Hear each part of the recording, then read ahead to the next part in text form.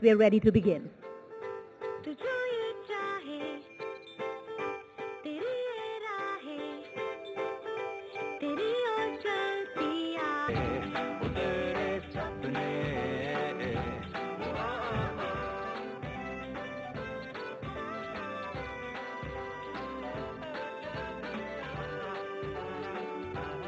Face reality and your dreams will follow.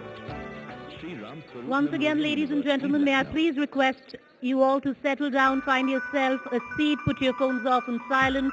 In the next 10 minutes, we will begin with the 13th edition of the India Today Conclave. Well, we've got a power-packed schedule lined up for you. Do tweet. Our hashtag is Conclave14.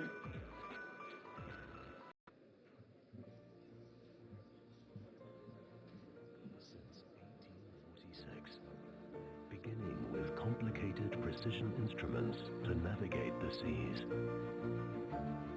Swiss masterpieces with over 4,300 awards, including 18 gold medals. A laureate, the heart and soul of the art of mechanical watches. The ultimate timepiece. The legendary name. A very good morning, ladies and gentlemen. Do settle down. Put your phones off on silent. Just another 10 minutes. We are ready to begin with our inaugural session of the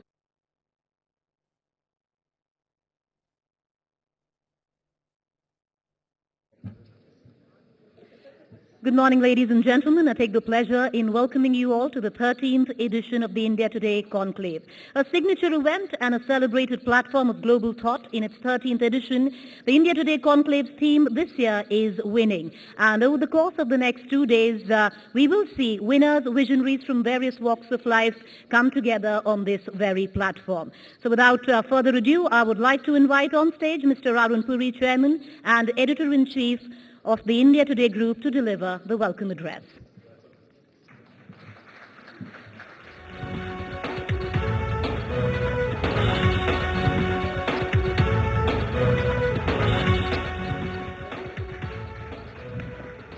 Grand, huh?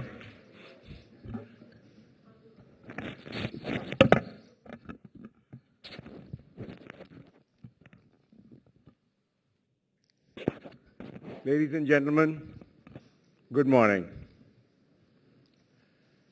I stand before you at a time when the air is electric. Starting April 7th, the world's largest election will begin to unfold. 815 million voters will exercise their franchise, including a staggering 150 million young, aspiring Indians who will be first-timers. This is the most exciting and important election since March 1977, in my opinion, when Mrs. Gandhi lifted the emergency. Will there be a stable government? Will the economy revive? Will someone put the fear of God in the corrupt? Will communalism rise or reduce? And many more such questions are bothering all of us. But the country will have to hold its breath till the results are announced on May 16th. In such stirring times, I welcome you to the 13th edition of the India Today Conclave. This festival for curious minds has had a life of its own since we started it to mark the 25th anniversary of India Today 12 years ago. It has become the biggest thought and ideas convention of its kind in this part of the world. In the past conclaves, many prominent personalities who could be said to be intertwined with the political and intellectual history of the 21st century have spoken here. As always, the speakers at this year's conclave are no less distinguished. I welcome them all and look forward to hearing them with you over the next 2 days. History has gate-crashed this conclave several times in the past, much to my satisfaction, forcing us to react on the fly to unexpected news events, making the conclave very topical. This time, we have gate-crashed, or more correctly, invited ourselves to history. We knew the general elections would be around the corner about this time. Therefore, we made the theme winning. So the principal focus of this edition of the conclave is to see what lies ahead. Last year, we had the Gujarat Chief Minister Narendra Modi here as a gala night speaker, and who is now the prime ministerial candidate for the BJP. It so happens that he is today the dominating narrative of the forthcoming general elections. In most elections in the past, it has been dominated by the Congress party in some form or the other. This election, it turns out, is all about whether you're pro-Modi or anti-Modi. It's not even a question of the BJP. In fact, in a sense, he's even swallowed his own party. Even regional parties who are the potential allies are classified as whether they are pro-Modi or anti-Modi. There is therefore a clear choice before the electorate after a long time. It's similar to March 1977, where the central figure was Mrs. Indira Gandhi, and she was just as controversial. This is what makes it a very interesting election. My sense of India at this moment is that it is a hungry nation. It is not hungry in the traditional sense. There's enough food in this country to feed everybody if we knew how to distribute it right. We're a country hungry for capital. We're a country hungry for education. We're a country hungry for energy. We're a country hungry for opportunity. And above all, we're a country hungry for decisive, honest leadership, wherever it comes from. We're a country straining at the leash. The country is yearning for a leader who can bring everyone together and unleash the amazing potential of this country. The solutions to the problems of this country are well known. We just have to get down to solving them in a non-partisan manner. We have come to this pass, as you all well know, because the last few years have been a nightmare for governance, for business, and for democracy. The economy has shown for the first time in 25 years sub 5% annual growth for 2 consecutive years. This has been the worst Lok Sabha in our history in terms of productivity. It sat for only 63% of the allotted time and left 74 pending bills. All that apart, this government will be known for being swamped with scams, from telecom to Commonwealth Games to coal to defense purchases. Mired in crony capitalism, India ranks, I'm sorry to say, 94th in the Corruption Perception Index, worse than Brazil, China, Burkina Faso, and Malawi. I'm sorry to say again that corruption has entered almost every aspect of our lives, and now even has consumed our beloved cricket in its wake. It has made corruption the top issue of this election, and I'm glad for this, because whoever comes to power will have to make a sincere effort to get rid of this cancer from our society. We will be joined in a couple of hours by Ranjit Sinha, the Director of Central Bureau of Investigation, the man, in fact, on the hot spot, who's called upon to probe several of these scams. In many ways, it's not the most enviable job in the world. As the Supreme Court Justice described the CBI as a caged parrot. We will get an insight from him into what life is like in such a cage. In fact, the genesis of the Lokpal bill comes from the whole issue of the independence of the CBI from the government. Sadly, there's little focus on building or improving infrastructure in this country. Loss-making public sector companies continue to drain the treasury, and there are no real measures to make our slothful bureaucracy, which employs over 5 million people, to be more effective or to come up to an optimal size. In a short while, former Disinvestment Union Minister, famous author and journalist Arun Shourie will speak to you about what we must do to reverse this trend. Another problem dragging the economy down is the populist schemes which have been doled out in anticipation of general elections. The thousands of crores earmarked under most of these projects, which no one knows how to pay for, rarely reach the people they're intended for. As India moves ahead, it must decide what it wants: high growth or high dole?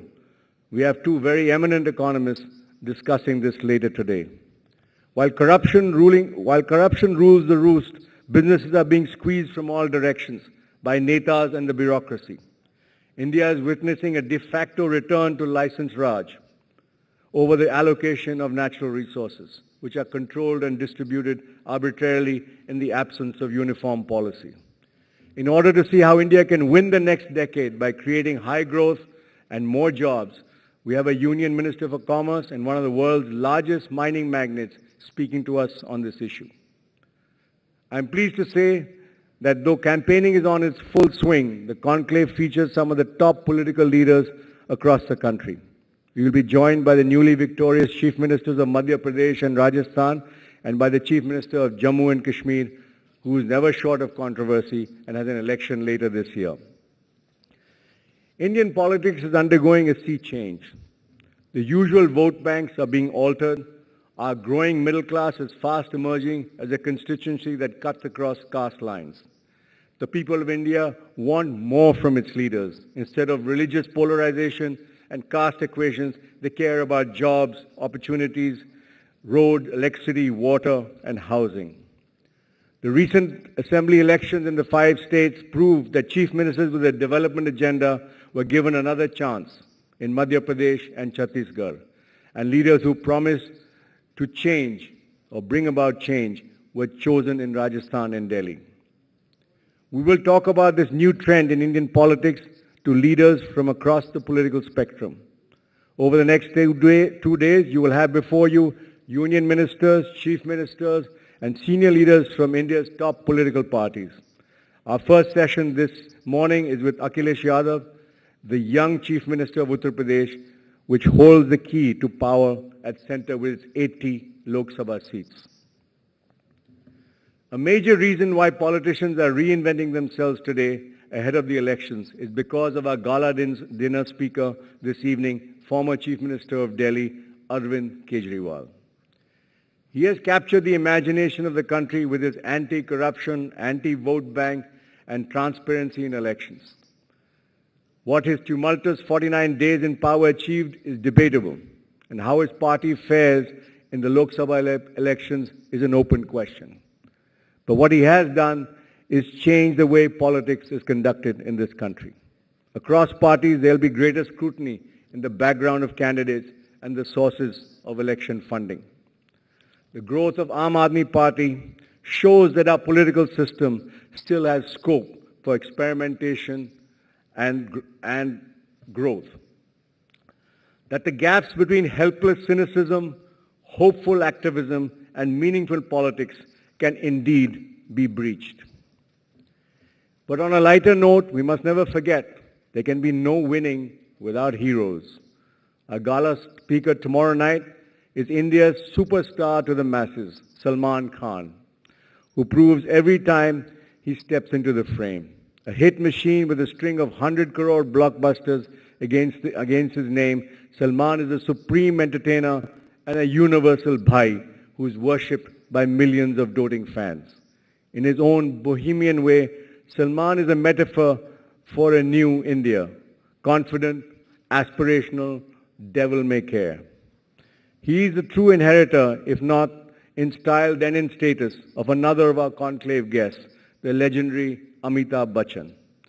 It is staggering how Amitabh, who started as an angry young man in 1970, not long before India Today began its journey, has managed to preserve his youthful spirit. Even at 71, he remains one of the most sought after and most relevant actors. I am delighted to inform you that we have France as a country partner this year. And when the French are involved, food cannot be far behind. So we have pastry chef Pierre Hermes, who is known as the Picasso of pastry, or more specifically his specialty, the Marquis of macaroons. You will enjoy his creations. Plus we have from France their top rocket scientist with one of ours and a renowned nuclear expert, both very topical subjects. So ladies and gentlemen, over the next 2 days, we have for you 48 speakers in sessions ranging from robotics to toilets versus temples. I'm sure they will enlighten you, engage you, entertain you, and above all, challenge you. Enjoy the conclave. Thank you.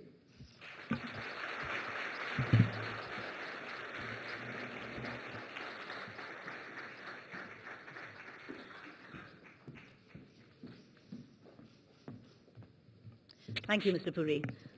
Well, before we proceed to our inaugural session of the day, I would like to take this opportunity to introduce this August House to what is the voting meters. Well, to make some of our sessions more interactive, more participative, we would be handing out 100 of these voting meters to our audiences. We would then throw a question to our audience after every session, and with the help of the voting meters, they would pick an option. We'll, of course, tell you exactly how this voting meter works when we're going into voting. The results would then be tabulated immediately and will reflect right here on these screens behind me. Well, with that, let's move on to our inaugural session of the day. Idea of India 2014, Identity Politics versus Development Agenda. I'd like to invite our moderator for this session, Rahul Kanwal, Editor-at-Large, Headlines Today and Aaj Tak.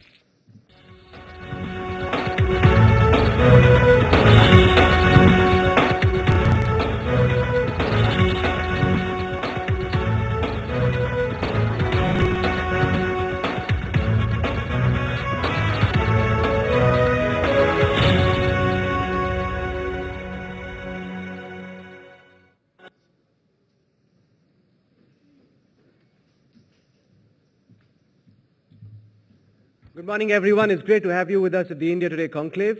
Our guest is stuck in traffic right outside Moti Bagh. He's not very fast, so just about a couple of minutes and he'll be here. And the moment Akhilesh Yadav is here, we'll get started. Just give us a couple of minutes and we're ready to start. Thanks.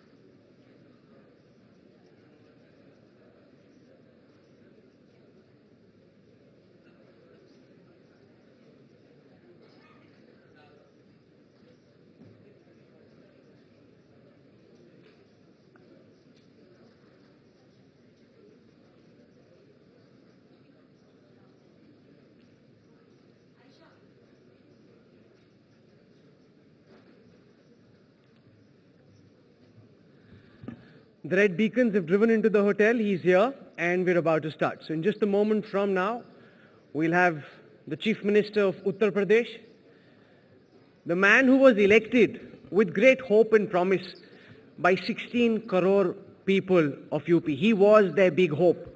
2 years after his massive triumph, has Akhilesh Yadav succeeded in changing the narrative from politics based on caste and identity to pushing a development agenda? We'll ask that question to the Chief Minister of Uttar Pradesh for the first session this morning. Ladies and gentlemen, can I request you to raise a warm round of applause as I introduce to the India Today Conclave the Chief Minister of Uttar Pradesh, Akhilesh Yadav.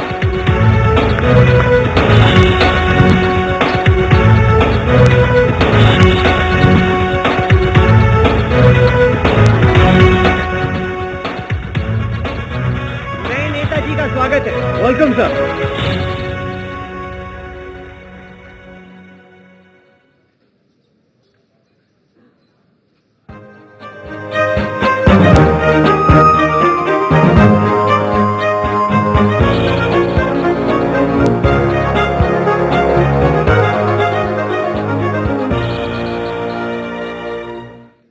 very much, Akhilesh. It's great to have you with us at the India Today Conclave. बहुत बहुत शुक्रिया और माफी चाहता हूँ आपके बीच थोड़ा समय से विलम्ब से आया। नहीं, काफी सारी लाल बीकन्स थी आपके कॉन्वॉय में, फिर भी आप ट्रैफिक में फंस गए। आप भी आम आदमी बन रहे हैं। मुश्किल ये है कि हवा में किसी के पास लाल बत्ती नहीं है, वहाँ भी मुझे बहुत वेट कराया। वहाँ पे भी वेट करा है। ये सारी इंफ्रास्ट्रक्चरल बॉटलनेक्स है जिसपे हम चर्चा करने वाले हैं डेवलपमेंट एजेंडा को लेके। 2 साल हो गए आपको मुख्यमंत्री बने। आप हमारे इस ऑडियंस को समझाइए कि आपके हिसाब से उत्तर प्रदेश की राजनीति को आइडेंटिटी पॉलिटिक्स से हटाते हुए डेवलपमेंट एजेंडे पे आप अपने हिसाब से किस हद तक ला पाए? देखिए, उत्तर प्रदेश में पिछले 2 वर्ष से समाजवादी पार्टी ने काम किया है और बहुत सारे नए फैसले लिए हैं। इंडस्ट्रियल पॉलिसी हम लोग लेकर के आए, उसको लेकर के काफ़ी अच्छा माहौल बना है। कुछ लोग, मैं उदाहरण के लिए कह सकता हूं कि आईटी सिटी पे बहुत दिनों से लखनऊ शहर में चाहते थे कि आईटी सिटी बने। एससीएल और उत्तर प्रदेश सरकार इसमें कामयाब हुई है कि आज एक आईटी सिटी लखनऊ में बनने जा रही है। Agra Lucknow expressway 6 lane expandable to 8 lane, उसकी जितनी भी प्राइमरी चीज़ें थी, अलाइनमेंट और धारा 4, उस पर भी काम बहुत तेजी से काम हो रहा है। प्री बिड कॉन्फ्रेंस हो गई, देश की जितनी भी बड़ी इंफ्रास्ट्रक्चर कंपनियां हैं सब आई हैं। मैं समझता हूं बहुत जल्दी वो प्रोजेक्ट भी आपका आगे बढ़ जाएगा। टूरिज्म में काम किया है, इंडस्ट्री में काम किया है, एग्रीकल्चर सेक्टर में काम किया है। कोई क्षेत्र ऐसा नहीं जिसमें समाजवादी पार्टी की सरकार में काम न किया हो। सोशल स्कीम्स तमाम सरकार ने चलाई हैं। बेरोजगारी भत्ता है, कन्या विद्याधन है, 10वां पास बेटियां मुस्लिम और अल्पसंख्यक उनकी मदद है, लैपटॉप डिस्ट्रीब्यूशन है और हेल्थ सेक्टर में बड़े काम हुए हैं। 3 नए मेडिकल कॉलेज बनाने में हम लोग कामयाब हुए हैं। 500 एमबीबीएस सीटें हम लोगों ने पाई हैं, देश में किसी प्रदेश ने नहीं पाई होंगी। इसी तरह जो किसान दुर्घटना बीमा है उसको भी हम लोग काम करने में सफल हुए हैं।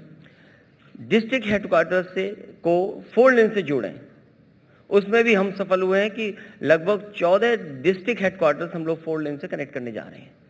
उत्तर प्रदेश क्योंकि बड़ा प्रदेश है, देश का सबसे बड़ा आबादी वाला प्रदेश है। उत्तर प्रदेश बदलेगा तो देश के आंकड़े भी बदलेंगे, चाहे वो कृषि क्षेत्र में हो, चाहे वो इंडस्ट्रियलाइजेशन में हो। आज भी देश में सबसे ज्यादा माइक्रो, स्मॉल और मीडियम स्केल इंडस्ट्रीज अगर कहीं है तो वो उत्तर प्रदेश में है। और अभी स्किल डेवलपमेंट प्रोग्राम मैंने शुरू किया है। 1 महीने के अंदर 30 लाख से ज्यादा बच्चों ने ऑनलाइन रजिस्ट्रेशन किया है। तो हर क्षेत्र में मैं 2 साल के अंदर बता सकता हूं कि उपलब्धि है सरकार की। समाजवादी पार्टी जिन बातों को लेकर के जनता के बीच में गई थी, उन बातों को हम लोगों ने सरकार में उतारने का काम किया है। 3 साल अभी और है समाजवादी पार्टी के साथ। तो मैं समझता हूं आने वाले समय में जो लोकसभा चुनाव है, उत्तर प्रदेश की जनता आकलन करेगी। केंद्र सरकार के 10 साल, बहुजन समाज पार्टी के 5 साल, उन दोनों सरकारों को जब आकलन करेगी जनता, तो मैं समझता हूं कहीं ना कहीं ये पाएगी कि समाजवादी पार्टी की सरकार ने 2 साल में परिवर्तन करने का काम किया है। आपने कहा कि आप डेवलपमेंट एजेंडा पे चल रहे हैं, लेकिन आप उत्तर प्रदेश में घूमिए और हम काफी ट्रैवल करते हैं, वहां पे बार बार ये होता है, लोग कहते हैं कि अखिलेश यादव और समाजवादी पार्टी सरकार आइडेंटिटी पॉलिटिक्स कर रही है, कम्युनल पॉलिटिक्स कर रही है, अपीजमेंट की पॉलिटिक्स कर रही है। बहुत रोष है, बहुत खफा है, बहुत गुस्सा है लोगों में। ऐसा क्यों होता है कि आप जो कह रहे हैं सड़क पे चलते हुए वो एहसास नहीं होता? देखिए, जिन दलों का एजेंडा कम्युनल है वो अपना रास्ता अपनाएंगे। समाजवादी पार्टी ने, सरकार ने ऐसी ताकतों को रोका है और कई बार समाजवादी पार्टी कामयाब भी हुई है। उत्तर प्रदेश बड़ा है, बहुत सारे दल इस प्रयास में है कि उत्तर प्रदेश से ज्यादा सीटें मिल जाएं और उसके लिए उन्होंने हर तरीका अपनाया है। जहां घटनाएं हुई हैं उसका राजनीतिक लाभ लिया है समाजवादी पार्टी ने, और खासकर मैंने कहीं भी राजनीतिक लाभ लेने के लिए कोई ऐसा फैसला या कदम नहीं उठाया। जो समाजवादी पार्टी का एजेंडा क्लियर है कि डेवलपमेंट और सेकुलर स्टेट रहे। मैंने कई प्रेस कॉन्फ्रेंसेस में, कई कार्यक्रमों में जब सवाल किया कि आपका एजेंडा क्या होगा आने वाले समय लोकसभा चुनाव में, मैंने कहा समाजवादी पार्टी डेवलपमेंट की स्कीम्स, डेवलपमेंट एजेंडा लेके चलेगी और जो सेकुलर है समाजवादी पार्टी सेकुलर एजेंडा को मजबूत करेगी। नहीं, जैसे मध्य प्रदेश की पहले हालत बहुत खराब हुआ करती थी, शिवराज सिंह चौहान वहां पे आए और एकाएक बीमारू राज्यों की जो श्रेणी है उससे मध्य प्रदेश उभरने लगा। हूबहू ऐसा बिहार में होने लगा जब लालू यादव गए और नीतीश कुमार आए। लगा कि बिहार की स्थितियां बदल रही हैं, काफी काम करने की जरूरत है, लेकिन छवि सुधरने लगी।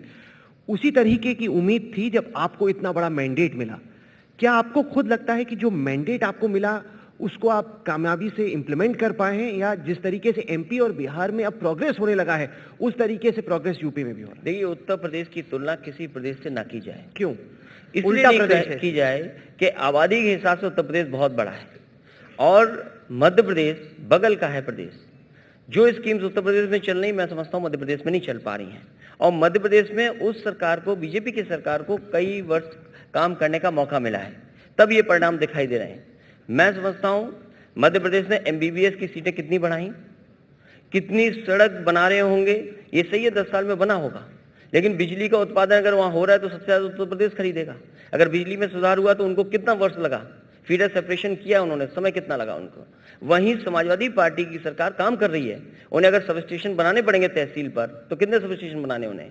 आज उत्तर प्रदेश क्योंकि जनसंख्या की आबादी में ज़्यादा है, डिस्ट्रिक्ट हेडक्वार्टर्स हमारे ज़्यादा है, तहसीलें ज़्यादा हैं, तो उतने ही हिसाब से हमें फीडर सेपरेशन में काम करना पड़ेगा। तो क्या आपको लगता है कि यूपी को स्प्लिट कर देना चाहिए? मायावती कहती है कि 4 हिस्सों में तोड़ दो। देखिए, उत्तर प्रदेश की राजनीतिक हैसियत और उत्तर प्रदेश की जनसंख्या की वजह से ही ये दिखाई देता है कि देश के सबसे ज़्यादा प्रधानमंत्री दिए हैं। और जो प्रदेश छोटे हैं, कोई ये कह दे कि बहुत तरक्की खुशहाली आ गई, क्या भ्रष्टाचार छोटे स्टेटों में नहीं बढ़ा? कई प्रदेश ऐसे हैं जहां पर मुख्यमंत्री 1 वर्ष नहीं रह पाता।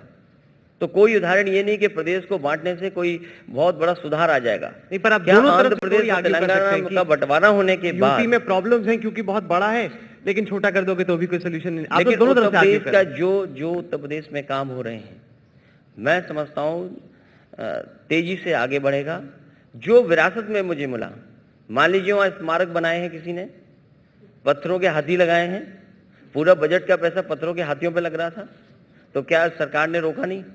जो पैसा बर्बाद हो रहा था, 3000 एकड़ लखनऊ शहर में पत्थर स्मारक और मूर्तियां लगा दी गई, तो कम से कम हमने रोका है और वही पैसा सीधा जनता में भेजा है। मान लीजिए मध्य प्रदेश को अगर लैपटॉप डिस्ट्रीब्यूशन करना है बच्चों को, 5 साल में इतने बच्चे नहीं मिलेंगे जितने 15 लाख हम लोगों ने बांट करके दिखाए, और कोई छोटी मोटी कंपनी ने नहीं बांटा है।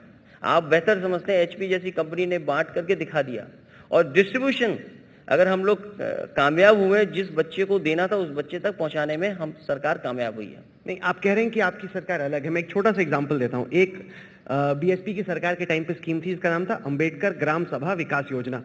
आपने स्कीम सेम रखी, उसका नाम कर दिया लोहिया समाग्रा ग्राम विकास योजना। मतलब वो अलग तरह की आइडेंटिटी पॉलिटिक्स करते थे अंबेडकर को लेके, आप अलग तरह की सोशलिस्ट लोहिया को लेके। मतलब सरकार बदली है, जो हम टॉपिक डिस्कस करें आइडेंटिटी पॉलिटिक्स वही है। तब अंबेडकर का नाम होता था, अब लोहिया का नाम। देखिए, आपने दोनों स्कीमें पढ़ी, केवल नाम पढ़े, स्कीम कैसे लागू हो रही है उसके बारे में आपने जानकारी नहीं की। जो अंबेडकर के नाम पर स्कीम बनी थी, वो जात के आधार पर गांव तय होते थे कि जिन गांव में इस जाति के लोग ज्यादा हैं तो वही गांव चिन्हित होंगे। वहीं लोहिया विकास योजना जो लेके आए, राम मनोहर लोहिया जी के नाम पर हम लोग लेकर के आए, उसमें चिन्हित करते हैं कि जो गांव पिछड़ा है, जिस गांव में सड़क नहीं है, बिजली नहीं है। तो आपने अंबेडकर का नेम चेंज क्यों किया? मैंने ये कहा जो स्कीम का चलाने का आधार था, आपने केवल नाम पढ़ा। आपसे गलती केवल इतनी हुई कि नाम पढ़ करके आपने सवाल मुझसे कर दिया। अगर आप उस स्कीम को कैसे लागू किया जा रहा है अगर वो जानते तो मैं आप सवाल नहीं करते। आप तो भी नाम सेम रखते हुए स्कीम को चेंज कर सकते थे। नहीं, आपने भी तो आइडेंटिटी पॉलिटिक्स। देखिए, जहां अंबेडकर के नाम पर स्कूल, कॉलेजेस, देश के जितने, हमारे प्रदेश के जितने पॉलिटेक्निक हैं, आप पता करिए, सब उनके नाम पे कर दिए। जिन नामों को कोई नहीं जानता उनके नाम पर कर दिए गए। भीमराव अम्बेडकर जी के सम्मान हम भी करते हैं, समाजवादी पार्टी भी सम्मान करती है, लेकिन उनके नाम को बदनाम करना, उनके नाम से बड़ा अपने आप को खड़ा कर देना, देश में कहीं बताइए, मान लीजिए अगर सम्मान करते हैं हम लोग तो उनसे बड़ी प्रतिमा हम अपनी लगा देंगे। जो मुख्यमंत्री थी उन्होंने भीमराव अम्बेडकर जी से बड़ी प्रतिमा अपनी लगाई, केवल इसलिए बताने के लिए कि मैं उनसे बड़ी हूं। आपने अपने आप को तो फुल मार्क्स दिए, जनता क्या मार्क्स देगी तो लोकसभा चुनाव में पता चलेगा, लेकिन आपके पिताजी आपको 0 मार्क्स देते हैं। देखिए, मैंने अभी उन्होंने हाल में एक बयान दिया, मैं बयान पढ़कर सुनाता हूं। उन्होंने कहा कि ए मुख्यमंत्री सुन लो, ऑफिसर्स क्लियरेंसेस में देरी कर रहे हैं, चापलूस लोग सरकार चला रहे हैं, चापलूस लोग चीटिंग करते हैं। ये चीफ मिनिस्टर की इमेज के लिए अच्छा नहीं। ये तो आपके खुद के पिताजी कह रहे हैं। देखिए, आकलन जनता करेगी। पिताजी नहीं। और क्योंकि सवाल जो पिताजी वाला पूछा बहुत पुराना नहीं है, 2 दिन पहले की बात है, और मैंने उसका जवाब भी दिया, और मैंने कल जो जवाब दिया वो आज भी दे सकता हूं। लेकिन मैं इतना कहना चाहता हूं, जो माँ बाप की डांट नहीं खाते बच्चे, वो बच्चे बिगड़ जाते हैं। देखिए, माँ बाप से डांट पड़े ये तो अच्छी बात है, लेकिन बचपन में, अब आप बड़े हो गए हैं, आप देश का सबसे बड़ा राज्य चलाते हैं, 18% देश की जनसंख्या आपके राज्य में है, आपको वो मुख्यमंत्री मानती है, और यहाँ आए दिन आपके पिता आपको पब्लिक में फटकार लगा देते हैं। देखिए, पिता हैं, वो राष्ट्रीय अध्यक्ष हैं, और मैंने कहा, कल भी कहा, मैं आज भी शेयर करता हूं आपसे, कि कई बार मैं ये आकलन नहीं कर पाता हूं कि ये पिता बोल रहे हैं कि राष्ट्रीय अध्यक्ष बोल रहे हैं, लेकिन वो कंफ्यूज है कि आप कंफ्यूज हो। लेकिन माँ बाप के लिए हम कितने भी बड़े हो जाएं, लेकिन माँ बाप के लिए हम और आप बेटे ही रहेंगे, छोटे ही रहेंगे। जो बड़ा है वो बड़ा ही रहेगा, हम बड़े से ऊपर नहीं निकल सकते।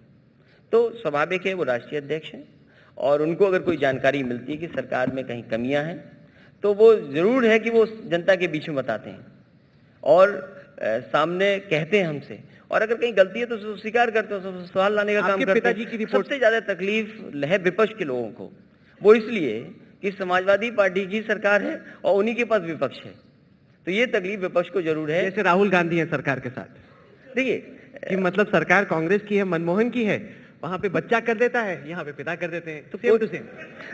देखिए, जो उनके दल की बात है वो मैं नहीं कह सकता, सेम ही है, लेकिन हमारे दल में विपक्ष के लोग इसलिए परेशान है कि उन्हें विपक्ष नहीं मिल रहा, और जो काम सरकार ने किए हैं या जो सुधार करना है सरकार कर रही है उसके नहीं। क्योंकि आपके पिताजी का आपने अपना रिपोर्ट कार्ड पढ़ के सुनाया पहले 15 मिनट में, हम आपके पिताजी का रिपोर्ट कार्ड लेते हैं। वो कहते हैं कि अगर अखिलेश चाहते तो कानून व्यवस्था 15 दिन में बदल सकती थी, अगर मैं मुख्यमंत्री होता तो 15 दिन में मैं कानून व्यवस्था को बेहतर करके रख देता। पिताजी का रिपोर्ट, वो उन्होंने बहुत पहले कहा था, उसके बाद हम लोगों ने बहुत काम किया है सरकार की तरफ से, अच्छे काम करके भी दिखाए हैं। आपको नहीं कभी कभी लगता कि अगर इतनी ही डांट मारनी थी पिताजी तो आप ही बन जाते सीएम, मुझे क्यों बनाया हर रोज अगर डांटना है तो? देखिए, राजनीति में और जब आपका काम बड़ा हो और जब आपको फैसले बड़े लेने हो, हम समाजवादी लोग तमाम परिस्थितियों से गुजरे हुए लोग हैं। अब ये नहीं कि हम लोग 50 दिन पूरे ना हो पहले ही सत्ता छोड़ करके चले जाएं, 2 साल पूरे हो गए, 3 साल और काम करना है। तो जो परिणाम देने जनता को, जनता से जो बोल करके आए हैं, उसके लिए बहुत सारी परेशानियां भी आती, बहुत सारे रास्ते अपनाने पड़ते हैं। तो जो लक्ष्य है समाजवादी पार्टी का कि लोग उत्तर प्रदेश के संपन्न हो, गैर बराबरी के खिलाफ कार्रवाई हो, गैर बराबरी खत्म हो, तो उसमें कहीं ना कहीं समाजवादी पार्टी की सरकार कामयाब हुई। मैं आऊंगा अरविंद केजरीवाल पे, पर उससे पहले पिताजी की रिपोर्ट कार्ड। कहते हैं पिताजी की सीनियरिटी से मंत्री को जोड़ के देखा नहीं जाना चाहिए, उनके काम से देखा जाना चाहिए। आडवाणी जी ने मुझे फोन किया और कहा कि यूपी में करप्शन का स्तर बढ़ रहा है, वो कभी झूठ नहीं बोलते, मैं उनकी बात मानता हूं। मैंने अखिलेश को फौरन बताया, अखिलेश तुम्हारी छवि खराब हो रही है, इस तरीके से कभी सत्ता में दोबारा नहीं आओगे। काफी चिंतित हैं पिताजी आपके। देखिए, जो नेताजी ने कहा मुझसे, वो मैं समझता हूं बीजेपी के वरिष्ठ नेता की राजनीति नहीं समझ पाए, और उन्होंने जानबूझ करके नेताजी से कहा, क्योंकि ये पिता हैं और पुत्र को कहेंगे जाकर के, तो कहीं ना कहीं ये बीजेपी की राजनीति थी कि पिता को लोकसभा में ये बता दो कि आपकी सरकार ठीक नहीं चल रही है, और आपके पिता फंस गए, फिसल गए। तो ये बीजेपी का देखिए कितने तेज लोग हैं ये। देखिए, आप हेडलाइन दे रहे हैं, इसमें मतलब फाइट हो जाएगी। आप जब लौटेंगे तो आपके पिता बोलेंगे, अच्छा बच्चू ये बोल दिया तूने मेरे बारे में, ये तो ठीक नहीं है। सवाल ये है कि मैं समझता हूँ लोकसभा में जो राजनीति की बीजेपी ने वो नहीं समझ पाए, और नेताजी को जो जानकारी दी नेताजी ने मन से कह दिया, और मन से कहा तो उसमें जहाँ गलती हुई उसमें सुधार लेके आई। ये बहुत पुरानी बात है। चलिए, पिताजी आपसे कहते हैं कि मैंने आपको सीएम बनाया, मुझे पीएम बनाओ। देखिए, समाजवादी पार्टी और इतना बड़ा दल जो है वो नेताजी ने ही बनाया है, और नेताजी ने लगातार वर्षों संघर्ष कर करके हम लोगों को भी मौका दिया काम करने का। ये पूरी पार्टी की जिम्मेदारी है, और मेरी खुद इसलिए भी जिम्मेदारी है कि मुख्यमंत्री हूँ, तो ज़्यादा सीटें कैसे जीते उत्तर प्रदेश में, वो काम तो समाजवादी पार्टी को करना पड़ेगा। और जब ज़्यादा सीटें जीतेंगे परिस्थितियाँ क्या होंगी, और परिस्थितियां क्या लेकर के आएंगी ये अभी कह पाना मुश्किल है। जैसे पिताजी को आप में विश्वास नहीं है, आपको भी विश्वास नहीं कि पिताजी पीएम बनेंगे नहीं बनेंगे? देखिए, ये चुनाव प्रधानमंत्री का है और केवल सवाल ये भी आप कर सकते हैं कि कितने प्रधानमंत्री बनेंगे। हर स्टेट में कहीं ना कहीं इस तरह के काम हो रहे हैं या लोग चर्चा में हैं। तो प्रधानमंत्री का चुनाव है, स्वाभाविक है जितने भी दल हैं वो अपने कोशिश करेंगे कि उनके बीच का ही प्रधानमंत्री हो। तो आपको लगता है कि साइकिल पे चढ़ के पीएम बन सकता है कोई एसपी का लीडर? समाजवादी पार्टी ने भूमिका बहुत अच्छी निभाई है। कई ऐसी समय आया है जहां पर सरकारें बनाई भी हैं और नेताजी ने प्रधानमंत्री बनवाए भी हैं। तो नैतिक तौर पर समाजवादी पार्टी की भूमिका बहुत अलग तरीके की रही है। आपको लगता है ये जो अलग अलग, आपने कहा कि हर स्टेट में एक पीएम कैंडिडेट है, आपको लगता है ये सारे पीएम कैंडिडेट जो खुद अपने आप को मतलब सबसे आगे मानते हैं, कभी साथ में मिल के काम कर सकते हैं? क्या आपको लगता है कि थर्ड फ्रंट की कोई सरकार बन सकती है चुनाव के बाद? देखिए, एक समय था कि लोग कहते थे कि गठबंधन की सरकार नहीं चलेगी, और मुझे याद है जब बीजेपी की पहली गठबंधन की सरकार बनी थी, जो संख्या थी उस संख्या को लेकर के तमाम तरह की बातें होती थी।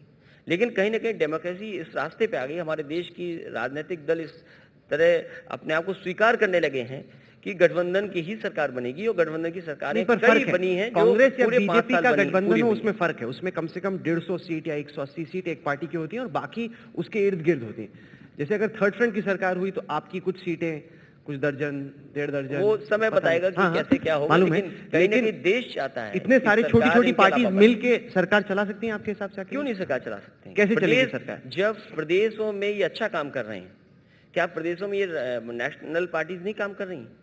उनकी क्या राजनीतिक हैसियत नहीं है वहां पर?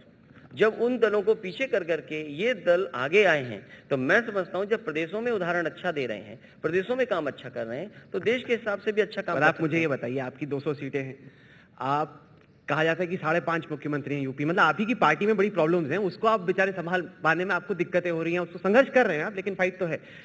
इस सिचुएशन में जब एक एसपी को संभालना एक सीएम के लिए मुश्किल है, कहां मायावती, जयललिता, ममता बनर्जी, मुलायम सिंह जो भी साथ में हो, वो कैसे सुनेंगे? कौन किसकी सुनेगा? कई सवालों पे आम राय बनती है और मैं समझता हूँ देश के सवाल पर बहुत सारे राजनीतिक दल एक होकर के दिखाई देंगे आने वाले समय में। केजरीवाल से मुलाकात हुई आपकी? कभी मुलाकात नहीं हुई। करना चाहते हैं मुलाकात? मेरी इच्छा नहीं है। क्यों? बस यूं ही। क्योंकि ओरिजिनली समाजवादी पार्टी ने साइकिल पे चल के दिखाया कि हम आम आदमी, आपने कभी आम आदमी उस तरीके से यूज नहीं किया, लेकिन आपने टोपी भी है, कपड़े भी सेम है, साइकिल भी है, तो आपने दर्शाना चाहा। कपड़े ये नहीं पहनते, ये नहीं, ऐसे नहीं, आम पार्टी वाले आम आदमी के कपड़े पहनते हैं, आम आदमी के।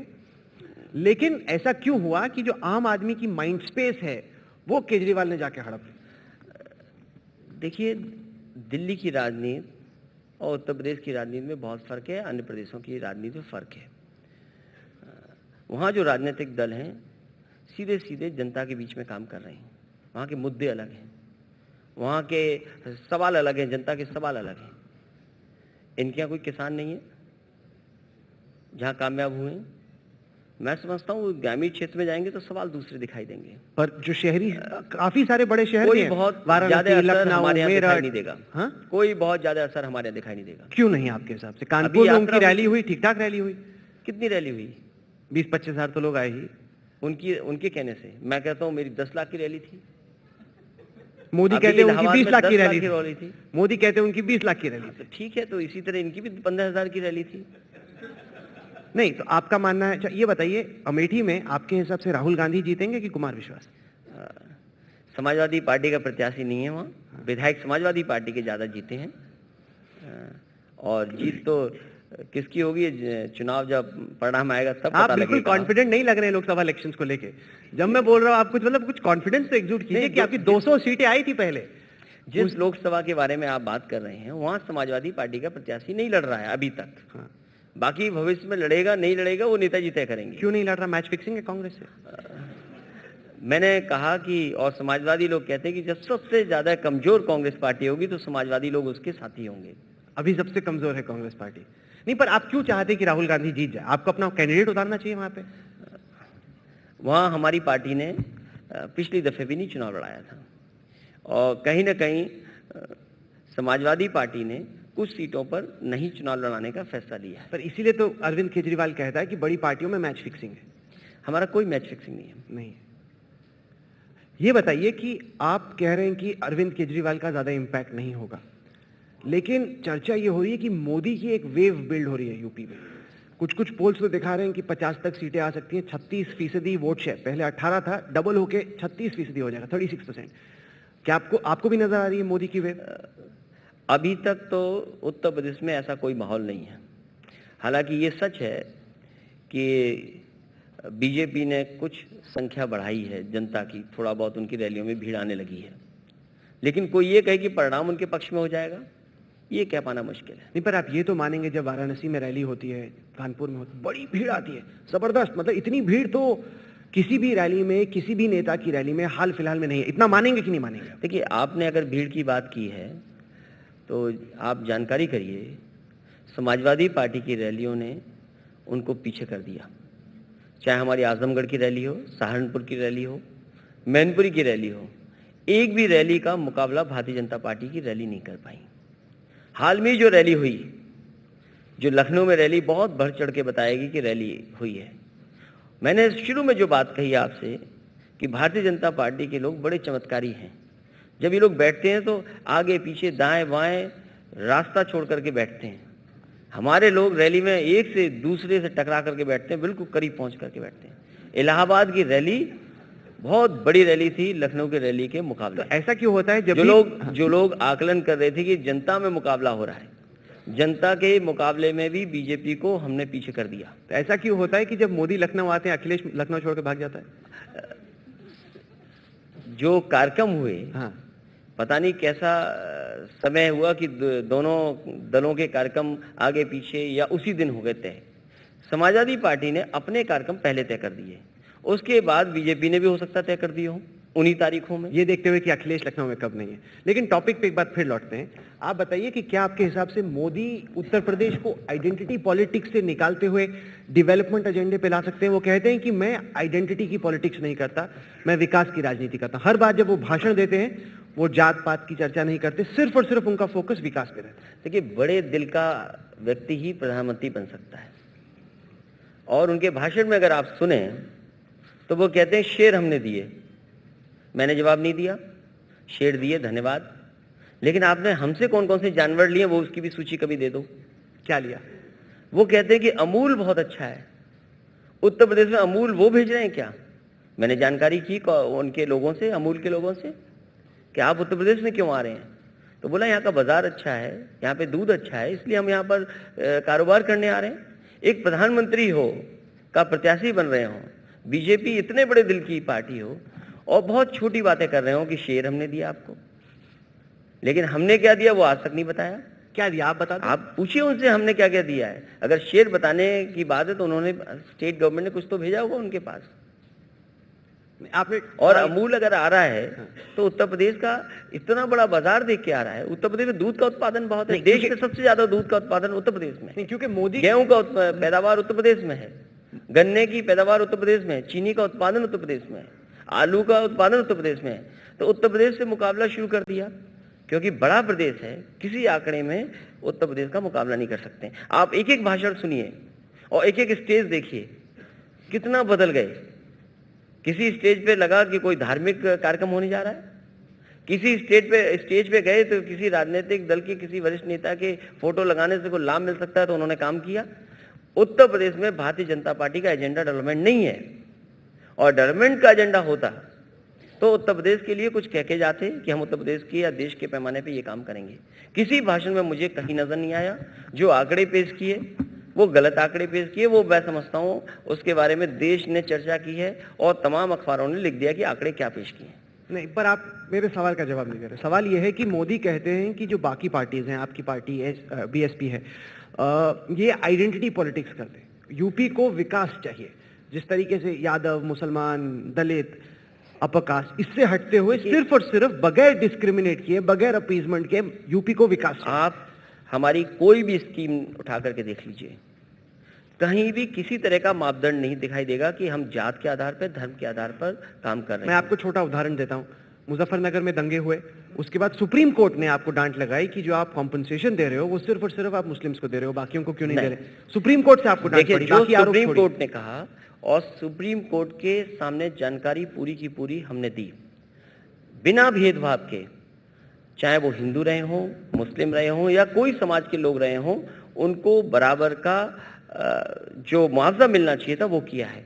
उनके घरों का नुकसान हुआ हो, उनकी चीज़ों का नुकसान हुआ हो, बिना भेदभाव के समाजवादी पार्टी ने नौकरी, मुआवजा और पूरी मदद करने का काम किया। मैं पूछना चाहता हूं, देश में कहीं अगर दंगा हुआ हो, मरने वालों को कभी भी 10 दिन के अंदर या 15 दिन के अंदर नौकरी दे दी गई? जाट जो है वहां के जो प्रभावित हैं वो कहते हैं कि उनको आपके नहीं मिला। पास जानकारी नहीं है? आपने मुस्लिम, मैं नहीं, जो आपके वहां पास से जानकारी खबरें नहीं आई, है। जो सुप्रीम कोर्ट ने कहा, सुप्रीम कोर्ट में हमने जानकारी दी है और उसके बाद आपको डांट भी पड़ी सुप्रीम कोर्ट के सामने जानकारी हम लोगों ने दी।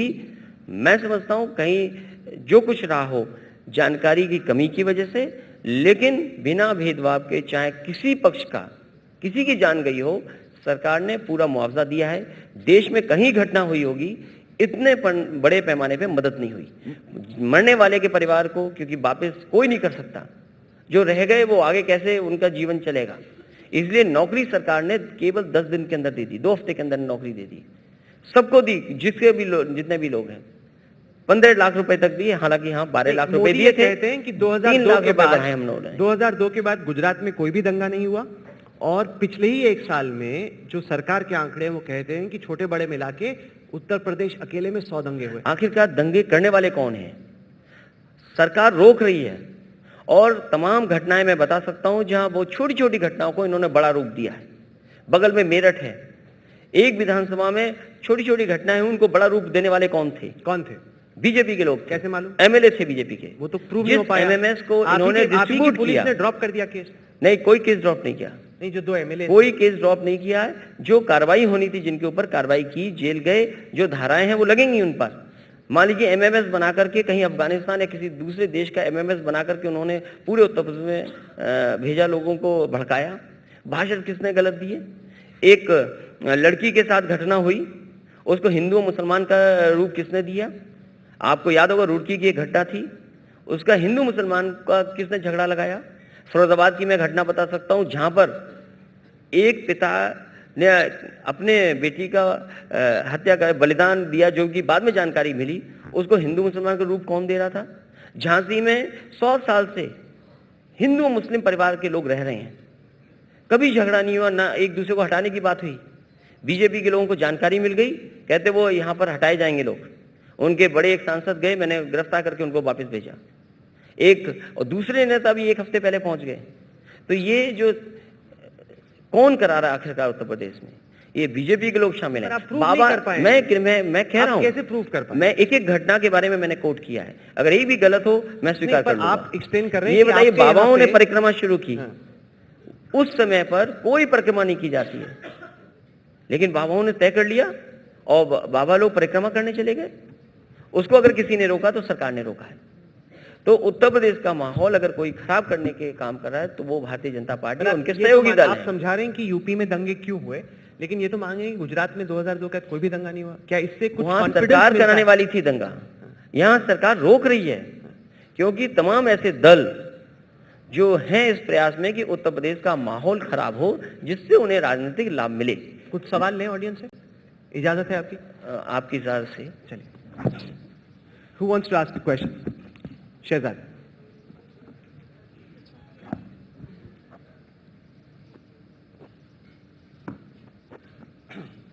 My name is Shehzad. Although Samajwadi Party opposes English, since you studied in Australia, I'm sure you'll understand the question in English. I understand. There's no issue there. But I only speak in Hindi. I feel more comfortable in Hindi. I was just pointing out the hypocrisy. Anyways, the question is, I'm a Muslim and I worked in the Muzaffarnagar riots. एक second Shahzad, मेरे हिसाब से बताना जरूरी होगा कि आप कांग्रेस के साथ काम करते हैं, ये जानते हुए अब आप सवाल अपना दीजिए। I am associated with the Congress Party. Thank you so much. So you claim that your party represents the ideology of secularism and of Samajwad. Let me point out why that may not be correct. As Rahul rightly put it, the order consisted of the terms only Muslims, which basically is... Just ask a question. Yeah, no so, speeches. So the question is that how come a secular party like yours has its leader who says that the victims are conspirators from BJP and Congress? Your Minority Affairs Minister, Mr. Azam Khan, doesn't find it convenient to visit the camps but goes to a junket in Europe. You all spent 10 crore rupees on Saifai, which could have served 1 lakh families with blankets and food. And how come that is part of your secular and Samajwad? What kind of secularism and Samajwad is that? ये इन्होंने अच्छा किया अपना बता दिया कि मैं कांग्रेस का हूँ। मैंने बताया। अगर ये ना भी बताते तो मैं समझ जाते ये कांग्रेस के हैं, क्योंकि इनको लड़ाई किससे लड़नी यही नहीं जानते हैं। इनको यही नहीं पता लड़ना किससे है। और ये नहीं, इनके सबसे बड़े नेता वहां पहुंचे थे, सब लोग पहुंचे। उन्होंने इनसे पूछिए आपने क्या मदद की वहां पर। और मैंने कहा कि तुम्हारा जब दूसरी बार गए ये लोग पहुंचे, जब दूसरी बार ये पहुंचे, मैंने सबके सामने कहा अगर उनके पास कोई सुझाव हो मैं सुझाव लेने के लिए स्वीकार करता हूं और सरकार की तरफ से उनकी मदद करूंगा। इनके नेता ने एक भी सुझाव नहीं दिया मुझे, एक भी नहीं। इनकी सरकार ने एक भी सुझाव नहीं दिया। और ये कर क्या रहे हैं उसका भी जान लीजिए। मुझे किसी ने बताया कि FM दिल्ली में एक ऐड चल रहा है कि मुजफ्फरनगर के लोगों को कंबल और गर्म कपड़े चाहिए। मैंने कहा जानकारी करूं कि FM और दिल्ली में बज रहा है। फिर मैं देखता हूं एक अंग्रेजी चैनल के नीचे लाइन चल रही है कि कंबल, रजाई, कपड़े चाहिए वहां पर। अंग्रेजी चैनल पे चला रहे हैं, FM पे चला रहे हैं, और जो सरकार कर रही है काम वो दिखाई नहीं दे रहा इनको। इन्होंने क्या मदद की? मैंने सुझाव मांगा, आज तक सुझाव नहीं पहुंचा इनका। ये बताइए, जब इसलिए इनको पता ही नहीं है कि लड़ना किससे है। आपने ये पॉइंट तो रखा, लेकिन जब मुजफ्फरनगर में दंगा पीड़ित लोग अभी भी राइट कैंप्स में रह रहे हैं, वहां पे आप बॉलीवुड स्टार्स का करोड़ों रुपए खर्च करके एक सम्मेलन कर रहे हैं, वहां पे बॉलीवुड स्टार्स नाच रहे हैं, कहीं ना कहीं सिंपैथी का अभाव नहीं है? क्यों ऐसा कर, मतलब थोड़ा तो एक दर्द होना चाहिए कि आप ही के लोग हैं, आप ही का राजधर्म है वहां पे, वो सर्दी में मैं हर दुख तकलीफ को स्वीकार करता हूँ। फिर क्यों पार्टी की उस वक्त? हर परेशानी को मैं समझता हूँ। ये तो कम बताया आपने 10 करोड़। बहुत जानकार लोग, बहुत समझदार लोग बोले और अखबार के बहुत बढ़िया लोग बोले कि वहां पर 300 करोड़ रुपए खर्च हुआ है, सरकार का पैसा खर्च हुआ है। इन्होंने भी कह दिया कि सरकार का खर्च हुआ है पैसा। कम से कम अपनी जानकारी और होमवर्क करके अच्छा आना चाहिए था। और सैफई महोत्सव पहली बार नहीं हुआ है। इनको तकलीफ ये नहीं है कि भाई सैफई में महोत्सव हो रहा है, इनको तकलीफ ये है कि सलमान खान सैफई क्यों पहुंच गए, माधुरी दीक्षित सैफई क्यों आ गई। सैफई का महोत्सव पहली बार नहीं हुआ है। सैफई महोत्सव को कराने की एक वहाँ सोसाइटी है, वो हर वर्ष करती है। इन्हें ये नहीं दिखाई दिया कि वहाँ साइकिल चलाई गई, इन्हें बुराई क्या लगी उसमें। मैंने 26 किलोमीटर उन तमाम गरीब लड़कों के साथ, नौजवानों के साथ जो हर बार उस हिस्सा लेते हैं, मैंने चलाई 26 किलोमीटर साइकिल। उसमें इनको लगा कि इनकी साइकिल अच्छी नहीं थी, साइकिल कोई विदेश की थी, उसमें इन्होंने जो पैडल मारा उससे पसीना भी नहीं आया। ये इनको तकलीफ है। वहाँ पर हमने जो आपके ओलंपिक में जिनको सम्मान दिया दुनिया ने, देश ने, उनका सम्मान हम लोगों ने किया, वो किसी चैनल पे नहीं दिखाई दिया। वहाँ पर जो व्यापार करने वाले छोटे दुकानदार हैं, जो छोटे गरीब हैं, वो वर्षों इंतजार करते हैं, पूरे साल इंतजार करते हैं कि सैफई का महोत्सव होगा, 15 दिन हमारी दुकान लगेगी, मैं कारोबार करूंगा, उसके बाद दूसरे बाजार में जाऊंगा। छोटे दुकानदार, वो इन्होंने नहीं बताया। 30,000 बच्चों ने एक साथ एक सुर एक ताल का गाने गाए, अलग अलग भाषाओं में देश का, वो पता नहीं लगा। दूसरा जहां बात कर रहे हैं, आप जानकारी करिए कि जब सलमान और तमाम एक्टर स्टेज पर थे, कई प्रेस के लोग भागे कि ऑटोग्राफ ले लें इनके, और हम लोगों ने रोका। नहीं रोकते तो स्टेज पे पहुंच गए होते। Journalist you denied. मैं क्यों डिनाई करूं, मैं थोड़ी जो थे वो डिनाई करें, इसमें मैं क्या कह सकता हूं। लेकिन नहीं, ये बताइए आजम खान से आपका रिश्ता कैसा है? वरिष्ठ नेता, वो निकल गए, मतलब पूरा यहाँ पे वरिष्ठ नेता हैं और पार्टी नेताजी, हम सब लोग उनका सम्मान करते हैं। नहीं, क्योंकि उन्होंने एक बयान दिया मुजफ्फरनगर दंगों के बाद कि मुसलमान उत्तर प्रदेश का डिसअपॉइंटेड है, कंफ्यूज्ड है, इनसिक्योर है आपके राज्य में। देखिए, जो जहाँ तक मुस्लिम समाज की बात है, वो निर्णय लेना जानते हैं और बहुत समझदार हैं, और जब कभी उन्होंने निर्णय लिया है बहुत सोच समझ के निर्णय लिया है। जो हम कर सकते थे सरकार के स्तर पर वो उनके सामने आएगा, और जो सरकार की पॉलिसी के माध्यम से हम लोग लाभ पहुंचा रहे हैं या उनको भी जोड़ने का काम कर रहे हैं, वो भी सामने आएगा। इलेक्शन आ रहा है, सब चीज़ें सामने आ जाएंगी। लेकिन कई दलों को ये पता नहीं है कि किसके खिलाफ लड़ना है, और एक दल ऐसा है जो सांप्रदायिकता की आग में उत्तर प्रदेश को डालना चाहता है। आप कह रहे हैं कि राहुल कंफ्यूज्ड और मोदी कम्युनल है, ये खबर निकली। आप कह सकते हो। चलिए, आप यहाँ पे आए, इसके लिए बहुत बहुत शुक्रिया। I want to call Preeti on the stage, and she has a new innovation that is being introduced, and we're starting with you. Yes, Preeti. Well, we'd like to make this session a little more interactive. So once again, I'm going to introduce our audience to what we call a voting meter. As we speak, these voting meters are going to be handed out to our audience. Let me just quickly make you familiar with what this small gadget is. We're going to be throwing a question to our audience on this particular session. And Lok Sabha चुनाव तक wait नहीं करना होगा, अखिलेश अभी लगे हाथ voting करा देते। So you're going to be handed over this small machine. Do switch it on. There's a button right on top which is on and function at the bottom on the left-hand side. Press them both together, your machine is active. The minute that happens, you have 4 options here, A, B, C, and D. We're going to be giving you the question in the next 10 seconds. The question, we're going to just put it out there. And whichever option you deem fit, you agree with, press that particular button, be it A, B, C, or D. We're going to tabulate the results immediately and show you the results right there. So let's quickly move on to the question for this session. The question we put across, what does Akhilesh Yadav stand for? A, cynical identity politics. B, development agenda. C, confused politics. D, dynasty politics. So do exercise your right to vote. You have these small voting meters with you, and in just the next 30 seconds to a minute, we are going to tabulate results and show you on what this August House thinks of the Chief Minister of Uttar Pradesh. Akhilesh बेचारा tension में आ गया, चिंता ना कीजिए, इससे लोकसभा सीटों पे कोई असर नहीं पड़ेगा। Once again, let me explain it. Do turn it on. You have this small machine with you. There is a button called on right in the center. Press that along with the button which is bottom extreme left. Press them both together. Your little voting meter is on. Then you have 4 options, A, B, C, and D. Press one of them and you've made your choice. And yes, it's going to be a secret. We wouldn't know what you voted for. ये तो NOTA All right, there you have it. Dynasty politics is what this August House has gone with, and by a whopping margin there. No, ये तो NOTA चला है, पहली बार NOTA चला है यहाँ पे। Oh, none. All right, yes, yes. 1 second. It's No, can we reset and start again? यहाँ नोटा प्रेस हो गया सबसे, पहली बार मतलब इलेक्शन कमीशन को लगा चलो नोटा कहीं तो चला, दिल्ली में। all right. We're going to take just another minute, and we're going to try and tabulate the results and put it out there. We give you another minute. For those of you who haven't done it, you can still exercise your vote. Let me once again explain to you how these voting meters work. Switch it on. There's an on button right on top. Press that along with function.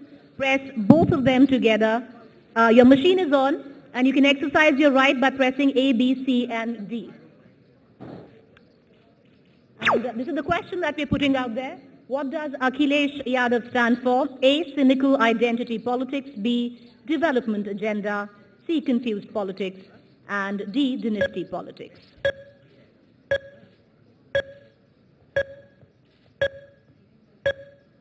All right, this seems to be taking a bit of time. We're going to try and wrap our heads around it. Do we have a result yet? Yes, we do.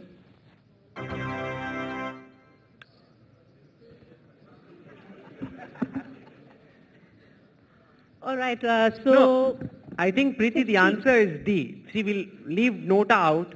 But that's 64%. So 64% of you haven't voted. But, all right, we're going to try and make this work. But, No, but this is like, Preeti, the electronic voting machines, when they were introduced the first time, the voters took some time to get the hang of it. So I think as the sessions will roll on, everybody's just going to get into the groove and figure out. But for the time being, dynasty politics, if that is the highest response, क्या कहना है अखिलेश? यहाँ की जनता मानती है, UP के voter नहीं है ज़्यादातर, लेकिन फिर भी मानती है कि डिनेस्टी पॉलिटिक्स रिप्रेजेंट करते हैं। आपने पहले कह मैंने जवाब पहले बता दिया था। इन्होंने कहा था जब वोटिंग चल रही थी कि डिनेस्टी पॉलिटिक्स आएगा।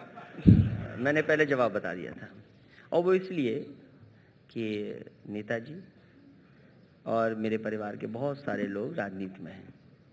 सबको यही लगता है क्योंकि उनकी वजह से ही मैं राजनीति में आया हूँ। स्वाभाविक है, उनका नाम, उनका काम और उनकी वजह से ही मैं यहाँ हूँ। उससे बाहर निकलना, चाहे मैं हूँ चाहे कोई भी हो, उसको बड़ा मुश्किल होगा। लेकिन जहाँ तक काम करने की बात है सरकार में, मान लीजिए हम लोग साइकिल चला रहे हैं, तो ये अपने आप हम लोगों ने तय किया, यूथ के लोगों ने तय किया। अभी मान लीजिए कल ही एक यात्रा खत्म हुई जहां हम लोगों ने जंतर मंतर से लेकर के लखनऊ तक साइकिल यात्रा की है, 3 रास्तों से उत्तर प्रदेश के, तीनों नेशनल हाईवे 2, जीटी रोड और एक गढ़मुक्तेश्वर के रास्ते से। तो ये सही है कि जो जवाब आया है आप लोगों की तरफ से, स्वाभाविक है वो ये सोचेंगे क्योंकि हमें अभी बहुत काम करना है और जो नेताजी और पार्टी का जो एक बहुत बड़ा ये मान लीजिए नाम है और कामों से बाहर निकलने में समय लगेगा। तो आपके 2 बच्चे हैं ना? 3। उनमें से कौन आएगा पॉलिटिक्स में? अगला सीएम कौन बनेगा 20-25 साल बाद? देखिए मैं आपको अभी भी बता रहा हूँ, जिस समय मैं राजनीति में आया हूँ, मैं नेताजी और जनेश्वर मिश्र जी का धन्यवाद दूंगा। और जनेश्वर मिश्र जी का इसलिए भी कि कहीं ना कहीं उन्होंने कहा कि इसको राजनीति में आना चाहिए। जो एक कहावत है ना पुरानी हिंदी में, उसकी वजह से मैं राजनीति में आ गया। मैं आपको तारीख बता देता हूँ, कल भी हालांकि मैंने कहा 24 नवंबर 1999 मेरी शादी हुई और 18 फरवरी 2000 में मैं एमपी बन गया था। तो लोग जो कहते हैं ना कि शादी के बाद किस्मत खुल जाती, वो मेरे साथ हो गया। अब यूपी की जनता माने कि किस्मत उनकी खुली है तब बात बनेगी, और जब ये डी से चेंज होके बी पे आएगा, जब यहाँ बैठे लोग और इंपॉर्टेंटली यूपी के लोग कहेंगे कि यू रिप्रेजेंट डेवलपमेंट पॉलिटिक्स, देखिए जहां तक तब यूपी की जनता की हमारी बात तो पहुंचे। मान लीजिए हमने लैपटॉप बांट दिया, it's a socialist and secular scheme. इससे बेटर स्कीम बता सको? लैपटॉप में सोशलिज्म क्या है? सबको बराबर खड़ा कर दिया। अगर यही बात आप इंक्लूसिव ग्रोथ कहते तो सब समझ में आती है, क्योंकि मैंने सोशलिज्म बोल दिया इसलिए आपको समझ में नहीं आ रही। What is digital divide?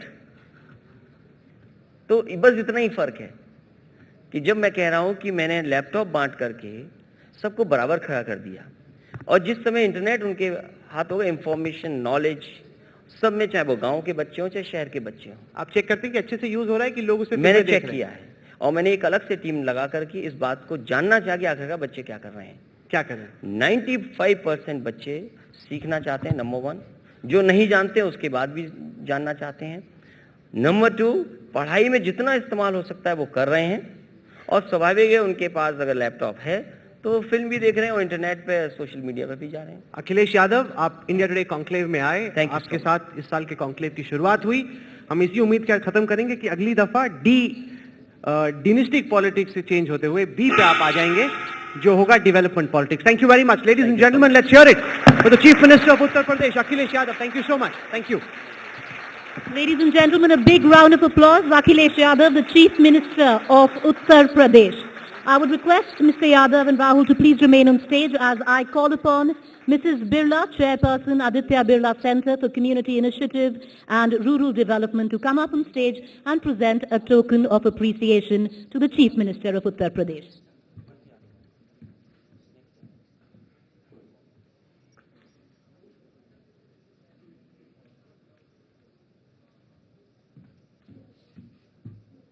Once again, ladies and gentlemen, can we please have a big round of applause? Akhilesh Yadav, a riveting session.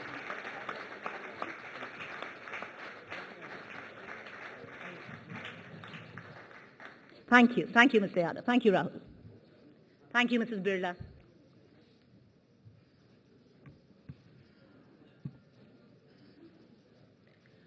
All right, ladies and gentlemen, after that riveting session, let's move on to our second session of the day. Ladies and gentlemen,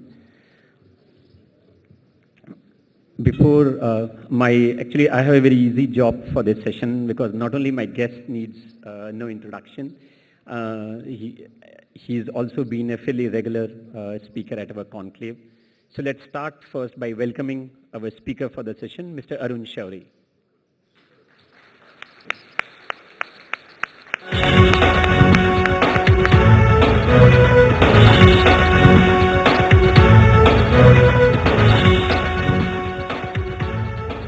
Thank you very much, Mr. Shourie, for being a part of the session. You know, the topic of this session is the dead hand of the state. This is the 13th edition of India Today Conclave, but the topic is perhaps as old as India's independence. Even if there was an India Today Conclave in 1947, it would have probably started, or it would have definitely had a session on the hand of the state, because being debated in Indian political economy since the time Jawaharlal Nehru was the Prime Minister. And in some way, this shows the remarkable patience we as Indians have to keep debating a topic almost endlessly without resolving it. Is the hand of the state dead or alive? Does it come alive once in a while and then dies? Is it invisible? Is it visible? As Adam Smith would have questioned. And our speaker for the session, Mr. Arun Shourie, once had a very beautiful term to describe our patience for debating a topic almost endlessly without finding a resolution. His term was paralysis by analysis. Sir, I don't know whether you remember. He said Indians are very good at paralyzing things by analyzing. Mr. Shourie, among many distinctions that he has, one distinction that he has is he is India's first and only Minister for Privatization. And one of the things I'll request him to tell us, that does he fear that his distinction will get lost in the next government? Or do we believe that he will always remain India's first and only Minister for Privatization? Which means will the next government do anything to privatize?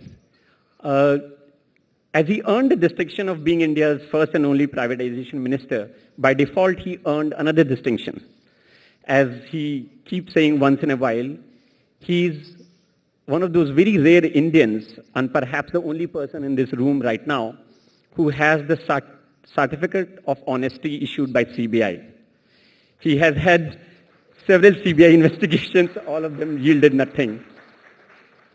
Unfortunately, I think he knows this, that some of his former junior colleagues in the ministry still are facing the wrath of the dead or sometimes getting a live hand of state. And I would like to know from him, and I think everybody of you would like to know what he thinks about CBI as the hand of the state. Mr. Shourie actually, for everything that he has done, he's been in private sector, he's been in government, he's been a journalist. We journalists take extreme pride in calling him one of our tribe, but I often wonder of late whether this is an honor that is getting a little too burdensome for him to carry. But the point is that there is no person in India, perhaps in the world, who has felt, dealt, and seen the hand of the state the way Mr. Shourie has. He has seen it inside out, and therefore, that makes this session, despite the topic being as old as India's independence, truly unique and enriching. And if I know a little bit about what he's going to tell us now, you are in for a surprise.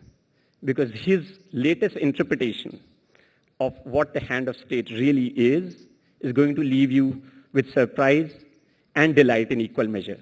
So I won't take any more time, ladies and gentlemen. The lone and only Mr. Shourie, sir.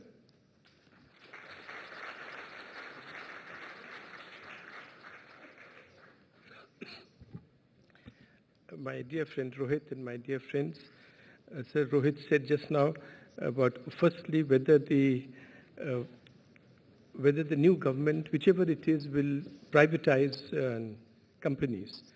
That whichever government comes into India has two illusions. One illusion is that they can turn around public sector enterprises. And the second illusion is that they can improve relations with Pakistan. So it takes 3 years for them to realize that they can't do it, but by then maybe it is easy to improve relations with Pakistan, but they do not, it's too late to privatize. So that can't happen.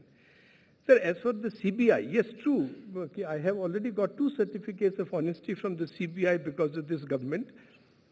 But और शायद अगर सिन्हा साहब की इनायत होगी तो तीसरा certificate भी आने वाला है, क्योंकि उन्होंने अभी हिंदुस्तान जिंक पर इंक्वायरी शुरू कर रखी है, हमें पेपर से पता लगता है. वैसे, you see, to be honest, even to be a suspect in the eyes of the CBI is a distinction. Not many people are a suspect. आप नहीं समझते कि भी distinction है, that shows that you are not from Punjab, as some of us. क्योंकि हमारे यहाँ एक बार शेरनी का रेप हुआ. उन दिनों में पंजाब में जंगल होते थे, तो शेरनी का रेप हुआ, शेर बड़ा गुस्से में आ गया. उसने कहा सारे इधर एनिमल्स आओ, लाइन में खड़े हो, कि जिसने किया है मैं उसको खत्म कर दूंगा, इस आपके सामने चबाकर खा जाऊंगा. तो ये सारे बेचारे ऊंच दबाकर खड़े हो गए लाइन में, और बाकी जंगल से सारे लोग आ रहे हैं, शेर कुर्रा रहा है, और एक चूहा वो बड़ी शान से चल रहा है.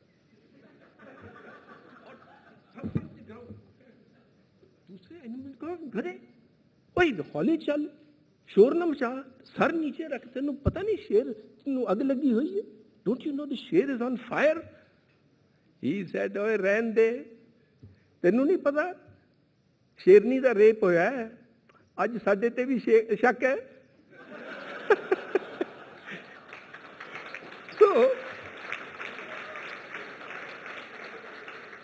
So we should treat Mr. Ranjit Sinha as the friend that you will treat him to be and in this matter. Sir, as far as the state is concerned, I think there are 2-3 points to be made. One, that it is the less healthy part of our society. The society of India is much more resilient than the state.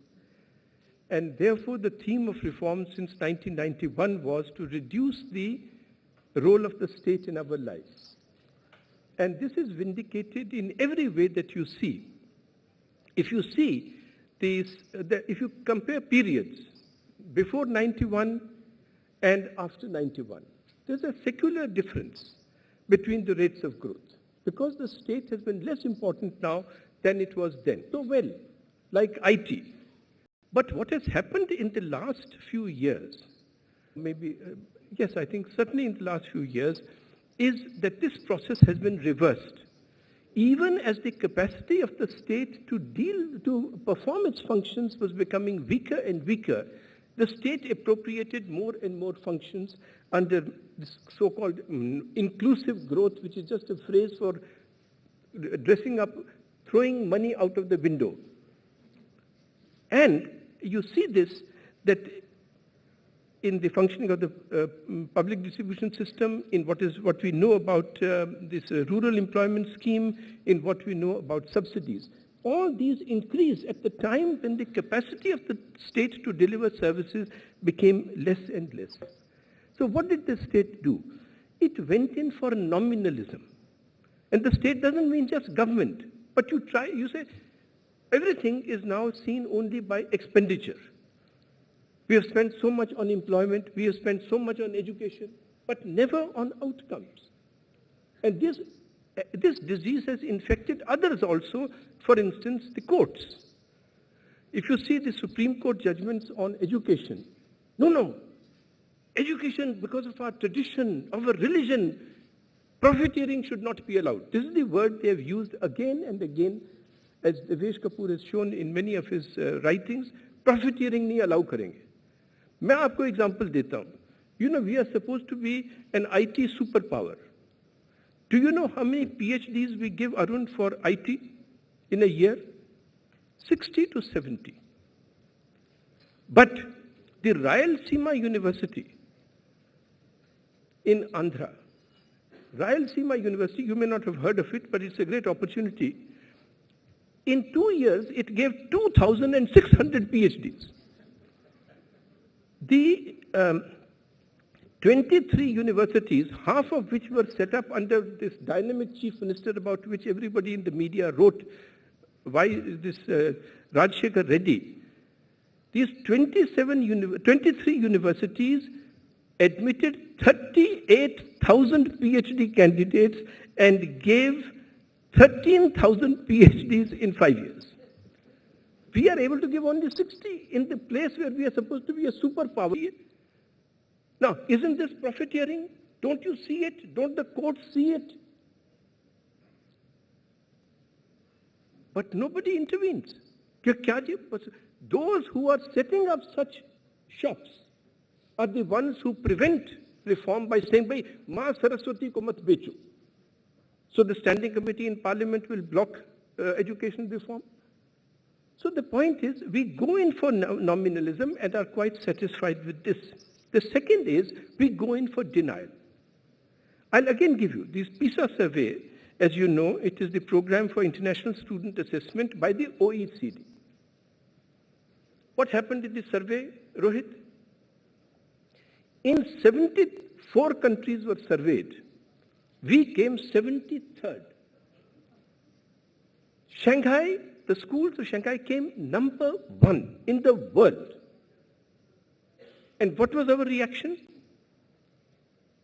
We went off the survey. Singapore, by contrast, looks for international surveys in which to participate. And wherever they see that we are deficient on these criteria, they try to make up in that. If you go to the BBC News portal for 2012, when the survey came out, just see the intense debate within the United Kingdom, why our schools our rank is stagnant and China has zoomed up. So what we should do? But we went into, after nominalism, into denial. The third thing that was done when the state's role was being reduced was, that which is liberalized must be regulated. Do you know, with such a well-informed audience, do you know how many regulators there are in the education sector? There are 13 regulators. In the economics, in the economy, there are 36 regulators. In the financial sector alone, there are 9 regulators. And you can see what is happening. And because the type of persons who are put there, because the ways of working remain the same, the types of persons remain the same, nothing changes. And fourth, while some regulators are doing very good work, you will be absolutely shocked to learn the condition of many of these regulations. In medical education, again, because of some paper of Devesh Kapoor, I requested Sandeep Bamzai and others to help me see what is happening, what is the charges of corruption regarding these. Chairman of Medical Council, arrested for and now reinstated. He is an all-party icon for corruption. National Council for Teachers Education, charges of corruption against the chairman established. What has been done? He has been repatriated to his university. अरे वहाँ नहीं वो कुछ करेगा? All India Council for Technical Education, charge sheet for corruption filed against the chairman. Council for Architecture, which you did not know exists, charge sheet filed against the president for flouting norms to approve an architecture college run by his wife. Dental Council, a member of the council has filed various charges. But the most interesting thing is All India Nursing Council, another council you did not think exists. It's a regulator. In that particular case, a compounder of the Nursing Council, देखिए आप कौन से गलत professions में पड़े हुए हैं. A compounder of the Nursing Council was caught taking a 5 lakh rupee bribe in cash from a college that had to be recognized. When the CBI raided various premises, they found that he had assets of 200 crores. Agarwal साहब ऐसे आदमी को लेना चाहिए. देखिए कैसे business prosper करेगी. वो हवा में से पैसे लाते हैं. Now, 2 factors why this persists. One is the homogenization of the political class. Every politician will come and say how different he is from the others, how his party is different from the others. But actually speaking, they are the same. And election after election shows us, हमारे मुल्ला साहब थे, उनका एक couplet था कि दिल कैदी का बहलाने को दरबान बदलते जाते हैं. कैदी बेचारा अंदर ही है, वो आगे दरबान बदलते. So the condition remains the same because of the homogenization. You see this in 2G. No political party brought out things. In coal, nothing. It's only the media and a few judges and the CAG, which is a sort of a satellite on its own. They brought out things. Then everybody ran with it. Because everybody understands the compulsion of the other fellow and the opportunity he's availing of. The second problem that is happening is that we do not realize, in a sense, this is what Rohit was alluding to, when we talk of the state and reducing its role, we, what the Marxists used to say is the reification of the state. We make it an entity in itself divorced from us. But we are the state. If there are NPAs in the banks, who has got these? People like us. If there are Ponzi schemes, the latest Ponzi scheme has turned out that 45,000 crores of small investors' money somebody has walked away with. But people like us have done it. Using the state to capture scarce resources, regulatory bodies, substandard universities, corruption in general. After all, no bribe has been received before it has been given. So the state is us, and that is why the problem that we are facing, sir, is today beyond individuals. But all our hopes have come to rest on one individual.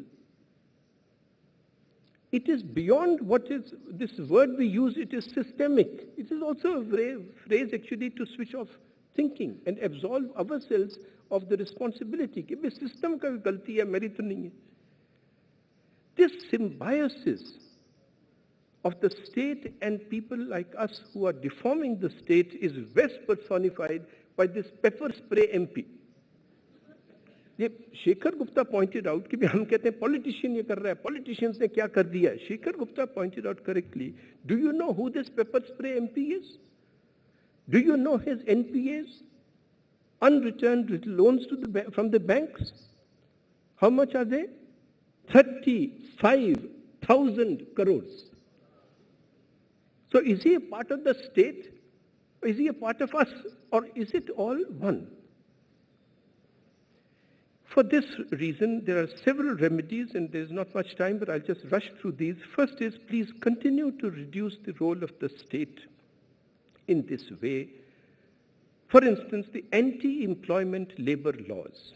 Because you will not be able to change things from the center, have one enabling change so that the states can do it, some states will do it, and then that will lead to greater competition and others will get courage to do it. In the Apprenticeship Act, to pick up such acts, few will know that there is an Apprenticeship Act of 1961.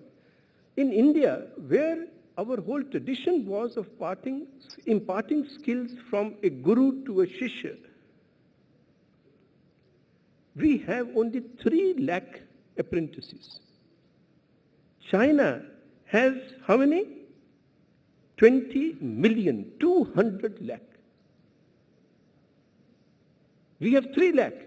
If we had this, if Germany had the same population as us and the same ratio as German apprentices to German population, India would have 140 lakh.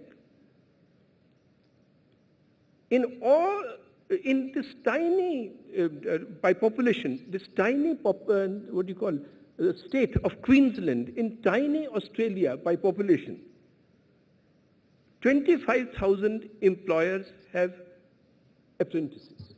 In all of India, only 25,000 employers engage apprentices. Why? In spite of our tradition, why? Because of the Apprentices Act. If you had apprentices under the Act, you would be in jail. So Manish Agarwal and others have shown how such acts can be identified and they can just be done away with, and you will unleash the creative power of India.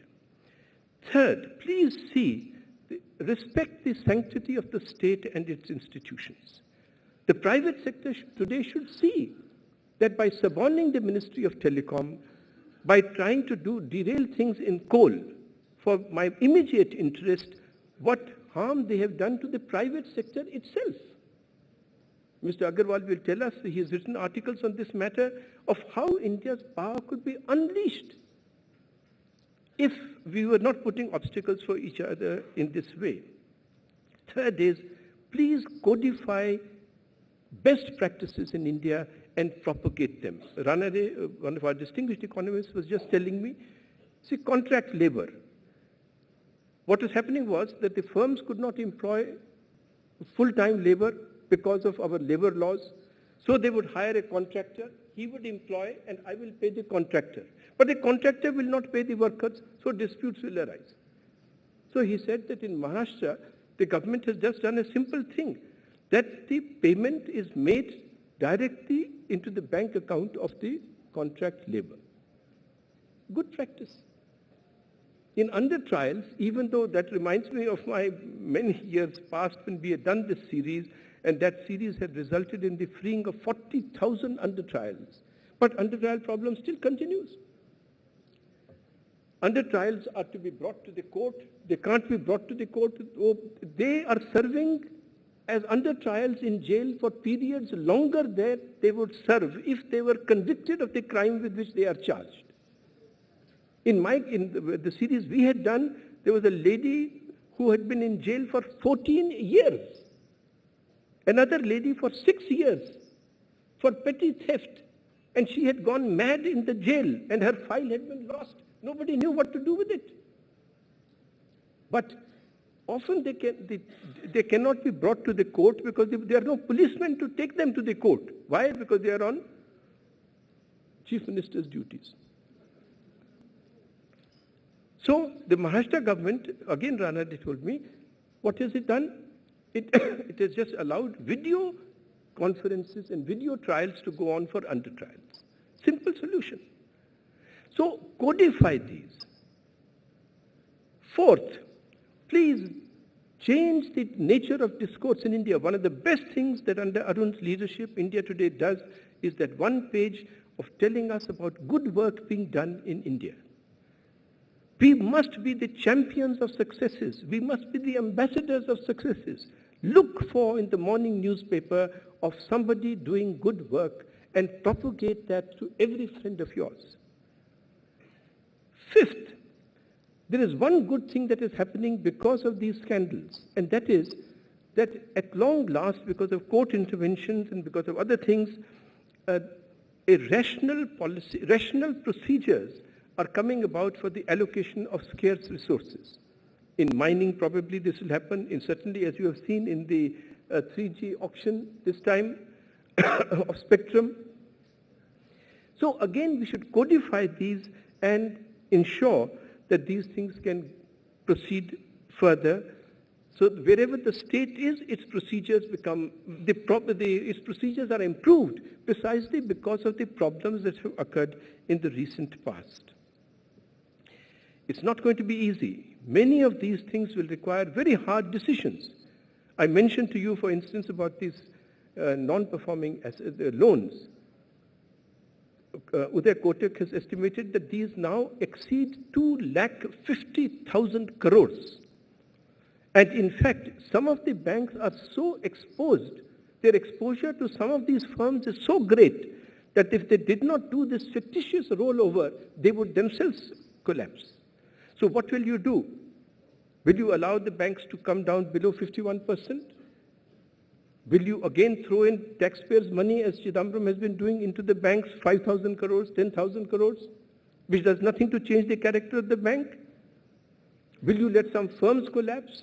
If you give relief to the banks, people will say, oh, this is being done to help some corporate or the other.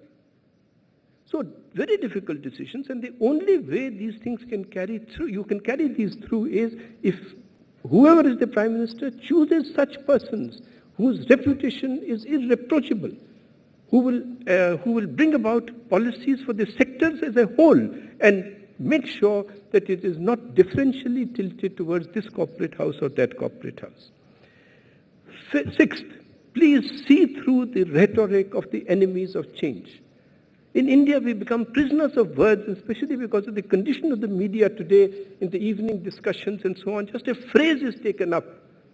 जैसे मैंने आपको कहा, education reform has been stopped just by this phrase कि माँ सरस्वती को मत बेचो. So see through that and be the champion. These are the enemies of change. India is able to adapt and to change and to take advantage of it, but we must help it along. Seventh, get off denial, as I mentioned to you in the case of the education sector. Next, give choice. Reduce the role of the state. Now, I give you just one example that Shamsaran told me about. Indian Oil Corporation, sir, you know, everybody knows that because kerosene is substitutes for adulterating diesel.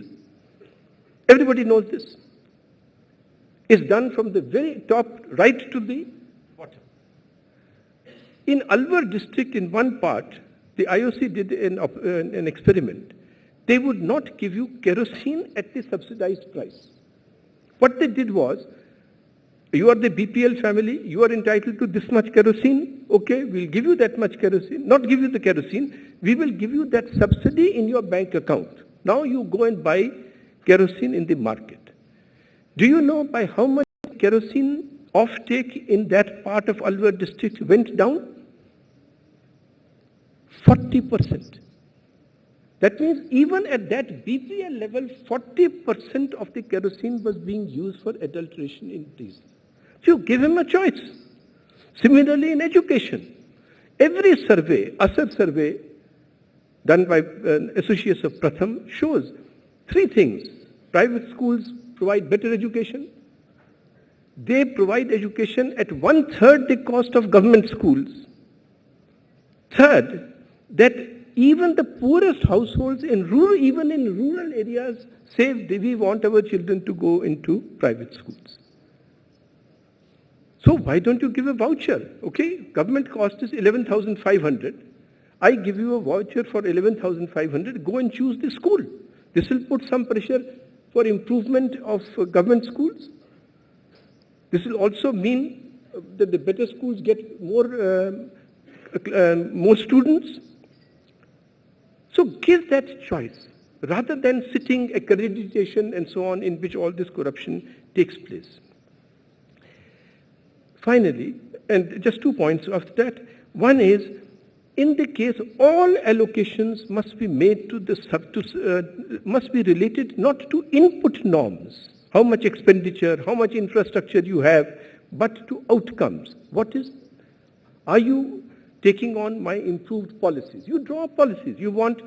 We have 7 lakh headmasters in our schools, and not one leadership training institute for our headmasters. So you say the state government which institutes this, we will give it more money. The school whose children perform better, we will give it greater subsidies. From states to schools, all allocations should be tailored to performance and outcomes rather than to inputs. Finally, you and I can do something, and that is, as I mentioned last year also, please take up one institution and scrutinize its behavior and its conduct. Whether it's Parliament Research Service has done such a good job, we should do that for courts and their judgments. But all this, we can go on with this list, but all this is really how to replace this notion of a pervasive state, all-knowing state, with other things and tweak the functions of the state itself. But as I mentioned to you, the state cannot be improved if we do not change.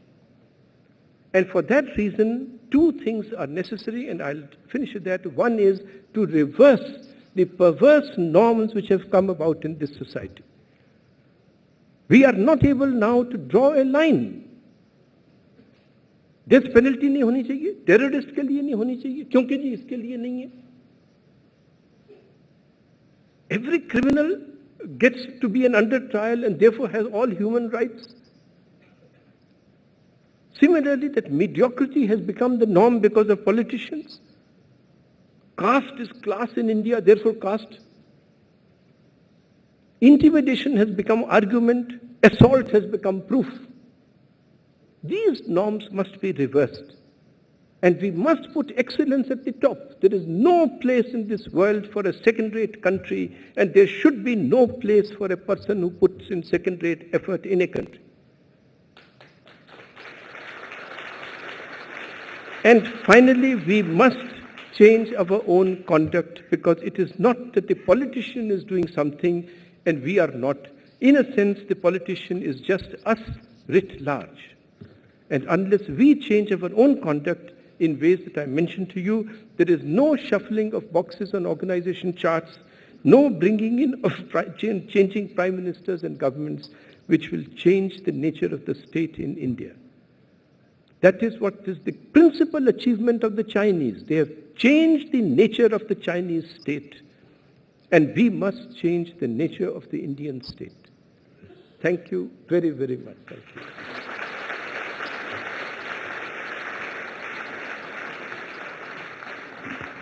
I think so we may have no scope for questions left because we are running out. So I'll just maybe request if there are 1 or maximum 2 questions on the audience. You could raise your hand and introduce yourself. Do I see something? So one thing I wanted to ask before somebody comes is that everything that you said, and you have been part of government scene, What is it for the change to really happen? Is clarity lacking or courage lacking? Because we had the dream team running the country for 10 years. So supposedly they had all the clarity in the word that was needed. So is it the clarity or is it the courage?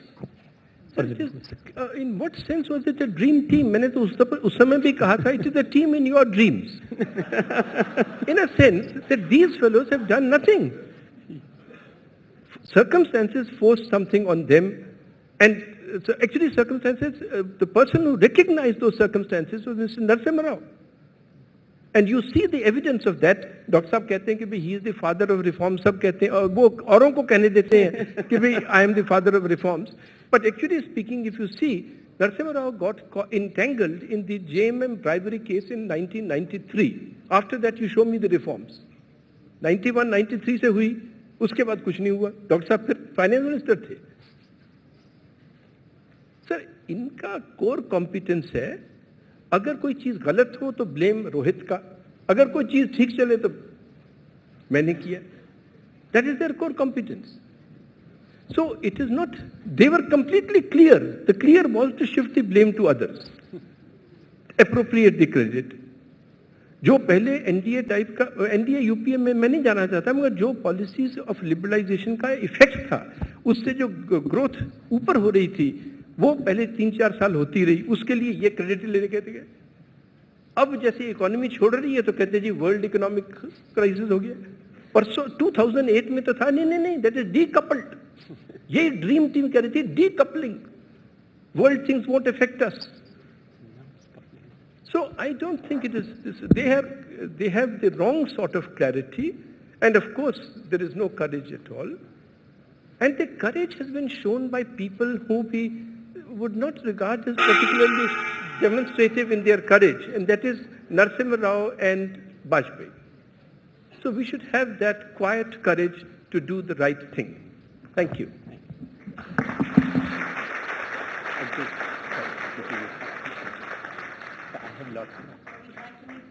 Session a little more interactive, but before we pose that question for our audience, once again I'd like to take you through this voting meter. To switch it on, once again there's a button right top right which says in the middle on. Press that alongside bottom right function. Press both of them together and you're going to have this little electronic voting meter on. So do we have that? Have you switched on our voting meters? Once again, let me take you through this. What you have to do is, right on top, there are 4 buttons if you see. Now in those 4 buttons, there's a button called on. Press that alongside function, which is right at the bottom left. Press those together and you have this little voting machine on. Are we good? Great. So now, we're going to put out a question. Before we put that question out, you'll have options here. So you have A, B, C, D. Whichever option you want to exercise, you want to go with, press that, but do not forget to press OK, which is right on top on the right-hand side. Once again, let me take you through this. Press it on with on right on top, along with function, press both of them together. You have your electronic voting machine on, and then you have all these options here which says A, B, C, D, E. Exercise your option, press whichever one you want to go with, and then do not forget to press OK. Nobody would know what you voted for. Now let me quickly take you through the question we are posing for this particular session. The question is, should the government get out of business? And the options you have are 2, which is A and B. So if your voting meters are on, do exercise that option, A or B. That's your question. Should the government get out of business? And you have 2 options right there, A and B. So as you answer this question, Mr. Shourie just now told me he's reminded of Rajya Sabha polling done like that. So you have a reputation to beat. I mean, let's do better than Rajya Sabha, Preeti.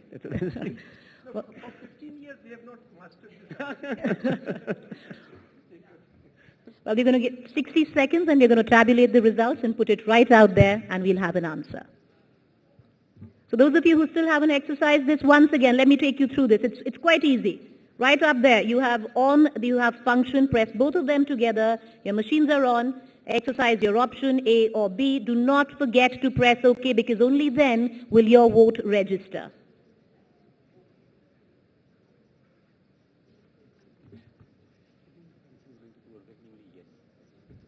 And another 20 seconds, we should have our results tabulated, and you will get the results.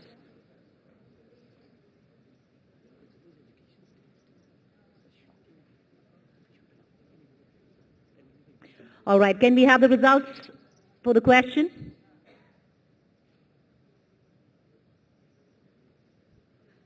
There you have it. Yes, Here we had the government should get out of business. An overwhelming response there. Okay. Mr. Shori, you would want to say something about that? We're voting in less than a month, we're going into elections, and the August House there. In less than a month, sir, we are going to elections, and already an overwhelming response which clearly suggests that the government should get out of business. I guess your message. But no political party will say that. They are so timid, you see. All right, thank you, Mr. Shori. Thank you. I've asked you to please stay on stage. Ladies and gentlemen, a big round of applause for Mr. Shori there. Mr. Shori, I'd request you to stay on stage, sir. Mr. Shori, sir, I'd request you to stay on stage, just a small token of our appreciation. For that, I'd like to call upon stage His Excellency François Richer.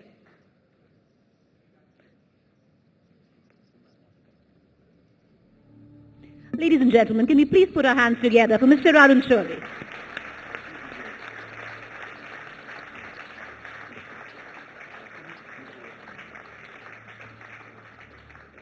Thank you, Mr. Shori. Thank you.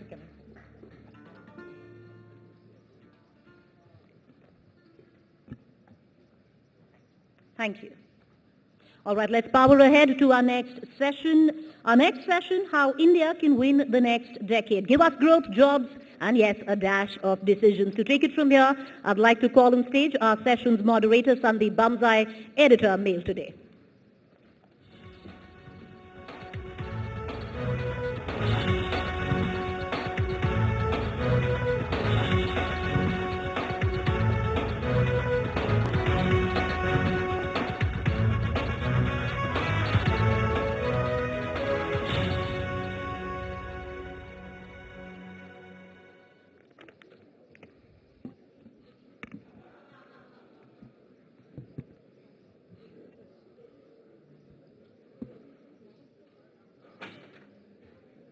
Ladies and gentlemen, if you could all settle down, we'll now move to the next session, which is in many ways unique because it's an interface between industry and business.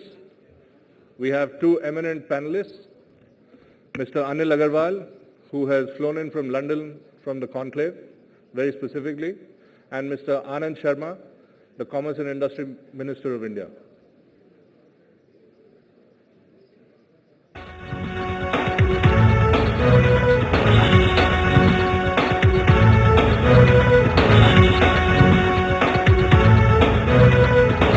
Ladies and gentlemen, please welcome Mr. Anand Sharma, Commerce and Industry Minister of India, and Mr. Anil Agarwal, the Metals King, Chairman of Vedanta Resources PLC.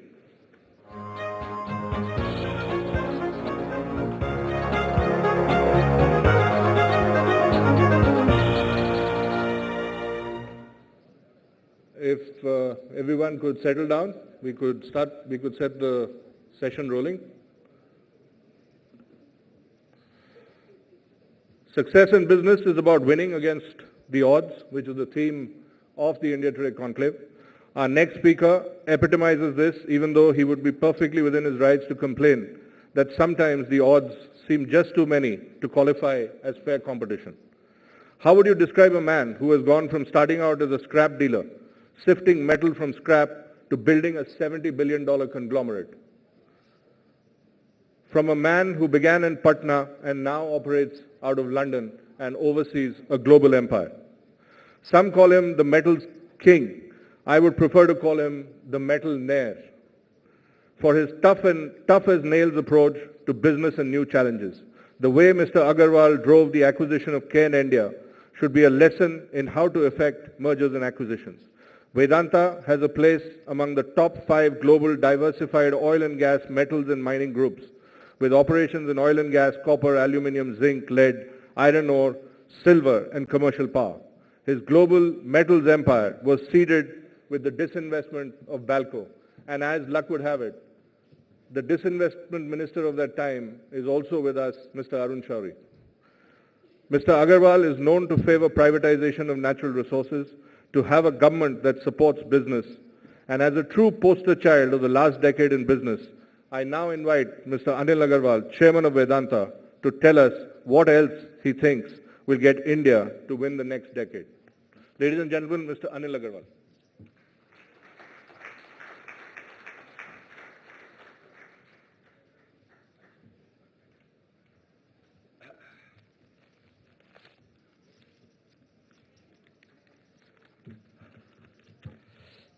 I'm not an orator, and this is maybe my second time to be on the podium, but India today, and we need to be together to see how India can go forward. 2,300 years ago, Chanakya said, I come from Bihar, so I respect him a lot. 2,003 years back, Chanakya said, in absence of fruitful economic activity, both current prosperity and future growth are in danger. And somebody can predict 2,000 years back, that goes today. You know, 91, 92, we had, when we are the product of Narasimha Rao government. We are the product, when nothing was going, we realized there was some opportunity for us. And we find all over the world, people who are coming to India to do some joint venture, to study what they can do. India is in a growth path, and everywhere they were saying, now India is opening up, let's go and invest. I had a small office, and everybody, the Chamber of Commerce, the association was saying, you have to meet these people, you have to meet this delegation. And we were really tired for about 7-8 days. And I recall this story, how interesting it was. I was doing copper business, that was my business, and I was only confined to copper and copper product. My secretary told me that there is somebody from New York want to see you. And I said, look, we have done enough meeting. He says, in the brass business. And I says, let's leave it. And he says, maybe for 5 minutes in the evening. And I says, okay, let them come at 5 o'clock in the evening. In the evening, I forget about it. My secretary says that the lady has come and she would like to see you for 5 minutes. And the lady entered my room. I couldn't believe it. Almost 6 feet tall, beautiful blonde girls coming into my room. And she says, I will take only 5 minutes. I said, the whole evening is yours. Whole evening is yours. Please come in. And she sat down and we started talking. And she was talking brass. In 5 minutes I realized we are two different, and I was seeing from my ear. She was talking the ladies' garment brass. And I was thinking the brass metal. And I said, I can enter into that business too, but at the moment I'm confined to brass and copper. You know, story, I recall just a couple of months back, I don't want to name it. Somebody very important, the Crown Prince, came to Rajasthan, and when he drive probably from Delhi or Jaipur, when he landed in Udaipur, he says, my back is cracked completely. Why don't you repair your road? You come and see in my country, I have a gold road. And it's just slick, just see our infrastructure. I said, look, where can we repair our road? You produce your oil at $5 and sell it to us at $110. All the blood and money goes to you. Nothing left for us to repair any road. So this is the condition we are today. Our energy security, 90% of our oil we import. We have the pool of oil. Today I've been told, and I can only understand the natural resources, and I'm going to talk about that. I take a long flight, so I'm going to take some water.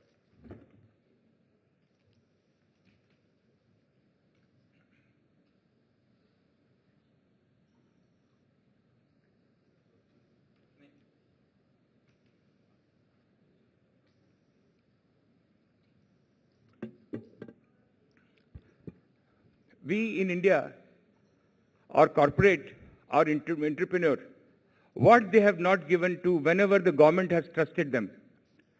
We have given the world's best top-class IT companies. Shiv Nadar is sitting here. We have given them the best of telecom company, the pharmaceutical, automobile, anywhere you talk about where we have worked and we have been trusted, we have given the best product and it has been recognized as a world class. It's a high time for us to look at our natural resources. It's a high time to look at our manufacturing. If I tell you some of the number, today India import bill is $500 billion. All this $500 billion, we have the capability in India to manufacture, to develop this product in our country, create at least 10 to 15 crores new employment. We have seen all over the world. I have seen last 10 years. I have seen the countries like Brazil, Mexico. They were nowhere near to us. They are almost 10 times bigger than us. You look at the green country. Look at the green country, Australia. Look at the green country, Canada. Look at the South Africa. Look at the Latin America. They all call themselves green country. They produce 10 times more than what natural resources we produce. Will you believe in India we produce oil at $4. We can produce our gold around $200. We import at $1,500. Iron ore, we have a capability to produce 600 million ton. We produce 100 million ton. And there's a hue and cry. We have the entrepreneurship. You have to decide which way you want to go. Whether you want to go Chinese, where all the companies run by the government, that's fine. We corporate will accept that. That all the companies, all the production will happen in the government sector. Or you want to go American way, whereby the corporates, the private sector, have the partnership and they take forward the company. It's a time to decide. We are in democratic country. American way is a democratic way, and that's how they have taken their country forward.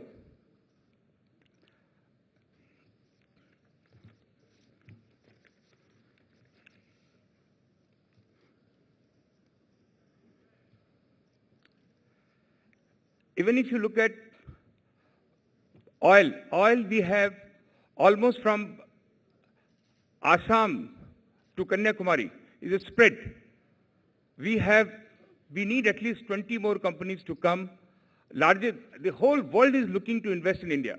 We entrepreneur in this country with the company, Indian companies are capable tying up with the best of partner in abroad, bringing them here and create the value for the nation.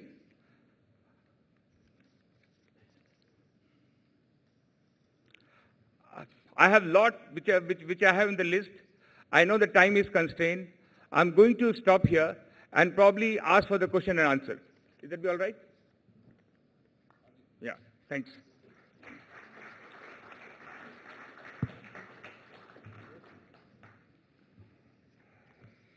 Thank you so much, Mr. Agarwal, on providing a perspective on how the global metals business runs and how you're a leader in that particular sphere. Our next speaker, Mr. Anand Sharma, Union Minister of Commerce and Industry and also Textiles, has been a prominent face of the UPA government for all the right reasons and for being able to buck the trend, if you will, in his own very special way. For one, he joined the Congress Party's student wing and rose quickly as a youth leader when he was actually in his youth. By all accounts, a hard act to follow, and became an MP for the first time when he was just 31. Mr. Sharma has built a formidable reputation for deftly negotiating his way through choppy waters with great aplomb. His success very recently at the WTO ministerial meeting in Bali is a case in point.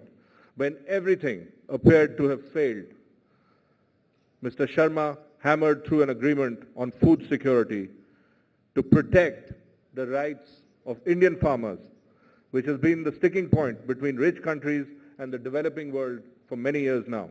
The Doha round of trade talks kicked back to life with perhaps its only significant agreement of note to date. That this was based on an Indian draft should draw a big round of applause.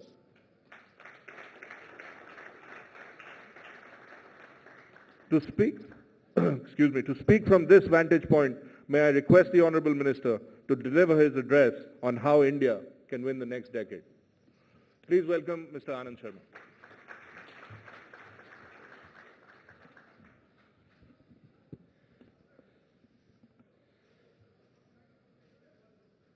My dear friend Arun Puri,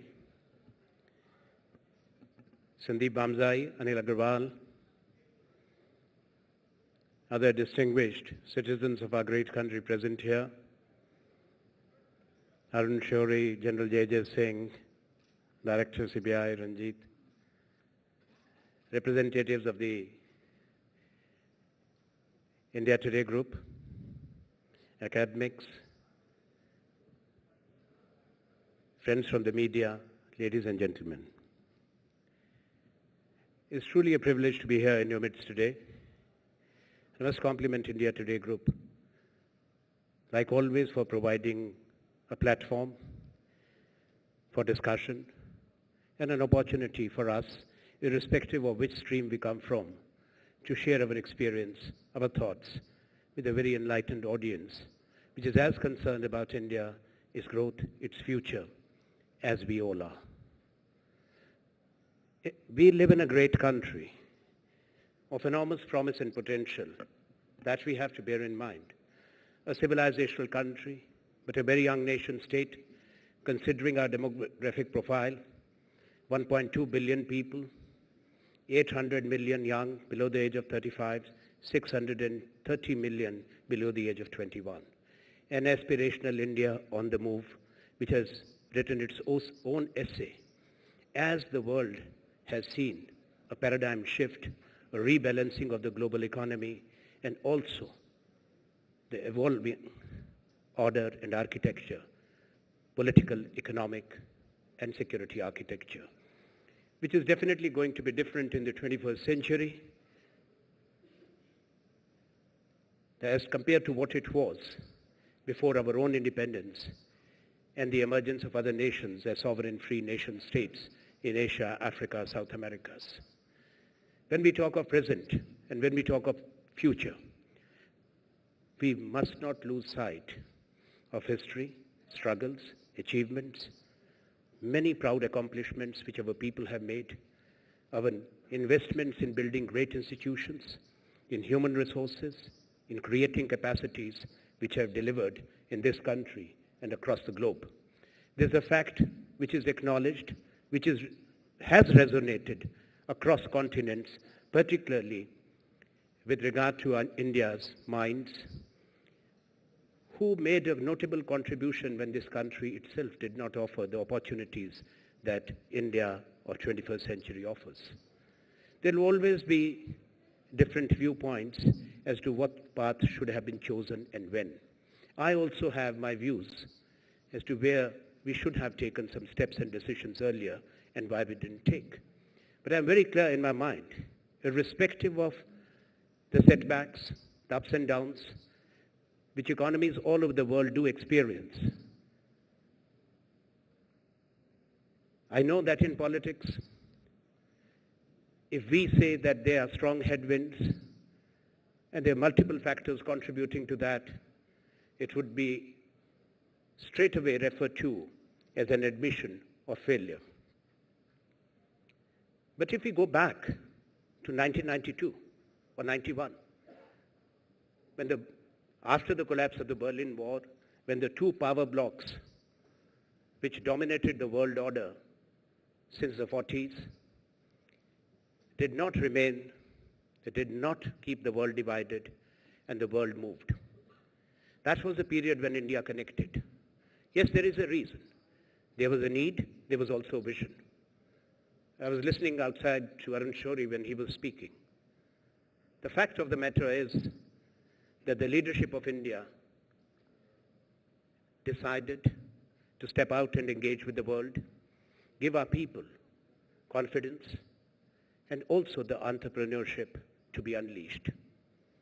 What we have seen is known to us, known to the world. We have lifted tens of millions of people out of the poverty net.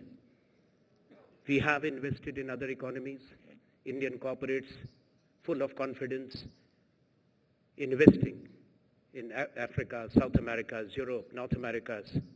Some of the biggest acquisitions and mergers made by the Indian entities. Anil Agarwal, sitting here, himself is a shining example of that Indian entrepreneurship. And there are many others. At the same time, we opened up because we realized that we live in a globalized world. This has to be borne in mind, interconnected and interdependent.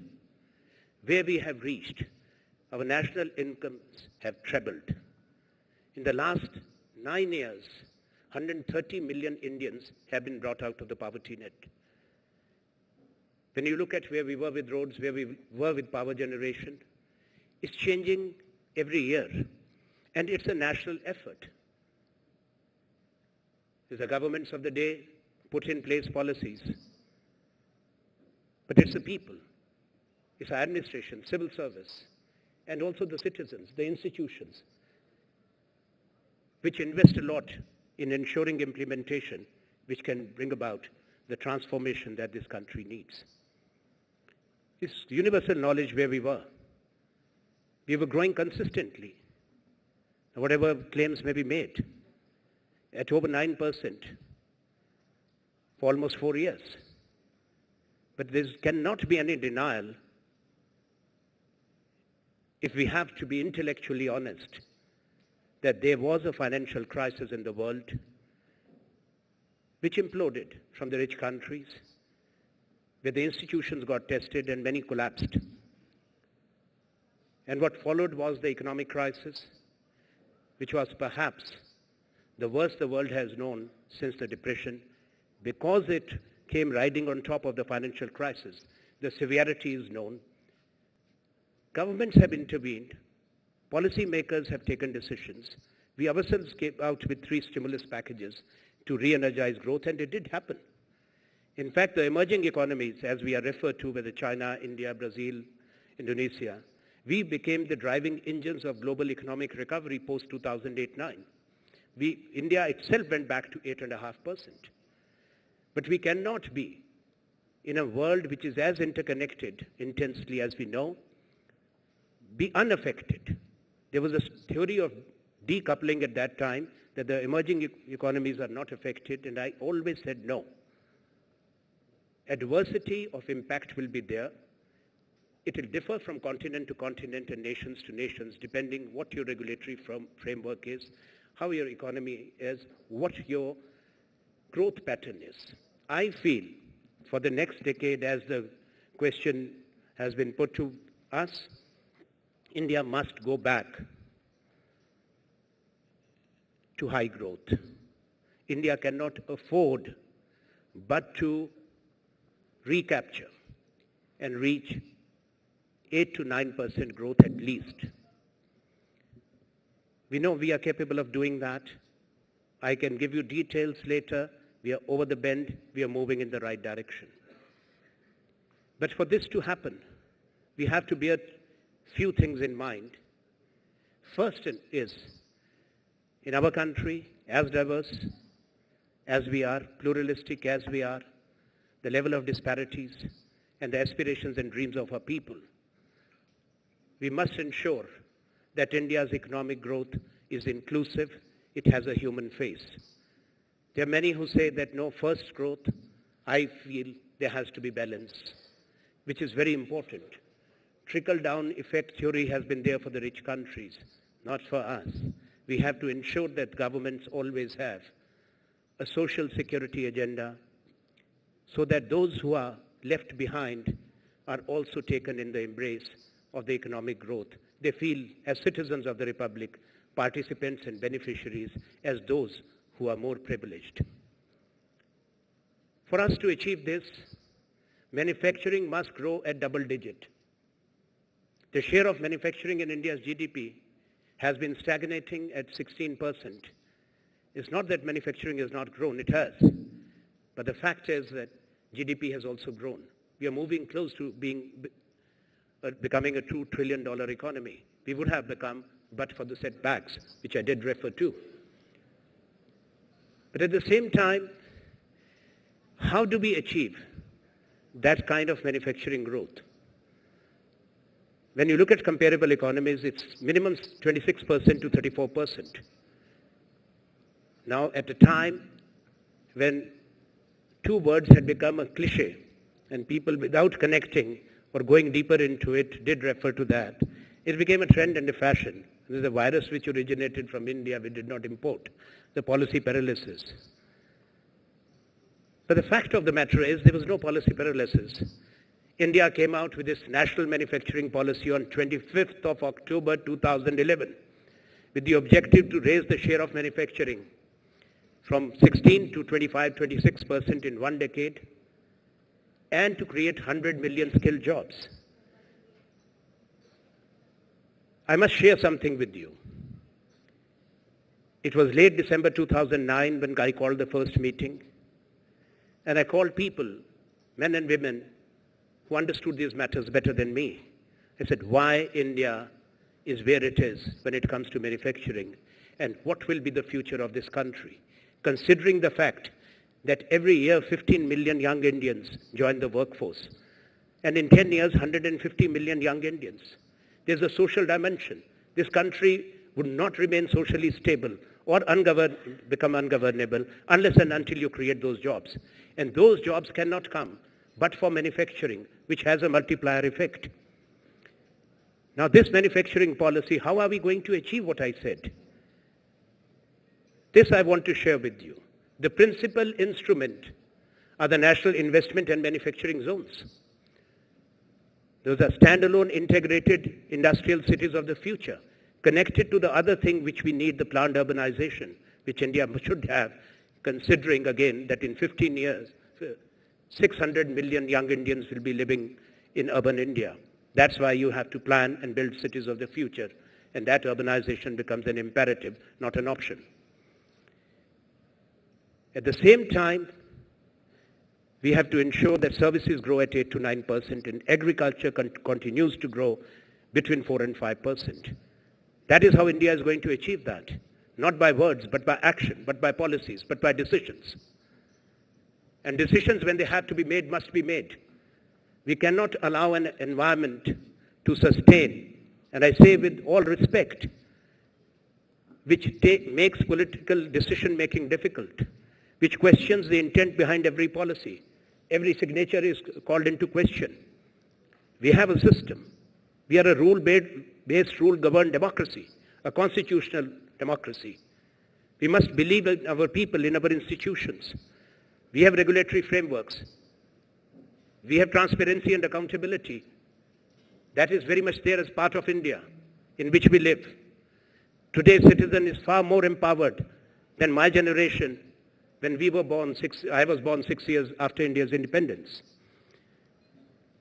Now, referring to the national manufacturing policy, once we took the decision, we also looked at how to improve the ecosystem and improve also our image as a country where people are comfortable to invest in and to do business. There's the comfort or ease of doing business, where we were ranking as low as 134 in the World Bank report 3 years ago. Through the national manufacturing policy for this national investment manufacturing zones, effectively a single window approval mechanism has already been put in place. I want to share for those who are not aware. These industrial cities, 16 to be precise, which stand notified, 8 coming along the Delhi-Mumbai industrial corridor, 3 we have already launched. I launched one in Lucknow along with Chief Minister Akhilesh Yadav. That is the integrated industrial city of Greater Noida, Dadri region this Sunday.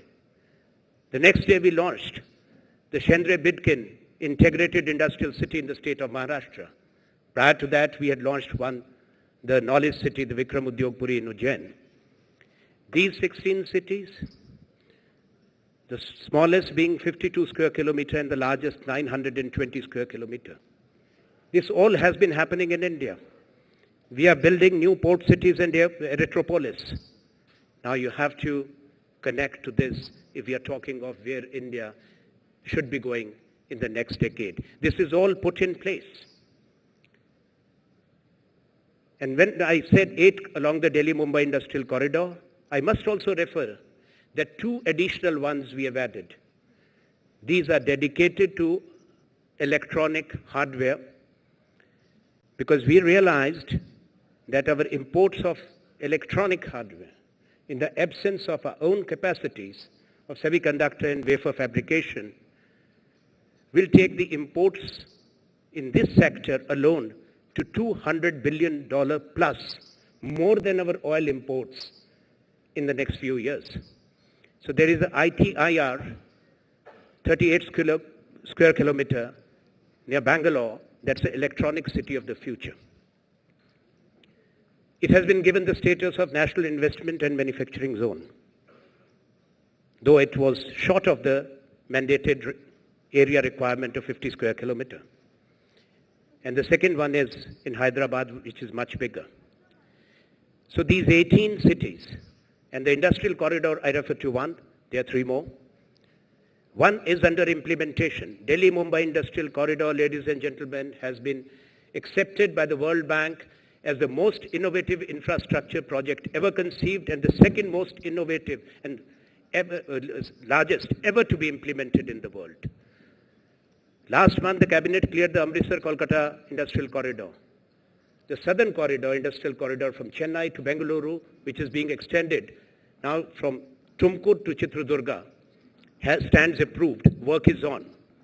Japan is a major partner, technology and equity partner for the 2 corridors. Early last year, we had negotiations before Prime Minister Cameron's visit. This was with regard to the 4th corridor, the spine as I call it, Bangalore-Mumbai Economic Corridor, where UK has come in as a partner. So this is already happening. What we need, therefore, is to take it forward to ensure continuity and stability. Everybody is talking of stability. Stability is not only of governments. I can say very proudly that we have provided a stable government for the last 10 years. This is a fact which cannot be denied. We were not paralyzed in our decision making, but yes, Parliament did get paralyzed. And therefore, for anyone, irrespective of where we are coming from, to ensure stability and continuity is important.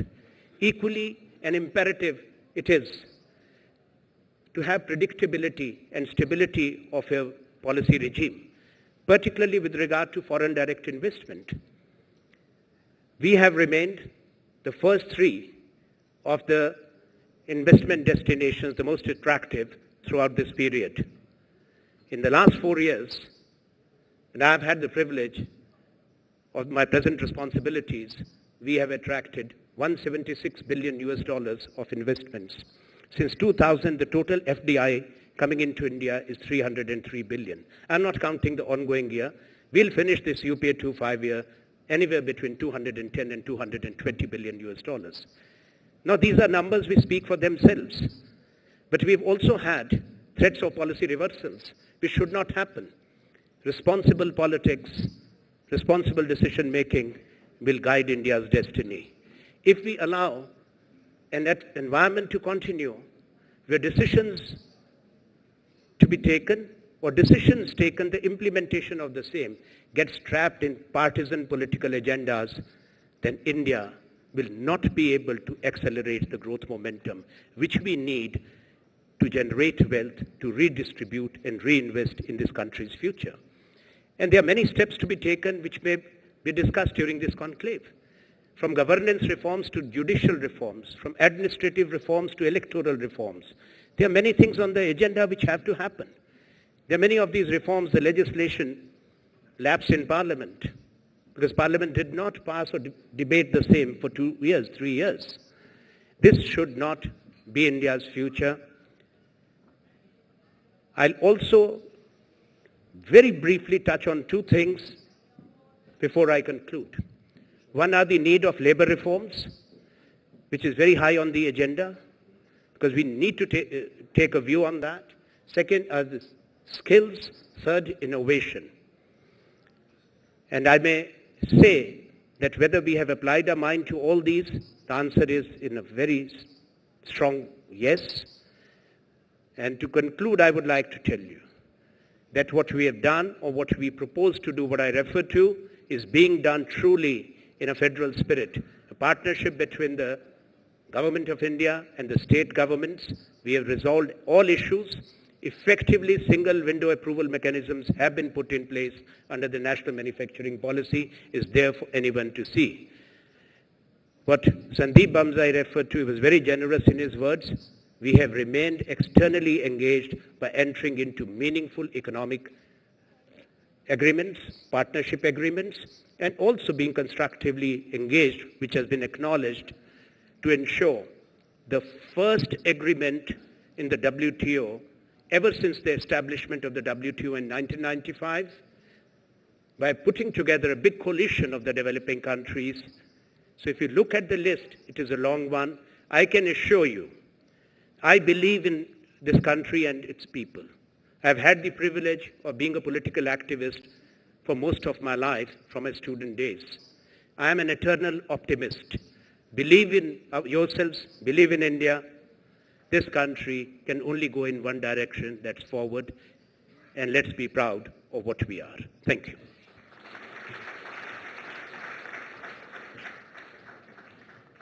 Mr. Sharma spoke about manufacturing and how its aggregation needs to increase and ramp up significantly as we meet the demands of mass migration to urban agglomerates almost every day. Time overruns are an issue, but we'll still take a few questions. If the questions are short, then we'll get answers from the panelists. Please keep your questions short. Questions for Mr. Agarwal and Mr. Sharma.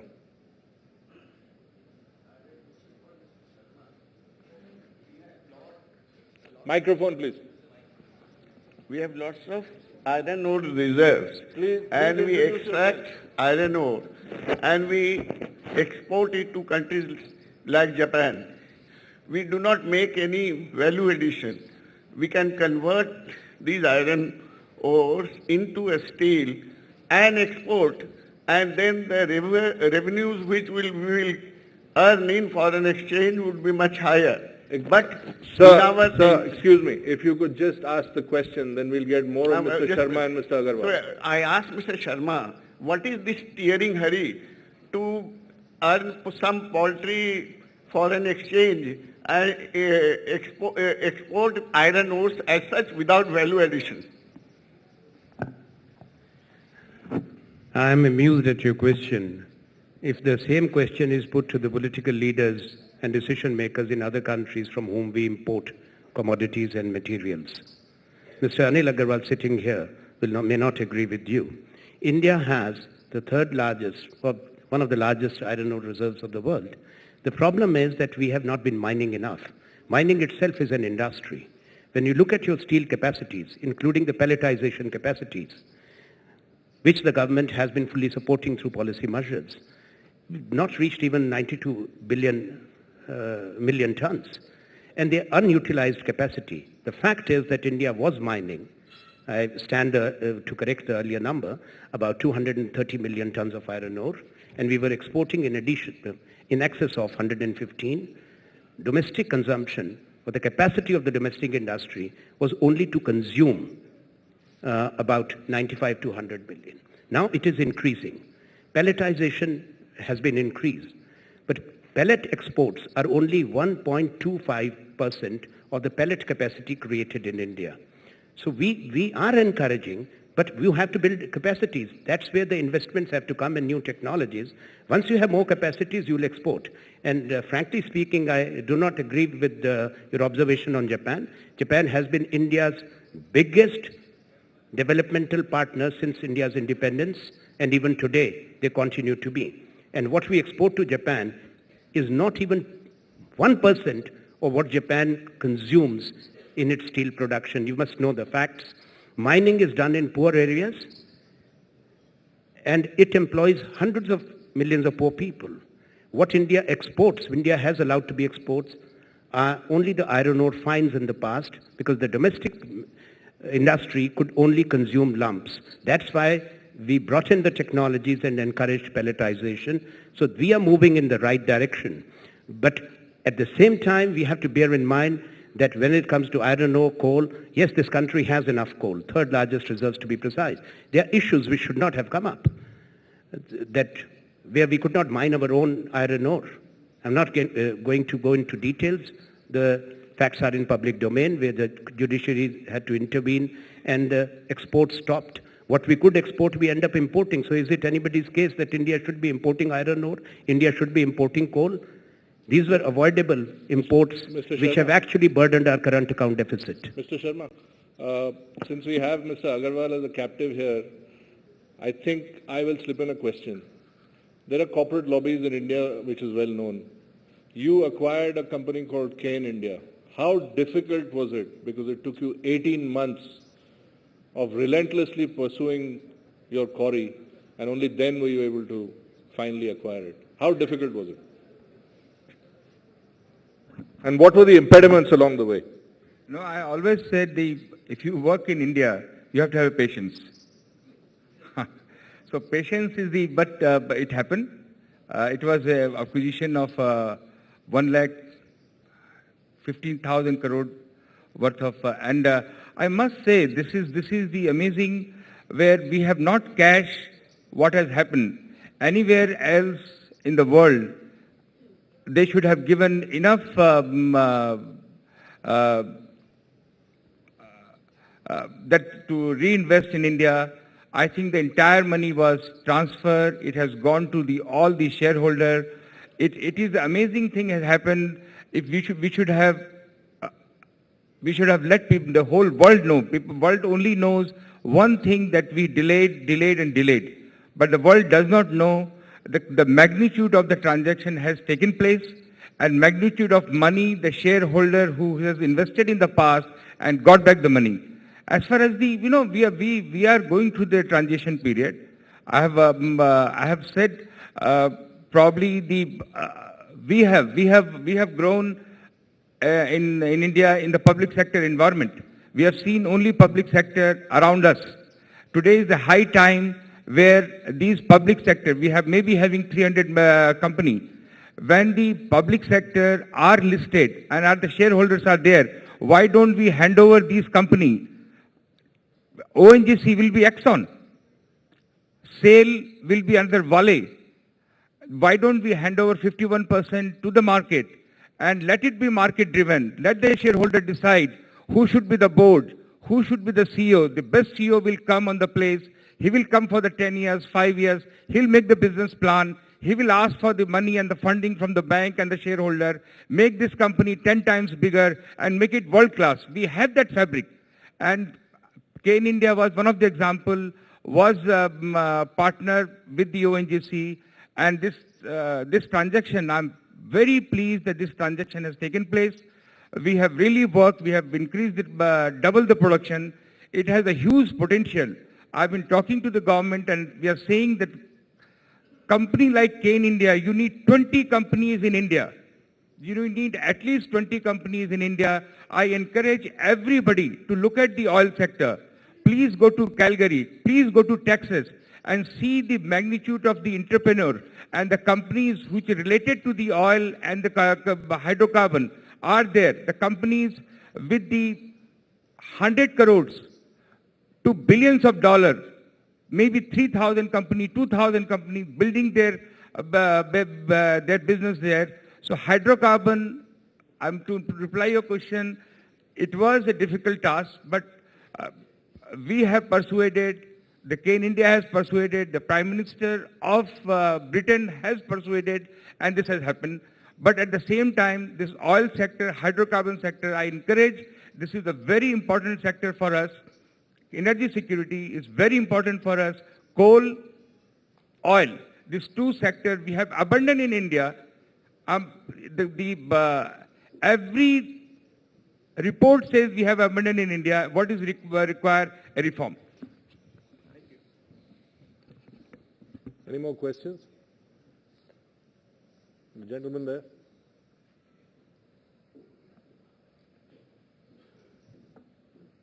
My name is Bobby Seigel, and my question is to the Minister.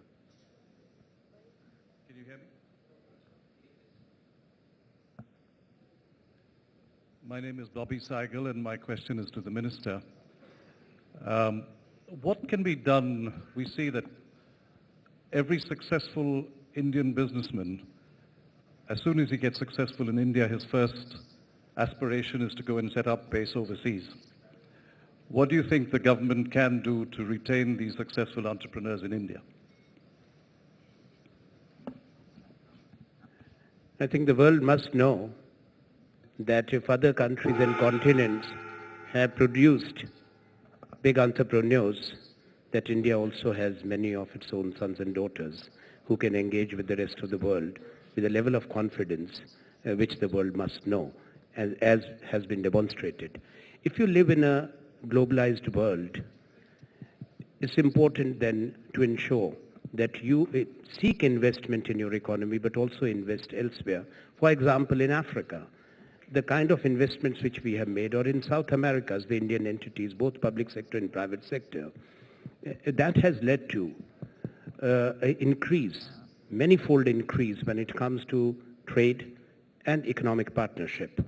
So that must continue. I am not one who will say that Indian entrepreneur, Indian industry should not invest in other countries, because you do value addition, job creation, and also it is important that we remain a global player. If this country has a vision and rightful claim to be a leader in the Committee of Nations, where there is redefining of the orders taking place, this century, I have no doubt in my mind, belongs to Asia and to Africa, and India will be an important pole in that. Therefore, our engagement must be global. We cannot be a global leader by remaining local. Unfortunately, we're completely out of time. We'd like to thank both gentlemen for coming here and sharing their views with us. Thank you so much, Mr. Sharma, Mr. Agarwal.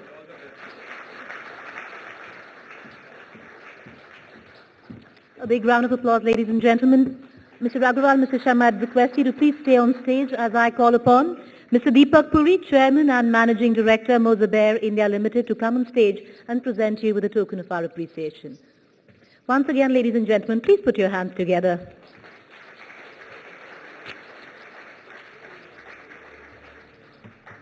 Mr. Deepak Puri, Chairman, Managing Director, Mozabair. Right. Thank you.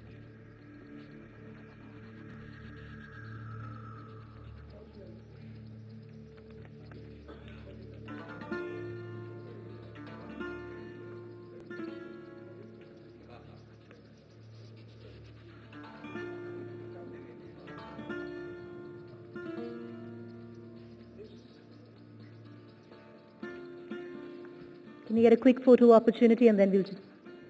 Sir, a quick photo opportunity there. Yes.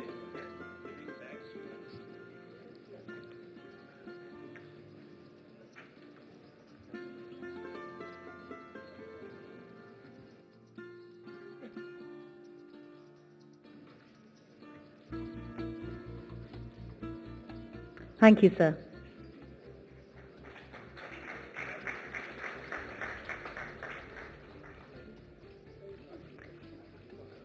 Thank you, Mr. Agarwal. Thank you, Mr. Anand. Well, with that, we're going to move ahead to our next session. I request Mr. Sandeep Bamzai to remain on stage, as he is our next moderator. All right, let me introduce our audience to our next session this afternoon. The Central Bureau of Independence. Can institutional integrity be protected? Well, that is our next session. And once again, I'd like to call on stage Mr. Sandeep Bamzai, editor, Mail Today, to introduce you to our esteemed guest and speaker.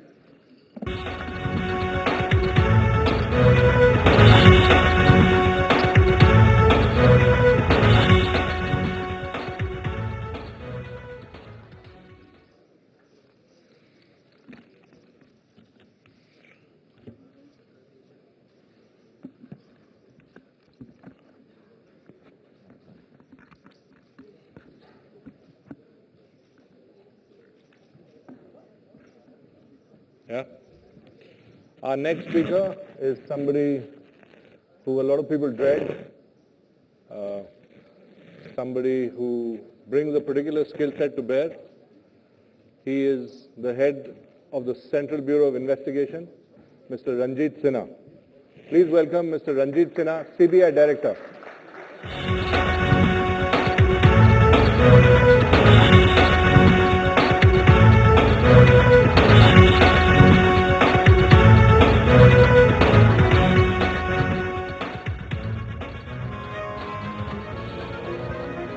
If everybody could settle down, then we could start what promises to be an enthralling session.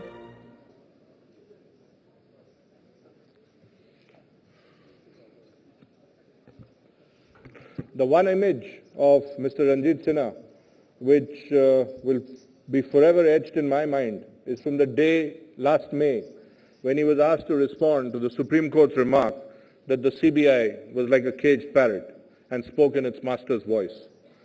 He was at the airport when a TV journalist asked him the question. His response was typically Ranjit Sinha's. Whatever the Supreme Court has said must be right, he replied, without looking at the journalist as he pushed away the mic. Wearing a blue T-shirt which showed off his strong build and exuding power, Mr. Sinha at that moment resembled more a dabang cop than a caged parrot. He has not belied that impression in the working of India's premier investigating agency. Since being appointed CBI Director, he has proved to be a no-nonsense man. The investigations into the coal block allocations, in which he has spared none, or the controversial Ishrat Jahan case, where he took on the Intelligence Bureau, has done much to refute the allegation that the CBI is actually the Congress Bureau of Investigation. He speaks his mind, unperturbed, that forcefully stating the truth might be uncomfortable to the establishment. Perhaps being a dabang cop, as some of us personally know, helps if you have to deal with sensitive cases. Mr. Sinha, a Bihar cadre IPS officer with degrees in science and public administration, is one of the most outstanding IPS officers who has been awarded several times, including the President's Police Medal for Distinguished Service in 1997 for outstanding service. Today, he will speak on the unfettering of the premier investigating agency. And this is most timely, given that the CBI is celebrating its Golden Jubilee. Ladies and gentlemen, Mr. Ranjit Sinha.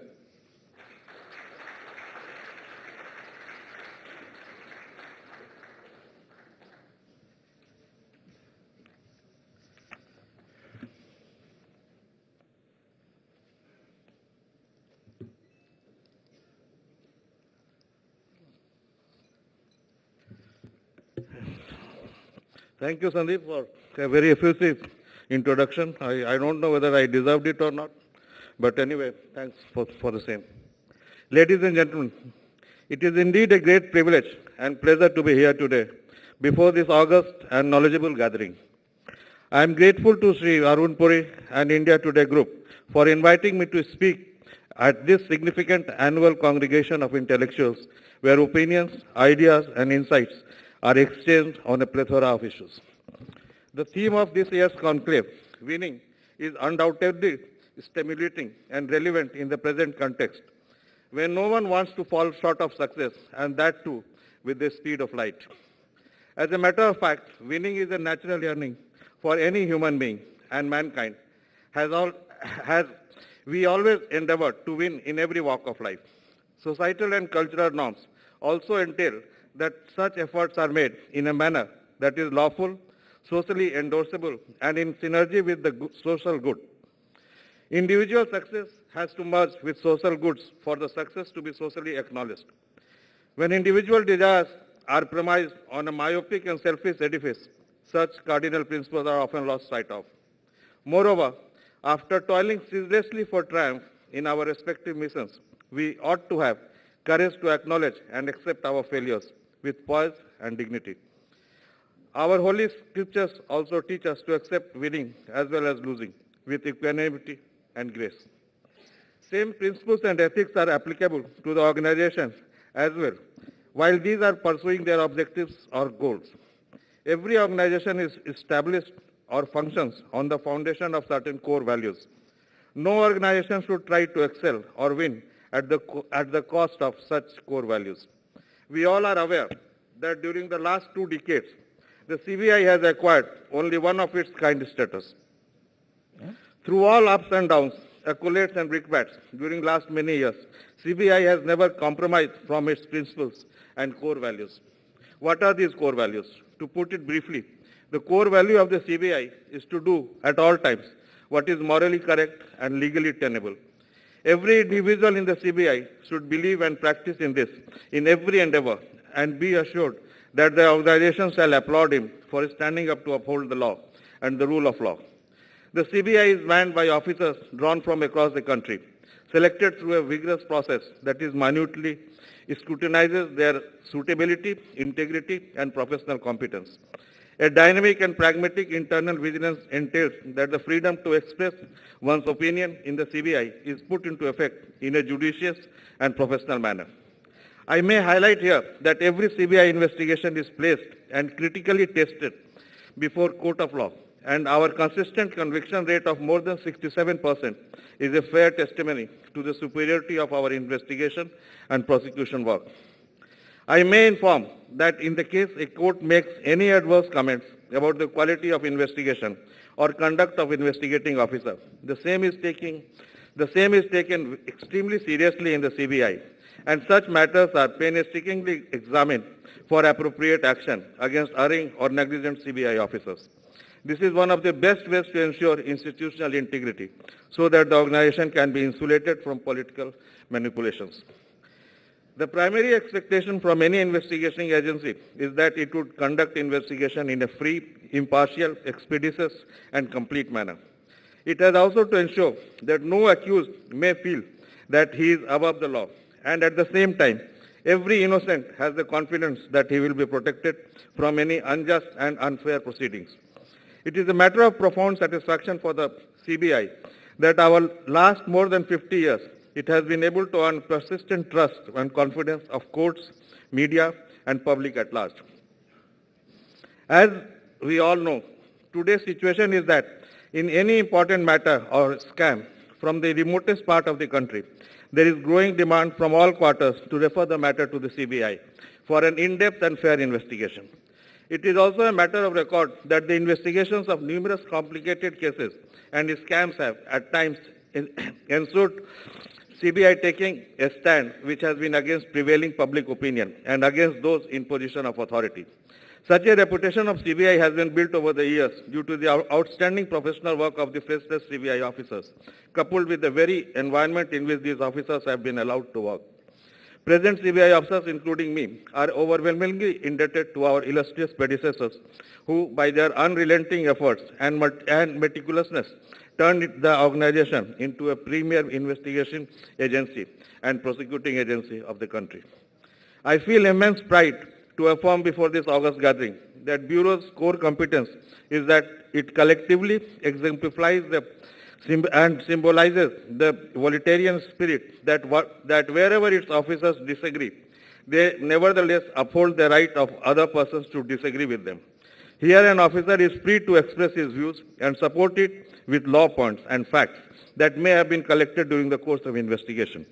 Indeed, it is this environment that acts as pivotal and nurtures professionalism in the organization and places us a notch above the rest of the investigating agencies.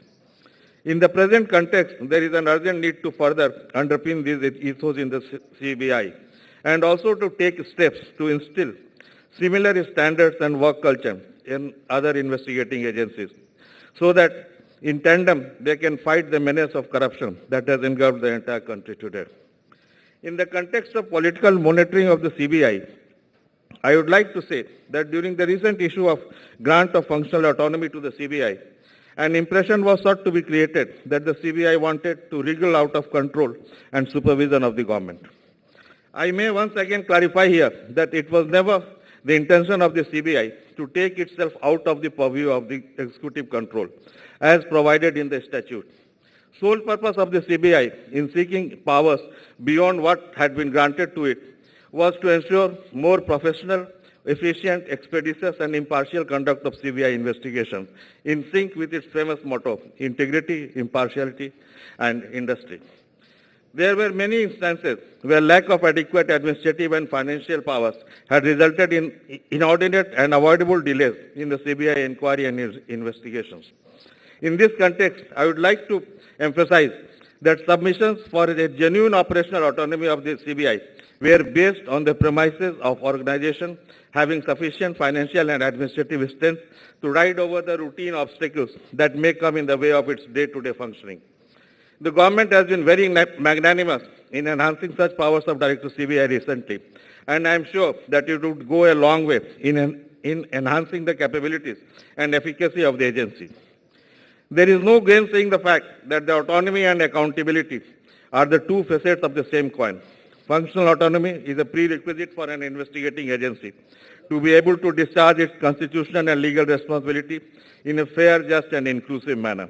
At the same time, being accountable to the law of the land and to our Constitution through instruments that respect the independence of the investigation is equally important. I may mention here that I would be the last person to campaign for authority without accountability. And everyone in the CBI is also absolutely conscious that our operational freedom is intrinsically coupled with greater responsibility and accountability.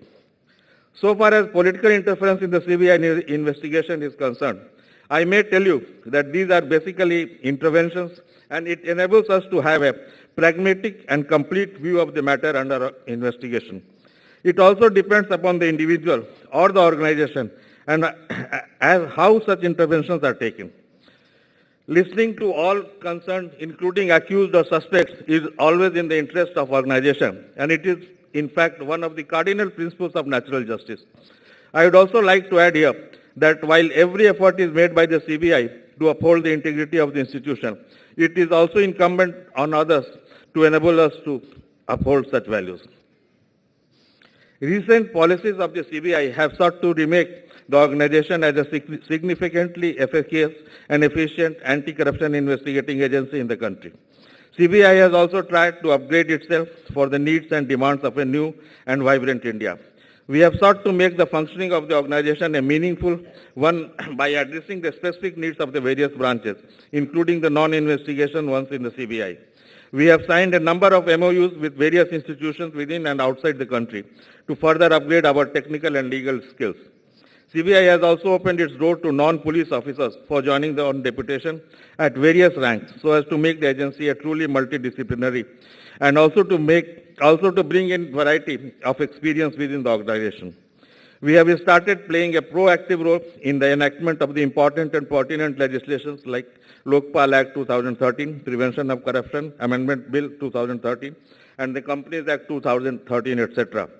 In order to significantly contribute in the serious area of human trafficking and crime against women and children, we have started anti-human trafficking units in the CBI, and one branch has been designated as nodal branch for crime against women and children.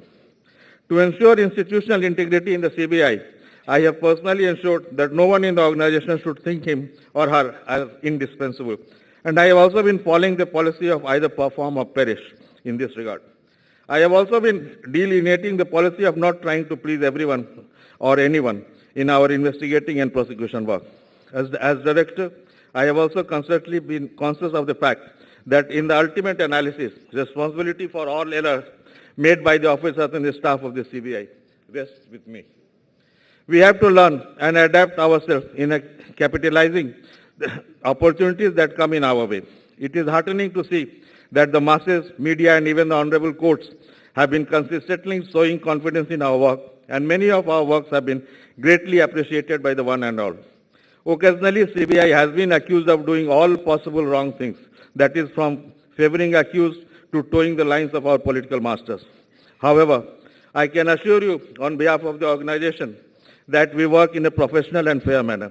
Each of our officers has full freedom to express his views, and such views are duly considered by the senior officers. With such internal consultations, we formulate a final view in any case, and in that may at times is not to the liking of the people or even complimentary. But as I said, we are governed only by the laws as provided in the statute. CBI is committed to ensure propriety and human dignity by practicing scientific and painstaking questioning and interrogation rather than resorting to shortcuts. We remain within the law while interrogating accused or eliciting information from the witnesses, since means are as important as ends. Such policies, which are in consonance with the statute and the directions of the Apex Court, have always brought to the forefront our collective conscience, besides readily providing us a leverage to unravel conspiracies during our pursuit for truth. I can also humbly assert that our officers and their work are neither swayed by the scathing criticisms nor by the rare effusive kudos from such media masses. On the issue of fixed tenure of the institutional heads as a way to deflect political pressure, I would say that it is indeed a welcome step and one of the ways to insulate the institution from any outside interference. When an incumbent knows that his term is fixed for a particular duration, he can have some planning and vision besides being free to take decisions that may not be to the liking of everyone. It is on record that the post of DCBI was the first to have been given a fixed term of 2 years in pursuance of the directions of the Apex Court to ensure continuity in the CBI investigations. Since then, there has been a number of changes in the functioning of the organization. As a matter of fact, the relevant amendment in the DSP Act provides that Director CBI shall continue to hold office for a period not less than 2 years from the date on which he assumes office. In this regard, I would further say that experience over the years has shown that investigation of any important cases takes more than 2 years in finalization. Further, any plan or policy to improve the efficacy of the organization also entails a period of more than 2 years for a director to enable him to ensure that such plan and policies are properly implemented. I would like to sum up my talk with the message that there is an urgent need for the investigating agency, including the CBI, to focus on providing fair, timely and complete investigations so as to curb and effectively tackle the menace of corruption, which has spread like a virulent epidemic, as well as other crimes in the country. We also need to be extra sensitive and exhibit deft handling in dealing with the crimes against women and children. I am sure that the deliberations in this conclave will conclude to be contribute to a more educated debate on all the relevant and important issues in the present context. With these words, I once again express my deep gratitude for inviting me here, and I wish this conclave every success. Thank you very much. Thank you so much Sinha साहब. आइए. ऐसा मौका मेरे को बार बार नहीं मिलेगा कि आपके साथ सवाल जवाब मैं पब्लिकली कर सकता हूं. बताइए, आप नॉर्थ ब्लॉक में you also have an office, just as you have a office in the CBI headquarters, तो कहीं ना कहीं कभी ना कभी प्रेशर तो आता होगा.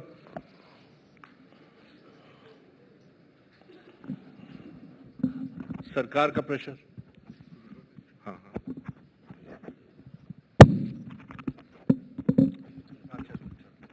Hello. As I have told you in the speech that I just delivered, that I don't think that if anybody asks me to do certain thing or to look into certain aspects, that amounts to interference in investigation. In fact, it gives me the other person's point of view, and it helps you in arriving at a decision. The last director and जो उनका tenure था, we saw lots of high-profile cases being investigated. We saw lots of people going to jail, even though there was no trial in place. That seems to have reversed under your tenure. Is that a conscious decision, or is that deliberate? How does that work? It would not be proper for me to comment on the performance of my predecessors. But so far as the functioning of the CBI goes, the arrest is done only after we are fully convinced about the complicity of the person in a crime. Arrest is not the normal practice in the CBI. As you know, in the local police, the first thing that they do is to arrest the person after lodging the FIR. Here in the CBI, the arrest is done only when it is legally required and it is in the interest of investigation. There's a lot of pressure on cases in the sense that there'll be a small murder somewhere and the CBI will be called in. Does the CBI truly have the wherewithal and expertise presently to deal with all these cases? Because for most part you have now become, or at least you are being seen and viewed as an anti-corruption body.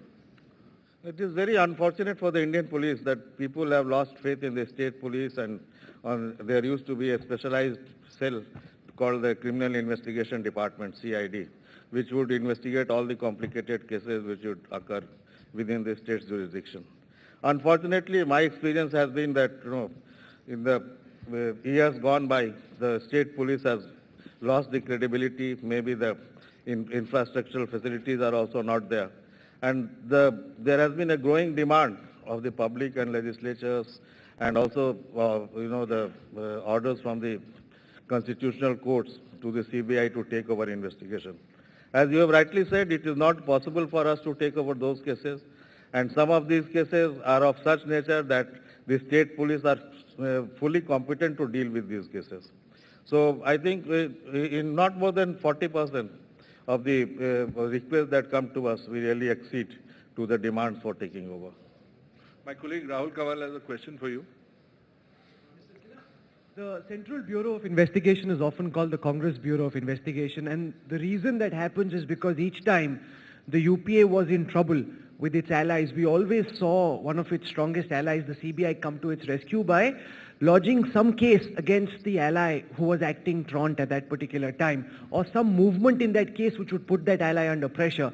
And subsequently, when things got okay with Mulayam or with Mayawati, the CBI, again as a very strong and firm ally, would always come to the aid of the UPA by either withdrawing those cases or diluting them, so much so that even the Supreme Court raised these questions. Why does this happen, sir?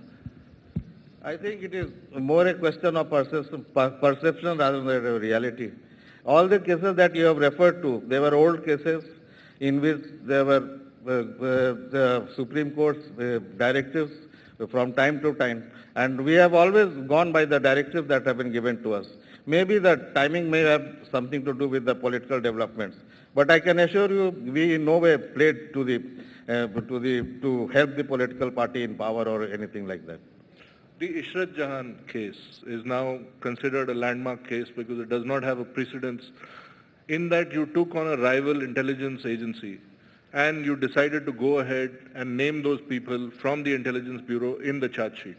How difficult was that decision as far as you're concerned? To begin with, let me first clarify that Intelligence Bureau is our sister organization.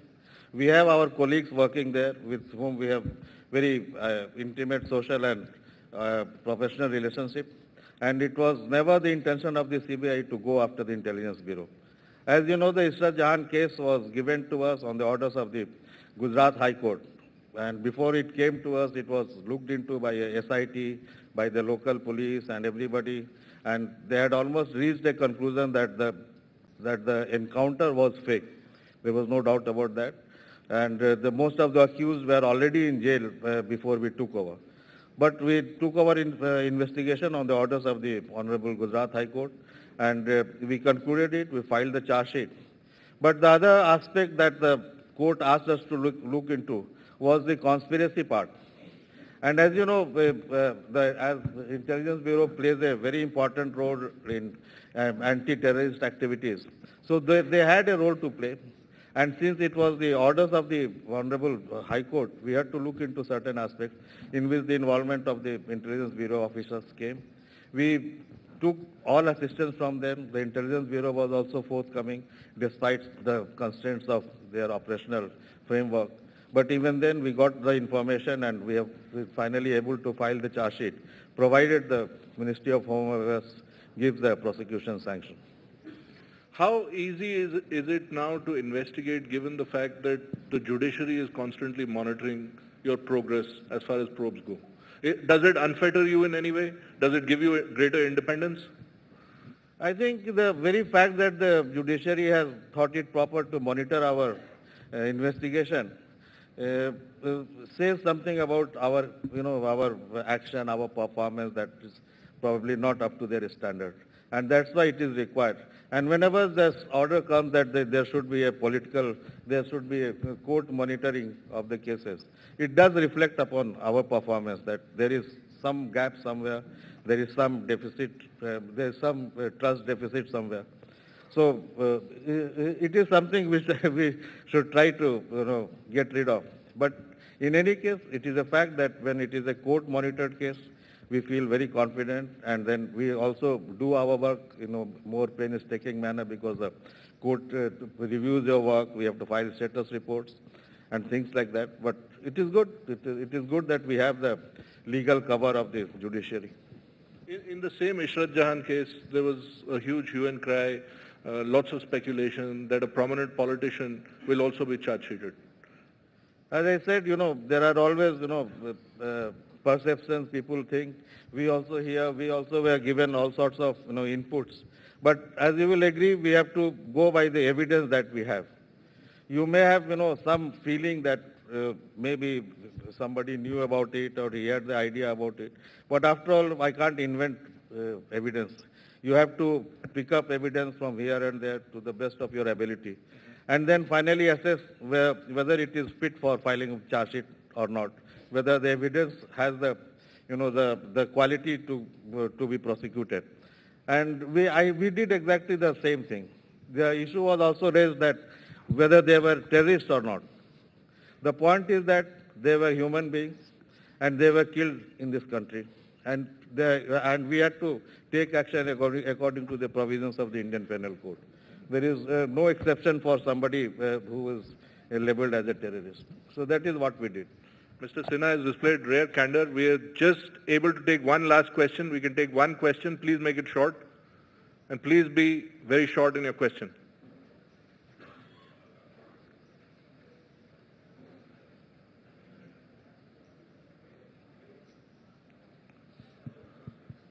Okay. You can go ahead and ask your question.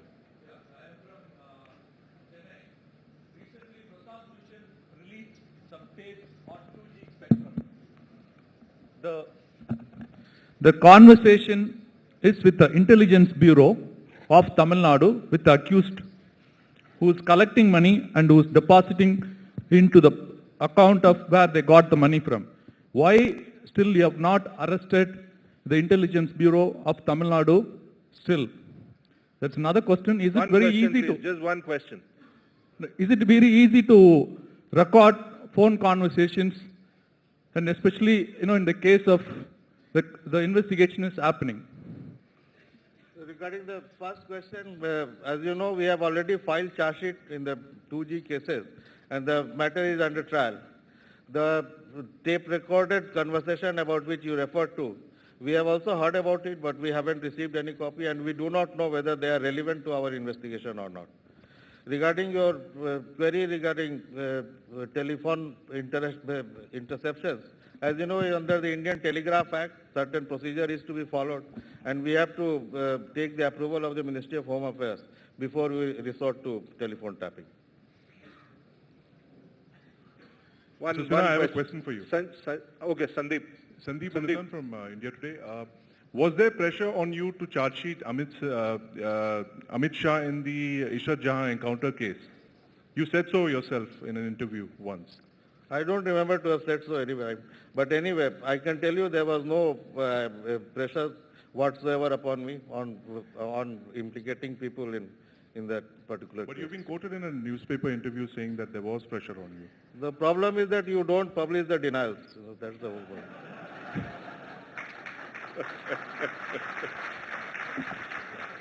We'd like to thank Mr. Ranjit Sinha for coming here, for speaking at the India Today Conclave and displaying rare candor for a CBI director. Thank you so much, Mr. Sinha. Thank you, Mr. Sinha. We'd like to make this session more interactive. We'd like to engage with this august house. But before we do that, once again, let me familiarize our audience with this voting meter, which most of you have with you right now. Do switch it on. Right on top, you have the button on. If you can see right on top, press that button along with right at the bottom left, there will be a function button. Press them both together and your voting meters will be on. We'll give you a few seconds to do that. Once again, let me explain how this works.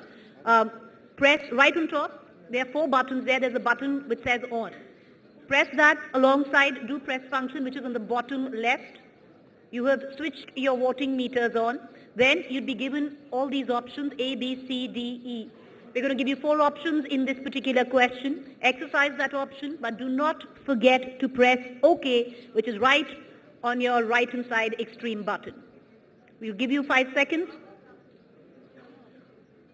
All right. If all of you have switched on your voting meters, I'd like to take you through the question we are putting forth in this session. How would you describe the CBI? A, a caged parrot. B, wounded lion. C, a smart fox. D, a raging bull. So do exercise your options. You have A, B, C, D. You have 4 options. Press whichever one you choose. Nobody'd know.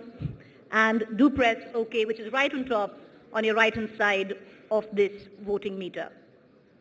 We'll give you a few seconds to do that. Once again, I'd like to repeat the question we're putting out to this august house. How would you describe the CBI? A, a caged parrot. B, wounded lion. C, smart fox. D, a raging bull.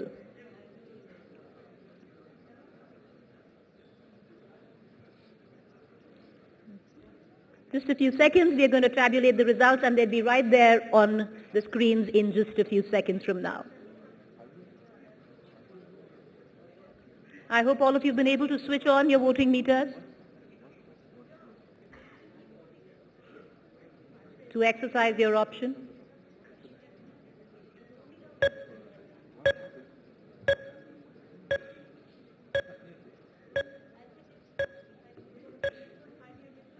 Just a few seconds and we'll get the results. Just a few seconds, sir.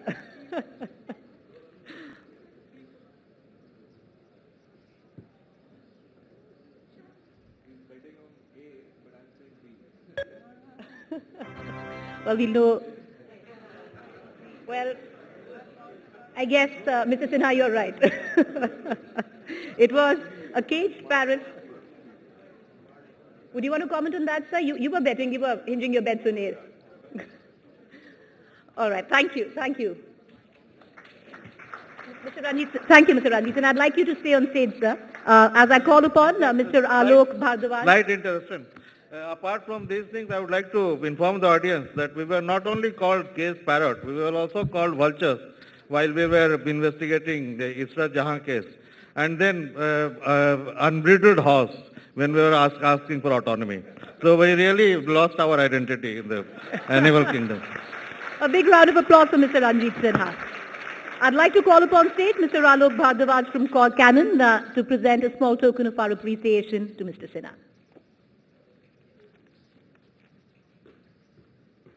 Ladies and gentlemen, can we please put our hands together?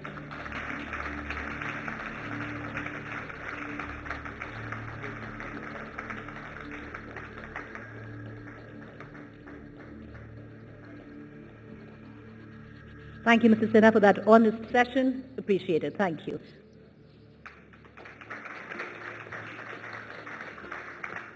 We power through to our next session on the India Today Conclave. Our next session is high growth or high dole. What comes first? And to take it from here, I would like to call on stage Shweta Punj, Associate Editor, Business Today, to introduce you to our esteemed panel. Shweta.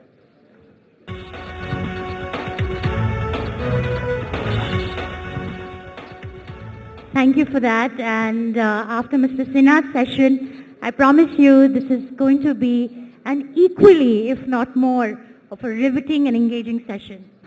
Talking about the CBI being a caged parrot, can we look at India as being a caged parrot at this point in time? Well, our session, whether India is a high growth or a high dole, what comes first? Now, this session comes at a very, in a very interesting time, because we are looking at an election which is most probably going to be a 2G election. It's going to be fought on growth and governance. And we are also staring at what can technically be described as a season of doles. At this point in time, nearly half of our country is entitled to free water, free electricity, jobs, education, healthcare.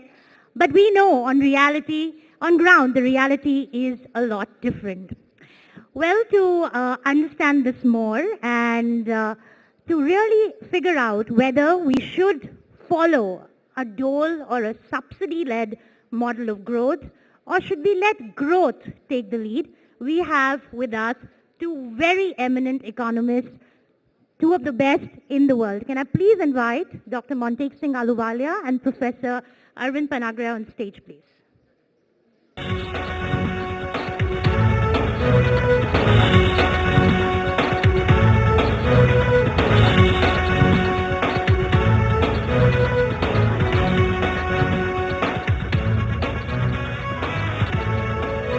Thank you very much, gentlemen. Now, Dr. Ahluwalia and Professor Panagra, let me just say that they both represent very contrarian viewpoints. I'm going to invite Professor Arvind Panagra first. He is Professor of Economics at Columbia University, a very eminent economist, a thinker. He's authored multiple books, and his most recent being Why Growth Matters, and where he has spoken in detail, written in detail about the Gujarat model of development.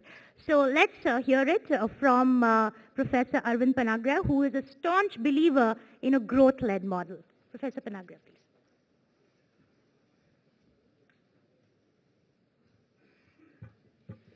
Thank you, Shweta.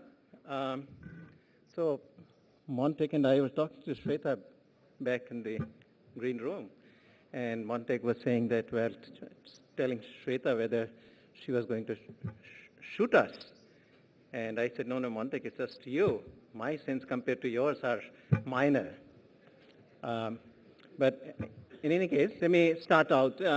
First, very recently, the two books came out, mine with Jagdish Bhagwati and the book by Jean Drèze and Amartya Sen. And I think in the press, Mr. Chidambaram, the finance minister, was asked, what he thought of the two books. And he said, well, Bhagwati and Panagarya have sort of passion for growth, and Drèze and Sen have compassion for the poor. To which actually my reaction was that the minister really perhaps had not read the book carefully. If he had, he would have perhaps said that we have passion for growth because we have compassion for the poor. The point being that ultimately growth is not for its own sake, and certainly at every stage within the Indian development context, as well as much of the academic writing in the development context at least for growth, is growth as an instrument, not as the target. Target is the eradication of poverty, illiteracy, and ill health. That is the context. Now, growth is, nevertheless, having said that, growth is indeed extremely important. And just to give you some fix on this, think of the following. 1950, when we started, our per capita income was about 7,500 rupees at 2004-5 prices. 40 years later, in 1990, the income, per capita income was doubled. It took us 40 years. Today, it's about 6 times the income in 1950. So whatever gain was made, about an increase of about 100% in the first 40 years, about 400% of the gain was made just in the last 20 years. And no surprise that much of the decline in poverty that has happened in India has in fact happened precisely during these last 22 years. Equally dramatically, if I was to think futuristically, in spite of the fact that growth has declined, and I think in part, of course, it is this decline in the growth rate in the last 2 years that has suddenly focused our minds on growth, because I think, for a long time, those of us who actually advocated growth were derided that, this just doesn't trickle down to the poor. It's only now that the growth has, in fact, fallen down below 5%, suddenly we start believing in growth. And, you saw this derision appearing in this, obsession with growth, obsession with comparisons with China, etc.,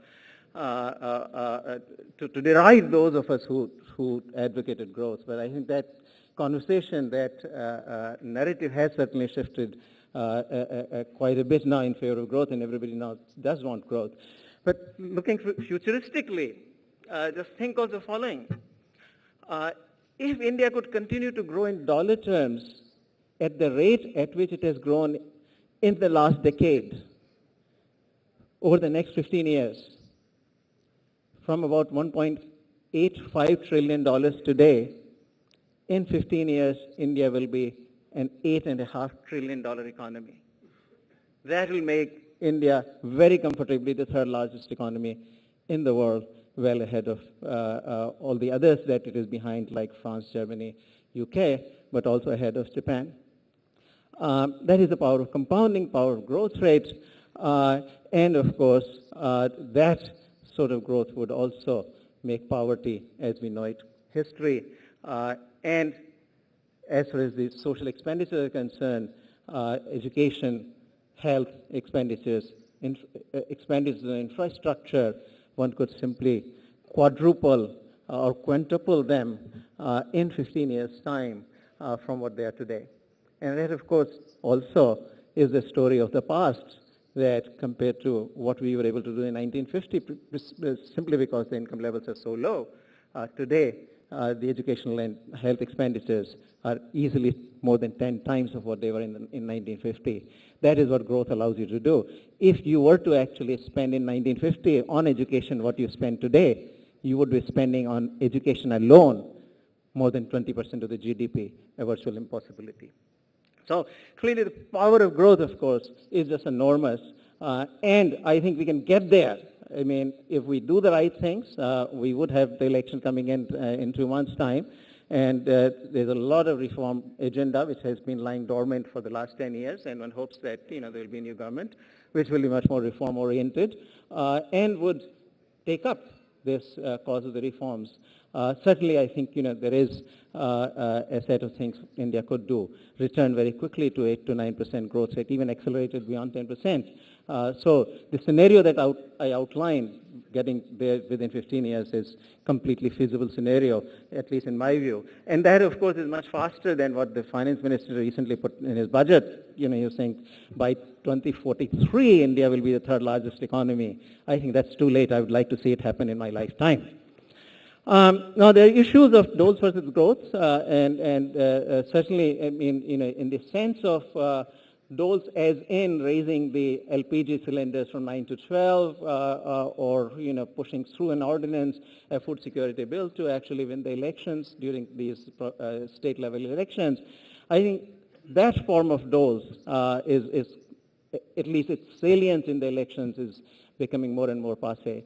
And certainly it was tried in my home state, Rajasthan, quite vigorously, and it certainly didn't work. It is the message of growth and development of Vasundhara India that went through the people, and she really won a landslide victory in that election. And I think that we are seeing repeatedly now in a number of different states. I think this is going to play out the same way in the forthcoming national elections as well. That is, I mean, and one has to make a distinction, of course, between social expenditures and the doles. Social expenditures, of course, must rise. But again, there is an issue of architecture of those social expenditures. I have always argued that empower the people, give them the money through cash transfers, through vouchers, etc. Let them decide, just as Arun Shuri this morning actually talked about. Empower the people, let them decide whether they want to go to the private providers, be it education, health, anything else, or they want to go to the public schools or public health centers, the dispensaries, etc. Overwhelmingly, in fact, people are voting in favor of the private providers, even in rural areas. Arun mentioned in education, but in health, if you go to the rural areas, 80, in spite of 45 to 50 years of building up of these primary healthcare centers and community healthcare centers, today 80% of the people for outpatient care go to the private provider. About 55% go even for inpatient care, in-hospital care, to the private sector, even in the rural areas in today. So clearly, people want to go to the private sector, and I think those are the ones should be empowered. Finally, since Montek is here, he is the plan man, and I cannot resist raising the issue of planning. I think, planning has become our habit. For the last 60 years, we are doing it, so we continue to do it. But I think it's time, actually, we should break that habit. We are now in a market economy. There is, this distinction of planned versus unplanned. Why should anything be unplanned in any case? But certainly, it has to be planned, but not by the Planning Commission. It has to be planned by the government, the ministries, etc. So I certainly, lean that way. Even China today really has done it for many years. Calls what used to be the National Planning Commission, now it's called actually National Reforms Commission. And I think, we have to think that as well. So I certainly, as my last point, would say that, I think time has perhaps come that we rethink the institutions. I think, for 1960, when 1950s these institutions were created, they had a certain logic to it, but times have changed, and it is time that we rethink at least some of the main institutions. Thank you, Shraddha.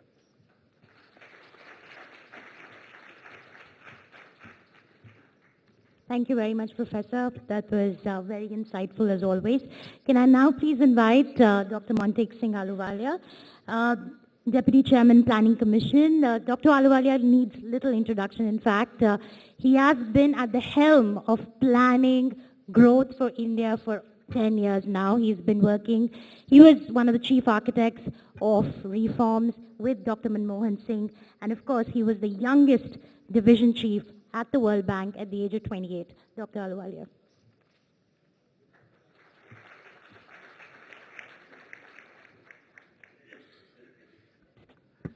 Thank you, Shweta. I'm a little concerned that I was introduced as having a contrarian view. This gives me the impression that there's some script that I'm supposed to speak from, and I think that's not fair. The subject here is growth versus dole. It seems to be, and I think Arvind has spoken quite eloquently about the importance of growth, and I have to disappoint the organizers that I'm not any less enthusiastic about growth. Actually, most of the times, I'm not accused of being anti-growth. I'm being accused of being too pro-growth. So let's be very clear about it. The government of India, certainly the Planning Commission, and I think all the parties that are in the government do not take the view that growth is not important, let's do doles. In fact, the whole strategy that is outlined in the plan is an inclusive growth strategy with very high targets. We're not there at the moment, and the whole effort is that we should get back to it, and I think we can. I think the confusion seems to arise because we use the term inclusive growth, and many people think that we just want to give doles and we don't care about growth. This is just wrong. I think the role of growth has been very clearly spelled out in our official documents by the Prime Minister, by the Finance Minister, and other political leaders. First point we must emphasize is that when we say we want inclusive growth, high inclusive growth, as far as the levels are concerned, we're talking about 8%. I agree with what Arvind just said, that in the last 10 years, we have delivered higher growth than in any 10-year period of India's history. He said that, I agree with him. It's also true that in the last 2 years it has slowed down. That is a matter of concern, but it'd be totally wrong to think that we don't care about the slowdown because we are interested in those. We are very concerned. We know why it's there. We think it can be brought right. But I do want to emphasize that we are interested also in the nature of growth. See, one approach to the role of growth is high growth gives you revenues. Revenues are then spent on pro-poor programs, and that's why you want high growth. This is not actually correct. We want an inclusive growth where the nature of the growth is going to be inherently more inclusive. That means the growth, there should be high growth in agriculture because that's where 50% of the population derive their living. And actually that percentage is going down, which is a great sign of success and should go down further. But we do need higher growth in agriculture. The same GDP growth with a lower growth in agriculture is not as inclusive as a GDP growth with a higher growth in agriculture. That's point number one. Point number two is that the regional dispersion of growth must be good. The same growth rate for the country as a whole, but the poorer states growing too slowly is not good enough.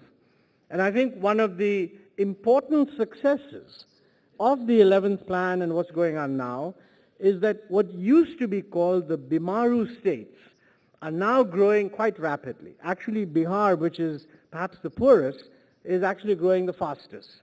So that's an indication of the kind of growth we want and why we think it is important. Equally important is that it must be a growth that is employment generating. And that, in our view, boils down to a growth which is produces a much better result in the manufacturing sector. Again, in the last 2 years, that has not happened. So we must separate out the fact that we are currently facing a problem of a growth slowdown and an especially bad manufacturing performance, identify why it's happening, correct it. We're not saying none of this matters and let's just give doles. So I think any positing that growth versus doles represents economists versus the government of India is simply wrong. Now, one issue that comes up, have we delivered on the inclusiveness? I would say that clearly I mentioned agriculture is doing better than it has ever done before. I mentioned that regional growth rates have improved. That's very important. I think Arvind himself mentioned that as a result of this growth process, we've for the first time seen a sharp reduction in the percentage of the population below the poverty line. It's not just the percentage that's gone down. The decline for the first time has been sharp enough that the numbers have gone down. I mean, earlier, the percentage used to go down, but because population would expand, the absolute numbers would actually increase. Between 2004 and 2011, for the first time ever, we've had 140 million people who were earlier below the poverty line now moved above it. Mind you, the poverty line is low, and we are, in fact, we've set up an expert group to look at that. But even if you have a higher poverty line, this point that I'm making would remain valid. So what is really the role of doles? I think we need to separate out doles that are pure transfer payments. I mean, for example, Social Security for the aged. It's a simple, straight transfer payment to support people at a very vulnerable stage in their lives. You know, all democratic countries that run market economies have an element of a Social Security system. Ours is actually just beginning. That's a clear dole. Then you have programs that relate to health, education. It's wrong to call them doles. These are investments in the delivery of services. I think Arvind made a very important point that you have to ask the question, should this be delivered through public sector or through the private sector? Actually, the government of India is quite willing to see an element of participation by the private sector in the delivery of these services. I mean, we have programs in the case of schools which encourage private schools to come in and they can charge fees for some percentage and take people at free for a certain other percentage. Similar programs for private-public partnership exist in the health sector. The Rashtriya Swasth Bima Yojana, which is a health insurance scheme for the poor, I mean, essentially allows any health service provider, whether public or private, to register under the scheme. The person registers to get the insurance. The government of India subsidizes 75% of the premium. State government pays 25%, and the guy can go to whichever hospital he wants. So the fundamental point that I think Arvind was making is you must ask yourself, should you be doing health and education? I think he agrees we should be doing health and education. Should you only do it through the public sector? The system is actually open. It's created flexibilities that allow the private sector to come in. So I don't think there's a difference of opinion there. Sometimes you have programs like the Mahatma Gandhi National Rural Employment Guarantee Program. I know that in business circles, and I guess, I don't know if India Today Conclave wants to call itself business circles, but I mean, you have quite a lot of business people participating. There's a tendency to think of this as just a dole. And it may well be, by the way, that many of the people who are in favor of these schemes think of them as a kind of disguised unemployment insurance program. But actually, it is meant to be employing people at very low rates in order to produce productive assets in rural areas, with a very clear priority that those productive assets should, as far as possible, be aimed at tackling the water scarcity problem. And anybody who knows anything about agriculture will tell you that tackling the water scarcity problem in agriculture is the single most important thing the government can do. Now, there are many problems with the scheme. There are leakages, it could be run better, but you know, that is true of any government program. I just feel that I find too often, when you ask people, what is it that you think is a dole, they come up with the reference to the employment program. Frankly, I think properly managed, the employment program can be a method of funding useful rural infrastructure.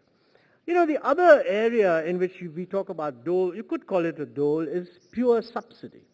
And frankly, our view in the Planning Commission is that that is an area of clear weakness. In the 12th plan, we had quite categorically said that if you want to invest in the core sectors of the economy, health, education, and infrastructure is very crucial for the revival of growth. One of the things you have to do is to bring subsidies down. We didn't, by the way, say abolish subsidies. I would say that, you know, subsidies aimed at food might have the top priority. But subsidies for energy really are not functionally contributing to creating a strong, and I'm sure that Arvind agrees with this too. So, I mean, we're disappointing you, Shweta, unless he wants to disagree with me on that. That's a different issue. But, you know, this is a very difficult issue. I think where you could say is government has not been able to do what it wanted to do on energy subsidies. Well, my response would be that we deregulated petrol, we've started a process of adjustment in diesel, but let's face it, this is an election year, and in no democracy is an election year the year where all sensible policies get taken.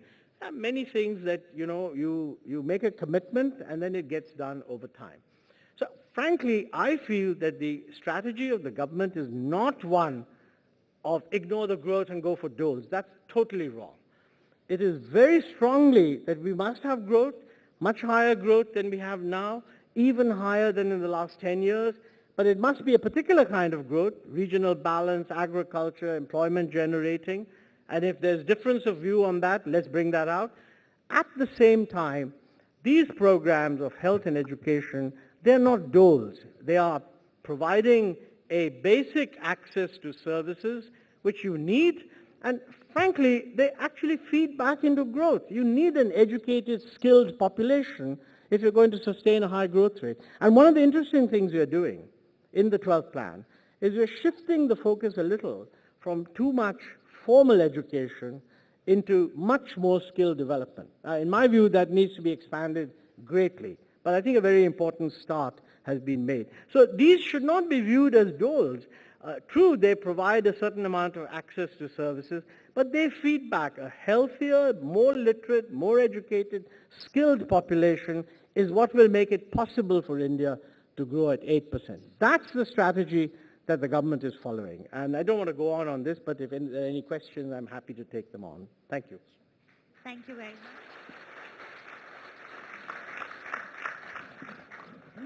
Thank you very much, Dr. Ahluwalia, for clarifying UPA's strategy and thought on dole versus growth. However, I'd like to make one small point here, and I am quoting our Prime Minister, who said that we need growth to be able to fund all the subsidy programs and welfare programs that the government has. Now, in 2005, we had NREGA was allocated 11,000 crore rupees. At that time, growth was at 9.5%. In 2012-13, NREGA has been allocated 33,000 crore rupees when India grew at 5%. So what's the correlation here? Because clearly we see that growth has not kept pace.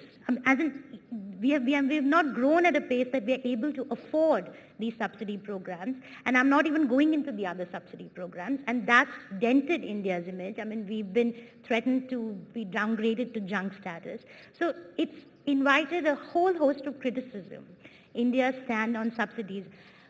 What would be your take on that?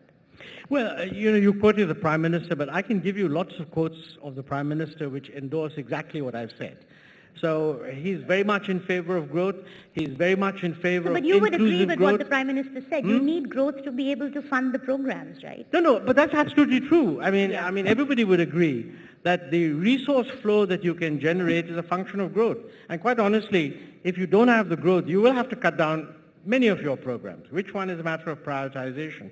But I think the important point is, you made 2 points. One is you seem to give the impression that the Prime Minister doesn't agree with me when I say growth is important. I'm not trying to make it. No, that's not my intention. He's in favor of that, and I agree with him. So let's be clear on that point. On the second issue, that when growth goes down, should you cut these programs? That's a relevant issue. See, in my view, the slowing down of growth that we have experienced is not due to less expenditure. It is due to some new constraints that have emerged, which need to be tackled. We've taken some steps to tackle them, and these are really a number of regulatory constraints that have hit the progress and implementation of large infrastructure projects. I must mention to you, by the way, that one view would be that why aren't you able to fix it? The problem is that in a democratic environment, when you're talking about regulatory clearances, there are many people who feel that you shouldn't do a shortcut on these regulatory clearances, so one needs to do a bit of a consensus building. I think the government's done that. They set up the Cabinet Committee on Investment. They also set up a project monitoring group in the Cabinet Secretariat, and merely by discussion, they've brought about a somewhat more positive approach, which has led to many clearances. You've not answered my question. Is it good economics to increase spends on subsidies when the economy is not growing, when the revenues are not coming? No. Where are you getting the money from? I accept when you say subsidies, you talked about NREGA. I think when growth is down and resources are cut, it's energy subsidies that should be cut, quite clearly. I mean, let's prioritize. Why not fertilizer? Yeah, I agree with you. But, let me put it this way. I don't believe there's a single economist who's had a job in the government of India for the last 20 years who hasn't said that. So first point is, I agree with it, but I cannot claim originality. That is just an incredibly difficult thing. Also, by the way, there's not a single political party that's willing to support it either. So I'm afraid fertilizer subsidy, and this is true in all democracies, subsidies to agriculture completely escape any economic rationale. That's true of the United States, it's true of Europe, it's true of all the emerging market countries. I agree with you that both the subsidy of free power to agriculture, which is not a central government decision, it's a state government decision, and the subsidy on fertilizer, and we've said this many times, they're dysfunctional. But whether we can do anything about it, well, that's a practical issue. Okay, Professor Panagra wants to say something. Let me say this, Monty. Politicians, of course, try to obfuscate the differences to get an agreement. Academics do exactly the opposite. They sharpen the differences to improve the understanding. To me, it seems you have obfuscated, actually, the differences precisely in the way that Amartya Sen does, which is, well, you also believe in growth, and towards the end, as you got in, you said, Arvind will also agree with this, presuming that I agreed with everything else that you had said before.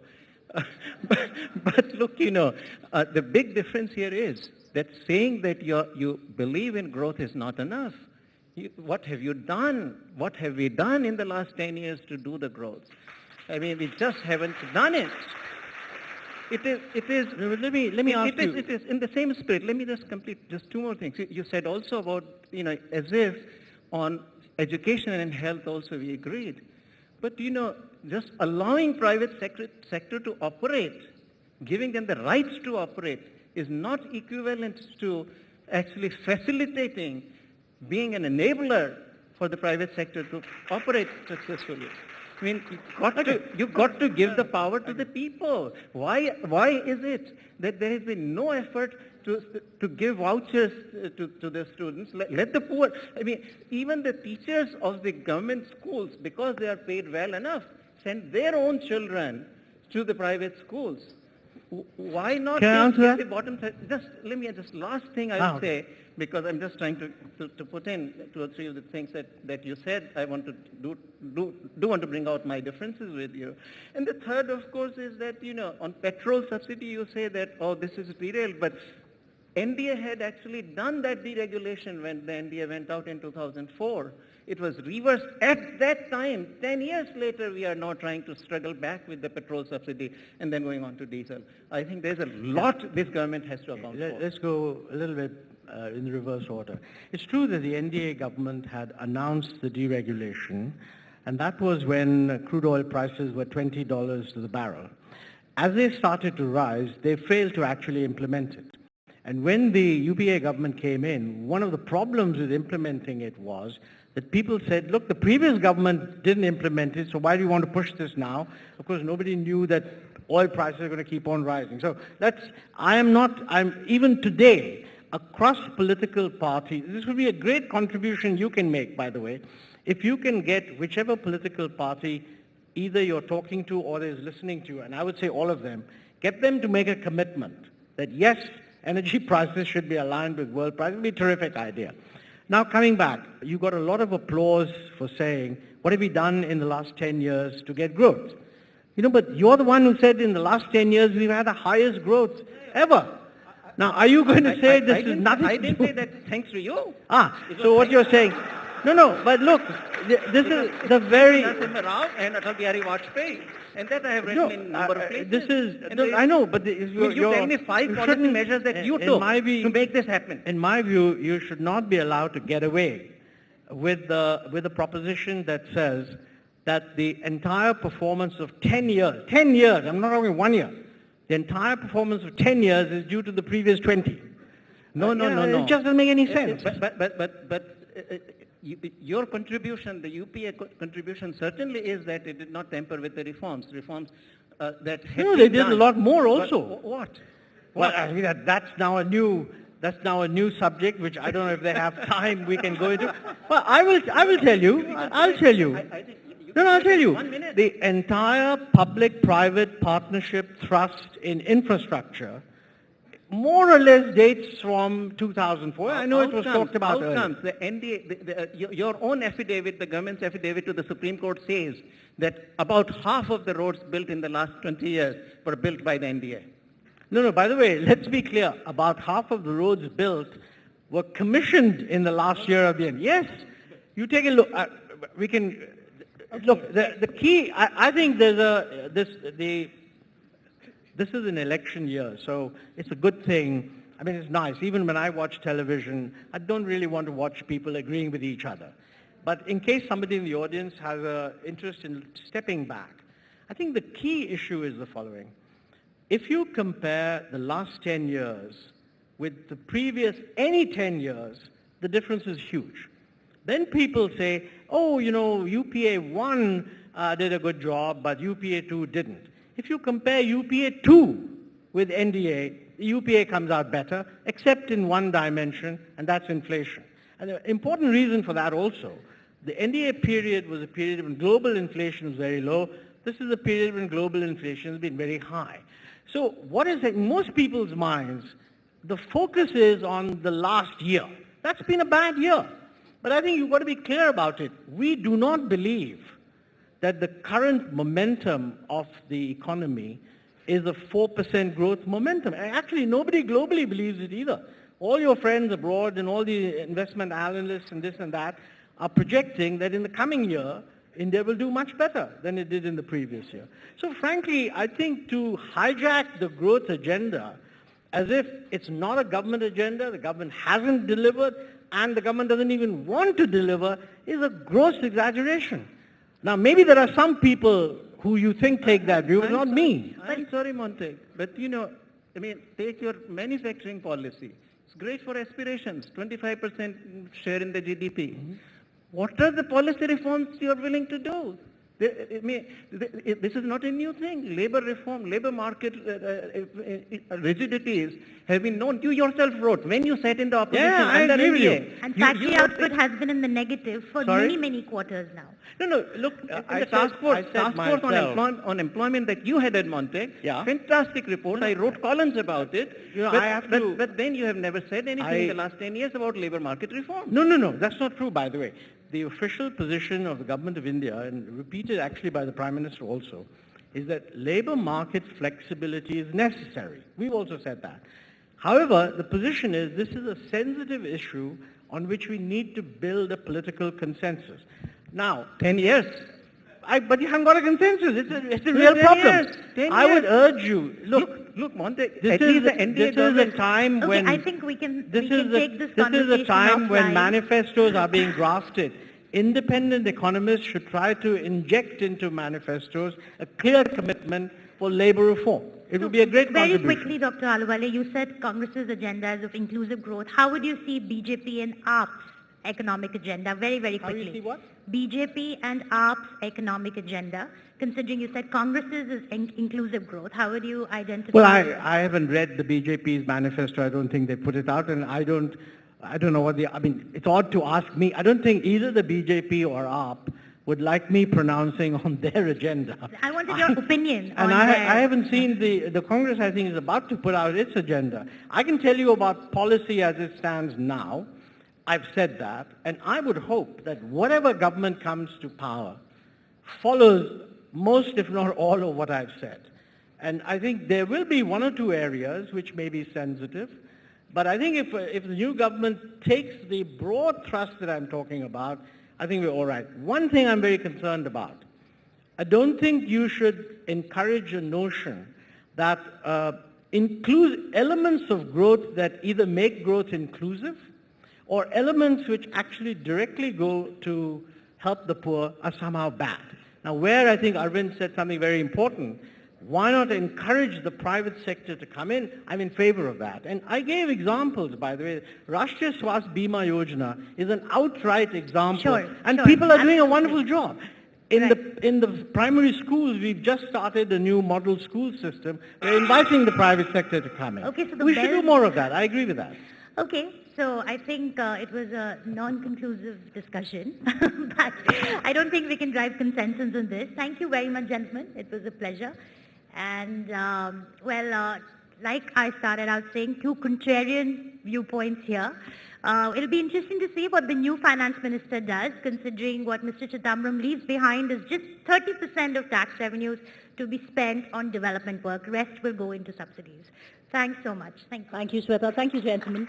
I would request both Mr. Panagaria and Mr. Montek Singh Ahluwalia to remain on stage as I call upon our session sponsor, Petronet, Dr. A.K. Balyan, MD and CEO, Petronet LNG Limited. Request him to please come up on stage and present a token of our appreciation to the gentleman here. Ladies and gentlemen, can you please have a round of applause?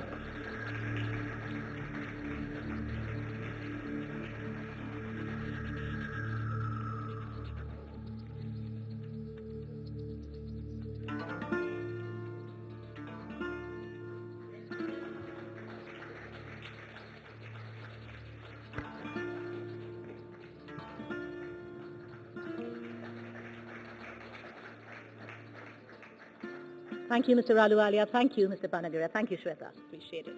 All right, we move on now to our next session for the day. Brave, beautiful and funny, survival of the wittiest. And to take it from here, I would like to hand the dais to my colleague and deputy editor, Shiva, who headlines today.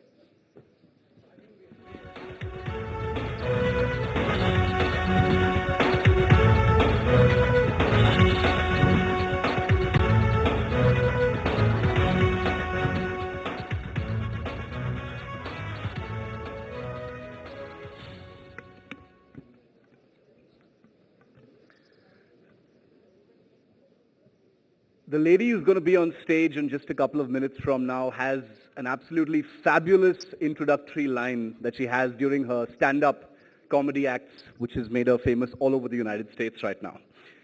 She says, if there was an oppression Olympics, I would be a gold medalist.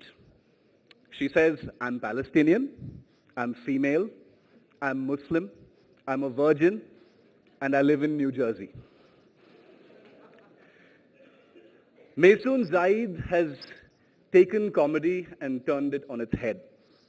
She has looked for her source material to her own life's experiences. She has cerebral palsy, like she says she's Palestinian. And she's gotten people all over the United States to actually come out and laugh about some of the most serious things, things like racism, things like disability, things like Islamophobia. She's currently going to be in a documentary called The Muslims Are Coming, where she's going to tour the United States and actually engage with people about these really, really serious issues you wouldn't really associate with comedy, but she's got people laughing about them. I don't know very much about Maysoon Zaid. I just met her off stage a short while ago, and she's in India for the first time. But what I can tell you for sure is that she's also a bit of a liar, because in all of her comic acts, she says, I'm not inspiring. You'll see for yourself in just a minute from now. Maysoon Zaid.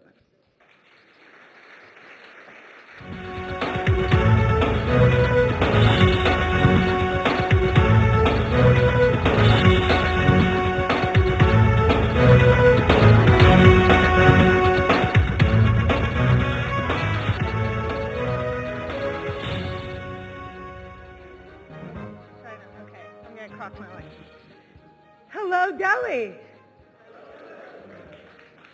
Those of you who know me know that's not enough.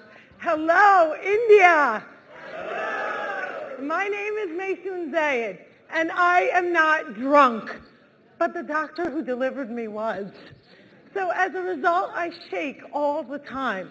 I'm a little bit Muhammad Ali and a little bit Shakira.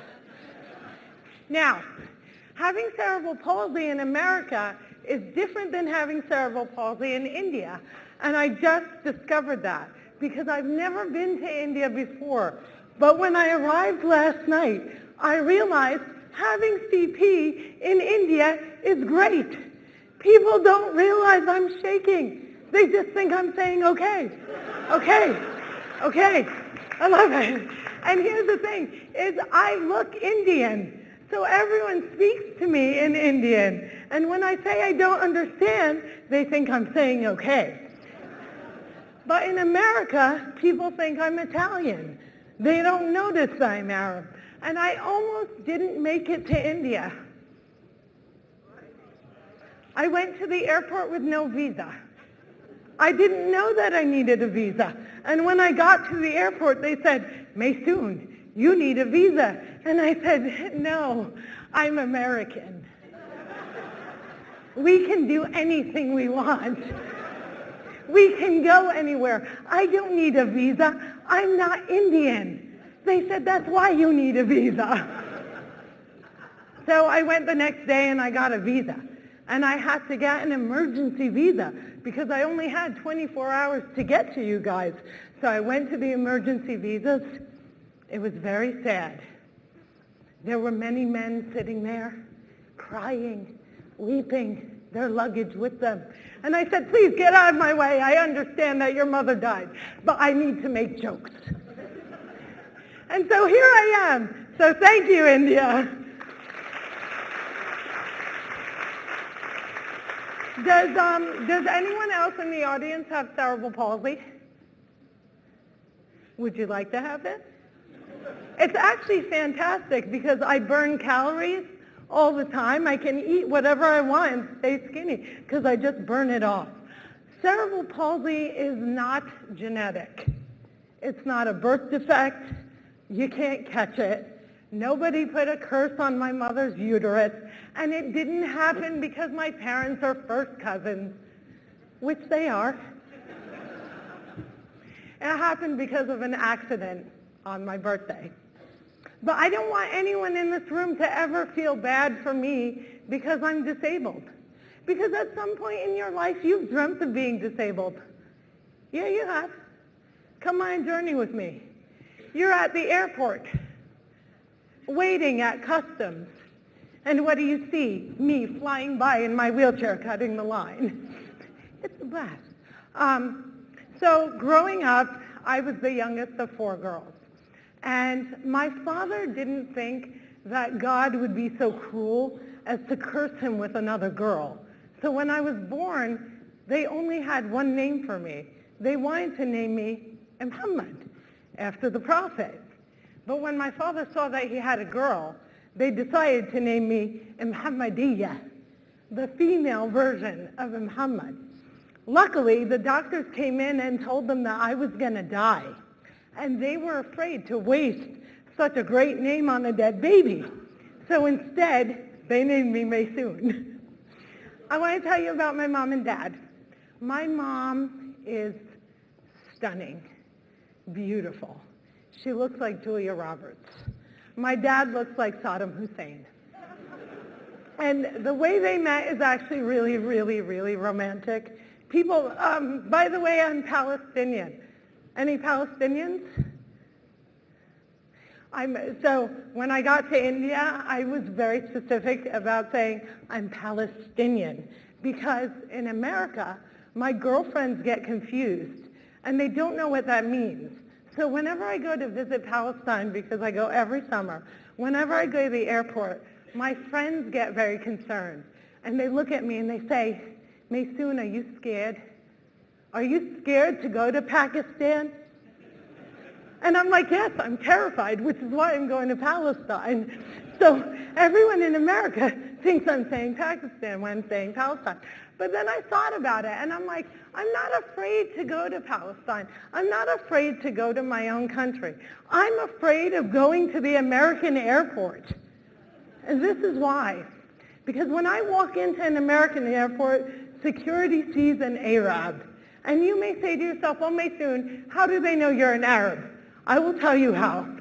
I have the kind of facial hair that no waxing in the world can deal with. But security doesn't just see an Arab, they see a shaking Arab. And they're like, that chick is nervous. So now I'm a shaking Arab. And my dad likes to drop me off at the airport. And as I said, he looks like Saddam Hussein. So now I'm a shaking Arab being dropped off by Saddam Hussein. And my dad doesn't know how to say goodbye, have a nice trip. No, he must invoke the name of Allah at all times. So now I'm a shaking Arab with Saddam Hussein screaming, Allah ma'ash, Allah jawzit, Allah yukhzit. And before you can say jihad, which is not a word you should ever say in an American airport, I'm on the next plane to Guantanamo Bay, which might not be that bad, because apparently Obama's going to close it in 2010. Any Obama fans? Do I have Obama fans? We'll get to that. I'm just waiting for the drone. It's going to come. I'm a moving target. He'll never get me. Yeah. So, but my mom and dad, when people think of Arabs, when people think of South Asians, they don't think of us as being romantic. But the way my parents met is one of the most romantic stories in the world. They're first cousins. My dad says that he knew the second he saw my mom that she would be his wife. And I said, Daddy, how did you know? And he said, your grandfather, he told me. Because in my village, that's the way we roll. We have a saying, garbage from your family is better than gold from elsewhere. And so what we do is, a lot of Palestinians live in America because we got kicked out. And so what we do is every summer we gather all the girls and all the guys and we take them back to my village in Palestine so that we can arrange marriages. And the men are like 27, 28, 29. The girls are 15, 16, 17. And we put the men in a circle and the women in a circle and we have them dance around each other, you know? And when the music stops, whoever is across from you, that's your destiny. Now this summer, When my cousin Amar saw who was in front of him, he just looked and went, "Oh, hell no." And his dad was like, "Hell no? How can you say hell no? This is your destiny." And he was like, "Dad, I can't." And his father was like, "You can and you're gonna." And he was like, "It's my sister." So I spent my whole life going back to Palestine every single summer. And my grandmother used to love to tell me the story of how my dad was born, because I was born in a state-of-the-art hospital, and you can see how well that turned out. My dad, who was born in the middle of a field of sheep, and there's actually no record of his actual birth date, just my grandmother telling the story. She would say, "I was so tired, and I did not want to go feed the sheep. But your grandpa," he says to me, "Wife, go feed the sheep." So I went. There I am, feeding the sheep, saying, "Yalla, come on, hurry up." And then there was a big splash. And I said, "Oh, no." And then I had your daddy, and I took him, and I wrapped him in my dress, and I go home. And when I showed him to your grandfather, he said, "Wife, go make me dinner." And then she would go on to tell me exactly what she cooked. As if like raising a baby, giving birth to a baby and cooking in the same day was nothing. So I'm a big fan of the Middle East.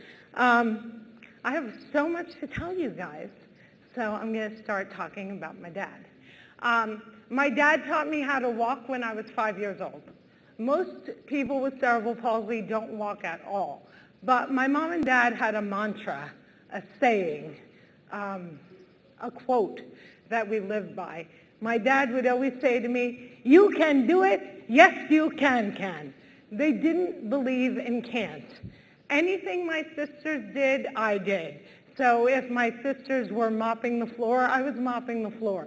If my sisters went to public school, my parents would sue the school system and make sure that I went too. And when it came to the summer, my parents would send us all back to Palestine. I spent my summers growing up in a war zone because my father was afraid that if we didn't go back and visit every year, we would forget our roots and grow up to be Madonna. I used to love going to Palestine in the summer when I was a little kid, even though there was an army, because in the summer we had weddings. And when I was 5, 6 years old, you go to a wedding, it's so much fun. You drink cola, you get candy, it's great. When I turned 17, 18, weddings stopped being fun because my aunt would come up to me and she would say, "You're next, you're next, you're next." Then when I turned 25, she looked at me and went, "It's okay. Your sister's kids, they're going to take care of you. You're not going to die alone and be eaten by the dogs." Then I turned 27, and she said, "Just marry an American, but make sure he converts." Then when I was 30, she looked at me and she went, "Just tell me, are you gay?"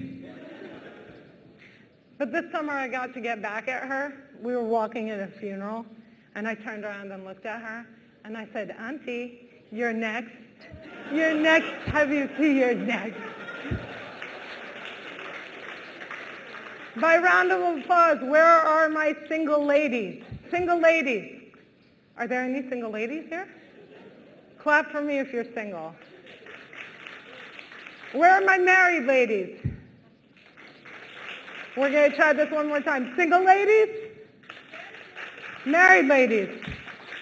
See, they can barely clap anymore. They're like surviving. Single ladies, if you would like to catch a husband, I can help you. Because I turned 33 last year, and it was my Jesus year, so I decided I needed to either get crucified or married, because they're the same. But I had a problem. I couldn't get married like all my cousins, because whenever I do the circle dance, I fall, and they skip over me. And I can't go on the internet to the, dating sites, because typing is not my thing. So I thought about it, and I was like, where can a girl with cerebral palsy catch a husband? And I figured it out. You want to know where I went to catch my husband? I went to Gaza. And the reason I went to Gaza is because they have no place to run. It's an open-air prison, you see. Yeah.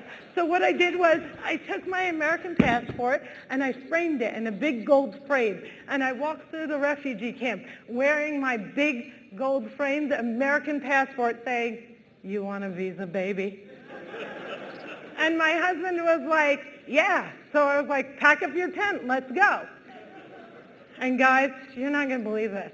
He is Palestinian, Muslim, never married, no kids, no disease. He's like a Palestinian unicorn. So now, I was born and raised in America, and in America, when you get proposed to, it's a very big deal. Men in the West actually beg women to marry them. They drop to one knee and beg. In the East, we just give them gold and say, yalla. So I explained to my fiance, I said, you know, you need to propose to me because my friends have all these great stories. Like, I was in a hot air balloon and he wrote my name in fireworks. And I was like, I found him in a refugee camp. He is mine now. So I told him, you know, here's a ring, because he was a starving refugee. I had to buy the ring. I said, here's a ring. You have to surprise me. And then I waited and waited and waited. And I was like, oh my God, did he steal the ring? And then finally one day, he met me at an Israeli checkpoint. And he dropped to one knee like this. And I was like, great, now they're going to shoot him. And I walked across the checkpoint, and he looked at me, and I looked at him, and everything disappeared. And I was like, wow, this is really happening. And he held out the ring, and he said, here, take it. And I thought, yes, he speaks English. Now, when you get a fresh off the boat refugee and try to bring him to America, it's like trying to bring a shaky stand-up comic to India. You need a visa. And I feel like the American consulate doesn't understand Arab men. Because when my husband went in for his interview, the very first question they asked was, do you love her? And he looked at them and said, that's none of your goddamn business. Now, my dad was thrilled. My dad has been my champion since I was a little girl. And my dad taught me how to walk when I was 6 years old by placing my feet on his toes and just walking. Another trick that he liked to use was he would dangle a dollar bill in front of me and have me chase it. My inner stripper was very strong, and I learned how to walk. But my dad also spent his entire life making sure that his daughters grew up, you know, with honor. So there was a bunch of activities that we were not allowed to do. We couldn't ride horses or seesaws or any of that.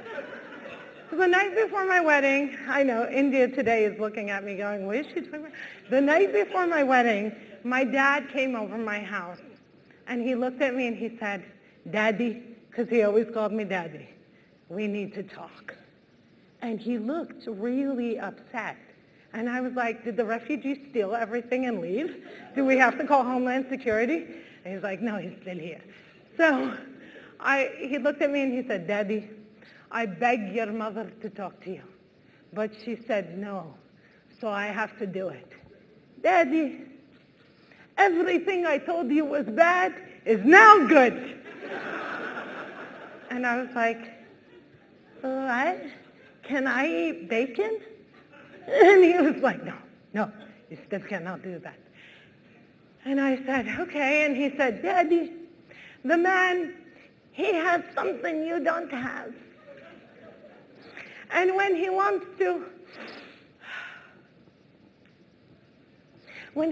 make a son, God forbid a daughter, but when he wants to make a son, he has to take it, and I was like, no, please. And he was like, yes, Daddy, yes, I'm so sorry. And I said, no, I don't need you to tell me this. I know. And he went, you know? You know? You know how? Oh my God, oh my goodness. So he's about to have a heart attack. I'm trying to explain to him, I only know from watching on TV. Now, I had always hated weddings because in America, the bride throws her bouquet at the single women, and you're supposed to catch it. And whoever catches it is next to get married. Well, I can't catch things. So I've been hit in the head with several bouquets during my life. But I decided to do something different for my wedding. For my wedding, instead of throwing the flowers backwards, I threw them forward. Because even though I'm palsy and I can't catch, I'm Palestinian and we're really good at throwing stuff. Nobody warned me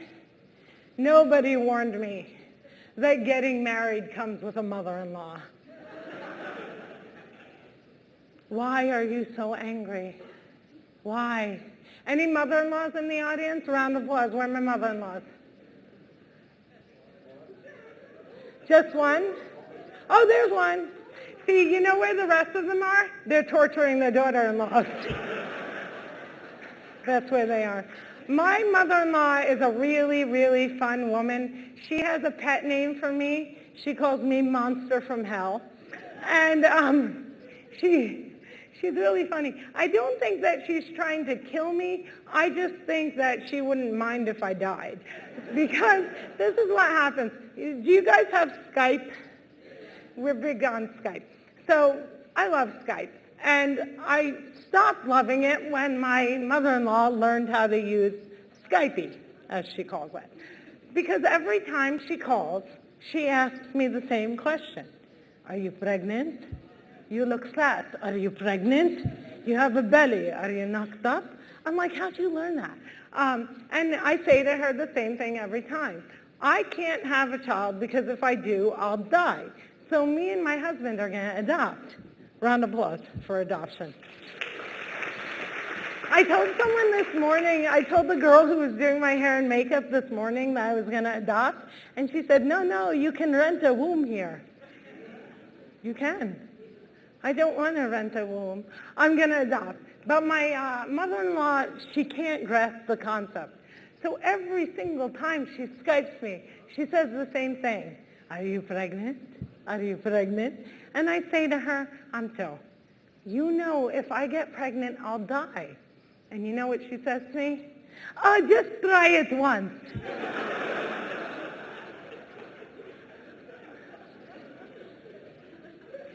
So I'm going to get a little serious now. Is that okay? In America, my dream growing up was to become an actress. This was my only dream in life. I wanted to become an actress. And in America, they don't hire ethnic people, brown people. Whenever I saw an Arab on TV, they were being played by an Indian. And whenever I saw an Indian on TV, they were being played by Ben Kingsley. So Hollywood is not a fan of brown people. But I'm not just brown. I have a disability. I shake all the time. And the disabled are the largest minority in the world. But we are the most invisible. We are underrepresented in Hollywood. We are underrepresented in government. And it's much easier for societies to forget we exist. So my goal in America is to try and get more positive images of disability on television, more honest representations. And this came from the fact that I grew up really spoiled and lucky. I had a very, very beautiful life. Yes, my father tried to heal me all the time, and sometimes that was painful because they would put hot cups on my back and I had to drink camel's milk. And one time they dunked me in the Dead Sea and I was like, it's burning, and I thought it was working. But in general, I had this great childhood. My parents treated me exactly like my sisters. They weren't afraid to push me. They weren't afraid to absolutely unequivocally demand that the people around them treated me as an equal. This is rare, and it needs not to be. We need to understand that people are more than just their disability. I'm more than my hair color. I'm more than my eye color. I'm more than my religion. And I'm certainly more than my disability. But we as a society tend to reduce people to just that. So when I go to audition in Hollywood, they don't realize that I could play the wacky best friend or that I could catch a Palestinian unicorn and marry him. They think, oh, poor thing, she's disabled. How can we heal her? And when you see disabilities in movies, quite often the disabled people are being healed. Like, unless you fix us, we're not worth having around. That makes me think of something. I would love to try Bollywood. Since Hollywood hates me, what about Bollywood? I have a bunch of movie names in mind. We could do Maysoon Masala. We could do My Name is Maysoon Khan. Slumdog Maysoon. I mean, it's an endless possibility. But so the reality is this. If you know someone who has a disabled child, it's very, very important to not feel bad for them, to not constantly be praising them. Oh, you're so brave. You're so great. You raised this child. Every child has a problem. Every child has issues. We cannot focus on one aspect of who a person is and make it eliminate everything else about them.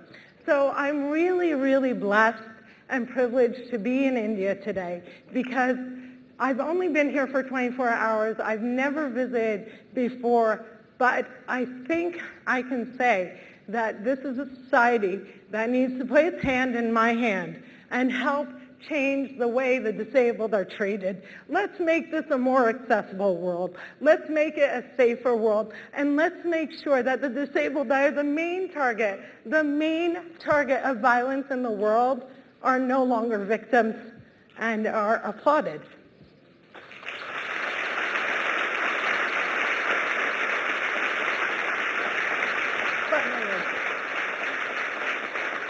So I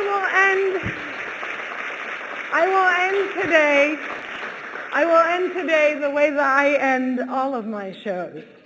My father only got to see me perform once, and it was me performing for a man who floats like a butterfly, stings like a bee, has Parkinson's, and shakes just like me, Muhammad Ali.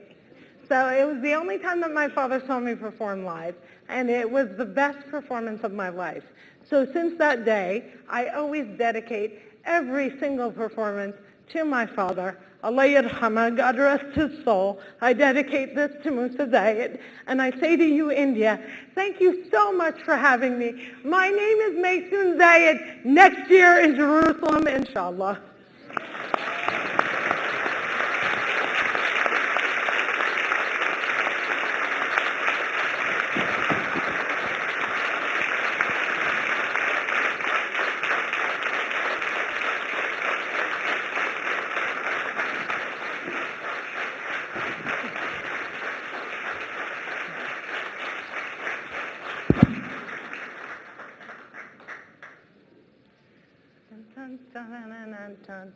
Unfortunately, we have very little time for questions, so I've been told that we've got just enough time for one, maybe two questions. Two questions. So, two questions. Great. Okay, can't say no to her. So, okay, questions? Anybody? Because I've got some of my own, so if nobody's going to ask, I am. There's one. Okay, Maysoon, I'm going to start then. There's one. Go for it. Can we give her a mic, please?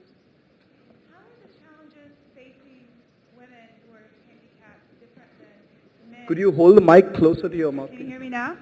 Yeah. All right. First of all, it was lovely hearing you and very inspiring. Thank you are you. a liar because you're certainly inspiring. How are the challenges facing women who are handicapped different than men, or are they much the same? I really think it's more difficult to be a male with a disability than a female. It's interesting to say that because in general in life, it's always more difficult to be a woman. I say, you know, we're the largest minority also. But with disability, I feel like it's much more difficult to be a male because so much about being male is linked to being powerful, being strong, being, you know, the master of your house. And I think that disability really challenges that image. So with me, I feel lucky that I'm a girl with a disability because I think it's easier to just be cute and sexy and have people forget it. But I also think it's interesting because I grew up doing like stand-up comedy in the Middle East. I've been doing stand-up comedy since 2002 in Palestine, Jordan, Dubai. And people always thought like, how do you do that as a woman? And the way that I do it is there really was no stand-up in the Middle East before I started doing it. So they didn't know it was a male thing. So I was really lucky to kind of be able to excel as a woman in entertainment in the Middle East in ways that I couldn't in America where there's a stigma. Yes. Gentleman in blue there, yeah. Hi, Maysoon. It was brilliant speaking, hearing your story. I have a younger brother who's quadriplegic after a spinal cord injury in a road traffic accident. So my question to you is, like you were mentioning that never treat differently abled, disabled differently. So what do you want the government and the society to change their attitude in what way so that this is no longer a single largest neglected minority? I think one of the very first things that we can do, which is easy, really easy, is to talk to disabled people. Quite often, like if I see you with your brother, quite often people will talk to you instead of addressing him. The assumption is that if we have a physical disability, we also have a mental disability and we can't comprehend anything. So I think the number one thing is talk to the disabled person, communicate with them, see what they want, see what they dream of. Don't think of them as a shell of a human being. As for the government, we need to look at disability not as a burden and as something that enhances the society. So they need to look at easy ways to create crosswalks, ramps, accessibility, ways that not only the disabled in this country can function, but those visiting India can also function. Because right now, I can't get across the street. I have to stay right here. Like, I can't actually go anywhere. And I think those are the two things. Number one, treating them as equals, as humans, making sure that they have access to education. Don't say they can't. Try it. See how far they go. They may not graduate college, but if you can get them to read and write, that's something. If you can't get them to do any of it, believe me, just listening to reading is good for the brain. So we just need to treat them the way we treat others, and we need to look at accessibility as something that enhances and not as a burden. Maysoon, I'm going to take the liberty of asking you the last question. The last question. Okay. I'm so sorry, did I talk too long? No, not at all. Not at all. I think everybody wanted you to talk more. Okay. I'll be here telling jokes all night. The ones I'm not allowed to tell on stage.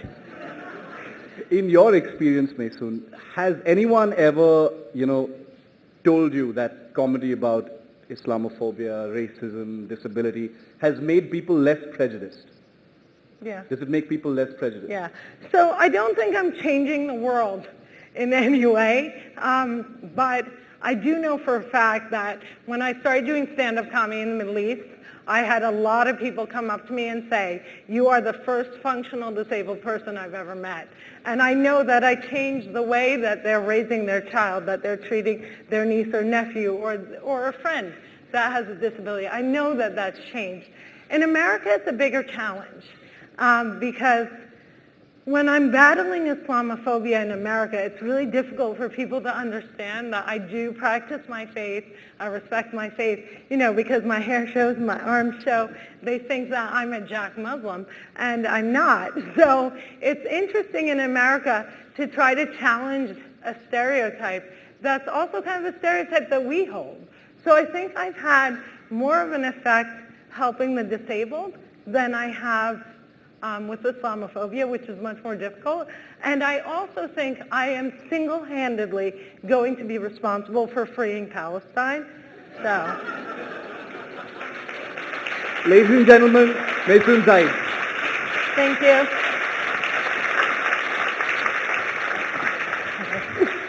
Ladies and gentlemen, once again, please put your hands together for Maysoon Zaid, one of the most inspirational people that we've had right here on the India Today Conclave. Let the claps go And I'd like to call upon at this point of time Rekha Puri, chairperson, Vasant Valley School, to come up on stage and present a small token of our appreciation to one of the most wittiest, inspirational people we've had on the India Today Conclave. And she wears high heels. I forgot And to she talk wears about high that. heels. And looks lovely in that. For the high heels, a big round of applause.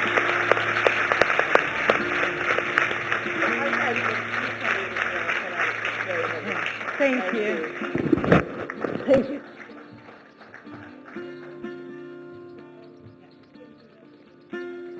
All right, thank you. Thank you, Maysoon. With that, we're going to break for lunch, just about 35 minutes. At 3 p.m., we are back for a fiery session there, so do enjoy lunch. Just cut across to Shah Jahan Hall. That's where we are serving lunch. We'll, of course, see you in exactly 35 minutes.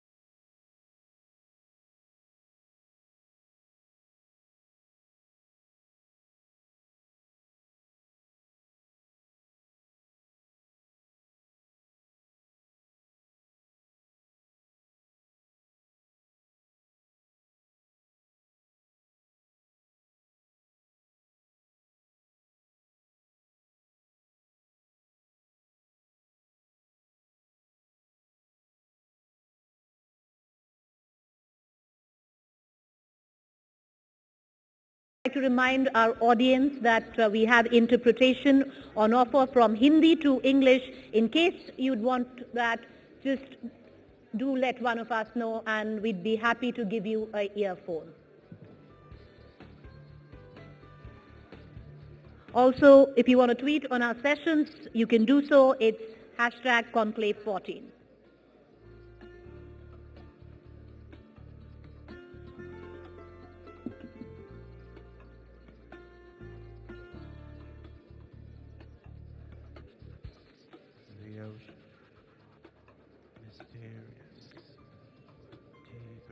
Once again, ladies and gentlemen, can we please request you to come back, find your way back, because we are ready to commence with our next session, the post-lunch session, keeping in mind the current political climate. It promises to be a cracker.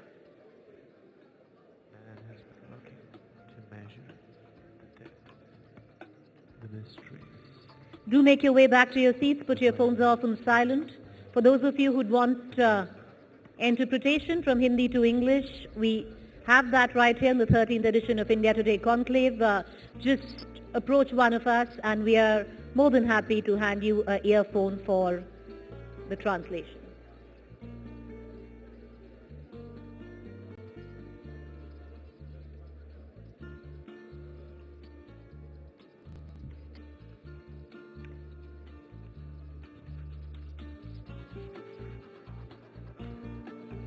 You can tweet on our sessions. Do use the #Conclave14.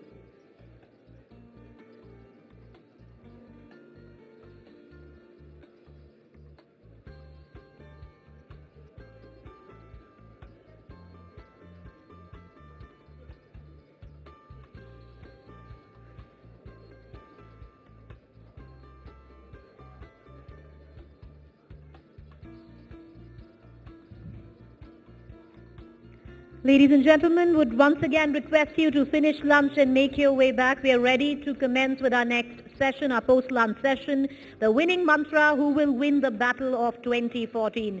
In just about a month's time, we are getting into the mother of all elections, and this session promises to be a cracker one.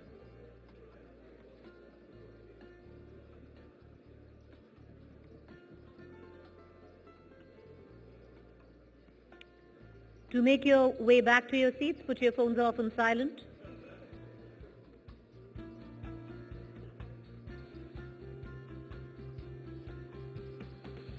Once again, for those of you finishing lunch, we would request you to wrap up and make your way back because we are ready to commence with our post-lunch session.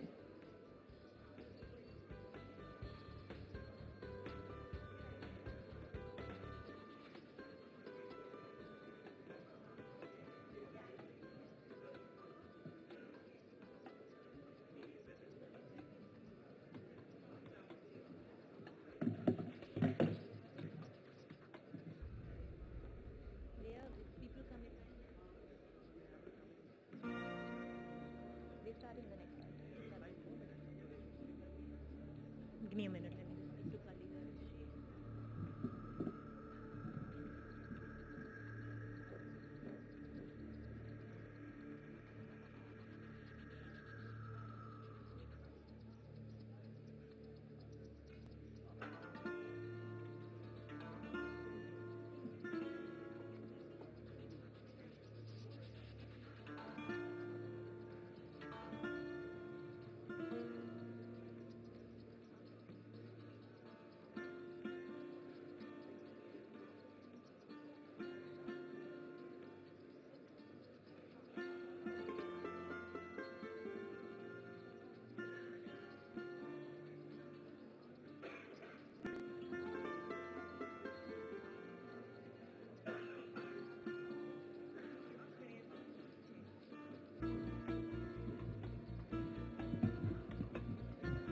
Yeah, please.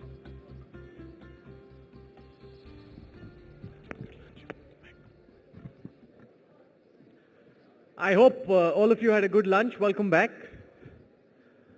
Some slightly drowsy faces, I'm sure we'll wake you up with the next debate. In the last 48 hours since the Election Commission announced the date of voting and the date of counting, We've had chairs being flung, we've had stones being pelted. Surely, as we build up to the mother of all elections, India deserves a better debate, a more fierce engagement, a fight, but not of stones being thrown at each other, but a contest of ideas, a debate, an argument. And that is exactly what we'll do over the next 45 minutes. I want to introduce first two people. I want to begin by introducing the newly elected Chief Minister of Rajasthan, the Aam Aadmi Maharani. Ladies and gentlemen, let's hear it for Vasundhara Raje, please. In a new, completely different, very changed avatar, the Aam Aadmi Maharani. Warmer round of applause, please. And debating against Vasundhara Raje this afternoon, we've got Aapka Sibbal. All across Chandni Chowk, there are these big hoardings and big badges which say Aapka Sibbal. Ladies and gentlemen, let's hear it for one of the bright lights of the UPA, Kapil Sibbal. Welcome, sir. Welcome.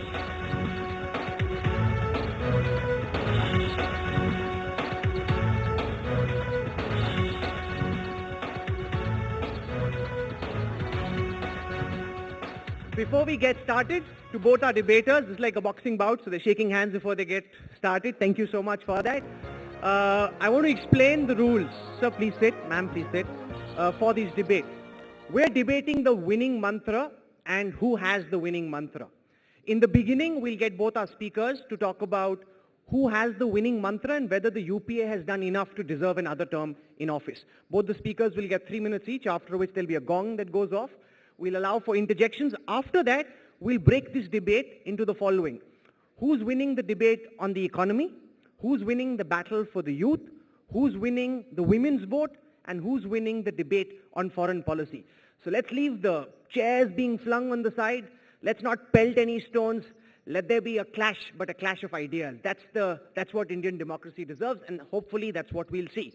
Can I begin this debate by asking first Mr. Kapil Sibbal to explain to this august house this afternoon, sir. You can sit and speak from there, and you need to explain why you believe, sir, your government has done enough for the UPA to deserve a third term in office. Well, quite frankly, I don't know the answer. I really don't know the answer. That's the honest truth. If I look at India through the camera's eye, then the writing is on the television. If I look at through people's eye, we'll find out on May 16th. And I don't know what the gap is between the camera's eye and the people's eye. I cannot say sitting here. It's for the people to judge. And the people, each person will judge in the context of his or her life, sitting where he or she is sitting, and decide for himself or herself whether this government has done enough for them, and at the same time decide whether the next government, whichever that government may be, is likely to do better.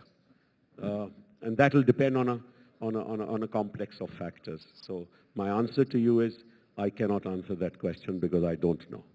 You know, if this was St. Stephen's, that would be said that you've conceded the defeat. You've conceded defeat even before we've got started. Let's not trivialize this. I mean, if you want me to be honest, I'm being honest.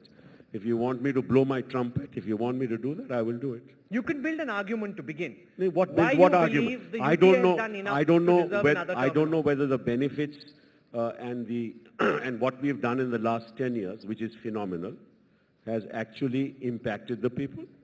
Right? I do not know whether people realize, I'll give you one example. From 1950 to 2004, we had about 15 universities in this country, right? That means in 54 years, we built 15 universities. In 2014, we have 29 universities. So we built 15 in 54 years, and we built 14 in 10 years. Has it impacted the people of India? I don't know. In 2004, the per capita income of this country was 24,000. In 2014, that income is 68,000. Has it impacted the people of this country? I don't know. Under the Pradhan Mantri Gramin Sadak Yojana, in 1998 to 2004, they had built 110,000 kilometers of road. Between 2004 and 2014, we've built 396,000 kilometers of road. Has that impacted people of this country? I don't know. Coal production in 2004 was 331 million tons. It is today 544 million tons. Has it impacted the people of this country? Of course, one gentleman says that India has been destroyed by this government. If these figures are all about destruction, I don't know. If it's cement production, it has moved from 117 million tons to over 200 million tons. If it's steel production, it has moved from 40 odd million tons to around 70 million tons. If it is people being lifted out of poverty, 14 crore people in the last 10 years have been lifted out of poverty. Now, these are all facts which are official. Nobody can deny them. This, according to a gentleman, he says we have destroyed India. If these figures represent the destruction of India, I think the people of India will judge on May 16, 2014. You've listed out the achievements of this government and you've finished just in time. Thank you for that. But you're not sure of the impact I cannot say because people will decide. How do I know? We will engage with you on why you lack that confidence. You know, if you had the winning mantra, if this was the winning Rahul, mantra... nothing to do with... if you ask me, in my constituency, I will win. Because I know. But I don't know the rest. Okay, we'll come to it. One by one, lots of questions for Mr. Sibal. But before that, why is it, madam, that despite what Mr. Sibal has listed out, and even the worst critic of the UPA will concede that there are certain achievements the UPA has been able to register for this country. Why is it that you believe they haven't done enough to deserve another term in office? See, Rahul, the state is a microcosm of the country. And if the states do well, then I believe that the country does well. So I'm going to take one example, and that is between the states and the center, the fiscal devolution. It's very important that the state gets its share, because if it gets its share, then it does the development, which becomes the basis for the development of the country. But the devolutions, and it's a boring subject because I remember writing an article on this and no one wanted to publish it. They said finance is boring. But I said this is a very, very important subject, and I need to bring it back to that, to tell you that in the time of Mrs. Gandhi, the centrally sponsored schemes were 50%, had gone to 50%. And in the NDC, this was being argued at the time that you cannot take away the finances in this fashion at the central level. The state government should also be able to participate. Today, the situation is such that the centrally sponsored scheme are 70% of our budget. Then we spend another 20% on pensions and on salaries, etc. The government is actually left using its mind for the people of its state with only 4 to 5%. And what has it done? That's the extraordinary thing. So if you look to see what Mahanarega has done for the people, I think that by now everybody knows that this has been a failure at the state level. I mean, you can't find labor to go into the fields anymore. People are being given doles. I mean, it's literally a dole because they don't work anymore. So you work for 4 hours, you pick up your money and you go home. So now you've taught people to be lazy and not to work. This is one. Then now you brought in the right to food. And the right to food, in our state, they brought in an ordinance because they were in such a hurry because of the election. And you brought in an ordinance. 70,000 crores of rupees, I'm told, is being spent on this huge amount. Already in the state, in Chhattisgarh, they're giving rice at 1 rupee a kilo. In Madhya Pradesh, they're giving wheat at 2 rupees a kilo. The states are already doing it. Why are we wasting this money? And where is this money going? Because during this election campaign, I found that the money was not reaching the people. So that's 2 examples right here in front of you. And then Mr. Sibal has said that the education levels have gone up and done so well, but as far as Rajasthan is concerned, the dropout rate has plummeted. With 60 years of Congress government, the development rate has plummeted. I mean, in the sense the dropout rate has plummeted it's to 52% now, from 70%. Okay, that's one. Then the government that has just gone out of power announced 34 colleges. Very good that they should. And they announced 3 universities which were supposed to be coming in from us. In any case, those 3 universities are still not on the ground, despite 5 years have gone. They claim this as something that they have managed to do, but they have a vice-chancellor and nothing else. Then the 34 universities that you say that you put, I mean, it has to be what they call actually on the ground. So when you asked, where are those 34 colleges? Well, one is in a primary school, 5 rooms of the primary school. One is in the secondary school, 2 rooms in the secondary school. One is in the middle school, 4 rooms in the middle school. This is not how you open colleges and schools. So I really believe that it's been a downhill slide. And because we're very, very close to the people at the level that we are at the state, it's very important that it's not a question of just the BJP or the Congress. I think it's time for us all to realize that it's very, very important that there is a huge gap between us sitting here and those people at that level. And I've just seen it very closely just not so long ago. When I got married and went to that area, it was in 1972. And what I saw in 1972 and what I see now, there is no difference. You've made a very strong critique of what's wrong with the UPA policies. Mr. Sibal, you announced the schemes that you've announced. Mr. Ajay announced and explained why those announcements haven't translated into reality on the ground. That's not true. Take the right to education. Why is it not translated? It's fully translated on the ground. Your primary education rate has gone up to over 100% as the dropout rate has come down. And hopefully if the right to education is extended to even higher secondary, your gross enrollment ratio, let me give you a small example. Gross enrollment ratio was 12.4% in 2009. It is today 19%. And that's the official figure. That means more and more people are going to university, which means more and more people are going to class 12. So where is the question of dropout when your gross enrollment ratio has risen from 12.4 to 19% in precisely 5 years? And by 2020, this will be over 30%. This is a great achievement. If you talk about Manrega, if there is no labor, how is food production gone up from 203 million tons to 263 million tons?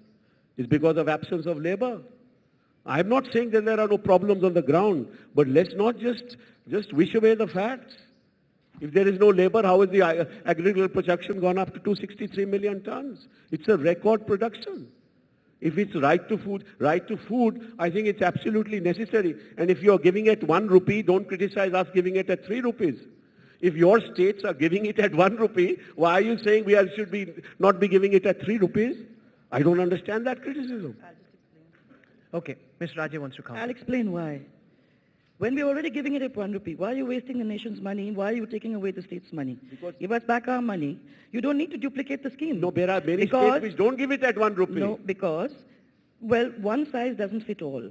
And that is my whole critique. I say that what Assam needs and what Rajasthan needs are very different.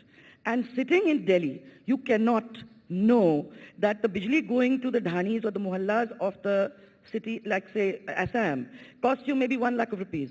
But if I had to take it to the dhanis of Rajasthan, it'll cost me 10 lakhs of rupees. So it has to be treated differently.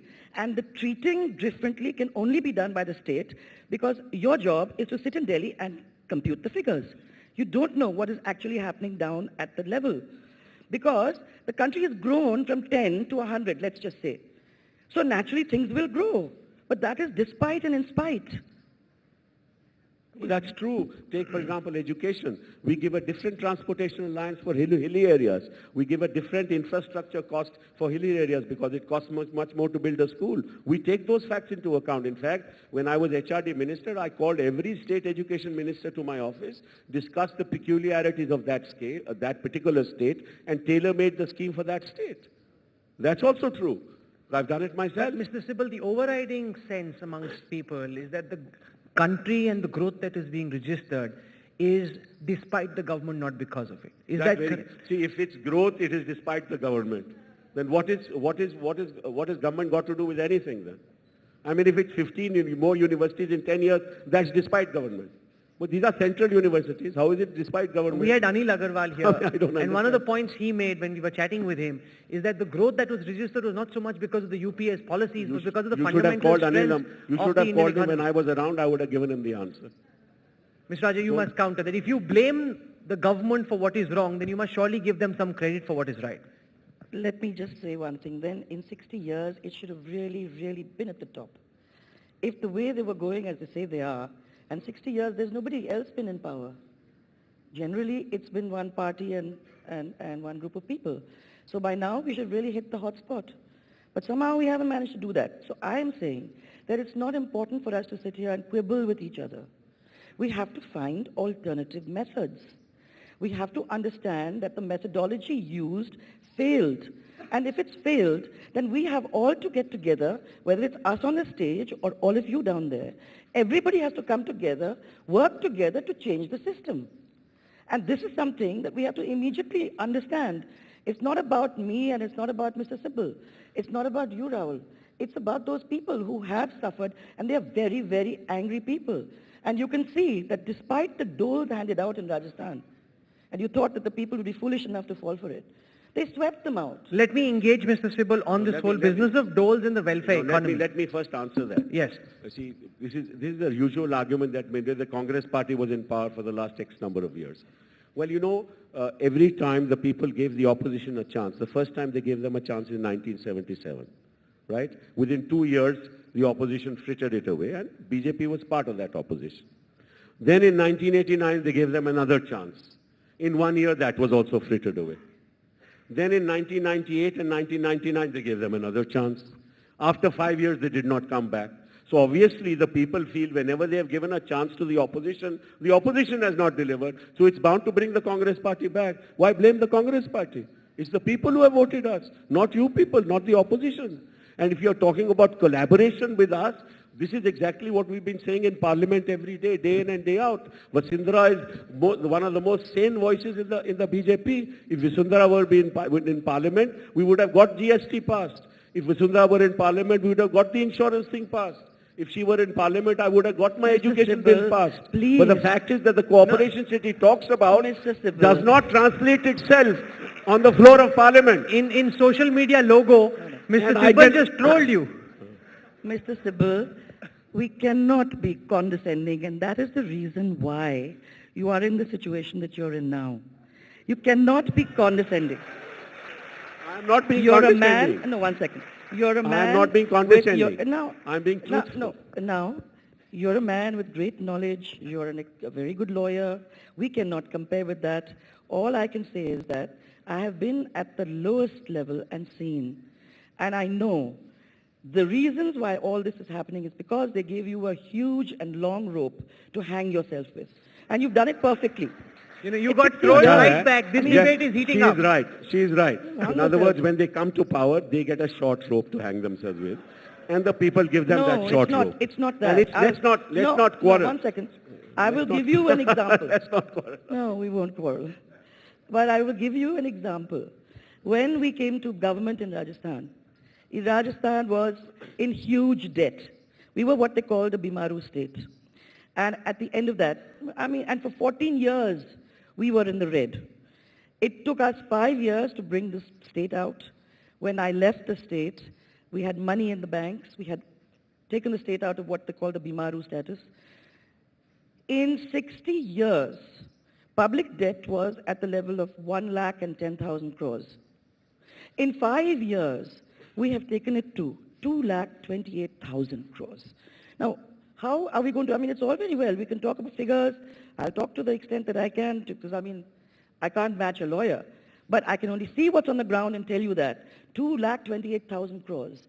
Power, when I left it, was at 23,000 crores of debt. They notched up a 71,000 crore debt in 5 years' time. Now we're at 96,000 crores.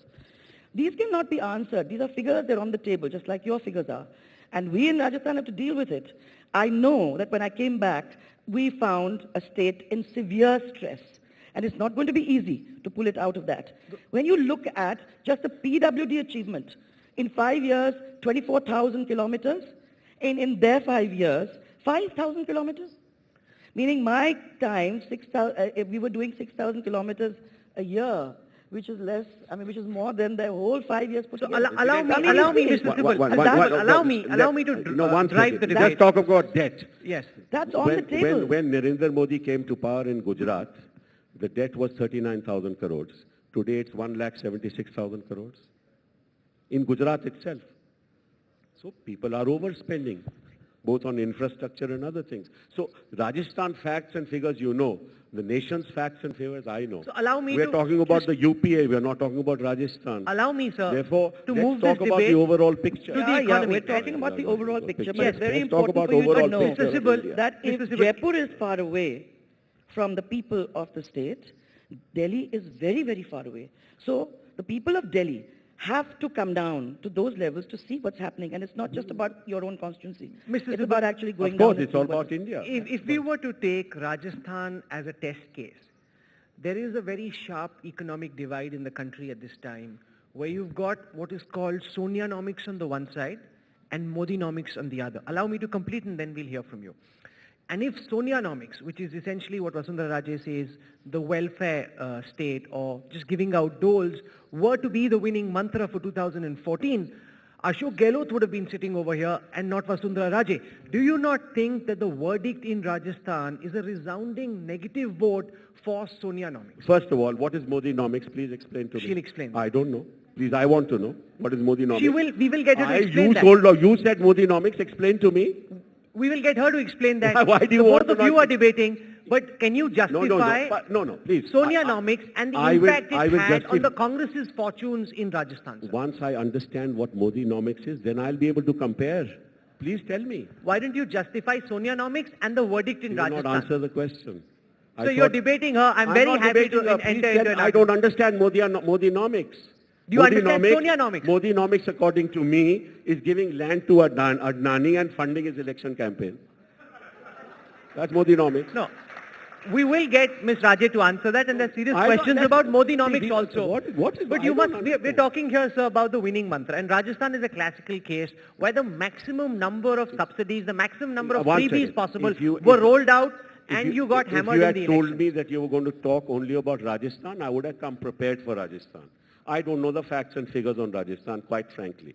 Therefore, you talked about India, and I'm ready to debate with you on India. I cannot debate a state of which I am not the chief minister, nor am I. One second. So let's be clear on it. One second. You talk about India, I'm willing to debate on anybody on India. No, but this is not about specific figures. No, this is about don't talk the about idea Rajasthan. You of all the talk about welfare India. schemes that were rolled out. 14 is crore. The Congress, allow me to just complete. Is the Congress trying to create a belief in the minds of the people that we will create a welfare state by rolling out one SOP, one dole after another, in the hope that people will then vote back for the Mai Baap Rahul, Sarkar? let me give you one figure again.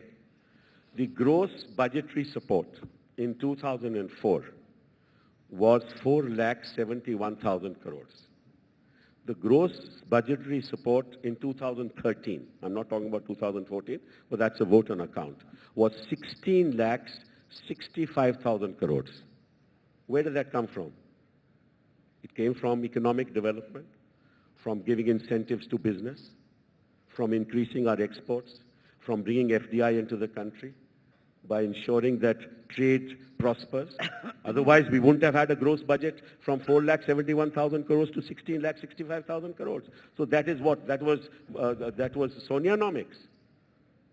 Sonianomics comes in when we have growth. Look, the average growth rate in UPA 1 was 8.4% as compared to 5.9. The average growth rate in the worst years of UPA 2, average is 7.17%. It is at least 2% better overall than the NDA regime. And you're talking about Sonia. It is when we get growth do we get right to food. It is when we get growth do we get right to education. It is when we get growth that we get right to, many other things. But now we don't have growth and we have all these subsidies. Even in the worst years, it is 7.17%. You are taking 1 year, I'm taking you the overall 2009 figure. It is 7.17%. And please, if you compare this growth to the emerging economies, to South Africa, to Russia, to Brazil, we are at least 2%, 3% higher than them, because they also suffered because of the global downturn.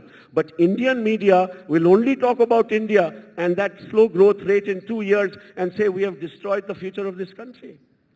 I mean, unless there is growth, there can be no Sonianomics. And without growth, there can be none. And with growth, there must be Sonianomics. And I fully believe in it. Mr. Raje, what is Modinomics? While we hear him preach from the pulpit, we haven't seen an adequate outlining of what Modinomics really stands for. First of all, let's just, I can see why he wins his cases. He's good.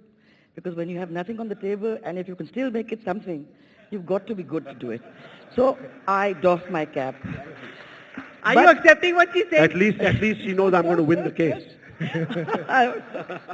As far as, there's a lot of people sitting over here, and I'm sure they do business.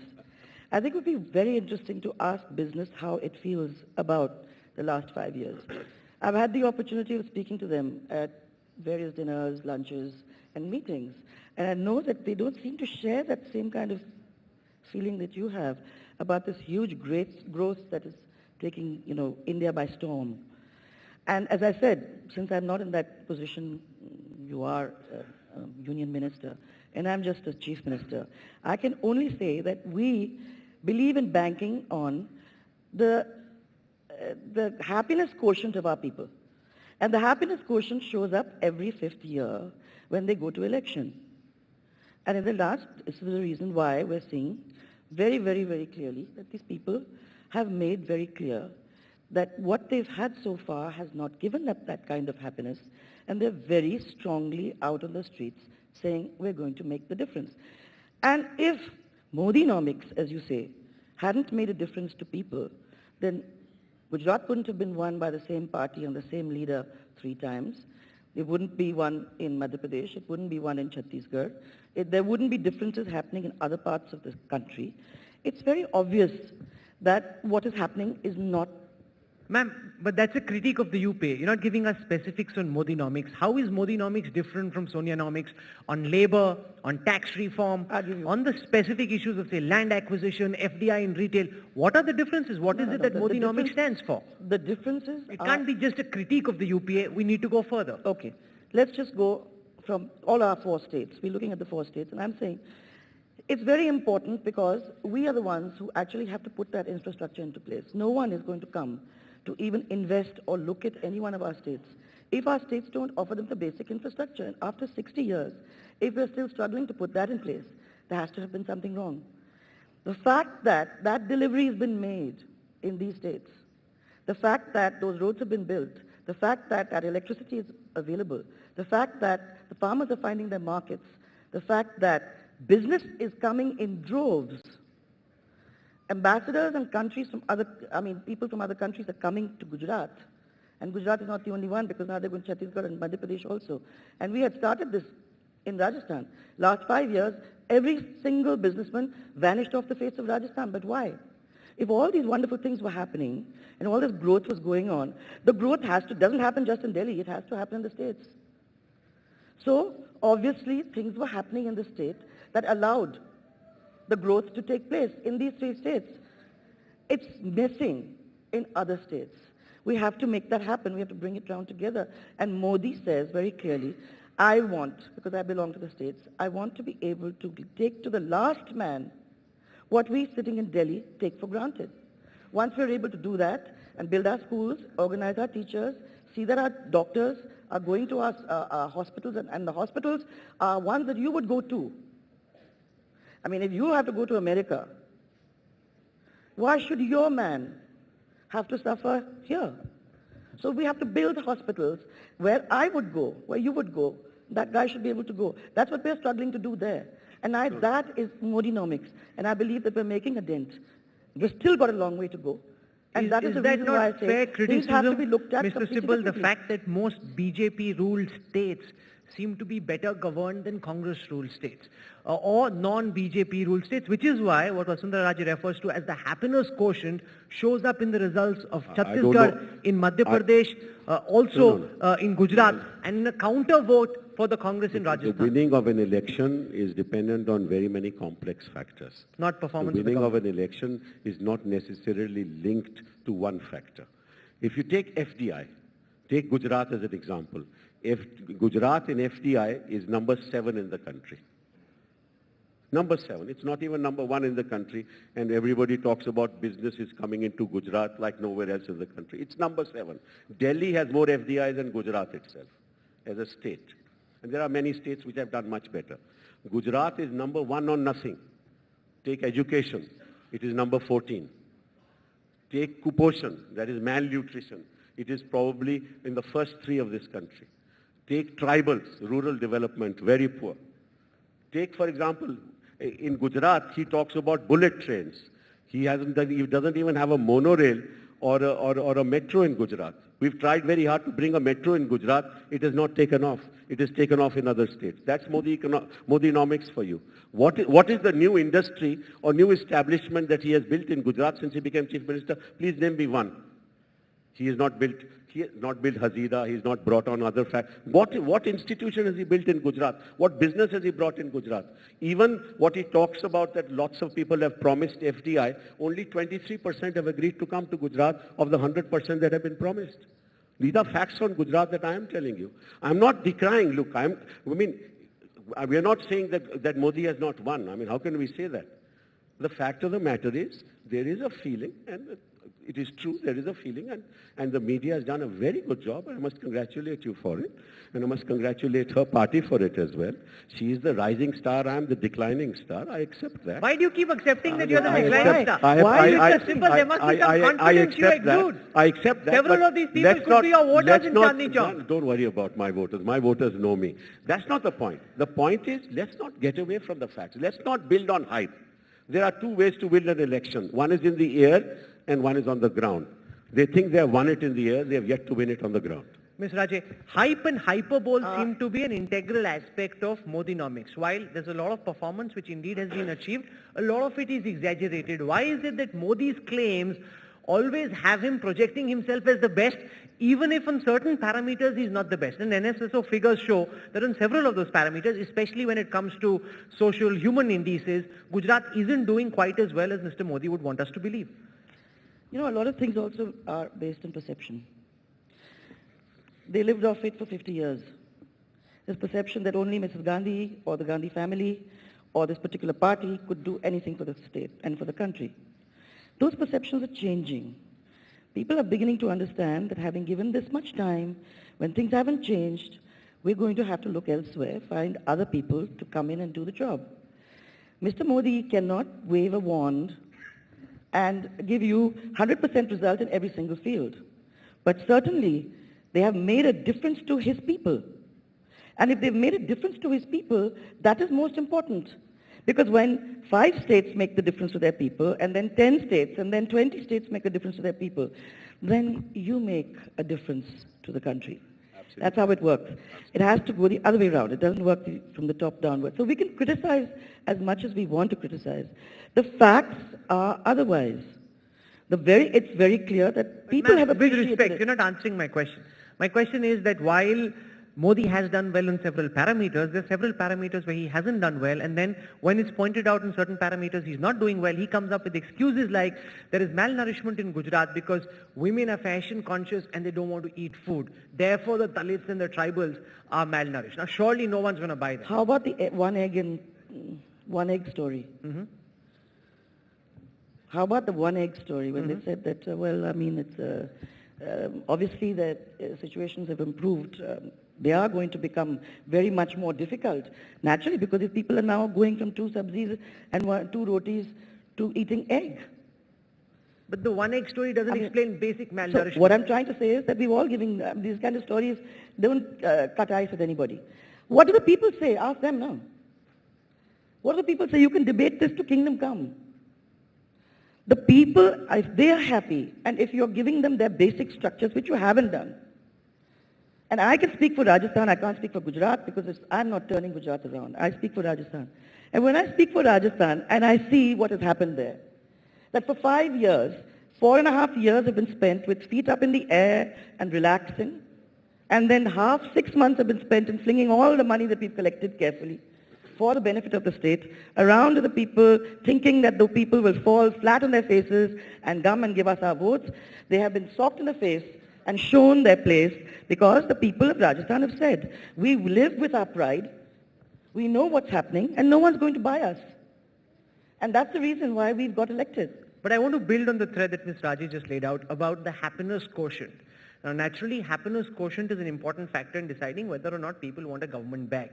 And if you were to poll this audience or people out on the streets, if you walk out with me in any market, the unhappiness quotient with the UPA is very high. I'm sure you'd even concede that. Why is it that on this whole business of being judged on the happiness quotient, the UPA fares so poorly that people are literally fed up with the government. See, the point is that the expectations of people are very high. And there is a whole media revolution that has taken place. I mean, if you really look at the last 20 years, people's voices were not heard. You didn't have the social media. People were not on Twitter or on Facebook. The young have a field day in expressing their opinions. So I think the whole world has changed. Let's be clear, the whole world has changed. And people's expectations are very high. A person who lives in a Juggi Jhopri has a mobile phone in his hands. He sees what benefits others are getting outside the environment in which he lives. They live in subhuman conditions. And the fact of the matter is no government, whether the center or the state, has done anything about them. We may say whatever we want to say on this podium, whether it's Gujarat or it's Rajasthan or it's any of the Congress-ruled states, we've not done much for them. And in fact, they deserve much better. And they are entitled to raise their voice. So therefore, it is not against Congress. It is not against, it will be against any government. No, but there's anti-incumbency and now increasingly there is pro-incumbency. One second. In Madhya Pradesh, Chhattisgarh, Gujarat, we've seen pro-incumbency. I mean, why are you talking only of the last elections? What about the previous elections? That time there we was won in Uttarakhand. We won in Karnataka. There was what happened there? Congress party won. So why do you just take the last elections as if that is the symbol of everything that has happened in this country?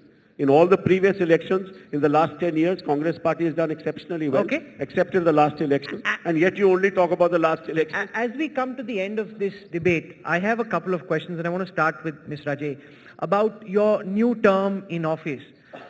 Everyone in Rajasthan is now calling you the Aam Aadmi Maharani.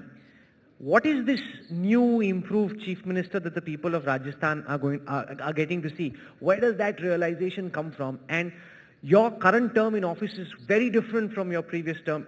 Is that the way you perceive it? Is something that you're trying to do consciously, and will you be able to sustain it over 4 or 5 years?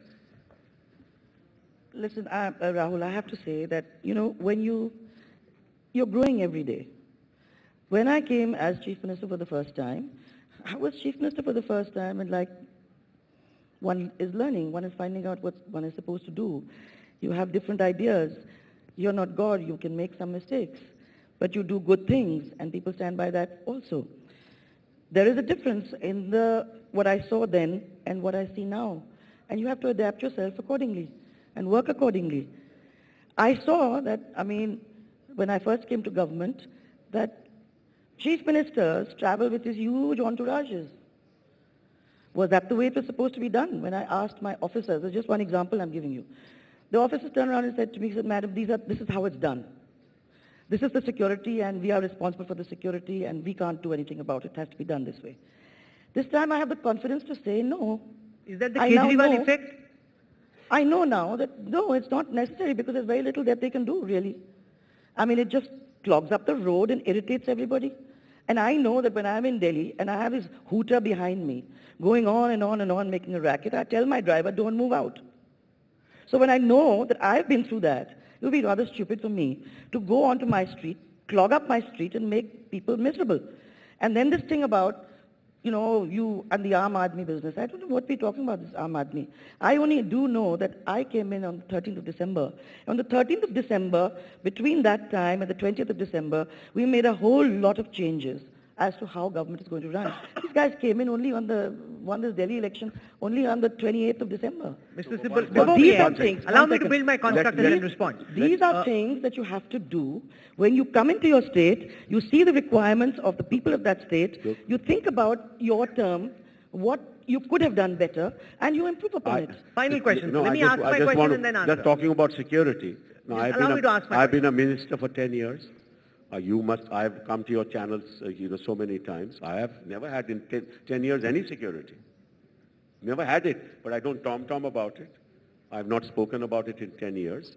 All the others went around with their No, I think you're getting the wrong end of the stick. Fact of the matter is we're not that we never had security. No, we're not There was no tom-tomming. need to have security. There is no need to have security. I have just given one example of the Aam Aadmi business that Rahul is I know, I speaking understand about. that. This is just one example. A lot of us are walking around And like I Aam think- Aadmis. Okay. So, this question Now, was asked this is very good for India. Now the Maharani the and time the has minister both want to be the Aam Aadmi, and I think that bodes really well. Shunning privilege, moving away. Raja or Rank. Raja or Rank. Sab Aam Aadmi. हम रंग हैं. No, she's also Aam Aadmi. And that's great for India. That's great for democracy. If you've got a minute, let me explain that. This feudal business that everybody talks about, Samantis. I'm very proud to be a Samanti because the Samanti were the first Aam Aadmis. They were the ones who cared for their people like they were family. The reason that we still win these elections is not because of our faces or because of the money or the dole we hand out. It's because we're part of the family of that area. We have treated them for years as ours. We've loved and lived with them. And we understand them. We don't call them by their names. We don't look down upon them. We talk to them as members of our family. And this is the reason why I am proud to be a Samanti, because we've loved those people. They have loved us back.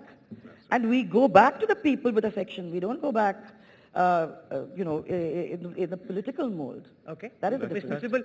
Sibbal, you recently launched an album with Mr. Rahman. That's right.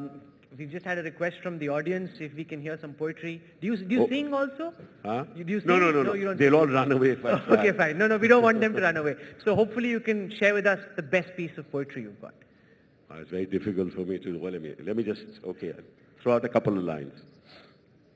Should I say something on Modi that I have written or something? Zarur.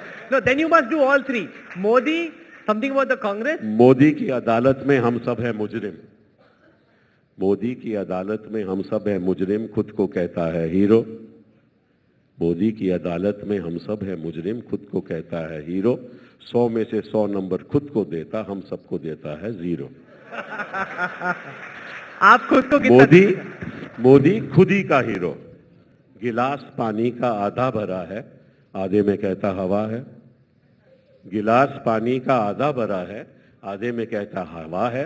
हैरान हैं हम, इस hero को ये बात कैसे पता है. हवा क्या जाने, हवा बदलेगा. हवाबाज है ये हीरो, हम सब है 0. आप खुद को कितने देते हैं नंबर? अब दूसरी the most serious one. On this, is there something on the Congress? Is there something on Kejriwal? Huh? Is there something on Kejriwal? When he tries to be like Modi, I will write one on him. No. He's trying very hard to gate crash into Modi's house. Let me recite a more serious one. Yes. No, but being together, how can he possibly say आप भी something Shayari about करती हैं? Kejriwal? No, I'm not doing shairi, but I'm just reading out to you a Facebook quote. And I think that was very important. You've given me the opportunity to do that.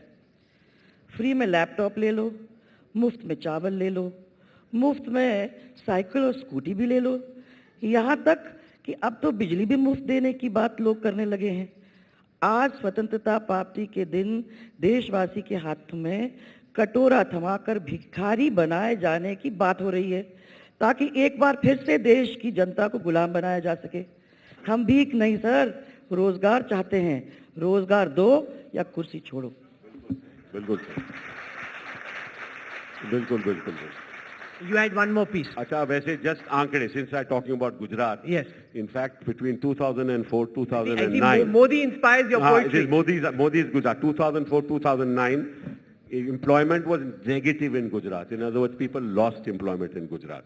But let me end with another poem. याद आती है कल की, याद आती है कल की, फिक्र होती है अब की. याद आती है कल की, फिक्र होती है अब की, सोचता हूँ मैं तब की, बता मुझको रब जी क्या ये कहानी है सबकी. Wow. Thank you very much. Ladies and gentlemen, let's have a warmer round of applause for the Aam Aadmi Maharani and Aapka Sibbal. Thank you very much to both of you for joining us and participating. For someone who put up a really good fight, I think well done. And you did really well as well, ma'am. Thank you so much. Thank you. Well, we would have liked to make this session a little more participative by actually letting you vote on a question, but I'm afraid the paucity of time, we are not going to do that. But I would request both Mr. Sibbal and Ms. Rajat to stay on stage, and may I please call upon Manpreet Singh Chadha, Vice Chairperson, WAVE, to come up on stage and present a small token of our appreciation to the leaders. Once again, ladies and gentlemen, can we please put our hands together for a riveting session, Kapil Sibbal and Vasundhara Raje Scindia.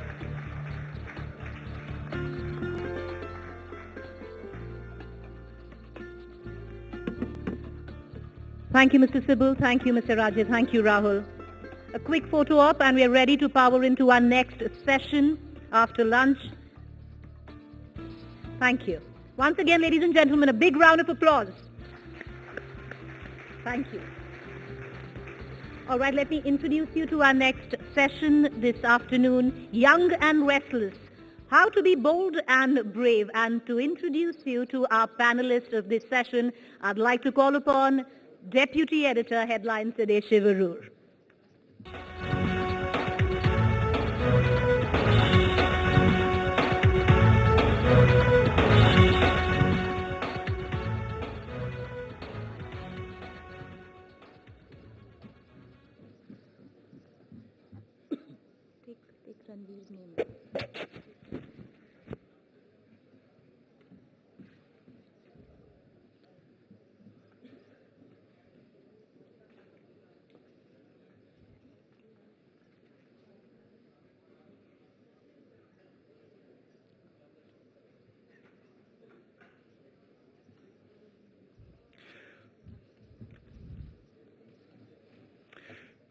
Young and Restless, How to be Bold and Brave. We've got 4 people, and I'm going to call them on stage one by one. And each one of them has a common theme. You couldn't possibly choose 4 people from more disparate walks of life, as it were. And you'll see what I mean when they all come up on stage. The first person is a man associated with founding a company that became a household name for writable CDs. Everyone had those in their house. Mosa Bear, everyone knows that name, right? But then CDs went out of style. Nobody really uses compact discs anymore as a storage device because now you've got flash drives, memory sticks, pen drives, that sort of thing. So he completely reinvented a company based on its core competencies. Business Today, which is from the India Today group, named him among India's top 21 leaders way back in 2007, and he continues to hold a very exalted position in terms of his reputation as a business leader who's always been brave and always innovated. I'd like to call on stage first Chairman of Hindustan Power Projects Private Limited, formerly Mosa Bear, Ratul Puri. Put your hands together for Ratul Puri, please.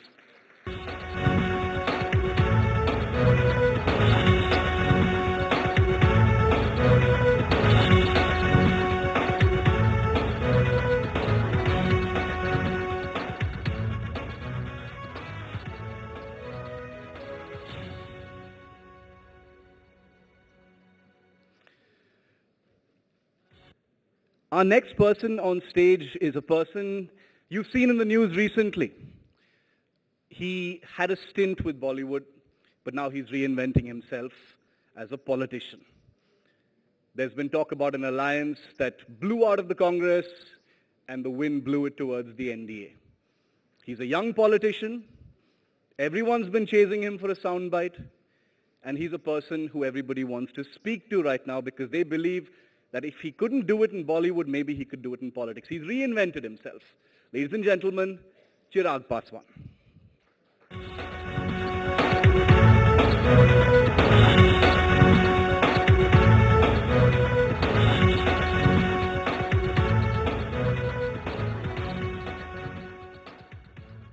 How many musicians can actually say that they invented a musical instrument? It's amazing. I mean, a person who actually sits down and says, I don't want to play any of these instruments, I want to make my own, and then become a master at it.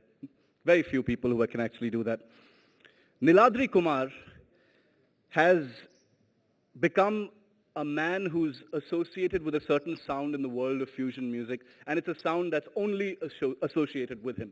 You've heard his interludes in music created by A.R. Rahman, by Pritam, by others. He's performed with jazz greats like John McLaughlin, with Dalvin Singh. He's considered one of the greatest persons with the sitar and the zitar, which is the instrument that he invented. And you're going to hear some of that amazing stuff in just a bit. Ladies and gentlemen, Niladri Kumar.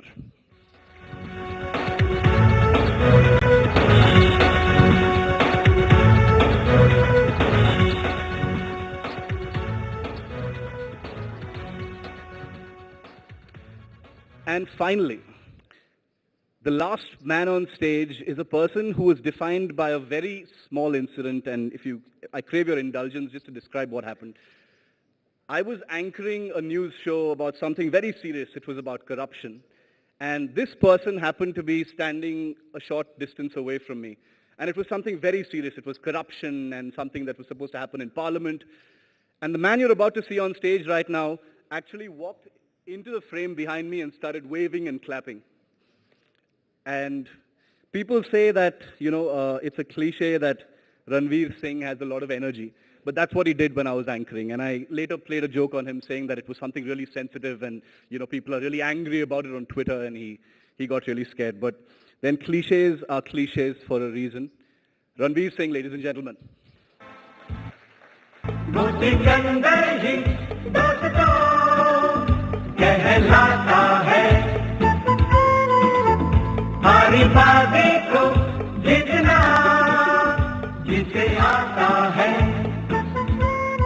निकलेंगे मैदान में जिस दिन हम झूम के धरती डोलेगी ये कदम चूम के निकलेंगे मैदान में जिस दिन हम झूम के धरती डोलेगी ये कदम चूम के वो सिकंदर ही दोस्तों कहलाता है Anju Modi, I love you.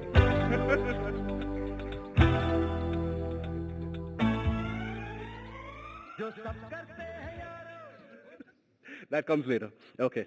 Hello, I'm sorry. Ranveer, you will get your turn. You know that. Okay, so we're going to go in the order that I call the gentlemen on stage, if Ranveer allows me, that is. And all of these gentlemen, brave, restless, breaking the mold, moving away from tradition. And I'm going to stay faithful to that order. So Ratul, if you could come up here and speak a few words, and then we'll get into it.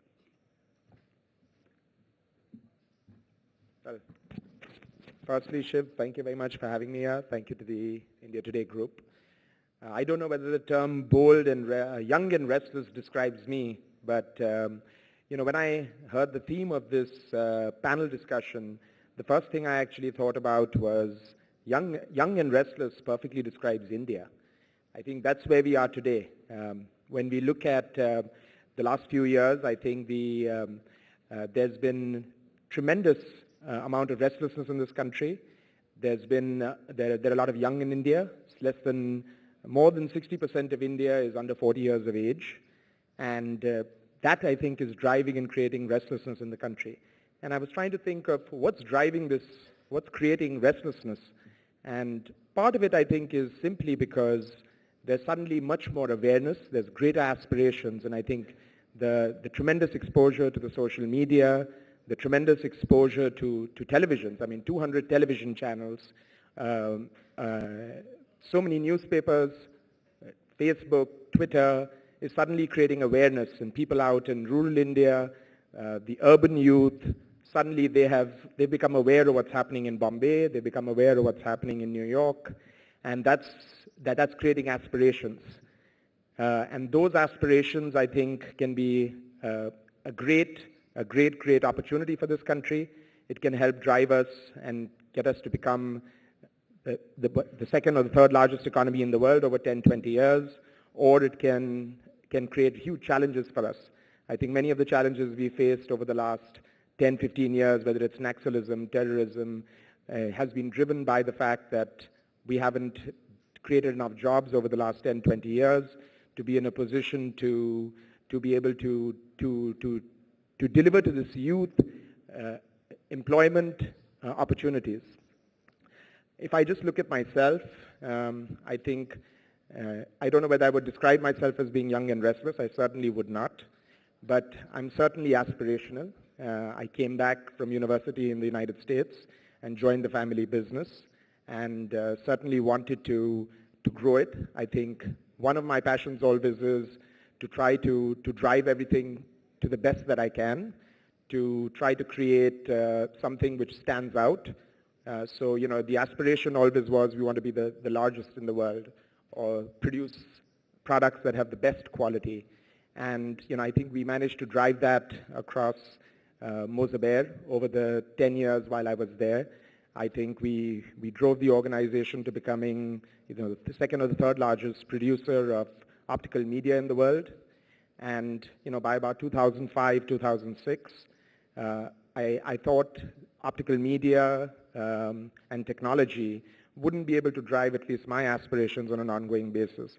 And that's when actually infrastructure interested me. I think one of the biggest challenges India is going to face over the next 10, 20, 30 years is infrastructure. If we can solve two things, infrastructure and skilling, I believe India can achieve its economic potential.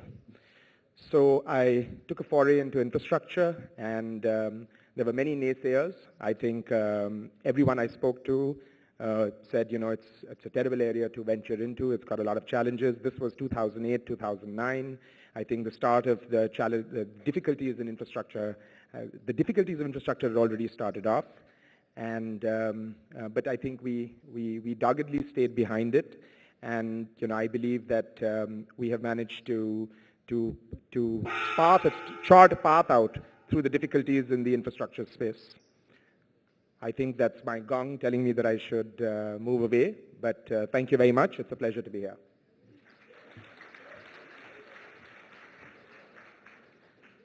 Probably the longest Ranveer has ever stayed quiet and looked serious, but just a few more minutes, Ranveer.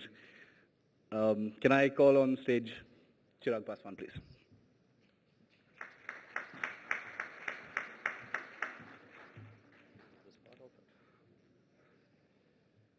Good afternoon, everyone.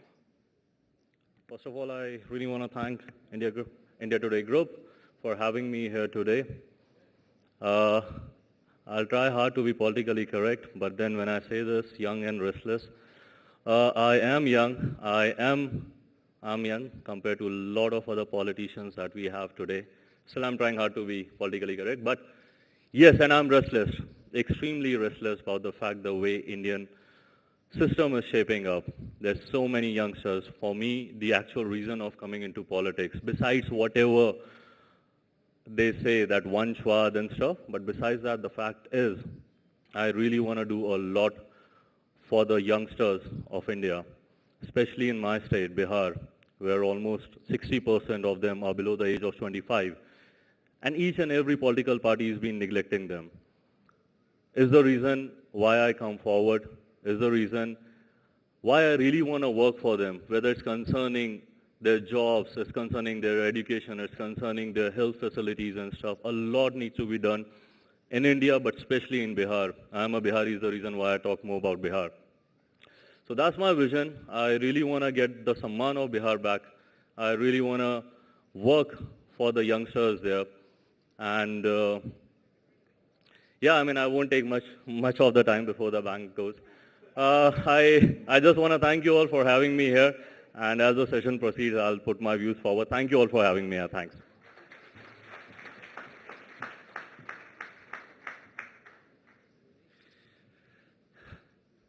I don't think I need to introduce you anymore, Niladri, but everyone sees that red thing by your side, so bring it over here. Sure, yeah. What you could also do is you could come here, say something, and then you could go back there, if you like.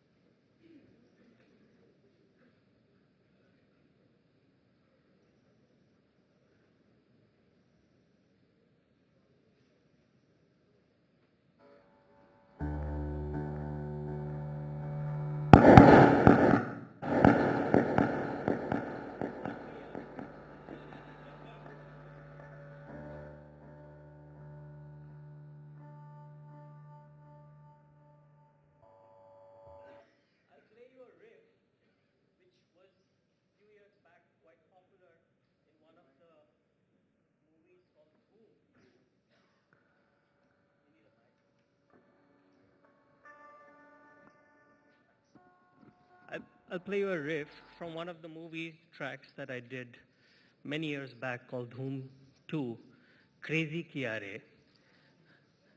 But it's not so crazy. But from Crazy Kiare, I'm going to go into the music that I learned, which is Indian classical music. But you have to see how I'm trying to weave in both. Let's see if it works. Sometimes it does, most of the times it doesn't.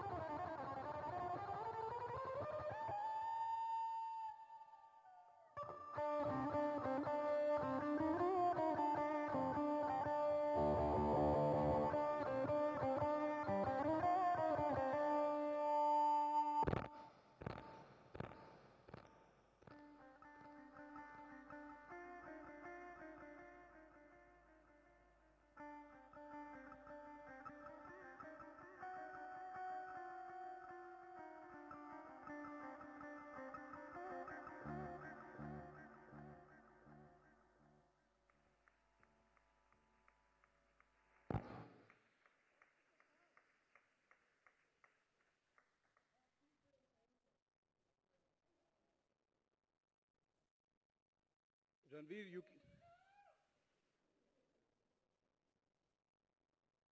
you can either pick up that mic and do your thing from there, or you can come here. Sir, आपका बदला कभी खत्म नहीं होगा. Don't ever mess with a guy with handlebars, is the moral of the story. Sir, is it my turn? May I speak, even though I have nothing intelligent to say? From here, from there? Okay, wait. First things first.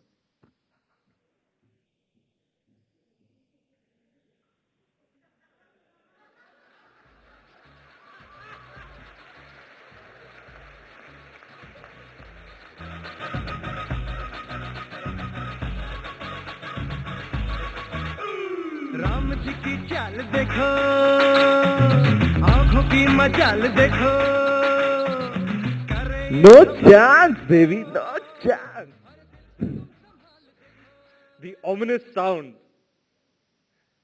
You know what? It reminds me of this movie from the 90s. I grew up in the 90s. Tehelka. Do you remember that movie? Do you remember Amrish Puri, the legendary, inimitable, and irreplaceable? Dom kabhi wrong nahi hota. You remember?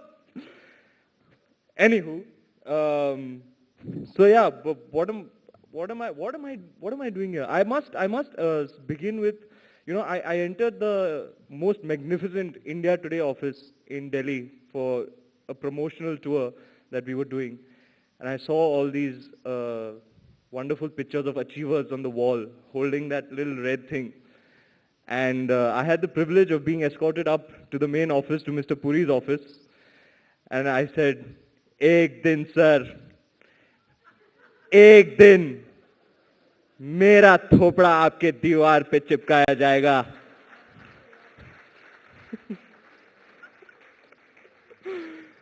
So that's what you get for being young and restless, or high-strung and reckless. Either way. Listen, it's a real privilege for me to be here. Thank you for inviting me. Most wonderful people to be sharing a space with. I don't know what to say myself. I mean, if you would oblige me by asking me a few questions, that would maybe start me off. But, sir, किसकी मजाल नहीं आपके साथ gong बजाने की? Sir, you had her mesmerized. She forgot she had to do it. She forgot she had to बजाओ it. आपने इसकी बजा दी, sir. Oh, hey, Koyal, relax, yeah, Koyal, yeah. Just relax, buddy. Just because you get Bollywood double entendres. Mr. Paswan, the most good-looking politician in India, ladies and gentlemen, give it up.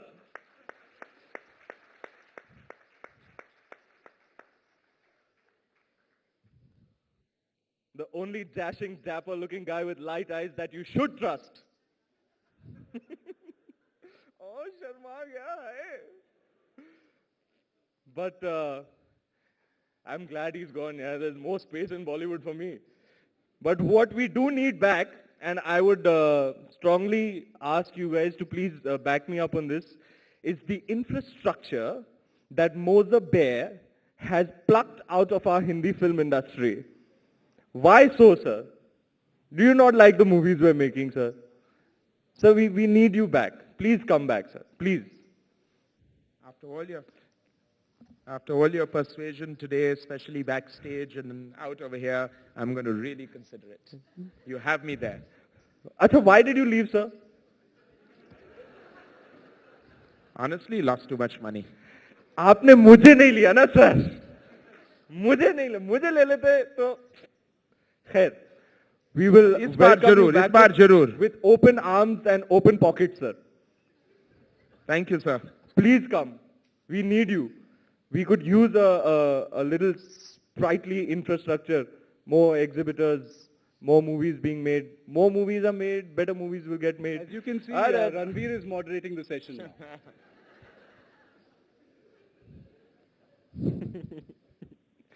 He'll never forgive me for that, huh? I know he gave you a little narration, but anyway, so this, let me tell you what exactly happened and why he's being so mean to me today. Okay? So he's standing and giving us a bite into camera, and then this happened. And then that's terrible. And what's really terrible is this, which is more terrible than the last thing I said. And it's damn bloody terrible. And he's being damn serious. And I was on a promotional tour, 21 days on the road, you know, at some point delirium sets in. My brother-like friend Ali Zafar is in a hospital now. That's the toll promotions took on him. Soul selling of artists is the promotional spree that we do these days. It really sucks the life force out of an artist. But anyway, on my promotional tour and quite delirious, and I see him giving his bite into camera, and he's being very serious, very, very serious. And it's a very serious issue, a very, very serious issue. And I'm in the back.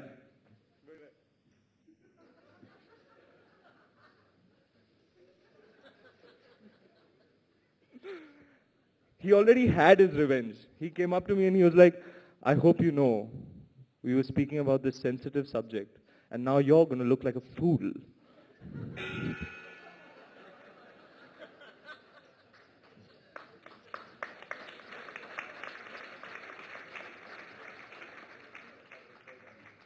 We can keep going on all day, Ranveer, but what you haven't told people is how scared you were when I told you that it was a very sensitive subject.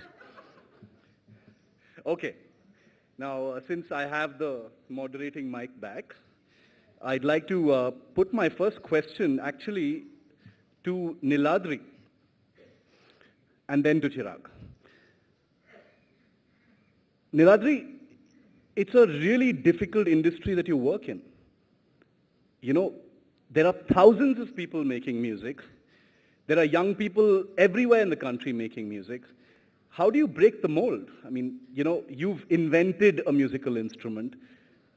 What would you say to people out there who are making music but not really going anywhere, not becoming famous? Because at the end of the day, lots of people say, you know, we want to make music for the sake of music, but fame is a nice thing.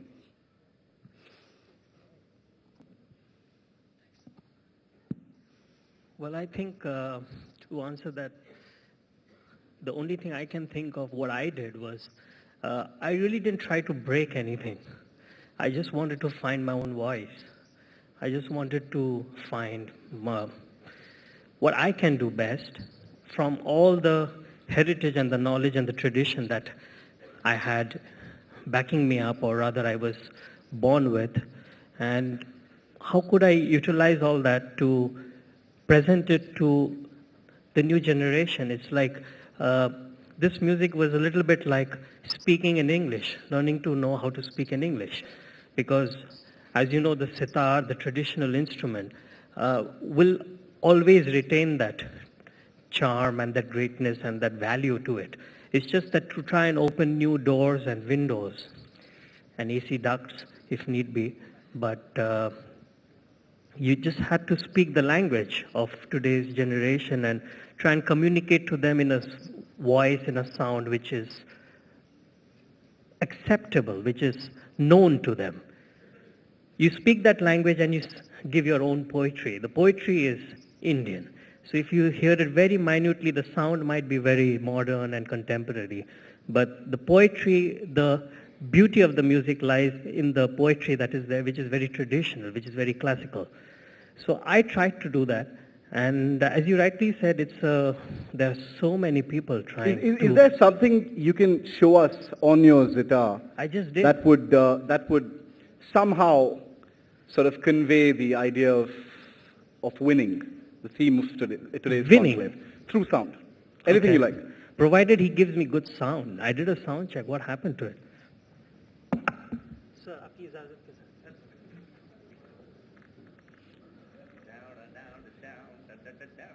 Ranveer, feel free to like jam and pitch in and stuff.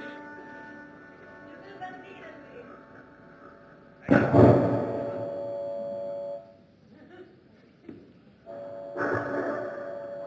it's about winning, right?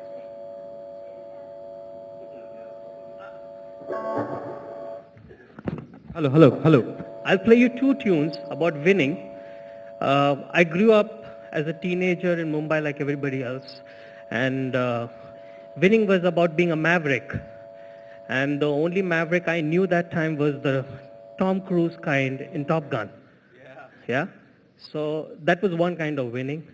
And then the other winning was about the way being Indian and being proud of it. So I'll play you both the tunes. I don't know if it's about winning or losing, but it's up to you.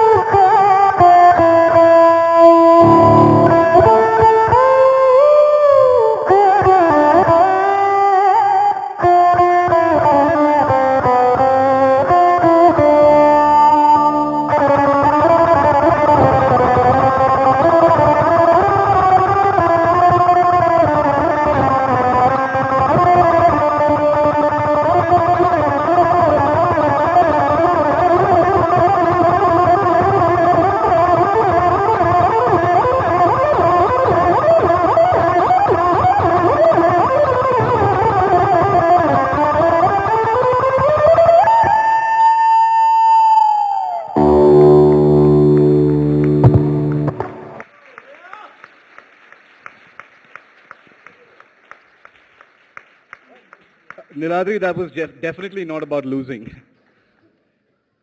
Chirag, I'd like to bring you in right now. I read in a recent interview, and I want to give everybody else a chance to ask questions as well, but I want to ask Chirag that you said in a recent interview that it was a childhood dream to be in the movies. And, you know, you acted in a film, didn't do very well, you've did yourself, now you're looked at, like Ranveer said, as this young face entering politics right now. Is politics all about opportunism?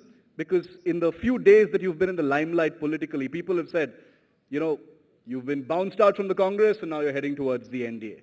It's not been very friendly for you. I knew that one's coming towards me only. I've been facing the heat for the past quite couple of days. But the first part of your question, yes, Bollywood was a dream. I wanted to be there. But if you remember, even then also I maintained it very strongly that eventually it's going to be politics, because that's something that comes very, very naturally to me.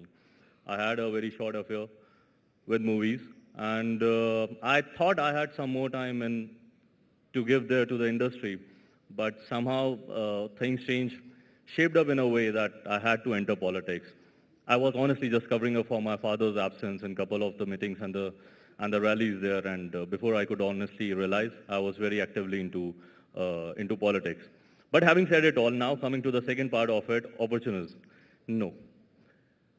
this was something, the recent alliance that you've been talking about, this was something I was very, very clear that we should go ahead with it. But then our national president was very, very clear that we should continue with the existing alliance, the UPA, that we were the part of it. And till very last minute, he tried hard that we should go ahead with that alliance. But somehow there was no clarity over the alliance. And see, ours is a small regional party. We have to understand the fact. Ours is not a national party that we can take a last minute call. So it's very important for our leaders, for our cadres to have a clarity over the alliance. And it was only after, when all our senior leaders, our cadres, unanimously, they were saying that it's high time that we should go ahead with the BJP, is the reason why our national president took this decision. And if you call it to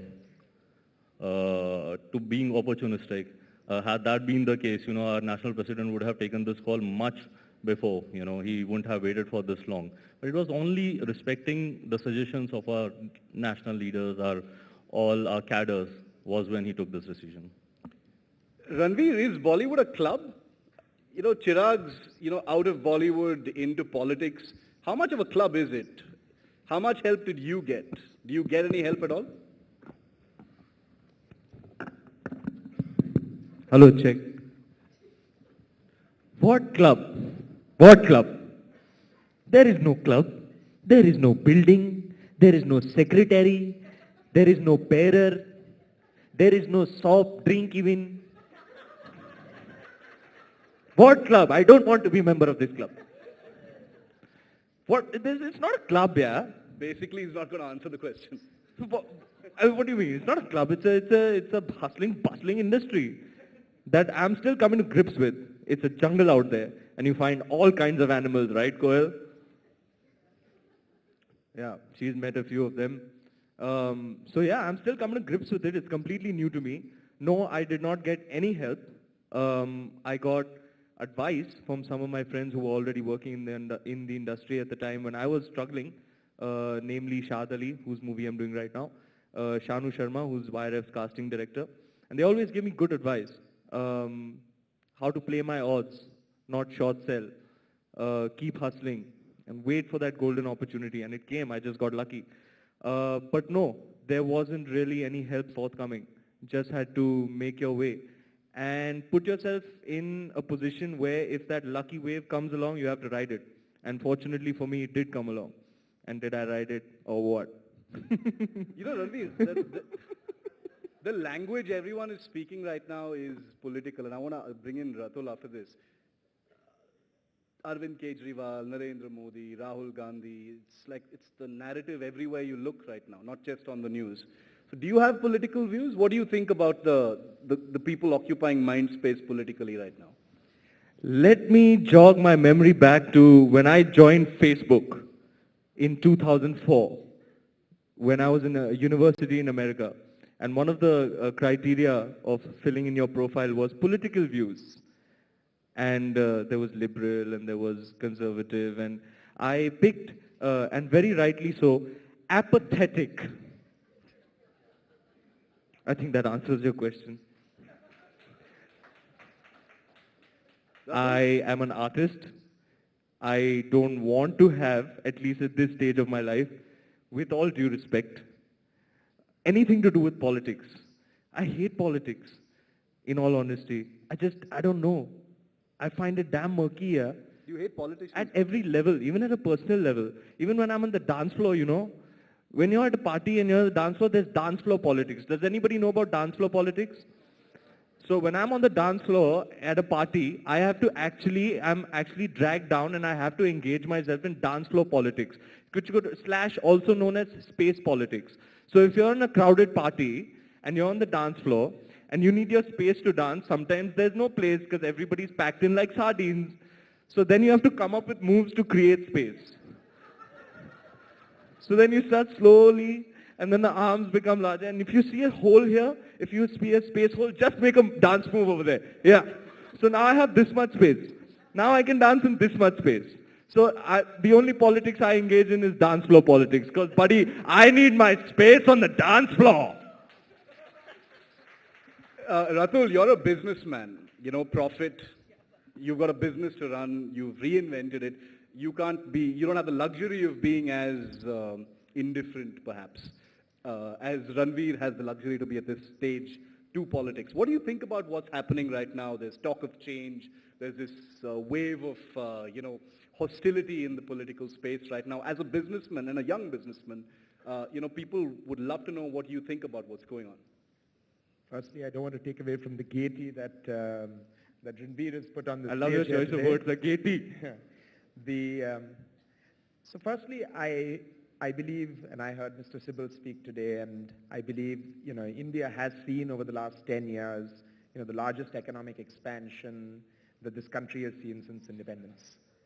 I personally believe that the challenges that we are facing today are not necessarily rooted in corruption, not rooted in indecision, but rooted in the fact that interest rates were raised aggressively post the lowered aggressively post the global economic crisis. The lowering of those interest rates resulted in, and there was tremendous amount of money that was pumped into the economy. Public sector banks were told to lend. That started a cycle that delayed the effects of the global economic crisis in India. And now we are seeing the withdrawal of that and the challenges that come out of it. I personally believe that India needs, going forward, a stable government. I don't think I care whether it's a Congress or a BJP, but I think India needs a stable government. And I think with inflation easing out, I think we've seen inflation starting to ease out, whichever government comes in next will actually have a good platform to build and drive growth in the country. I personally have a view on corruption. I don't know whether it's right or wrong. Corruption is certainly a challenge, but I believe this over-obsession we have developed over the last 2 years around corruption, the shrill rhetoric that is there around corruption is actually hurting us. It's hurting us tremendously because it's driving indecision in the country. Nobody wants to make any decisions because they say, if I make a decision today, someone will tomorrow point the finger at me, they'll send the CBI after me. And I think we are hurting ourselves as a nation. I think as a nation, we need rapid economic growth. We've got, if you look at this session, we've got 60% of this country is below 40 years of age. We've got to create 300 million jobs over the next 30 years. That's 10 million jobs a year. We're not even creating a third of that today.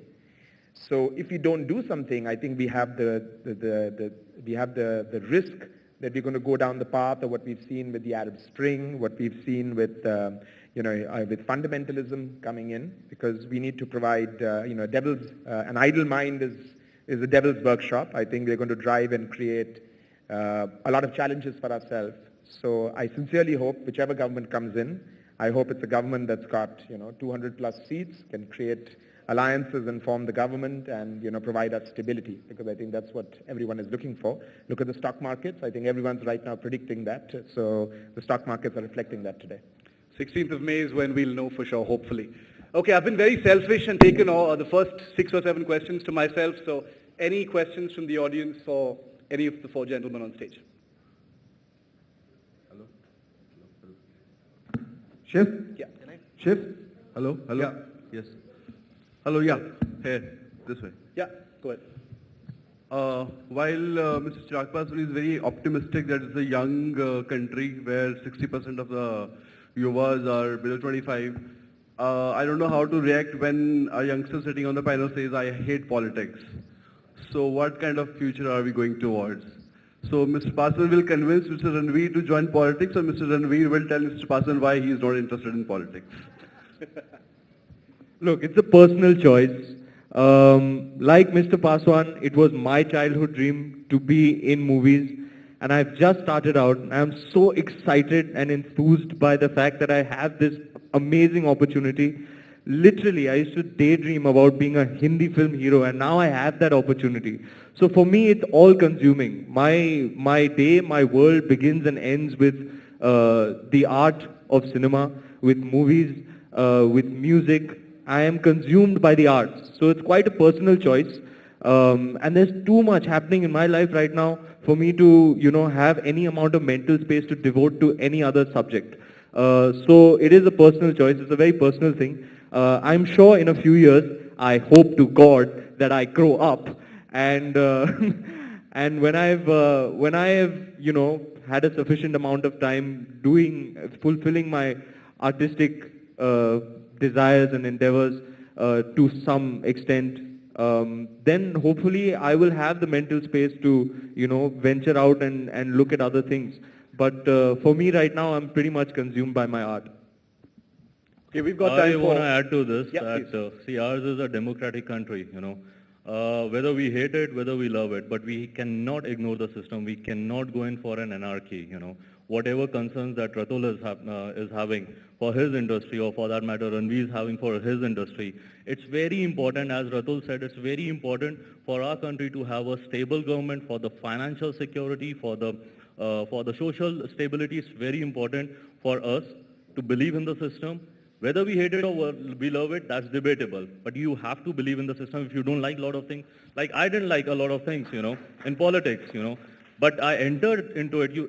It's very easy for an outsider to stand outside the fence and to comment, But if you have so many issues, if you have so many problems, then be the part of the system as I'm being the part of the system. There are a lot of things which I don't like about politics. I don't like the vote bank politics. I don't like how they divides out between region, religion, and all these things. I don't like that. When I go to back my state, there's a lot of jati system there. To be very honest, the politics of Bihar is governed by the caste scenario there, which I don't like. For me, it's my only problem is the rich getting richer and the poor getting poorer. I want to remove that gap.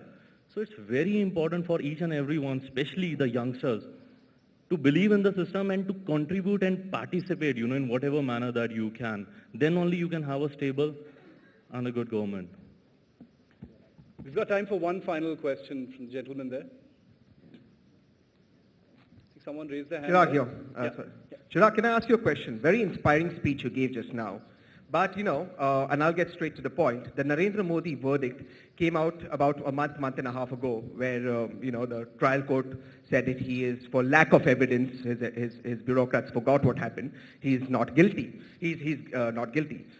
Post that verdict, your father, on a number of occasions, continued to call the man communal. You now turn around and you personally say that it's the verdict that makes him not guilty. Don't you see that apart from all this speech that you gave right now, there is rank hypocrisy in all of it? State your question, please. That's the question. There's rank hypocrisy in what Chirag is absolutely saying. Also, number two, if your father, and you were so concerned about the elections, why didn't your father resign the Rajya Sabha seat, which he got courtesy Lalu Prasad Yadav, and then contest the Lok Sabha? Let me begin with the first part of your question. I personally, if I can say so, for a very long time wanted to go ahead with BJP, But then yes, our national president did resign on the issue Godhra way back in 2002. But let's be very honest to the fact that we cannot freeze ourselves in a particular era or for a particular event. If you're really looking forward to the development of a country, development of a state, or the development of an individual, you have to move on, Way back, there was an emergency. Congress was criticized so badly for that. After that, there were 6 riots. Weren't they the communal riots? Even they were the communal riots, But you have to move on. There were Bhagalpur riots, There was Babri Masjid. There was Mandal Commission. There was many things that happened which then, right or bad, debatable. But they happened. But you cannot freeze yourself. You cannot hold the development of a country or a state or an individual just for what happened an era back. That happened almost 12 years back. So today, the decision of joining or being the part of the NDA, it's not a breaking news. We've been the part of NDA before also. 12 years back also we've been the part. And when it comes to, as you said, hypocrisy, that time also had we been hypocrite, our national president would have continued being the cabinet minister. He resigned as a cabinet minister over an issue. When I talk about my party, our party's got an ideology, our party's got his own constitution, our party's got our own manifesto. And at no point, at no stage, are we going to compromise with that?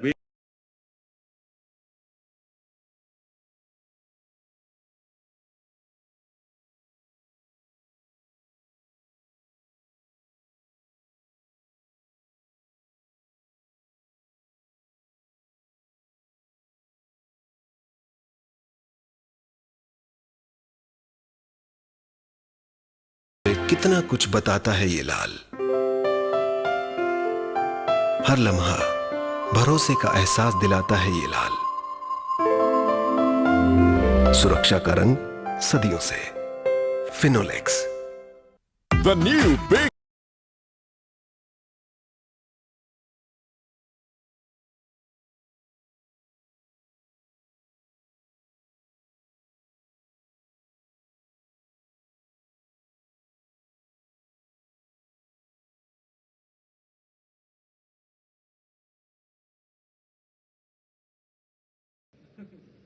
So play. It's great entertainment.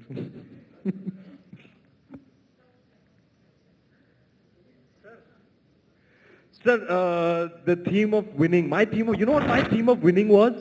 Chariots of Fire, Vangelis. Huh? How we copied it, na, nicely. Sir, can you play it? Ta ta ta ta ta ta ta ta ta ta ta. And then, okay, by the way, it is Vangelis. Vangelis. Da, da, da, da, da, da, heading towards the finish line. Euphoria. Da, da, da, da, da. Cut to our film industry in a swimming pool. मैं तेरी हूँ जानम, तू मेरा जिया. And Kabir Bedi standing on the poolside in his spandex skivvies. Love it. Sir, only you can take us there. Only you can take us there. मैं तेरी हूँ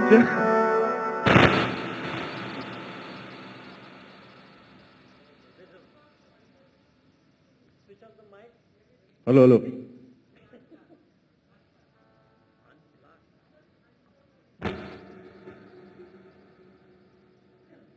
Electric instrument. If you unplug it, only I can hear. Even I can't hear.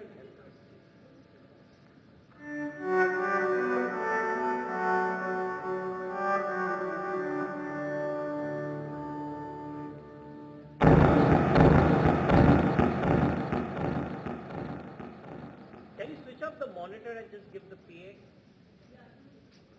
Can you switch off the monitor? What is that sound effect, yeah? मैं तुम्हारे बच्चे की माँ बनने वाली हूँ. सर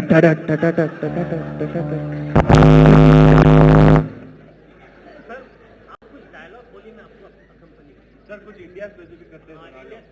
चपते इंडिया, रंगे बसंती टाइप. रंगे बसंती टाइप? हाँ. जो आपके मन में है, जो आपके दिल में है, जो आपके दिल में आए. मैं आपको I'll pick up from this. अभी साउंड देंगे तब तो पिकअप करो. I'm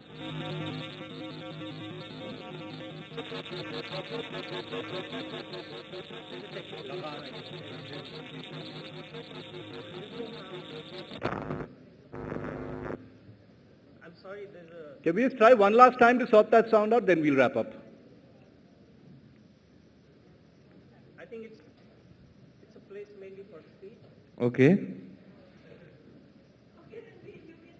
Okay, ठीक है. यार, what about that song that played at the top from जो जीता वही सिकंदर? और दूसरी पोजीशन में मॉडल स्कूल के Sanjay Lal Sharma and Kulbhushan Karbanda standing on the sidelines. Buck up, Sanju! Buck up! Cut to Lagan, where he's sitting across the Angrez, and he's like, "Hum tumko dugna lagan dega." So Mr. Karbanda then, and he offers him some pork sausages or something, and Mr. Karbanda's character gets very offended, you know, at the pork sausages. He's not upset that we've been colonized and he's sucking the life force out of our country, but these pork sausages, he looks him dead in the eye and says, "I am a vegetarian." And that's it. He's had it.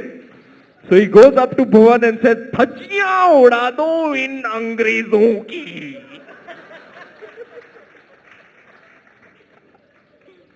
Okay, so since we have to do something about this technical situation, why don't we have that song, yeah? Yahan ke hum Sikandar chahe to on one condition, Mr. Paswan, just for old time's sake, you will get up and shake a leg with me, you promise? Show them what you got, baby. Come on.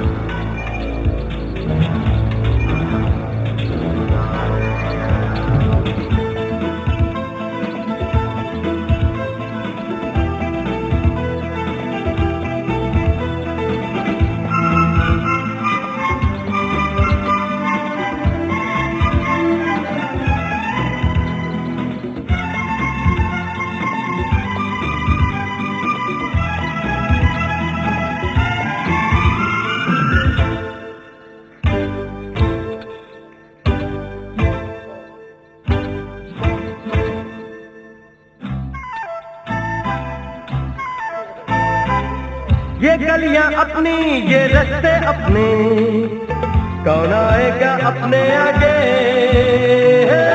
राहों में हमसे टकराएगा जो, हट जाएगा वो घबरा के। यहाँ के हम सिकंदर, चाहे तो रख ले सबको अपनी जेब के अंदर, पर हमसे पंगा मत लेना मेरी जान, नहीं समझे हैं वो हमें तो क्या जाता है। Ladies and gentlemen, Ranveer Singh, Ratul Puri, Chirag Paswan and Niladri Kumar. Big hand please. A big hand, ladies and gentlemen. That was a great, great session. I would request all four gentlemen, Ratul, Ranveer, Niladri and Chirag, to stay on stage while I call upon Sahil Malik, MD Damilano, to come up on stage and give a small token of our appreciation for this session. Once again, ladies and gentlemen, that was entertaining. Can we please have a big round of applause?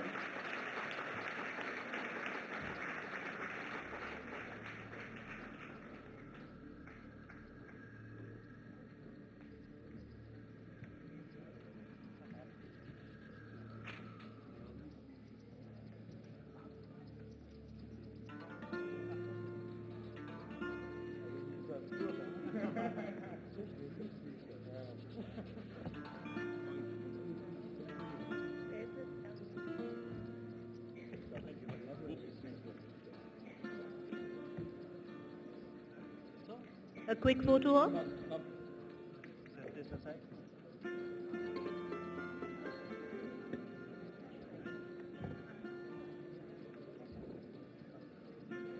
There you have it. Once again, can we have a round of applause for these four gentlemen who've kept us thoroughly and entertained over the last 40 minutes. Thank you. Thank you. With that, we're going to power into our next session. The critical question, why India needs nuclear power. And for that, I'd like to invite on stage Sandeep Unnithan, Deputy Editor, India Today.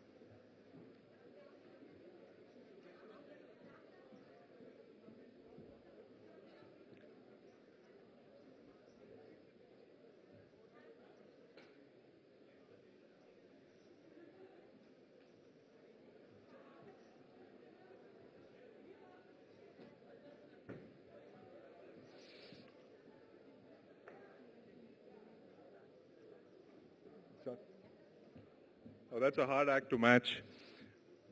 Our speaker for this session was called Atomic Anne by the American press for one explosive reason. She remains till date the only woman to have headed a nuclear company. She was chairperson of Areva, the French nuclear power company, for from 1999 to 2011.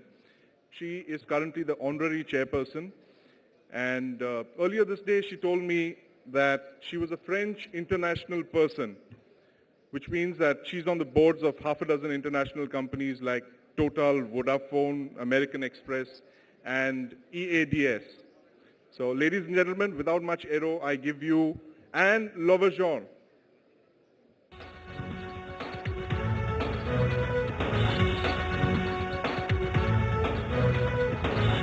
Can I please request all our audience to come and take a seat? We are into our third session after lunch. Just going to begin in just 2 minutes. Do get yourself a seat, ma'am.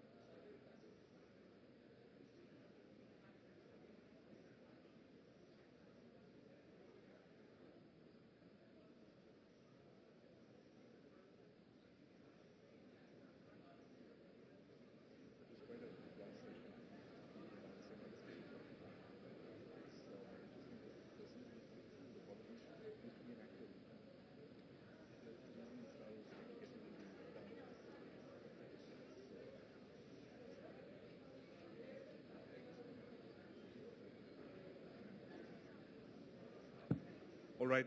May I request Ms. Loverjohn to speak to us for a few minutes?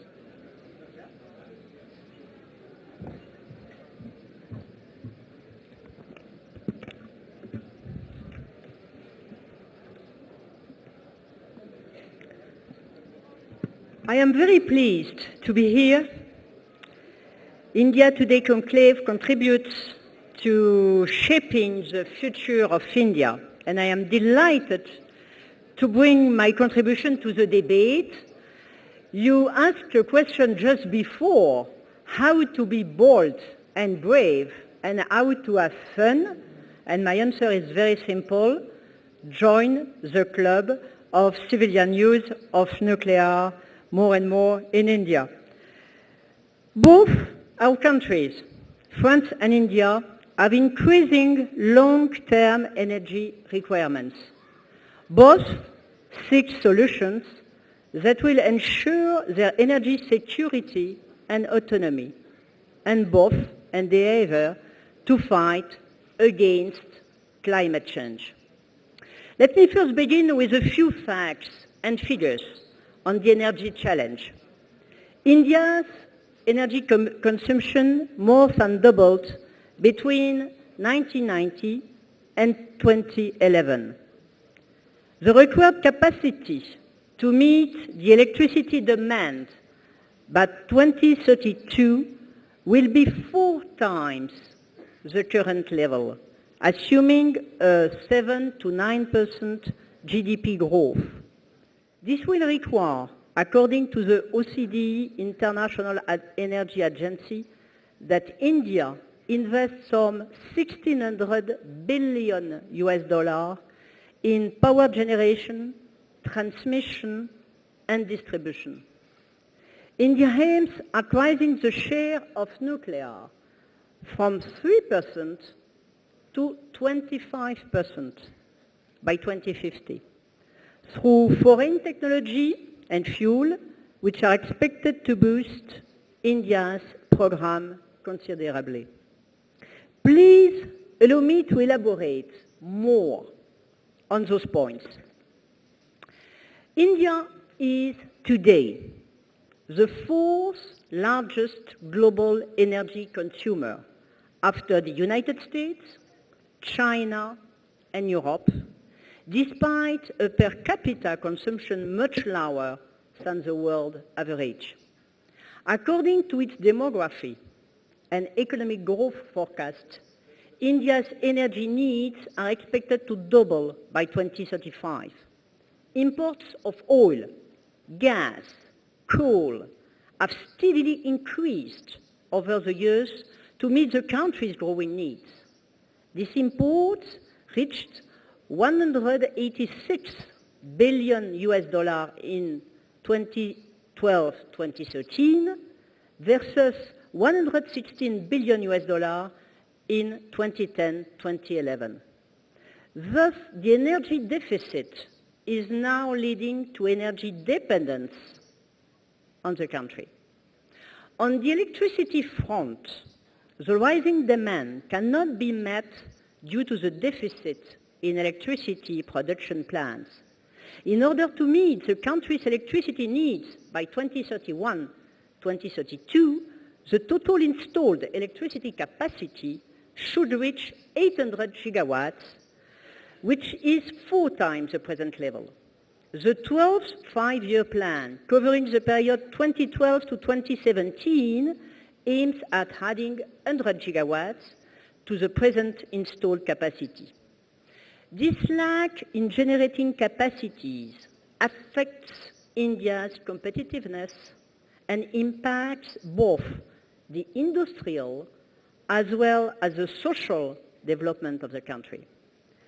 Thailand, China, or South Korea can provide cheap and bulk electricity to their industries and to their citizens.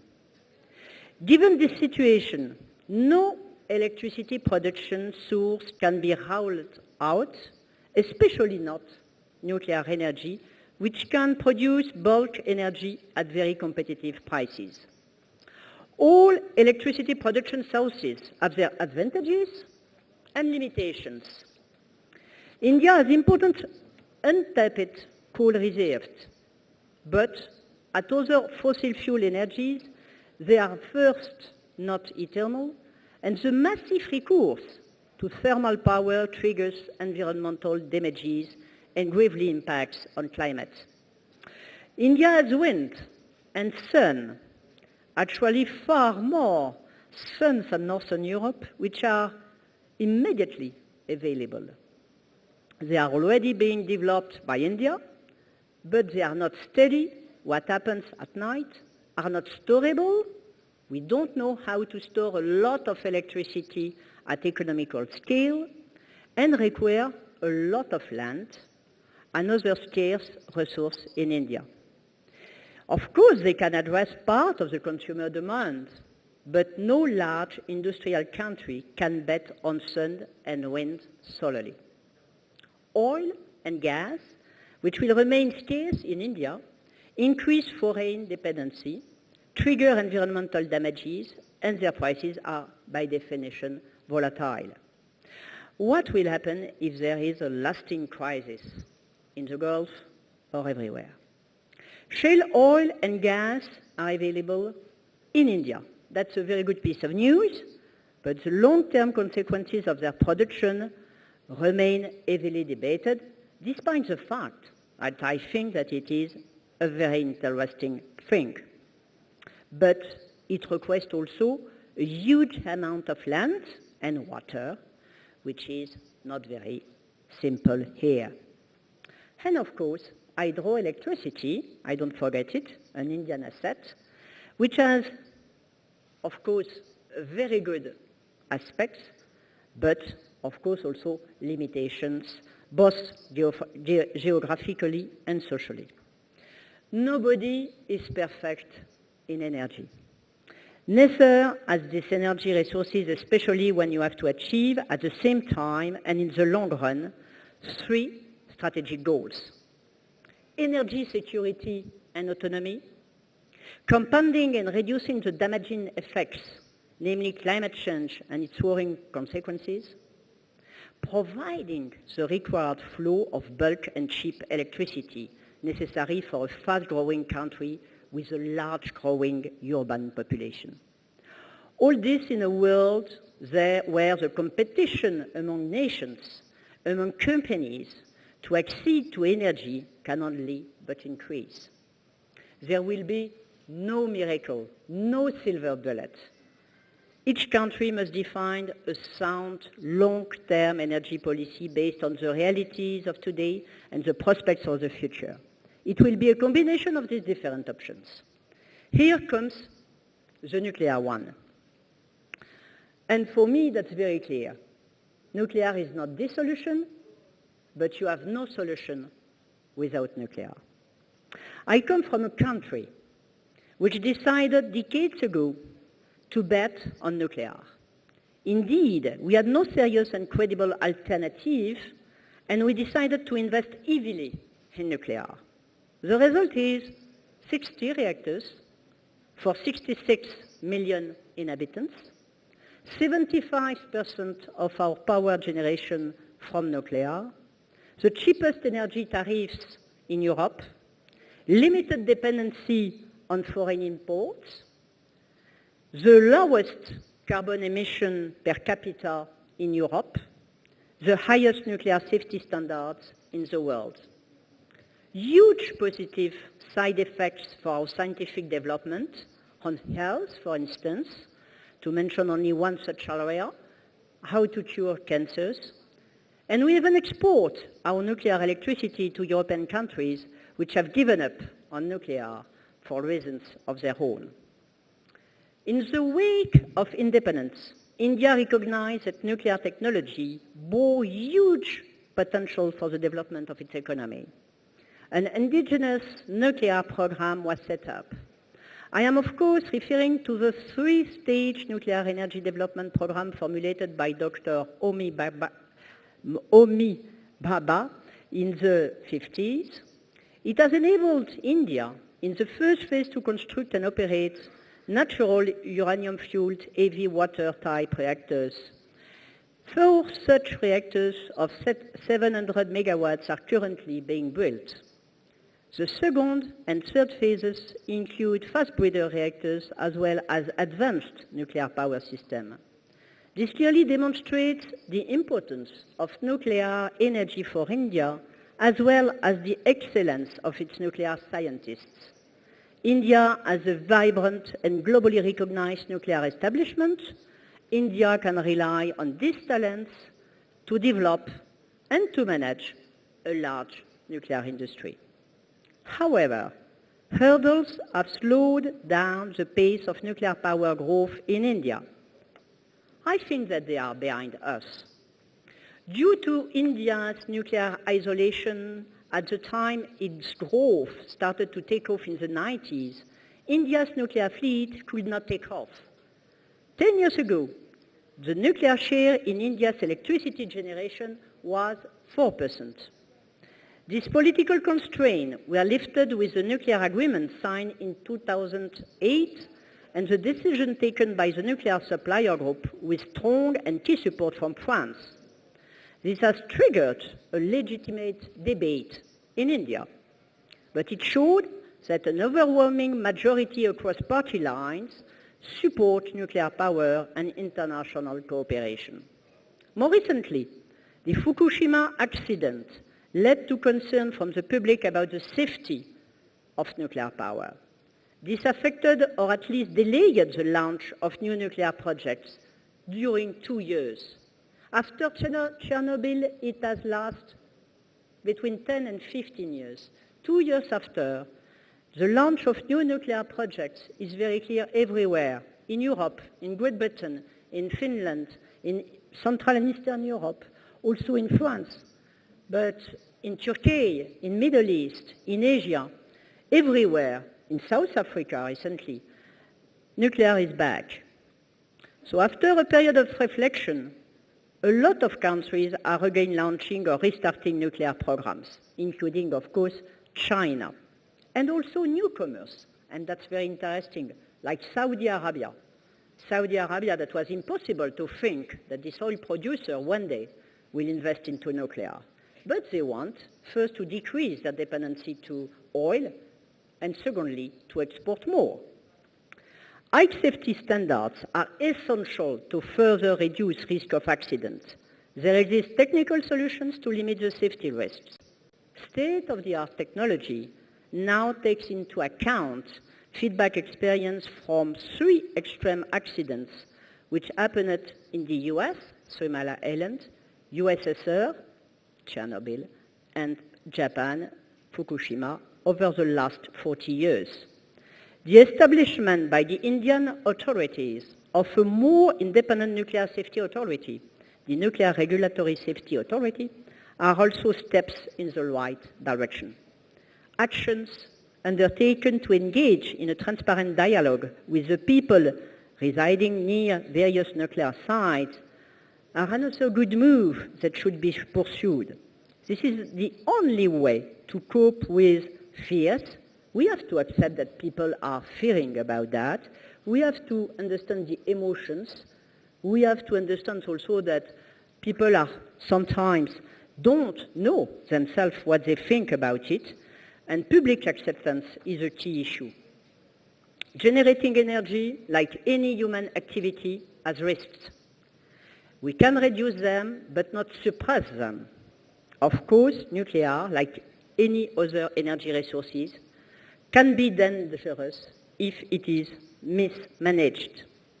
But who talks about the thousands of casualties caused every year in mines, in coal mines, or due to pollution? Of course, safe nuclear technology has a cost. There is no free lunch. There is no safety for free either. Some compare its cost to other sources, but who takes into account the side costs and risk of other solutions? The cost of polluted environment, damages to health and climate change, the cost of foreign dependency, direct and indirect. It is a matter of fact that India will need more nuclear power to cope with the bottlenecks which hamper its economic growth and reduce carbon emissions. How to move from the small current 3% share of nuclear electricity in India. There is no more undue international limitation to India's cooperation with other responsible nuclear countries. Autonomy is not isolation.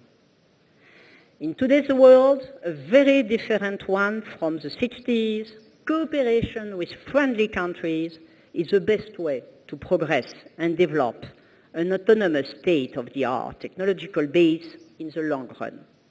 India is engaged in nuclear dialogue with several partners.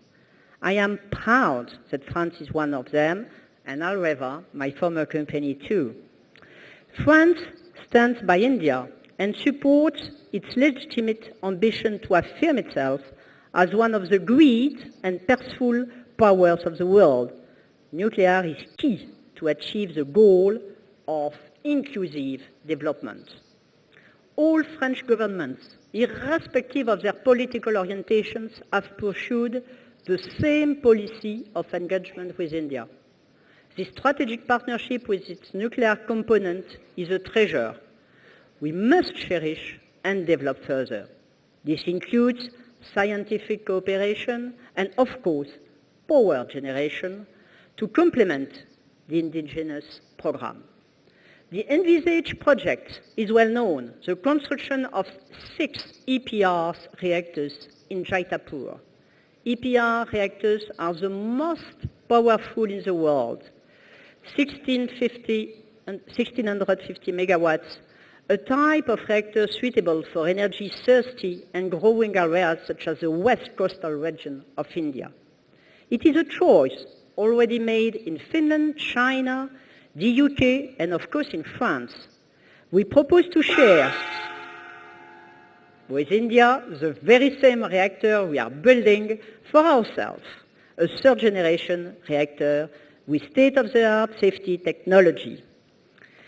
To summarize my points, India needs nuclear power. India has a right to nuclear power. France supports India as a great nuclear power in the world. Thank you for your attention.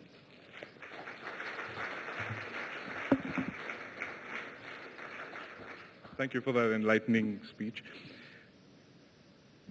Atomic Anne, who came up with that name for you? It started in the US.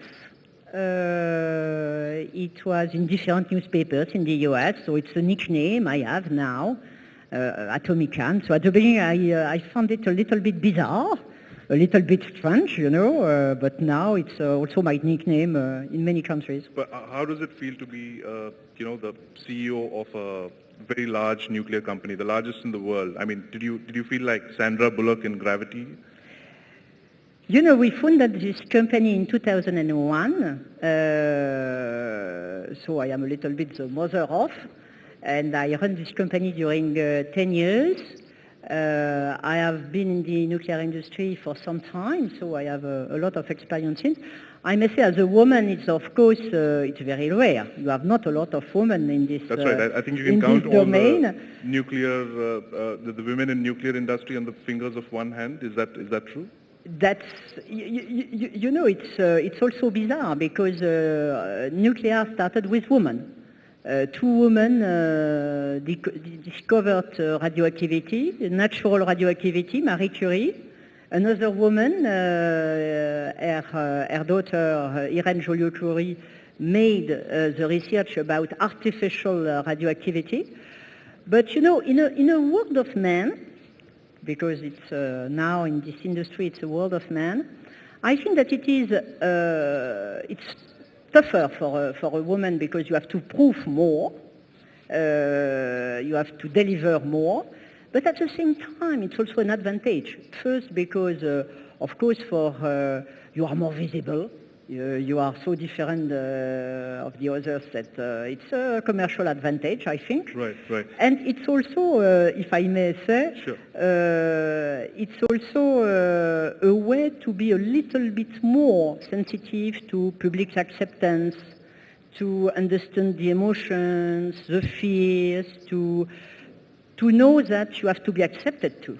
Right. And So not to when you're impose. dealing with women protesters, is that a major, is that a plus point for you that you're a woman? And Women a lot are- of protesters are, women. Yes, generally speaking, in the different countries, women are more reluctant to the development of nuclear energy than men. Why is that? Because often it was explained by men to men. So in a very rational way, but not sufficiently humanly. Right. I'm going to give you a slogan from the 70s, and this went something like, no oil, no gas, no choice. And that's why France went in for nuclear power, right? You're 75% of the basket. But here's the question. We had another motto. It was, we have no oil, but we have ideas. Right. So, and this idea, of course, that was to develop this... But that was 40 years ago, and now you're looking at 2014, where you have solar power, you have this new miracle called fracking. Does that still hold good, that you don't have a choice? And is nuclear energy the only option before us? Surely there are other less controversial energy sources that we can explore. Why nuclear? As I said to you, it's not the solution, but it's part of the solution. It's part of the solution because it is without CO2 emissions. It's a way to produce a lot of electricity and cheap electricity, not to use a lot of space. And also, it's a base load energy. Except hydroelectricity and some biomass, all the renewables are intermittent. And we don't know how to store a large quantity of electricity in an economic way. So without energy storage, electricity storage, I think that we need baseload electricity for a long period of time. And for that, but you have oil, which is environmentally to produce electricity, it's a disaster. You have gas, but it's foreign dependency, except if you develop shale gas, and I am strongly in favor of developing shale gas. Right. I'm going to throw the floor open now for questions. Do I see some hands? Yeah, the gentleman right down there.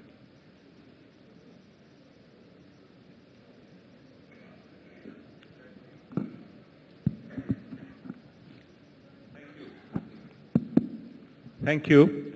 France has about 85% dependence on nuclear power.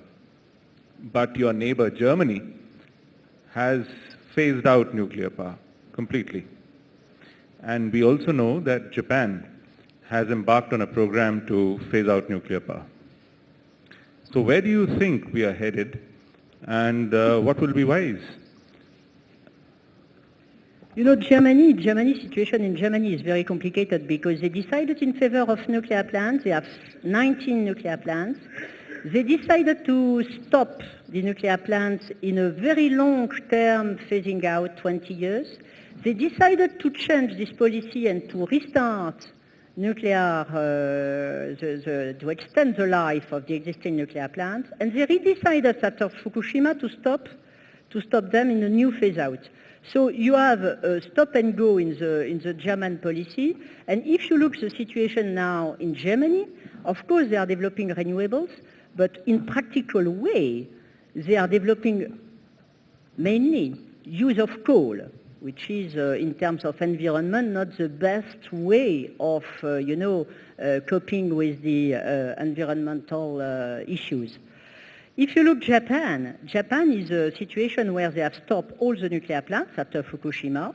They have restarted 2 of them, and they are trying to restart the other ones, of course taking into account the conditions of creating consensus locally, which is, in my view, the good way of doing things.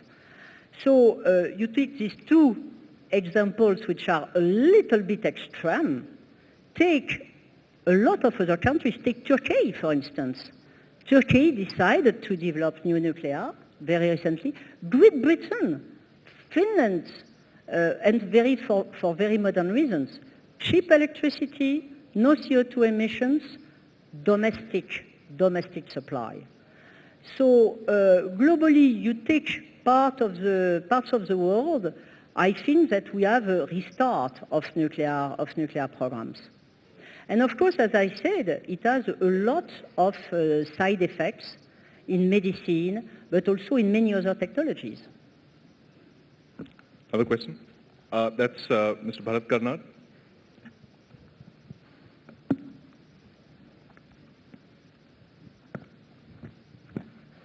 I'm Bharat Karnad, Center for Policy Research.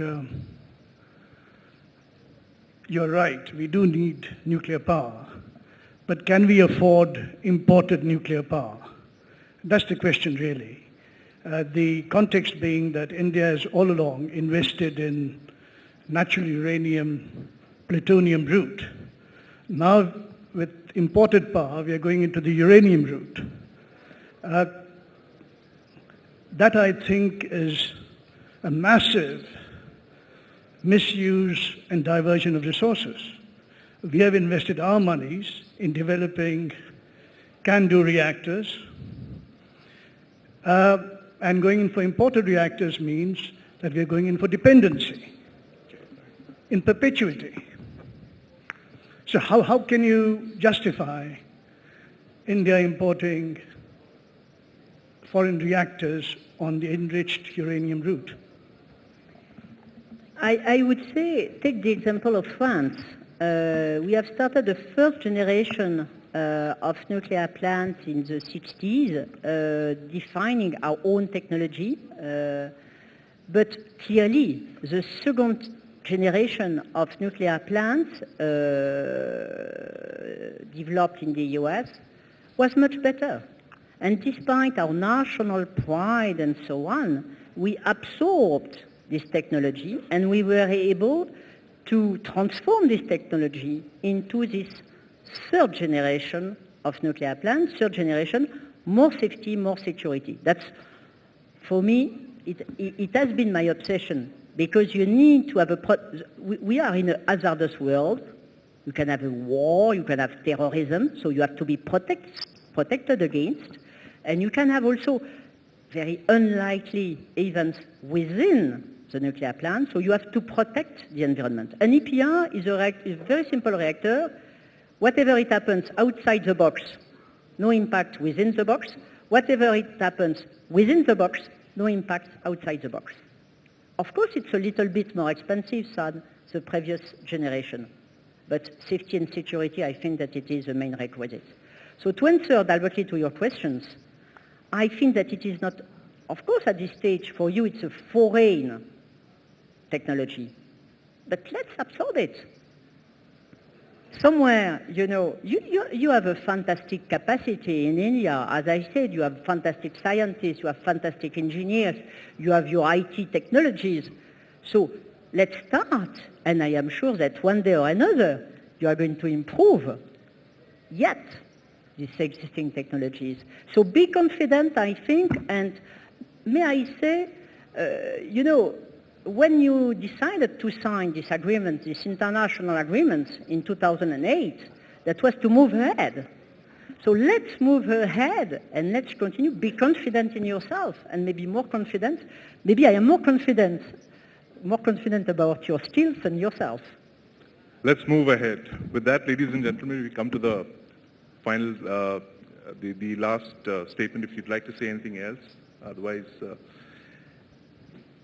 But my dream, maybe in the sense of your questions, my dream when I was CEO of Areva, that was one day or another, is to make a common reactor between Indian and French. And with that, ladies and gentlemen, we come to the close of this session. Thank you very much. Thank you, Ms. Lavrajon. And can we please put our hands together for an informative and insightful session? Mr. Lavrajon, I'd like you to just stay on stage while I call upon Mr. Rashish Bagga, Group CEO, India Today Group, to come up on stage and present a small token of appreciation to you. Once again, ladies and gentlemen, can we please give the lady a big hand?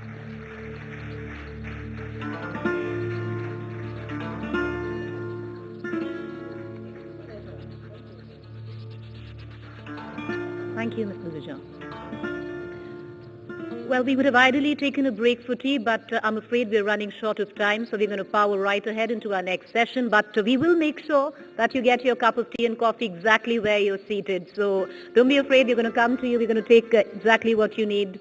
But let's move on to our next session at this point of time. Our next session Ladies and gentlemen, soft power or difficult destination, is India Inc. still incredible? And to take it from here, I'd like to hand over the dais to my colleague and Deputy Editor Shivarur Headlines Today. We will get you your cup of tea where you're seated.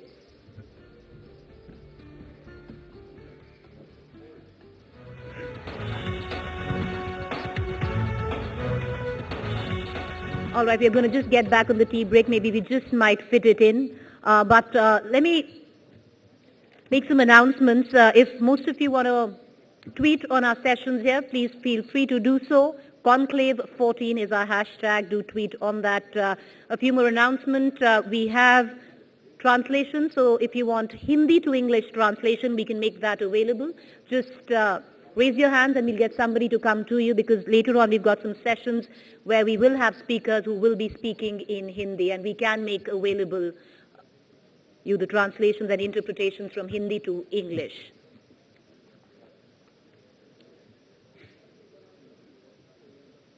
Just give us 2 minutes. We're going to get our logistics right just to see if we can fit in that tea break. Otherwise, we will make sure that you get your cup exactly where you're seated. So, ladies and gentlemen, up ahead, quite a few sessions lined up for you, while we, of course, go into our big gala with Arvind Kejriwal. If you do want to tweet, feel free. Our hashtag is Conclave 14.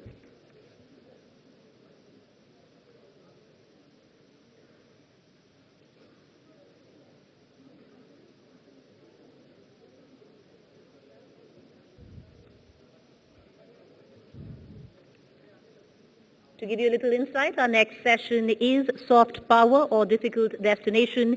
Is India Inc. still incredible? All right. So what we're going to do is we're going to fit in that tea break right after this quick session.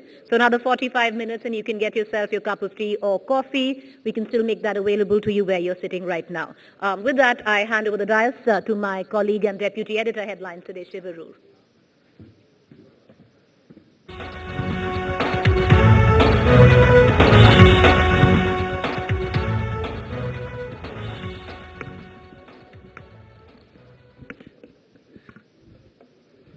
Soft power or difficult destination, is India Inc. still incredible? You're going to get a lot of answers, a lot of clarity in this session that's coming up, because we've got two individuals who've pretty much broken the mold, been brave about the ideas they've put forward, and actually managed to do really, really amazing stuff in very short periods of time.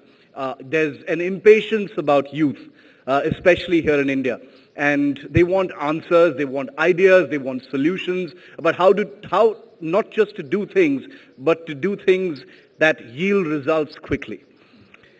Our first speaker, who I'd like to call on stage right now, is a man who's co-founded a company that currently functions in what is perhaps the most competitive space.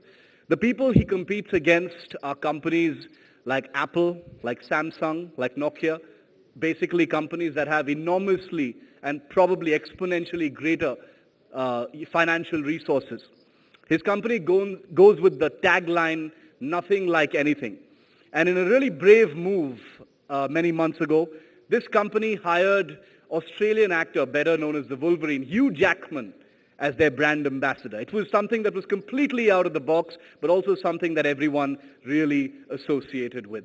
The company is called Micromax. Everyone knows about it. There are perceptions about it. It's a company that has functioned unbelievably well in an unbelievably competitive space. And its co-founder, Rahul Sharma, is on stage with us now.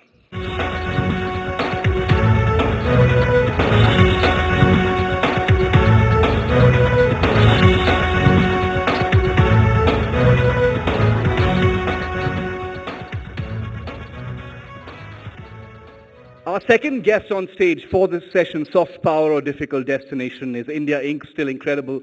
Happens to think that there's a huge amount, more than meets the eye, that's actually common between his country, France, and India. Not just in terms of the market, but also the things that keep businesses down, the things that stop ideas from, coming to fruition. He joined France Telecom in 2005 when the company was severely in debt.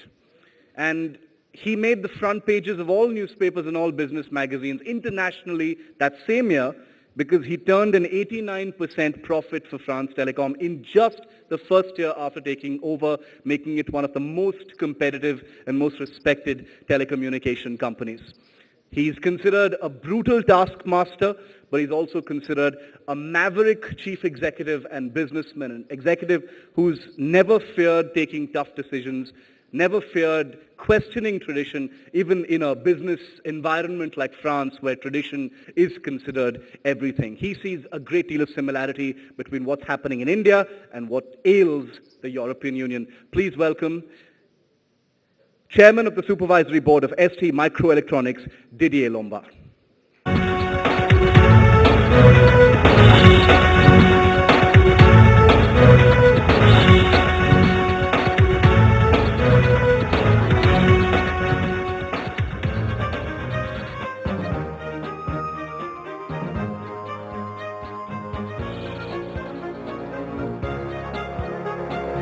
Rahul, everyone knows about your company. Everyone's seen the advertisements, everyone's seen the phones, there's a great deal of visibility about your company, there are perceptions as well. But there's also a great deal of curiosity about how it got to be where it is today. It's also a company that a lot of people envy because, like I keep repeating myself, it competes in such an enormously hostile space. Rahul. Thank you, Shiv. Well, you know that you're saying everybody know about this company. I feel like we wasted a lot of money on Hugh Jackman. Anyways, thank you so much. It's an honor and pleasure to be here among august company of all you wonderful people. I'll just speak a little about Micromax as an organization, that how we came into markets and how exactly we started building mobile handsets. So, but before I start, I just have this small incident which I can recall by by this topic, soft power. We started this company as Micromax Software actually, and in year 99, year 2000, and everybody was talking about software. I'm talking about those days when Sabir Bhatia was selling hotmail.com. Everybody wanted to have a .com after their name. I was in US that time in Bay Area, and of course looking for business on softwares. So I was catching a flight from New Orleans to LA, and I was just waiting to take my boarding pass. We were all Indians were thinking about software. It's just a small incident. So I was just waiting for my boarding pass, and there was this black guy, and New Orleans, they have a very thick accent. I just walked up there, and he just asked me, okay, tall guy, you park yourself? I said, excuse me? He said, hey, you park yourself? I just understood, okay, yeah, I packed my bag myself.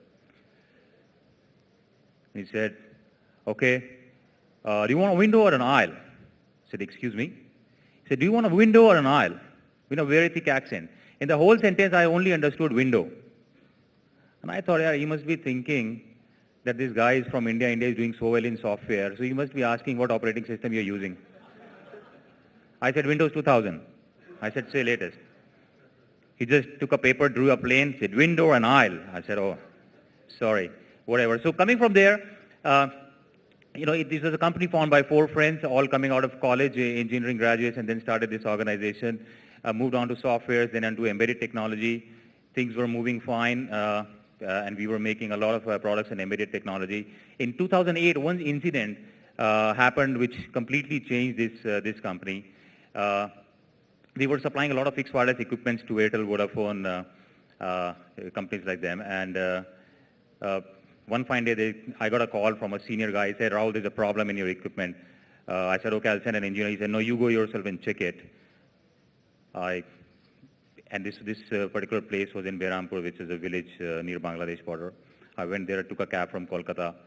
I just went there, solved the problem. And while I was coming back to airport, I just saw this village where there was no electricity, but there was a payphone, Airtel ISD payphone. And I realized that if it is Airtel ISD, they must be using a fixed wireless equipment from us.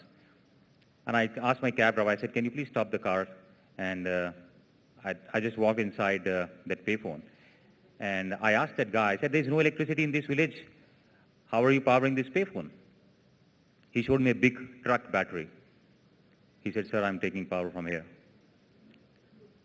And those days we were not making mobile phones, so I was using some other mobile phone, and there were no signals because of weak signal area. And I asked him, I'm not getting any signals. How are you drawing signals? He said, I'm drawing signals from this. And when I saw that, it was a 20 dB gain antenna with some 30 meters of wire mounted on top of his, on a pole on his terrace. He says, that's how I draw my signals. I got more intrigued. I said, this is fine, but how do you recharge this battery? There's no power in your village. He said, 11 kilometers away, there is a village. I lug this battery on my bicycle overnight, go there, charge it overnight, come back in the morning. I said, how much money do you make? He said, 3,000-4,000 rupees. Now, in a village where there is no electricity, this means no entertainment, nothing. 3,000-4,000 rupees is a big amount of money. And then I was traveling in interiors of Bihar, I saw people with chargers, and on top of it was written, pay 25 rupees to charge your phone. Because there was no energy there. I came back, I sat with our other co-founders, and I said, why can't we make mobile phones there, which will help the consumers? So the first reaction was, are you crazy? In fact, one of them said, how much fever do you have? Because that time, if you look from outside, it's quite intimidating. You're going to fight, all the Nokias and Samsungs of the world.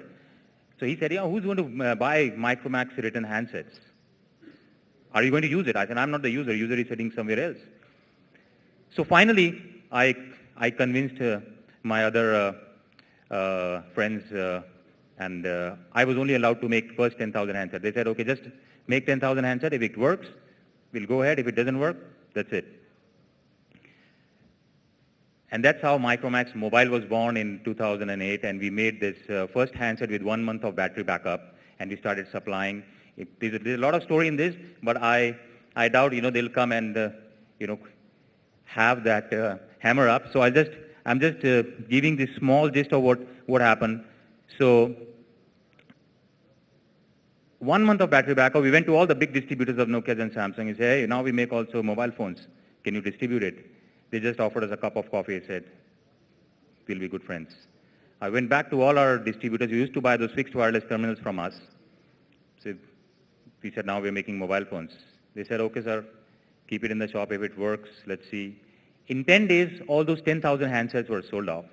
Why? Because there was no apple to apple in the market. There was no product which was giving 1 month of standby battery time, and it just worked amazingly. We said, all right, fine, fantastic. Now, second incident, which was again important incident for us. One day, all this, we were making this, that's how Micromax Mobile was born. But one day I saw my cook using 3 SIM cards. I asked him, why are you using 3 SIM cards? He said, sir, one for local calling. I said, why second? He said, second to call to my native village. I have a different plan. I said, which is fine. Why third SIM card? He said, third SIM card, I just changed my plan. Incoming is free, so I'm not throwing it away. I came back again, we sat on drawing board. I said, why can't we make a phone with dual SIM? One phone on single baseband, but dual SIM cards. We should not increase the cost, but in one baseband we should do it. Again, the question was that only rich people can afford multiple SIM cards, which was not the consumer truth. The consumer truth was that most of the people in the middle and lower category, they were using multiple SIM cards. And that's how the first dual SIM phone was born. And that's how we realized there's a humongous potential. And if we can just work on solving the problems of our consumer in their day-to-day life, it's going to work. And that's how we started incubating verticals after verticals. So from selling 10,000 handsets a month, that time now we sell around 2.7 to 3 million handsets every month. From one country, which is India, now we're into 5 countries. We have recently... Thank you. We have now, in smartphones, we are number 2 out here in India, and recently launched in Russia. So the whole gist is that India has seen many companies from software side who have come forward and made all Indians proud. From the hardware side, there's not much companies from India who was risen up and became a truly multinational. I think we have a fantastic platform to be a good global multinational, and that's what we're striving to be. So that's a small story about Micromax, not taking too much time. And Micromax isn't just a company that's survived. That's important to note. It's not just survived in a tough market. It's done really well. It's the admiration of other companies that have tried to be Me Too's as well. It's set a certain template for doing business in a really tough environment. So Rahul Sharma's was a perspective from the inside, and now I'm going to request Mr. Lombard to come out and to the podium and give us a perspective from the outside, because his perception is that what happens in France and what happens in India right now, the things restraining business, are actually more similar than they are different. Mr. Lombard. Thank you. When I fly to Delhi, I was wondering who has selected the title of this panel, because it seems to me a little bit misleading, because when it says soft power or difficult destination, when we hear to our colleagues, it's not a difficult destination, it's an enthusiastic destination. And so it seems a little bit pessimistic. Another thought is that we are in front of a new situation, because, of course, we are in front of many companies who have already developed. We are in front of a structure of the economy which we know, but we are also at the beginning of what I call the second step of the digital revolution, which means as far as we are waiting for a second digital revolution, you can take decision to get the most value of this evolution. To be more clear, I would like to compare Europe and India and to say that we have very similar question, very similar situation concerning the digital economy and the soft economy. Because in fact, we have first a lot of customers, and we are very proud to have so many customers, because of course, when you want to start an activity, an industrial activity, the first need is to have a market. So it's perfect.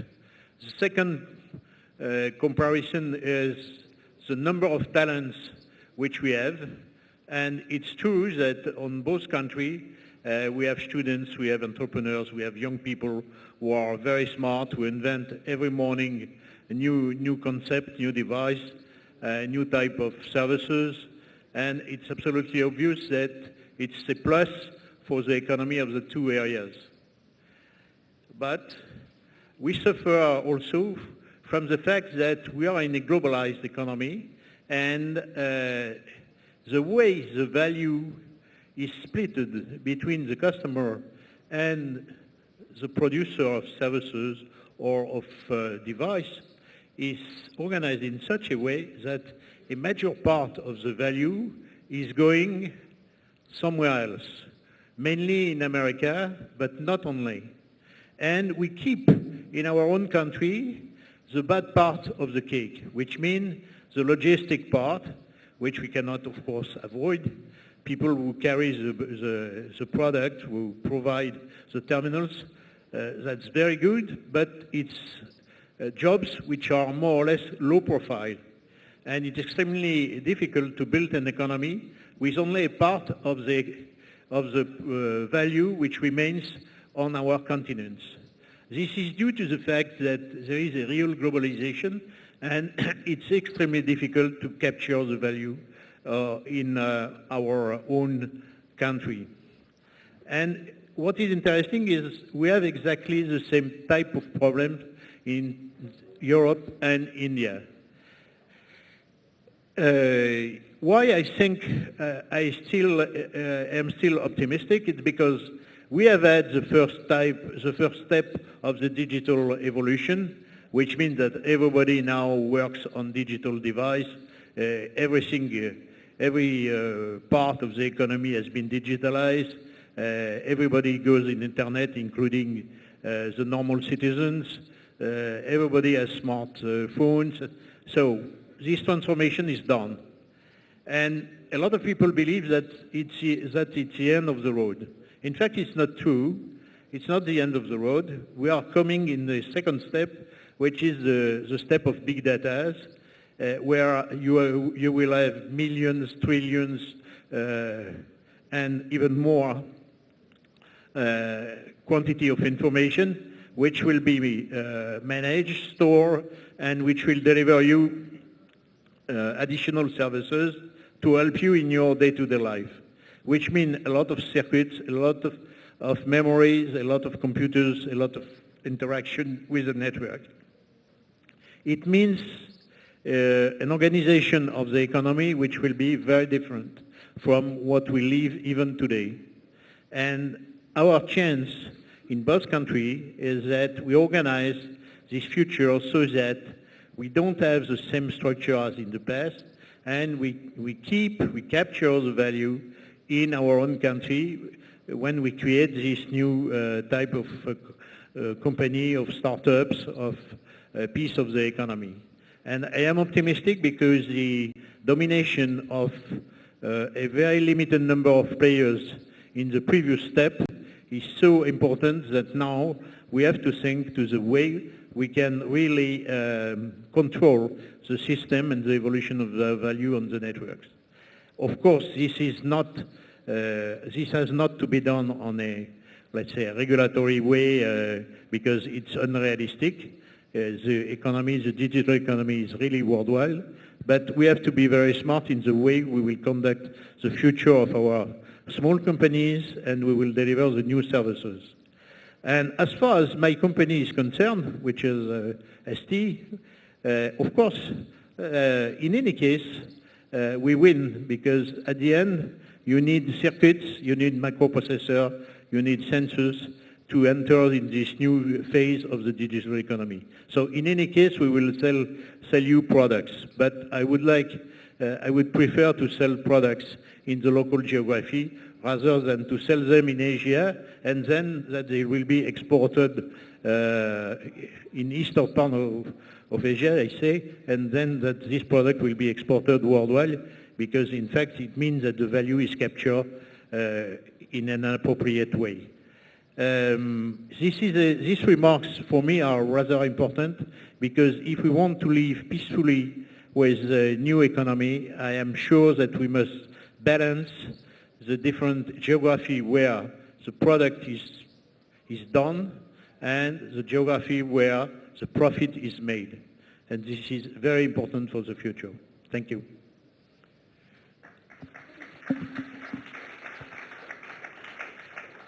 A lot of things common in what both Rahul said and what Mr. Lombard said are inspirational in the sense that all is not lost. Things are tough, but that's how they always will be. Things are tough. It's about the ingredients you take out of a tough situation, and all of those ingredients already exist in the Indian context to make businesses successful, to create new ideas and take those new ideas, make them brave and actually make them successful. I know a lot of you have questions. I have some of my own, but I've just been told that if we want to keep our schedule, we're going to have to wrap up at this point of time. So I'm very sorry we won't be able to take any questions at this point of time. Let's have a big round of applause for Rahul Sharma and Didier Lombard.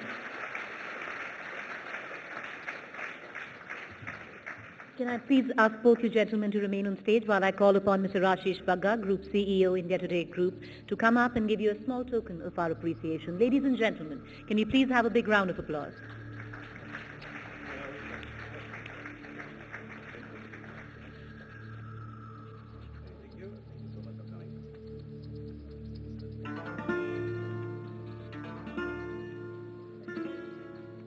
Thank you, Mr. Sharma. Thank you, Mr. Lombard. Thank you, Mr. Bagga. Well, with that, let's cut right through our next session. Our next session, Battleground Afghanistan, Can India Outflank Pakistan? I'd like to invite on stage the session moderator, Gaurav Sawant, Editor, Strategic Affairs Headlines Today. So take it from there.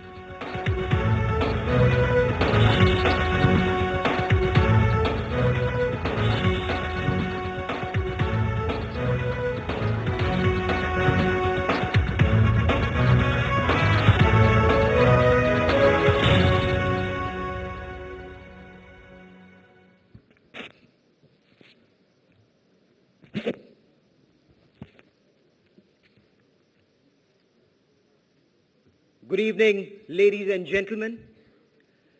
As US forces draw down in Afghanistan, there are fears Afghanistan could descend into chaos.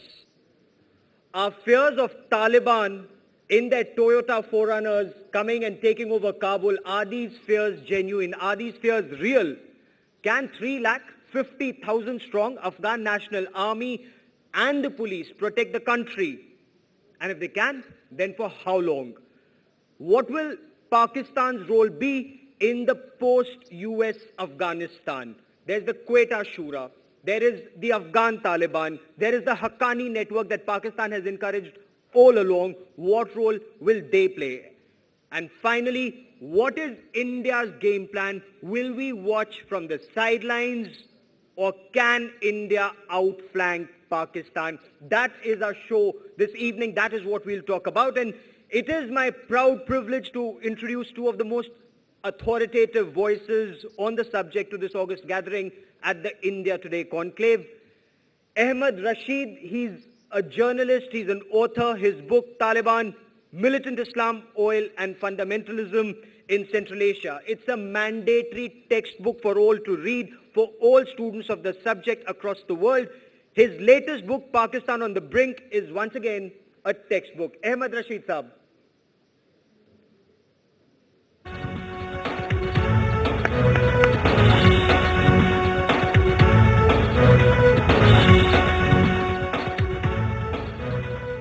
Ladies and gentlemen, it is also my proud privilege to introduce Minister of State for Human Resource Development, Shashi Tharoor, a man who clearly needs no introduction either to this gathering or in cyberspace. The minister is an author, he's a diplomat, he's a superstar on Twitter. This evening, his follower list is at 2.11 million followers and counting. He represents the Thiruvananthapuram constituency. The minister is a Stephanian. Mr. Shashi Tharoor.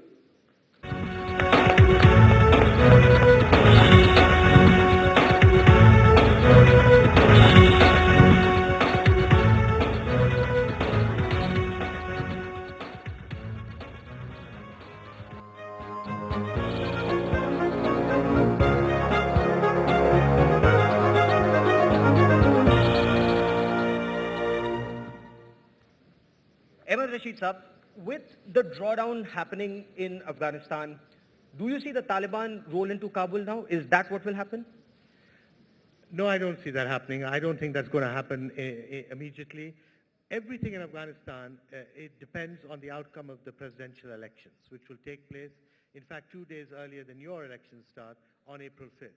If these elections gain a degree of legitimacy from the majority of the Afghan people, then I think we could be well on the way for the new president in Afghanistan to reopen the dialogue with the Taliban that has got faltered, and for regional countries, to all the neighboring countries, to show greater faith and stability in Afghanistan's future. If, on the other hand, the elections are rigged, there is massive discrepancy, one warlord or the other, or one party does not believe that the elections were free and fair, then we could, the worst case scenario, we could see a multi-dimensional civil war. It would not just be Taliban versus government, it would be Taliban versus government versus half a dozen other groups who might well also be fighting the government.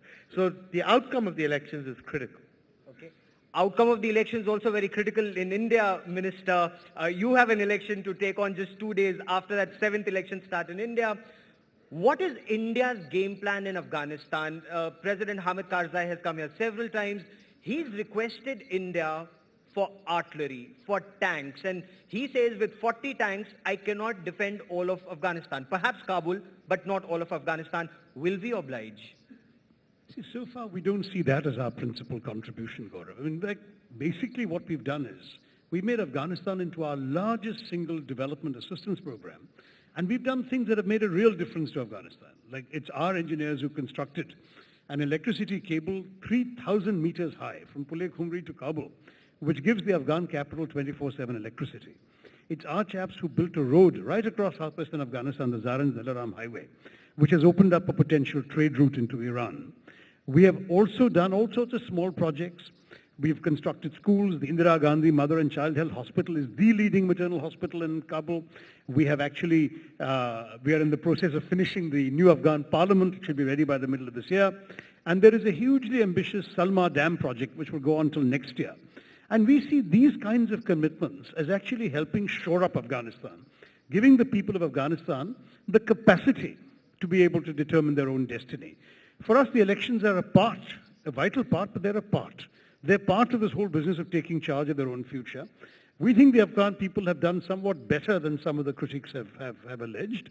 And I would share Ahmed's feeling that the presidential elections, if they go well, could well see us moving forward in a very constructive way towards the next phase. But just let me add 3 very quick points that we are anxious about. Ahmed talked about security, briefly. My concern about security is that there is a terrorism problem in Afghanistan. And we in India are not sure how much it originates within Afghanistan. I think Ahmed might enlighten us a little bit about how much of what's going wrong on the terrorism front in Afghanistan is actually emanating from his side of the border. Yep. The second challenge we have is, he again rightly mentioned the regional countries must chip in. We think for Afghanistan to be viable, there needs to be respectable trade transit arrangements. Because after all, for 3,000 years, Afghanistan has been the intersection of trade routes from Central Asia, South Asia, West Asia. But now, because Pakistan doesn't allow transit from Afghanistan to India, the old Kabuliwalas of yore can only come by plane. There's no way through. And if Pakistan were to be committed as a regional partner and a neighbor to helping Afghanistan's economy and helping them stand on their feet, giving transit rights would be a very obvious thing they could do. The third issue is indeed the rest of the international community. Are they going to remain committed, as they have been since 2001, to seeing long-term security for Afghanistan? Or are they going to cut and run? We don't believe that they would responsibly do the latter. And we think that even the withdrawal we're hearing about of international forces will leave behind a significant residual presence. But Ahmed studies these things so much more closely, I'd love to hear from him on that. Those are the 3 things that we in India, I think, would consider the top priorities. Will 10,000 troops that they leave behind, will they be sufficient? As the right question he said, what will Pakistan do, whether it's the Quetta Shura, the Haqqani Network, the Taliban? Pakistan has funded them. Let me just answer a couple of points that the Minister has raised, and very necessary points. The first is that I think both India and Pakistan have acted with incredible maturity over the past year or so. We have a situation where President Karzai has in turn been to Delhi 5 or 6 times and tried to get the Indians to make anti-Pakistan statements and to deliver heavy weapons, as you said. India has refused to do that because India knows perfectly well that, first of all, the Afghan army is not certain if it's going to last, what the format is, and whether it's going to be able to sustain itself. But it doesn't want to rile up Pakistan. Likewise, Pakistan has not made any adverse, with all this rhetoric that has come out of Delhi when President Karzai comes here, Pakistan has not reacted in any kind of negative way. So for the first time in 10 years, or 13 years of the war in Afghanistan, we are seeing Pakistan and India acting, I think, very sensibly. And I hope that this could really move forward. We need a dialogue on Afghanistan at the foreign secretary level, at the foreign minister, the prime minister level. We need to much greater transparency between the 2 countries on what the other is doing. Those are brave words. I mean, those are good words. But when you look at the situation on ground, Pakistan was directly involved in the attack on the Indian embassy twice. They've killed a defense attaché. They've killed doctors who were providing yeoman service to Afghan people. There's no doubt that there is no action against them in Pakistan. There is no doubt that there has been a proxy war going on in Afghanistan. The Pakistanis feel very strongly that the Indians are also from Afghanistan are backing the Baloch dissidents and the Baloch separatists, a war that has been going on inside Pakistan also. No, but is that true, Minister? Since 2005. Is that Let true? me just finish. Isn't it just propaganda? Let me just finish. And certainly, without doubt, the Pakistan has had links with dissident Taliban groups like the Haqqani Network, who have been, attacking the Indians with support from elements in Pakistan. I think there's no doubt about that.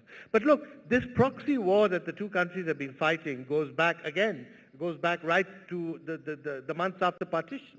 And, we've seen Khalistan, we've seen Kashmir, we've seen other places.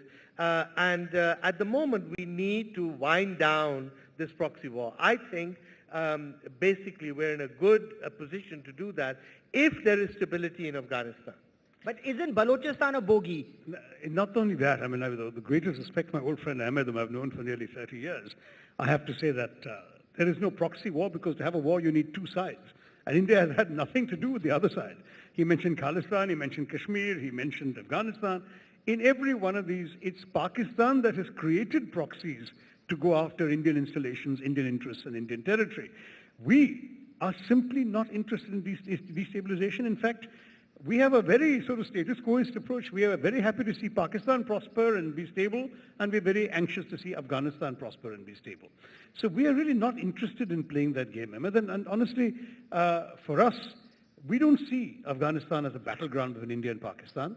We don't see Afghanistan as a country which need have in any way a sort of zero-sum equation in the Indo-Pakistan paradigm. I think as far as we're concerned, both India and Pakistan have a shared interest, and I think that's a view that you are not opposed to, a shared interest in seeing a stable and prosperous Afghanistan. And so when you said everything depends on whether things are stable afterwards, well, Pakistan has the greatest capacity to help ensure that things stay stable by reining in those elements on Pakistani soil who are promoting instability in Afghanistan. And Rashid Saab, does Pakistan want peace in Afghanistan? And by Pakistan, I mean the all-powerful Pakistan Army and the ISI, sir. Let me just say, look, all the neighboring countries want a stable Afghanistan. Nobody wants a repeat of the 1990s when, if you remember, all the regional countries had picked warlords to help and side with and fuel the civil war in Afghanistan. Nobody wants the continuation of the war in Afghanistan. And for the first time, I think all the neighbors are on one track. And I think Pakistan definitely, or what we've seen over the last couple of years, the Pakistanis, even though the Taliban leadership is living in Pakistan, the Pakistanis have far less authority and clout and control over the Taliban than ever before. The Taliban are very much, they make their own decisions and policies. I believe that if these elections are successful, if the dialogue with India gets going on Afghanistan, we should be giving these Afghan Taliban a deadline to move out of Pakistan. But most important of all, I think where the cooperation has to, I agree with you, I think we should open the road route between Afghanistan and India. India is signing a lot of large-scale contracts with Afghanistan, mineral development and all that. Pakistani companies don't have the capacity to do that, but Pakistani companies could become junior partners of these large Indian conglomerates to provide services and other such things. But clearly, India needs, and the region needs, this route to be opened once again. And I'm hoping is the ISI on board? Sorry? Is the ISI on board? And even if the ISI is on board, will Mullah Omar or the Quetta Shura, that Mullah Omar sees himself as the Amirul Muslimin, will he be happy being just one of the stakeholders? Pakistan faces at the moment 3 insurgencies going on at the same time. And the worst being the Pakistani Taliban in the northwest of the country, who have killed large numbers of soldiers and civilians. The army at the moment is totally preoccupied with the dangers of that Pakistan faces itself. And, that's why I think policy has changed. I mean, the famous saying by the former army chief that the internal threat is now far greater than the external threat. In other words, the sort of anti-India rhetoric that has been part of Pakistan's whole makeup over 50 years has really now dramatically altered to even within the army, which recognizes that we have to deal with this Taliban threat. We're still not being able to deal with it properly. I hope we do, but it needs a civilian-military partnership to be able to deal with that.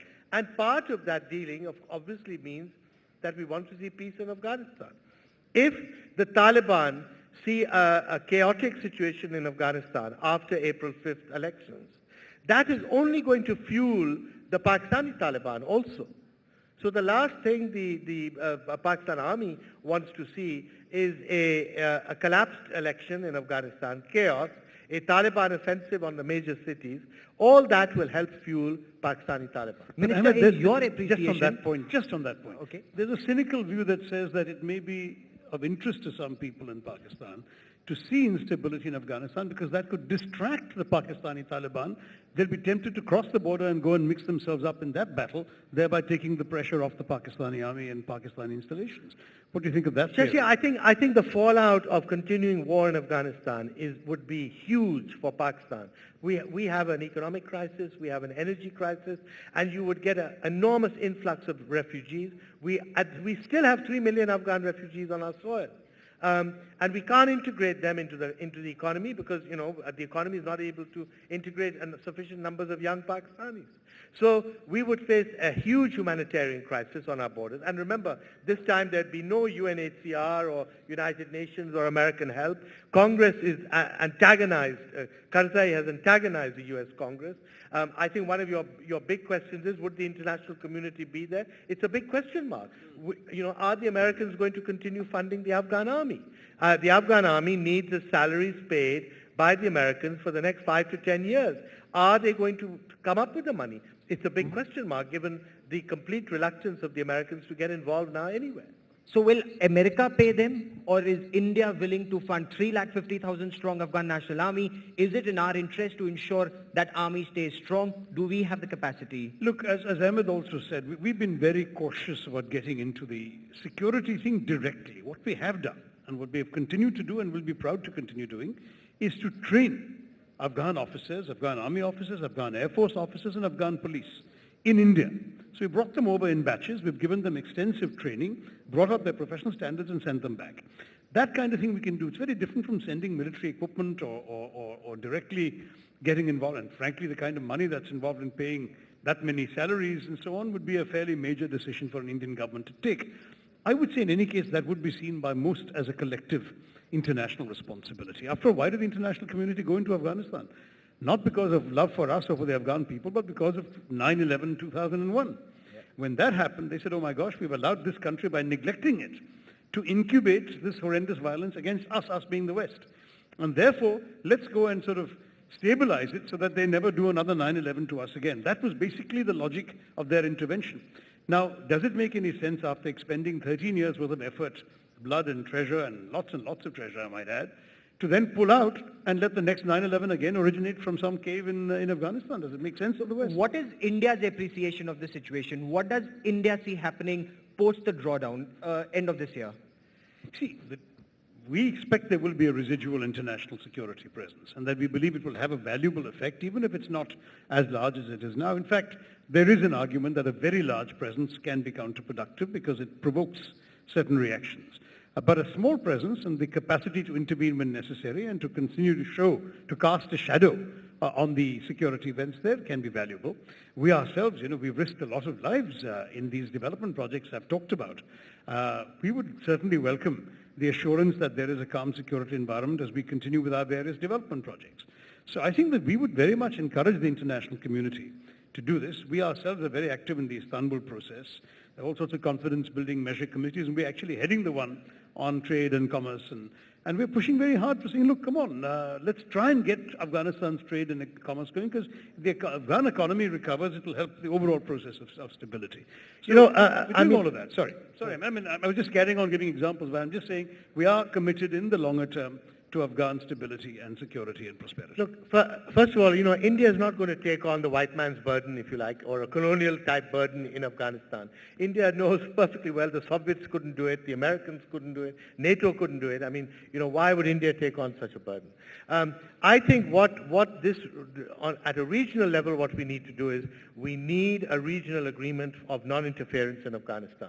All the neighbors the 5 neighbors of Afghanistan plus the 3 big countries who are not neighbors but involved, Saudi Arabia, India, and Russia, need to be involved in a regional effort to make sure that there is no post-election interference in Afghanistan from any side. And that How do all these countries ensure Pakistan doesn't interfere? What? How do you ensure Pakistan doesn't interfere for that strategic depth? Strategic depth is something that is long gone and long over.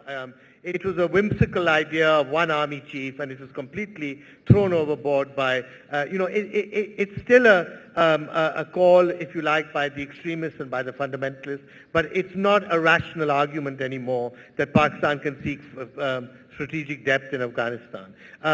That period is over.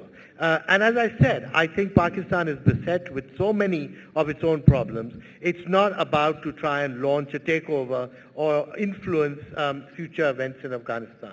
Now, so the effort has to be regional. And for that, I would really like to see another proposal, what India can do economically to help the region and help Afghanistan, is perhaps the next government could think of the idea of setting up an investment fund, an Indian investment fund for projects in Afghanistan.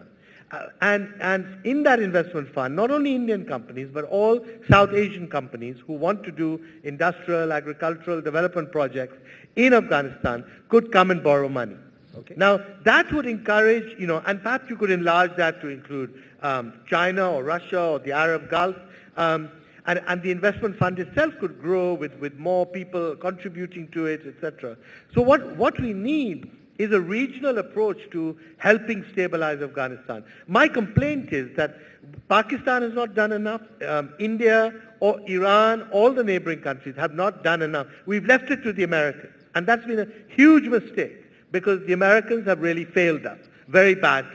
Obama has not been interested in Afghanistan sufficiently to be able to take up these issues of regional dialogue and all the rest of it. We saw a little bit of interest in the beginning when Richard Holbrooke was there, but after his death, we haven't seen an real American commitment to trying to broker a peace in this region. The region has to do more. Okay. Minister, do you share Rashid Saab's confidence and optimism that Pakistan will play an active role in development of Afghanistan? At least it will not interfere. These terrorist forces that have destabilized Afghanistan over the past decades will not once again be there? Look, we'd like that to be the case, but there is always a difference between what we want and what we're seeing on the ground. What is your appreciation? I'd agree with Ahmed that things have been calmer in the last year, that certainly the episodes you mentioned when the Haqqani network hit our embassy twice. The last episode was now 3 years ago. So it's not as if we're looking at a recurrent violent campaign against India and Indian interests, but certainly we have a perception that if not in Islamabad, then certainly in Rawalpindi, this is seen as a zero-sum game, that Pakistan must somehow have a one-upmanship that keeps India out or keeps India down, and that India should not be allowed to do much in Afghanistan. And that, I think, would be a pity. I think if Ahmed is right that there is a new thinking going on, if this leads to a serious dialogue between Pakistan and India on Afghanistan, in which Pakistan takes initiative to say, look, we know we've done X, Y, and Z, but that we would like very much to inaugurate a new chapter, and what can we do together? I think that they will find India very receptive. I'm not in the foreign ministry, and what is more, as you said, our government is coming to the end of its shelf life right now, but a new government in India, because fundamentally there is consensus, I think, across all parties, a new government in India will remain committed to stability, peace and prosperity in Afghanistan, and will want to create a peaceful environment to do that in partnership with Pakistan if partnership is offered. So let me say, if Ahmed is right, I'll be the happiest man on this floor. In India, perhaps most people would be. Some of these track 2 debates and discussions, there's talk of India and Pakistan cooperating on Afghanistan. Is that a pipe dream?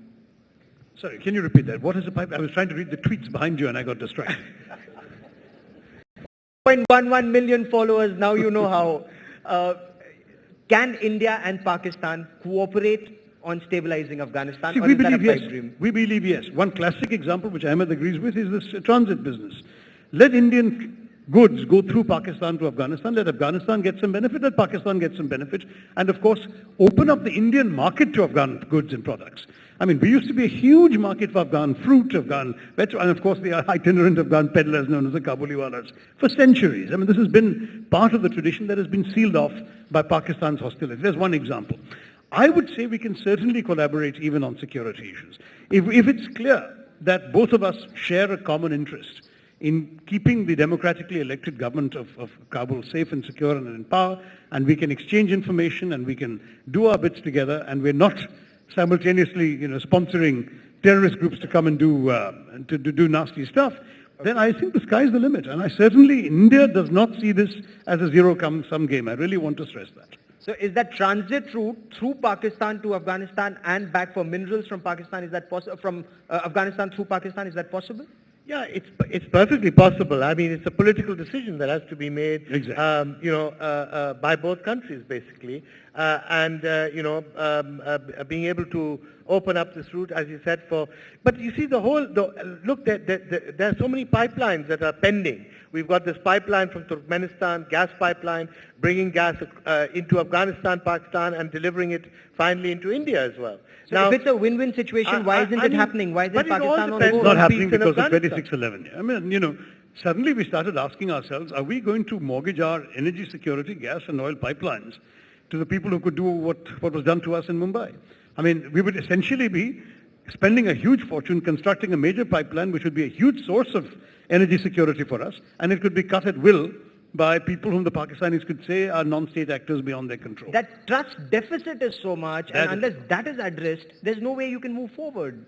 Well, I think if bringing peace and stability to Afghanistan is the first item on the agenda, and it can't be done without India-Pakistan cooperation. It certainly can't be done if India and Pakistan are going to be fighting over scoring points in Kabul against each other. I think, the mood is altered. Nawaz Sharif has made it very clear that he wants improved relations with India. He wants a new foreign policy. He's having a very hard time implementing that at the moment because of the internal threats that we face, which are very serious indeed.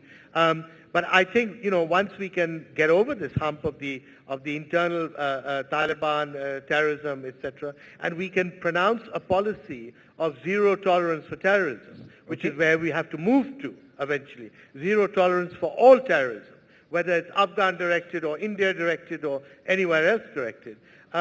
I think, then we can really sit down and tackle these issues. But a lot depends on the Afghans, don't forget. I mean, if the war is going to continue in Afghanistan, then all bets are off. Then, everybody will have to rethink their position. There are questions for you, I'm told. We'll now open the house to questions. Please raise your hand. Ask your question. Tell me who your question is directed to. General?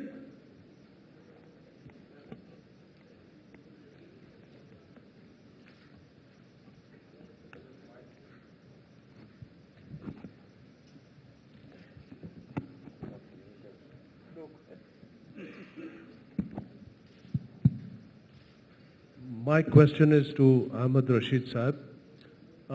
We see democracy getting more strong in Pakistan, but it can only be strong and effective if it is given that space by the military. So do you feel that there is a change taking place? Because that is fundamental to anything happening in Afghanistan. The policies are not going to be made by people if they don't have true power. So that is my question. Well, I agree with you. I mean, the troubles we are facing, whether it's economic or terrorism, extremism, energy, has been the culminative fault of military regimes which have essentially been anti-people. Military regimes have not served the people adequately. And I think the military itself now realizes that we need a consistent democratic pattern, a predictable democratic pattern. We need government to follow government, being elected, etc. Now, unfortunately, we still have very weak and very poor governments. The last government and even this government has proved itself very incompetent in many areas. But, we have no young people joining politics, for example. No young people wanting to serve the country through politics because it's seen as a dirty game, as corrupt game, etc., etc.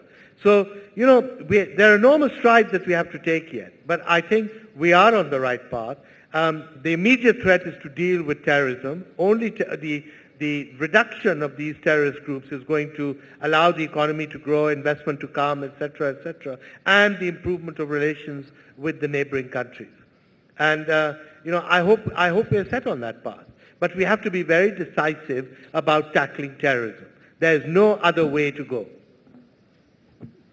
Thank you very much. Tackling terrorism is the biggest issue to bringing peace to this entire region, to bring peace to this region, not just Pakistan and Afghanistan, but also India. Minister Shashi Tharoor and Ahmed Rashid Saab, many thanks for being a part of the India Today Conclave. Thank you. Well, thank you, gentlemen. Can we please have a big round of applause? I would request both Mr. Rashid and Mr. Tharoor to stay on stage while I call upon Mr. Dev Bhattacharya, Group Executive President, Corporate Strategy and Business Development Head, Aditya Birla Group. Please come up on stage and present a small token of our appreciation to the gentlemen here. Once again, can we please put our hands together for a riveting session by Mr. Rashid and Mr. Tharoor.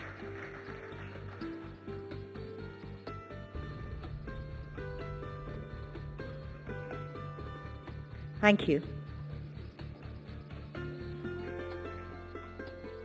With that, we are going to take a 15-minute break for tea. We reconvene in exactly 15 minutes for our next session, which promises to be a cracking one. So 15 minutes, a quick break for tea, Shah Jahan room. After that, we reconvene in exactly 15 minutes there. For those of you who want to tweet on our sessions, please do so. Our hashtag is Conclave14. For our 6:30 session, I want to once again remind our audience, we will have a few guests starting 6:30 who will speak in Hindi. So if you are wanting interpretation, translation from Hindi to English, please feel free. On your right-hand side, there is a brown kiosk. Feel free to approach it and ask for earphones. Starting 6:30, 7 o'clock, when we begin with our other sessions, there will be guests who will be speaking in Hindi. So please feel free to do that. And do tweet. Conclave14 is our hashtag. We reconvene in exactly 15 minutes.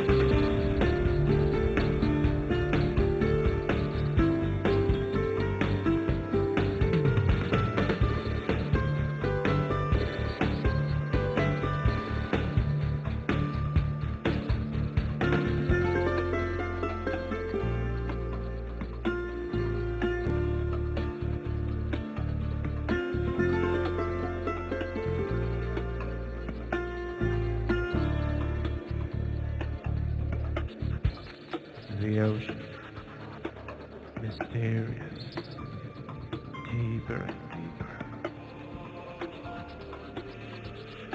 Who knows what lies at the bottom of the ocean, deeper and deeper.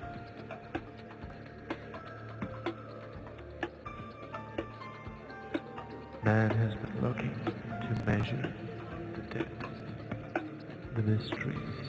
Once again, can I request our audience, in midst of our audience, people who would want translation from Hindi to English, I would like to tell this August House that starting 7:30, we will be having guests, actually 7 o'clock, we will be having guests who will be speaking in Hindi.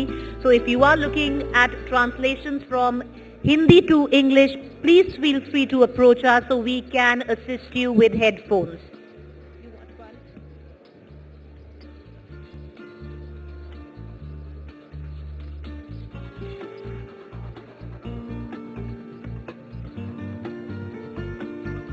Once again, I would want to make this announcement again.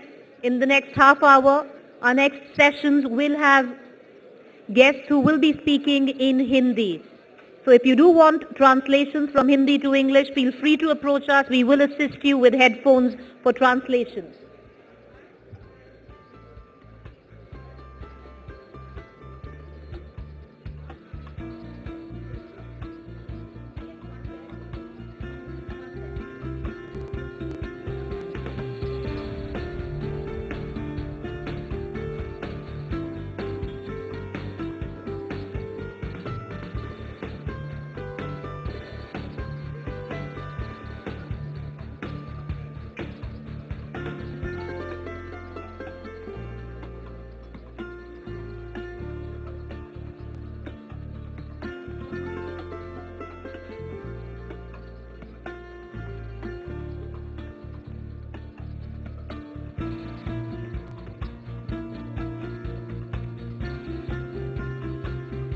Once again, if you can hear us, we have our people there, very happy to assist you with earphones, with headphones in case you want Hindi to English translation. I would want to tell our audience that our next session onwards, we will have guests who will be speaking in Hindi. And if you do approach us now, we'd be happy to provide you with headphones for the translation starting our next session onwards. Yes.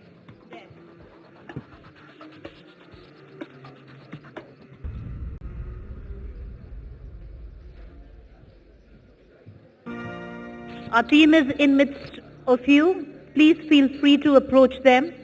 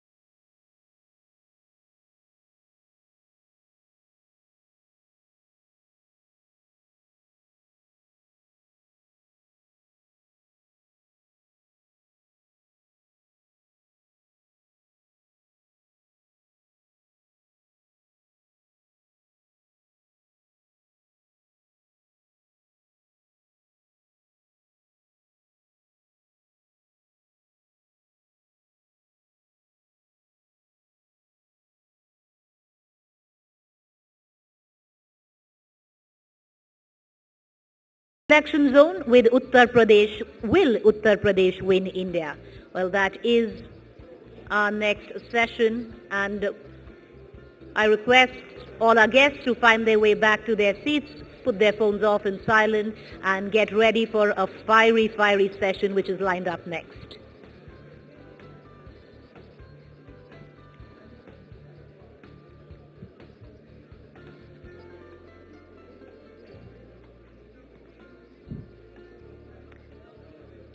If you tweet, please do so under the hashtag Conclave14.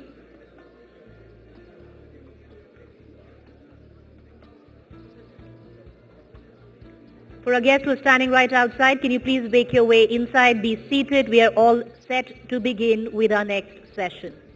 I request all of you to clear the aisles, find yourself a seat.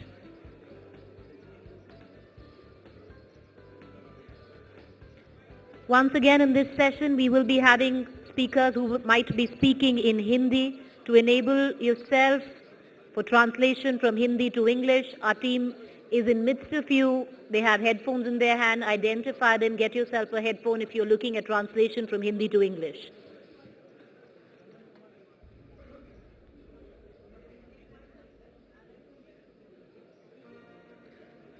Can we request our guests who are standing right outside the door to make their way inside and find themselves a seat? We're all ready to begin our next session.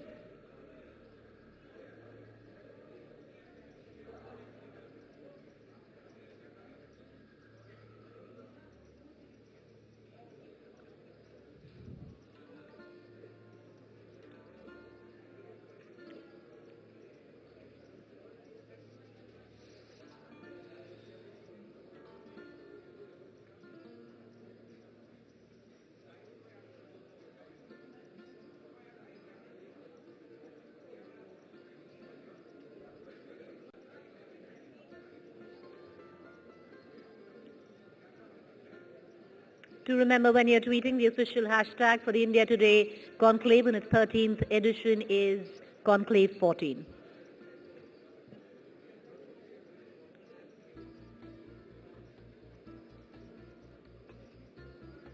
May I request our guests who are standing right outside the door to please come in, find yourselves your seats, put your phones off and silent. We're all set to begin with our next session post-tea.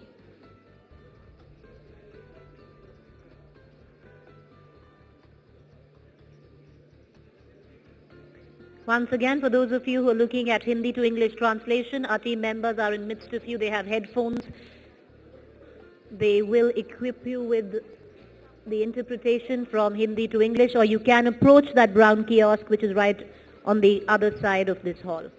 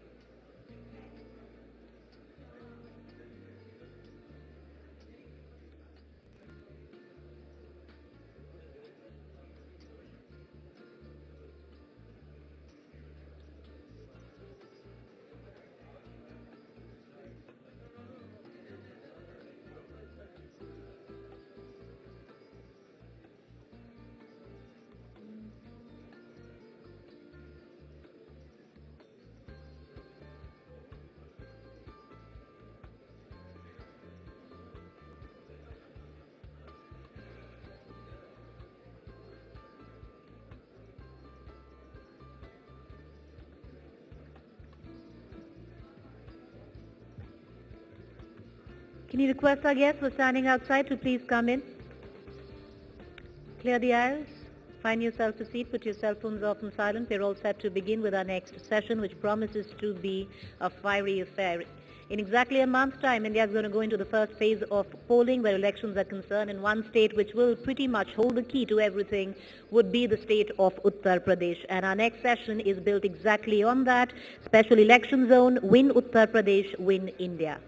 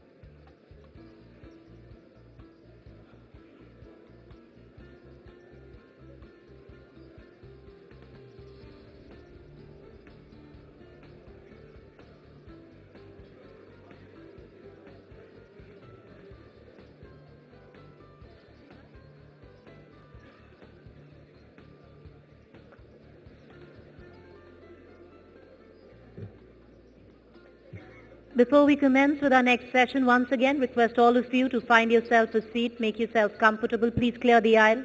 Everybody standing outside the doors, request you once again to come in, find yourself a seat. Please clear the aisles on the left. And with that, let's begin with our next session.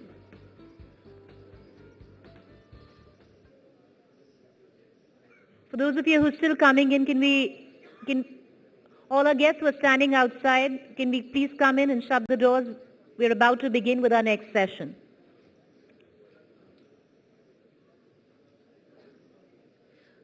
All right, with it, let me introduce you to our next session this evening, Special Election Zone, Win Uttar Pradesh, Win India. To take it from here, I'd like to invite Rahul Kanwal, Editor-at-Large, Headlines Today and Aaj Tak, to take it from here.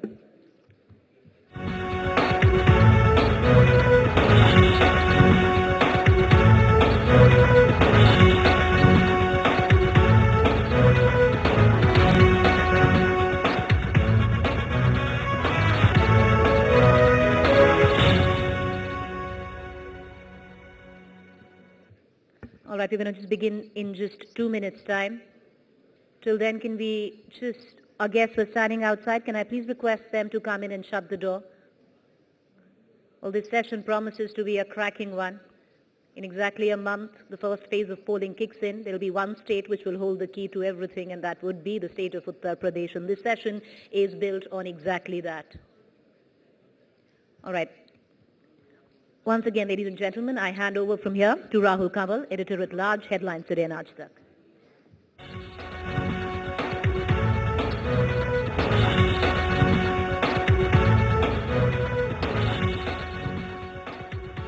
क्या आप लोग तैयार हैं घमासान के लिए? क्योंकि अब अगले 45 मिनट में भिड़ंत होने वाली है कांग्रेस, बीजेपी और आम आदमी पार्टी. तीन बड़े नेता, तीन अलग अलग सोच, लड़ाई जबरदस्त कि कौन जीतेगा 2014 के चुनाव.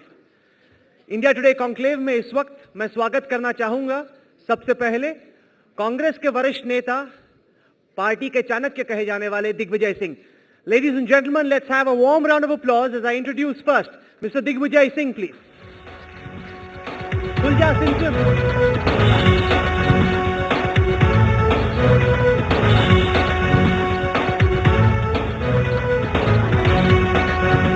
सिमसिम खुल जा।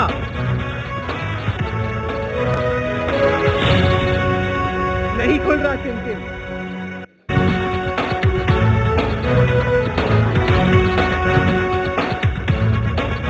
फंस गया सिमसिम। मैं पीछे जाके देखता हूं।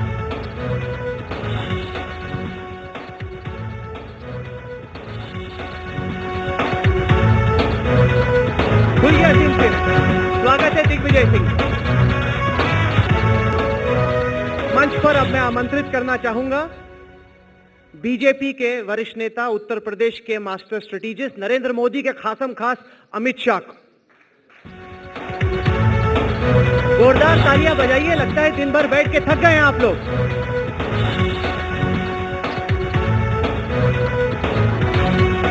इस बार का जो चुनाव है और इस बार की जो लड़ाई है वो सिर्फ कांग्रेस और बीजेपी के बीच में नहीं, इस बार की लड़ाई में आम आदमी पार्टी भी है। स्वागत कीजिए दिल्ली के पूर्व मंत्री अरविंद केजरीवाल के सबसे खास मनीष सिसोदिया का।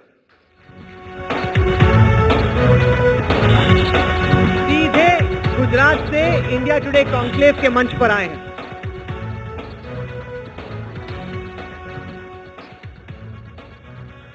आप तीनों अपनी अपनी पार्टियों में बहुत खास अहम जगह रखते हैं। आप तीनों अपने लीडर्स के बहुत नजदीक हैं और अगले 45 मिनट में हम चर्चा करने वाले हैं शुरुआत में उत्तर प्रदेश पर। और चर्चा इस पर होगी कि क्या यह बात सही है कि अगर उत्तर प्रदेश जीत लिया तो देश जीत लिया। शुरुआत हम दिग्विजय सिंह से करेंगे। दिग्विजय जी, किस हद तक इस बात में सच्चाई है कि अगर किसी पार्टी ने यूपी जीत लिया तो हिंदुस्तान जीत लिया? खासतौर से इस बात को मद्देनजर रखते हुए कि 2004 में आपने यूपी नहीं जीता, फिर भी इंडिया जीता। 2009 में आपने आंध्र में यूपी से ज्यादा बड़ी जीत की। कितनी अहम है यूपी की जीत? बहुत बहुत धन्यवाद राहुल जी। उत्तर प्रदेश में 80 विधानसभा लोकसभा सीटें हैं और स्वाभाविक है कि जैसा कि आपने कहा, जिसने यूपी जीता उसने देश जीता। हम लोगों के लिए महत्वपूर्ण है और 2009 में हम लोगों ने 21 सीटें जीती थी, फिर एक बाई इलेक्शन जीता। 9 से बढ़ के हम लोग 22 हो गए थे। हम लोगों की पूरी तैयारी है और अब युद्ध में आजमाएंगे अमित शाह जी को और आप पार्टी को। कॉन्फिडेंट लग नहीं रहे सर आप, कॉन्फिडेंट लग नहीं रहे। यहाँ पे महाभारत शुरू होने वाला है और चीफ जनरल जो है वो कह रहा है देखेंगे क्या होगा। जीत का हौसला है कि नहीं? ऐसा है, 2004 में भी आपने हमको राइट ऑफ कर दिया था, 2009 में भी राइट ऑफ कर दिया था, लेकिन 2004 में भी हमने आपको पीटा। मीडिया को नहीं, मीडिया को के सर्वेस को। अच्छा। फिर 2009 में भी आपके सर्वेस को पीटा और 2014 में भी आपके सर्वेस को पीटेंगे। अमित शाह साहब, आप बताइए, यूपी नरेंद्र मोदी के लिए बहुत इंपॉर्टेंट है, पर उस लड़ाई को जिताने के लिए आपको क्यों चुना गया? तमाम बीजेपी में नेता हैं, यूपी से बड़े बड़े नेता हैं, आपको क्यों अहमदाबाद से लखनऊ भेजा गया इस लड़ाई के लिए? वो तो हमारे राष्ट्रीय अध्यक्ष जी ने तय किया है, मगर मेरे पास काफी समय है, वही एक कारण अभी तो अपरेंटली दिखता है, बाकी कोई कारण नहीं दिखता। नहीं, पर इतने आसानी से आप टाल नहीं सकते, इतने बड़े बड़े शीर्ष नेता हैं। आपने कभी भी गुजरात से बाहर निकलकर राजनीति की नहीं। सबसे बड़ी चुनौती के लिए, सबसे बड़ी लड़ाई के लिए अमित शाह को क्यों चुना गया? देखिए, जहां तक मेरे काम का सवाल है, मैं अब तक गुजरात में ही काम करता था, वो सही बात है। और अब मेरा तय हुआ कि मैं राष्ट्रीय महासचिव के रूप में काम करूं और पार्टी को लगा होगा कि भाई उत्तर प्रदेश का जिस तरह का काम है वो मैं ठीक कर सकता हूं, इस तरह से मुझे रखा वहां पर। इसमें कोई बड़ी नरेंद्र मोदी के गेम प्लान में उत्तर प्रदेश कितना इंपॉर्टेंट है? क्या दिल्ली की गद्दी, दिल्ली का रास्ता लखनऊ से होकर गुजरेगा? देखिए, नरेंद्र मोदी का कोई गेम प्लान नहीं है। स्वाभाविक सरल रूप से हर कोई पॉलिटिक्स में काम करता है, इस तरह से मोदी जी भी काम कर रहे हैं। मगर अटल बिहारी वाजपेयी कहा करते थे कि दिल्ली का रास्ता लखनऊ होकर गुजरता है, और इस बार मुझे स्पष्ट लगता है यूपी में घूमने के बाद कि भारतीय जनता पार्टी की और एनडीए की सरकार बनने का रास्ता लखनऊ से होकर गुजरेगा, और ये चार मार्गीय एक तरफा रास्ता है। मनीष, दिल्ली में जो क्रांति हुई, जो आपको वोट पड़ा, क्या अभी तो आप लखनऊ में रैली करके आए हैं, कानपुर में आपकी रैली हुई, क्या आपको लगता है कि आम आदमी पार्टी की उत्तर प्रदेश में भी उसी तरह की हवा है जिस तरह की दिल्ली में थी? कितना इंपॉर्टेंट है आपके लिए यूपी?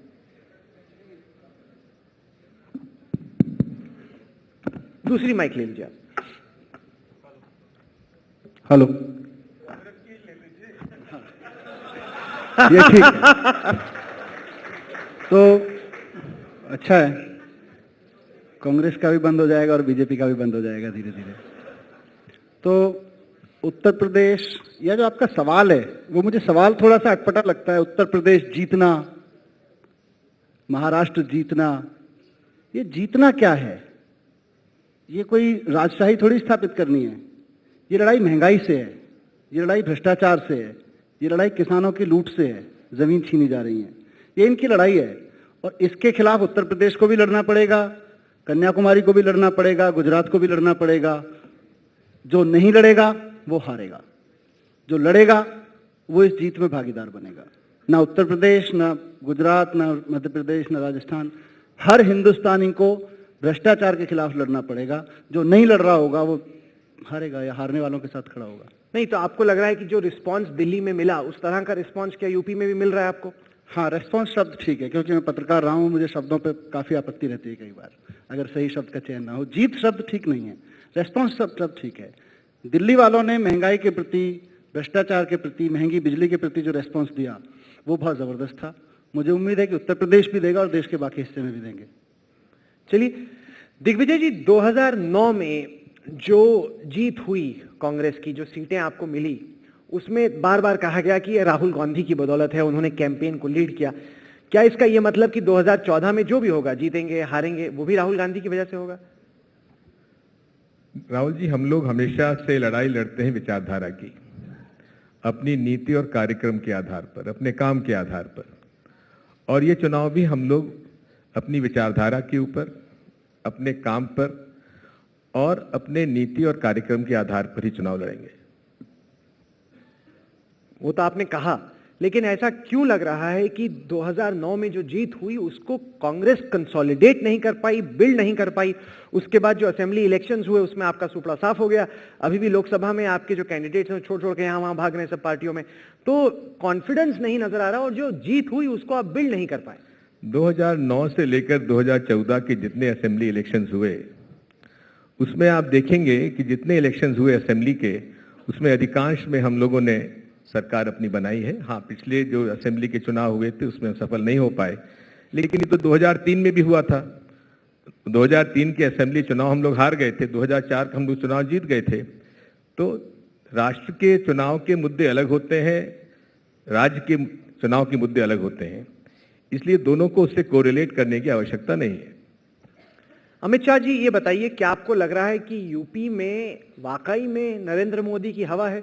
क्योंकि मनीष और केजरीवाल ये कहते हैं कि ये तो केवल टीवी की हवा है, ये जमीन पे हवा नहीं है कोई। देखिए, सिर्फ यूपी क्यों, पूरे देश में जनता का रुझान नरेंद्र मोदी के प्रति है, और इसके दो कारण हैं।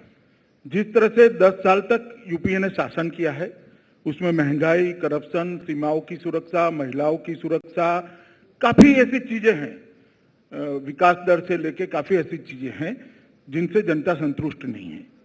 और जिन चीजों से जनता की नाराजगी है, उन चीजों का जवाब जनता को नरेंद्र मोदी और भारतीय जनता पार्टी में दिखाई पड़ता है। और ये कोई प्रचार की बात नहीं है, हम लोगों ने भी काफी राज्यों में शासन किया है। मोदी जी स्वयं लगभग 12 साल से गुजरात का शासन कर रहे हैं, और गुजरात को पूरा देश देख रहा है, मीडिया देख रहा है। वहां पर एक वेलफेयर स्टेट बनाने के लिए राज्य सरकार जितना कर सकती है वो सभी करने का हमने प्रयत्न किया है, और काफी हद तक सफल भी हुए। इसके कारण पूरे देश में जो निराशा का माहौल था, एक समय था युवा रोड पर इकट्ठा होकर जुलूस निकाल रहा था, दिनों को दिन तक महंगाई के सामने, भ्रष्टाचार के सामने, बलात्कार के सामने प्रदर्शन होते थे। जैसे ही मोदी जी की नाम की घोषणा हुई प्रधानमंत्री पद के प्रत्याशी के लिए, वो भीड़ मोदी की सभाओं में तब्दील हुई है और निराशा की जगह एक आशा का संचार हुआ है और पूरा देश एकजुट होकर मोदी को प्रधानमंत्री बनाने के लिए जुटा है। ये हवा निश्चित है, इसमें कोई दो राय नहीं। दिग्विजय जी ठा के ला के हंस रहे हैं, क्यों हंसी छूट रही? इतनी लंबी लंबी रैलियां हो रही हैं, इतनी बड़ी भीड़ आ रही है, आपको नहीं लगता कि पसीने छूटने चाहिए कांग्रेस के, कि छूट रहे पसीने? राहुल जी, नरेंद्र मोदी जी के बारे में कहा जाता है गुड गवर्नेंस, उनके बारे में कहा जाता है गुजरात मॉडल ऑफ डेवलपमेंट। मैं पूछना चाहता हूं अमित शाह जी से, ऐसा कोई राज्य बता दीजिए गुड गवर्नेंस का जहां 32 पुलिस अफसर आज जेल में बंद हैं। ऐसा गुड गवर्नेंस का प्रदेश बता दीजिए जहां के MOS होम अपराधी हैं। ऐसा गुड गवर्नेंस का राज्य बता दीजिए जहां की मंत्री जेल में बंद है। ऐसा गुड गवर्नेंस का राज्य बता दीजिए जहां का मंत्री कन्विक्शन होने के बाद भी आज कैबिनेट में मौजूद है। आप ऐसा दूसरा राज्य बता दीजिए कि जहां सुप्रीम कोर्ट के आदेश के बाद भी FIR दर्ज करने के लिए डायरेक्शन होने के बावजूद भी उस मंत्री पर FIR दर्ज नहीं की गई। ऐसा राज्य बता दीजिए गुड गवर्नेंस का जहां का कर्जा 1,72,000 करोड़ हो गया है, जबकि 95 में डेट फ्री था गुजरात। और यदि यही CAG की रिपोर्ट है कि अगर इसी प्रकार का अगर ये कर्जा लेते रहे तो कुछ दिनों में डेट ट्रैप लग जाएंगे। और मोदी जी कहते हैं मैंने गुजरात का कर्जा उतार दिया, अब मैं देश का कर्जा उतारने जा रहा हूं। इसकी आप गुड गवर्नेंस की बात करते हैं? गुड गवर्नेंस के दावे पे बड़े सवाल खड़े कर दिए, जवाब दीजिए अमित शाह जी। उठिए नहीं बैठ के। अच्छा किया दिग्विजय ने सारे सवाल एक एक कर उठा लिए। जहां तक पुलिस अफसर के जेल में जाने का बात है, दिग्विजय जी ने मर्यादा रखी। मैं आपके कार्यक्रम के माध्यम से कहना चाहता हूं, उन्होंने मेरे बारे में बात करी है, मैं जेल में गया था, उसके लिए मोदी शासन जिम्मेदार नहीं है। कांग्रेस की विक्टिमाइजेशन की पॉलिसी और शासन जवाबदार है। भाई साहब, कांग्रेस तो ये पार्टी है जिसने 1 लाख लोगों को एक ही रात में बिना किसी कारण इमरजेंसी में जेल में डाल दिया था। और जब भी ये सारे केसों के नतीजे आए, तब राहुल आप एक कार्यक्रम कर लेना, मैं और दिग्विजय दोनों आएंगे। मुझे पूरा भरोसा है CBI ने जो भी केस दायर किए हैं सबके सब फर्जी निकलेंगे और CBI को मुहर की खानी पड़ेगी। एक मिनट दिग्विजय, एक मिनट दिग्विजय। जहां तक उन्होंने कहा कि किसी मंत्री पर कन्विक्शन हुआ है, उसको तुरंत ही दूसरे दिन हाईकोर्ट के द्वारा स्टे दिया गया है और उनको बेल नहीं दी है, कन्विक्शन को स्टे किया गया है। आप मेरे अंतर समझ लीजिए, पहले कन्विक्शन को स्टे किया गया है। और मैं इतना कहना चाहता हूं, हमने तो ऐसा कभी नहीं किया कि करप्शन के केस में फंसे हुए पूर्व मुख्यमंत्री के खिलाफ CBI ने चार्जशीट करी और हमने 197 की परमिशन न दी। अशोक चौहान का मामला पूरे देश के सामने है, राज्यपाल ने 197 की परमिशन नहीं दी, इसके कारण CBI इन पर केस नहीं चला सकती। और डेवलपमेंट का जहां तक सवाल है, मैं ये पूरे ऑडियंस को और जो कार्यक्रम देख रहे हैं सभी लोगों को कहना चाहता हूं, गुजरात के किसी भी गांव में जाकर देखिए रोड कनेक्टिविटी है या नहीं है। गुजरात के किसी भी गांव में जाकर देखिए 3 फेज अनइंटरप्ट पावर 24 घंटा है या नहीं है। गुजरात के किसी भी गांव में जाकर देखिए पीने का शुद्ध पानी मिलता है या नहीं मिलता है। गुजरात के किसी भी गांव में जाकर देखिए हमारे शासन में आने के बाद कम से कम 4 कमरे साला के बने हैं या नहीं बने हैं। गुजरात के किसी भी गांव में जाकर देखिए हमारे शासन में आने के बाद 3 प्राथमिक शिक्षकों की भर्ती हुई है या नहीं हुई है। डेवलपमेंट को हमने इतने तह तक पहुंचा है दिग्विजय जी, और मैं मानता हूं कि डेमोक्रेसी में डेवलपमेंट पे थप्पा लगता है, जनता की अदालत का थप्पा लगता है। जनता की अदालत का। और इसीलिए 1995 से लेकर आज तक बार बार गुजरात की जनता भारतीय जनता पार्टी को चुनती है और धीरे धीरे कांग्रेस पार्टी इतनी सिमटती जाती है कि कांग्रेस पार्टी को ढूंढना भी गुजरात में दिक्कत होगी। मेरा उन्होंने जवाब नहीं दिया। हाँ। राहुल जी, सोलंकी जिनके ऊपर सुप्रीम कोर्ट का आदेश है कि एफआईआर दर्ज कर दीजिए, आपने अभी तक उसकी परमिशन नहीं दी।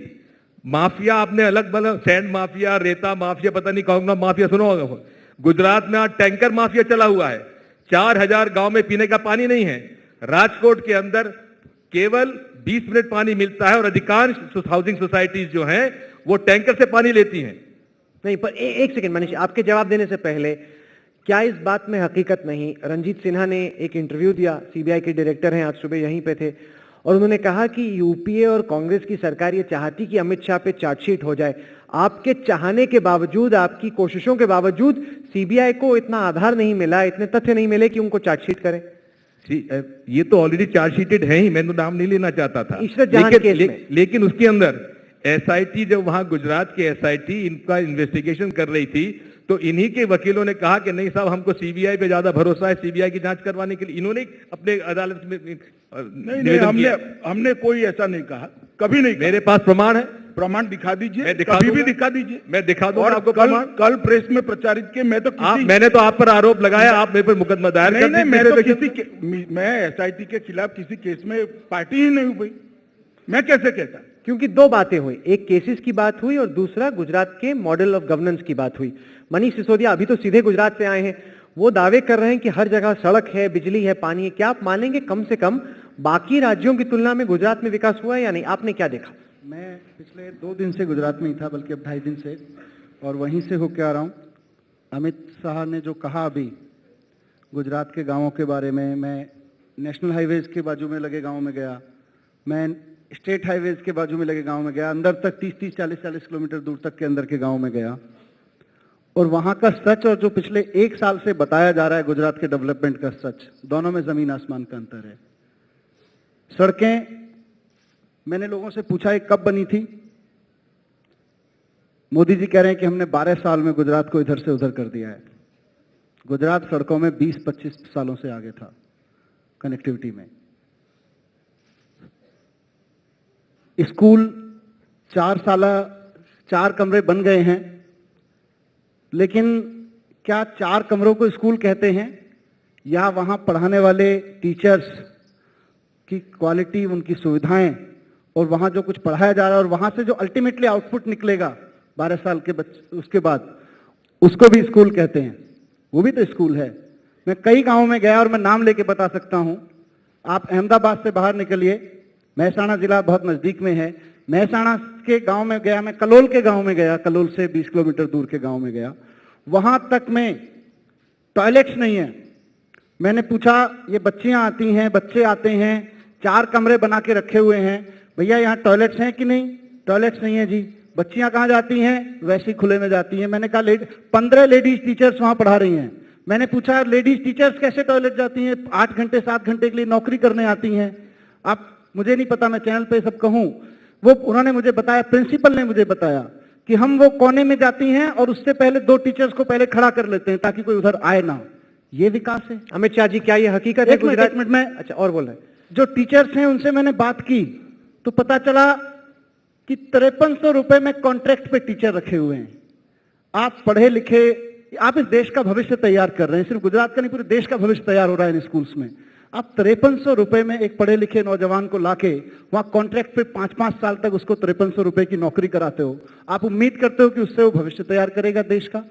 मैं वाव में एक कॉलेज में गया, बहुत सारे कॉलेजेस में गया, मैं वाव के कॉलेज का आपको बता देता हूं। 618 स्टूडेंट, हायर एजुकेशन के लिए गुजरात सरकार का डेवलपमेंट का सच मैं आपके सामने बताता हूं। 618 स्टूडेंट्स वहां पे कॉलेज में पढ़ते हैं और वहां पे 2 महीने पहले तक टीचर के नाम पे एक प्रिंसिपल था और कोई नहीं था। वहां के बच्चों ने वहां पे अनशन किया कॉलेज के बाहर बैठ के, तब जाके 2 और टीचर्स की वहां पे भर्ती हुई है। 618 बच्चों को पढ़ाने के लिए 3 टीचर्स हैं। मैंने प्रिंसिपल साहब को सलाम किया, मैंने पूछा आप किस हिम्मत से पढ़ाते हो साहब, किस हिम्मत से पढ़ाते रहे इन बच्चों को? उन्होंने कहा वो सीडीज आती है ना, हम तो सारे क्लासरूम्स में सीडी लगा देते थे। अरे सीडी से इस देश की हायर एजुकेशन चल रही है क्या?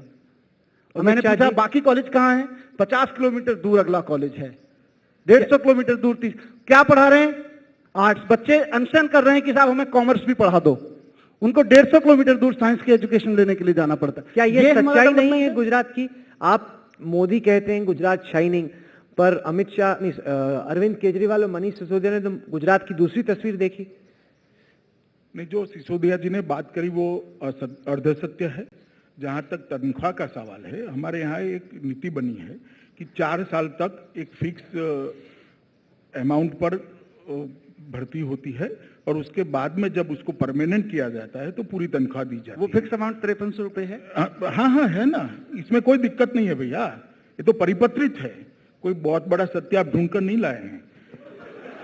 हाँ, पर और इस देश के पढ़े लिखे लोगों को 5300 रुपए के लिए 5 साल पे नौकरी। अब मुझे सुन लीजिए ना, हमें जो गुजरात कांग्रेस से मिला उसके 10 साल में भर्ती पर प्रतिबंध लगा था। आर्थिक प्रबंधन इतना खस्ता हाल था कि गुजरात के फाइनेंस डिपार्टमेंट ने भर्ती पर रोक लगा दी थी। उस वक्त कुछ भी कर जब तक भर्ती नहीं करते, ना प्रशासनिक सुधार पॉसिबल था, ना शिक्षा में सुधार पॉसिबल था। एक पॉलिसी बनाई गई कि किसी भी नए व्यक्ति को, चाहे वो तलाटी हो, शिक्षक हो या कोई और कर्मचारी हो, क्लर्क्स हो, उसको 4 साल तक एक फिक्स तनख्वाह दी जाएगी और उसके बाद में उसको परमानेंट करने के बाद पूरी तनख्वाह दी जाएगी। और कितने लोग इसी पॉलिसी से भर्ती होकर परमानेंट हो गए हैं और आज पूरी तनख्वाह पा रहे हैं। अच्छा अमित शाह जी ये बताइए, मैं राहुल सिर्फ इतना पूछना था। एक मिनट, आप शिक्षकों की बात छोड़ दीजिए, आप कोई ऐसा राज्य बता दीजिए जहां कांस्टेबल की भर्ती फिक्स पे पे होती है, कोई डीए नहीं मिलेगा, 5 साल तक फिक्स पे में काम करेंगे। मैं तो वही कहता हूं, पुरानी कहावत है, पैसा देला मत दो, नाम कोतवाल रख दो। एक तलाटी रोजगार की बात कर रहे हैं। दिग्विजय जी, हम तो कांस्टेबल को फिक्स पगार पे भी भर रहे हैं। 11 साल तक गुजरात में कांग्रेस के शासन में भर्ती ही नहीं होती थी, थाने लॉक कर दिए गए। अभी उसका एक राज्य बता दीजिए, गुजरात में एक राज्य बता दीजिए जहां कांस्टेबल को फिक्स सैलरी पे रखा जाता है। मैं भर्ती का नया फॉर्मूला गुजरात से समझ के आया हूं। तलाटी की भर्ती हुई 1500, तलाटी माने पटवारी के लिए भर्ती हुई, तलाटी के लिए 1500 भर्तियां थीं और 1500 भर्तियों के लिए गुजरात में 8 लाख आवेदन आए 5000 रुपए की नौकरी वाले के लिए। ये हमारा गुजरात में बेरोजगारी का आलम है। उसके बाद मजे की चीज ये है कि उस भर्ती को करने के लिए 10-10 लाख रुपए की रिश्वत ली गई। एक आदमी आप लोगों ने देखा कि ये डेवलपमेंट है गुजरात का, जिसको पूरे देश में रेप्लिकेट करने की बात की जा रही है। मैं राहुल एक सेकंड सेंटेंस पूरा करने दीजिए मुझको। मैं मनीष सिसोदिया हिंदुस्तान का नागरिक कभी नहीं चाहता कि मेरे जैसे या कि यहां जितने सारे लोग बैठे हुए हैं कि हम पूरी डिग्री हाथ में लेके आए और उसके बाद मुझे कहा जाए कि 5 साल के लिए आपको 5300 रुपए की नौकरी पे रखा जाएगा। कौन चाहेगा? हम में से कितने लोग चाहेंगे कि हमारे बच्चों को पूरी डिग्री करने के बाद में 5300 रुपए की कॉन्ट्रैक्ट नौकरी पे 5 साल रखा जाए? और हम में से कितने लोग चाहेंगे, other side of the story, हम में से कितने लोग चाहेंगे कि मेरा बच्चा जाके एक ऐसे स्कूल में पढ़े जहां पे 5300 रुपए की नौकरी पे एक अध्यापक को रखा गया है, उसकी नौकरी नहीं लग रही है। दिलचस्प बात है, अगर आपने गौर किया हो कि मनीष सिसोदिया बोल रहे हो, पीछे से दिग्विजय जी उन्हें बता रहे हैं कि क्या बोलना है, थोड़ी मदद कर रहे हैं। और मैं राहुल जी, ये भी है, मैं राहुल जी ये बता रहा था, आप सुन लीजिए, मैं बता रहा था कि चंपावत जो कि भारतीय जनता पार्टी के बहुत बड़े नेता हैं और नरेंद्र मोदी जी के शो कंपेयर करते रहे हैं, वो 10-10 लाख रुपए 5300 माहवार की भर्ती के लिए पैसा लेते हुए गुजरात पुलिस ने पकड़ा है। बताती चंपावत बताती है कि नहीं? नहीं, एक सेकंड सुन लीजिए दिग्विजय जी, आरोप करना बड़ा सरल बात है। कुंपावत क्यों, कोई भी होगा जो 10-10 लाख रुपए लेते पकड़ा जाएगा, उसको पुलिस पकड़कर जेल में डाल देगी। चंपावत भाजपा का है कि नहीं है? अरे भाई कोई भी हो, भाजपा का है इसलिए नहीं पकड़ना, वो कांग्रेस की पॉलिसी होगी, आपकी पार्टी के लोगों को आप नहीं पकड़ते। अच्छा, अगर हमारे यहाँ तो सबको पकड़ते हैं भैया। यहाँ से और दूसरी बात पकड़वाइए, मैं बता देता हूँ। मैं एक मिनट मनीष जी, और मैं अब देखिए राहुल, पूरी बात साफ हो गई है। मनीष को सीमा की सुरक्षा पे कोई सवाल नहीं दिखता, महंगाई पे नहीं दिखता, इतने बड़े बड़े करप्शन पे नहीं दिखता, और भारतीय जनता पार्टी के शासित गांव के टॉयलेट दिखते हैं, क्योंकि वो मानते हैं कांग्रेस स्पर्धा में ही नहीं है। अच्छा, इत्तेफाक की एक और बात है, वहां पे नहीं मनीष भी मान चुके हैं कि इनकी स्पर्धा भारतीय जनता पार्टी है। दिग्विजय सिंह वैसे ही यहाँ बैठकर मनीष की बात की चुटकियां ले नहीं, पर सीमा की सुरक्षा का भी दिखता है अमित जी, और साथ साथ ये भी दिखता है कि मैं एक गांव में गया था, चरण का नाम है, गांव का सब लोगों ने सुना होगा, गूगल कर लीजिएगा। सोलर पावर प्रोजेक्ट लगाया गया था, वहां के किसानों से जमीन जब फाइलों में बन गया, माइंड्स में बन गया कि वहां पे एक सोलर पावर का प्रोजेक्ट लगाना है, उसके बाद क्या किया, इससे पहले कि वो स्कीम अनाउंस होती, बीजेपी के नेताओं ने जाके सारी जमीन वहां 50,000 रुपए एकड़ में खरीद ली। अच्छा। और उसके बाद, नहीं एक मिनट पूरा कर दीजिए, 50,000 रुपए एकड़ में खरीद ली, और उसके बाद एक साल के अंदर अंदर वही जमीन बीजेपी के नेताओं से सरकार ने 27 लाख रुपए एकड़ में खरीदी। ये कौन कर रहा है? इसकी चिंता हम ना करें। अच्छा। हम सिर्फ ये कहते रहे कि आप बड़े बड़े भाषण देंगे, पाकिस्तान, चाइना, ये वो, और हम सुनते रहेंगे और हम गुलगुले बजाएंगे। हम तो जी टॉयलेट की बात भी करेंगे, हम किसानों की बात भी करेंगे, हम पटवारी की बात भी करेंगे। इत्तेफाक की बात है कि दोनों दिग्विजय जी और मनीष सिक्योरिटी की बात जब कर रहे हैं, मुझे भी तो कुछ बोलने दीजिए ना, आप लोग तो पूरा एजेंडा ही हाईजैक करें, मैं भी कुछ बोलूं थोड़ा सा। आखिर हमको आपने बुलाया। इत्तेफाक की बात है कि मनीष सिसोदिया और दिग्विजय जी एक सोफे पे बैठे हैं और अमित शाह एक सोफे पे।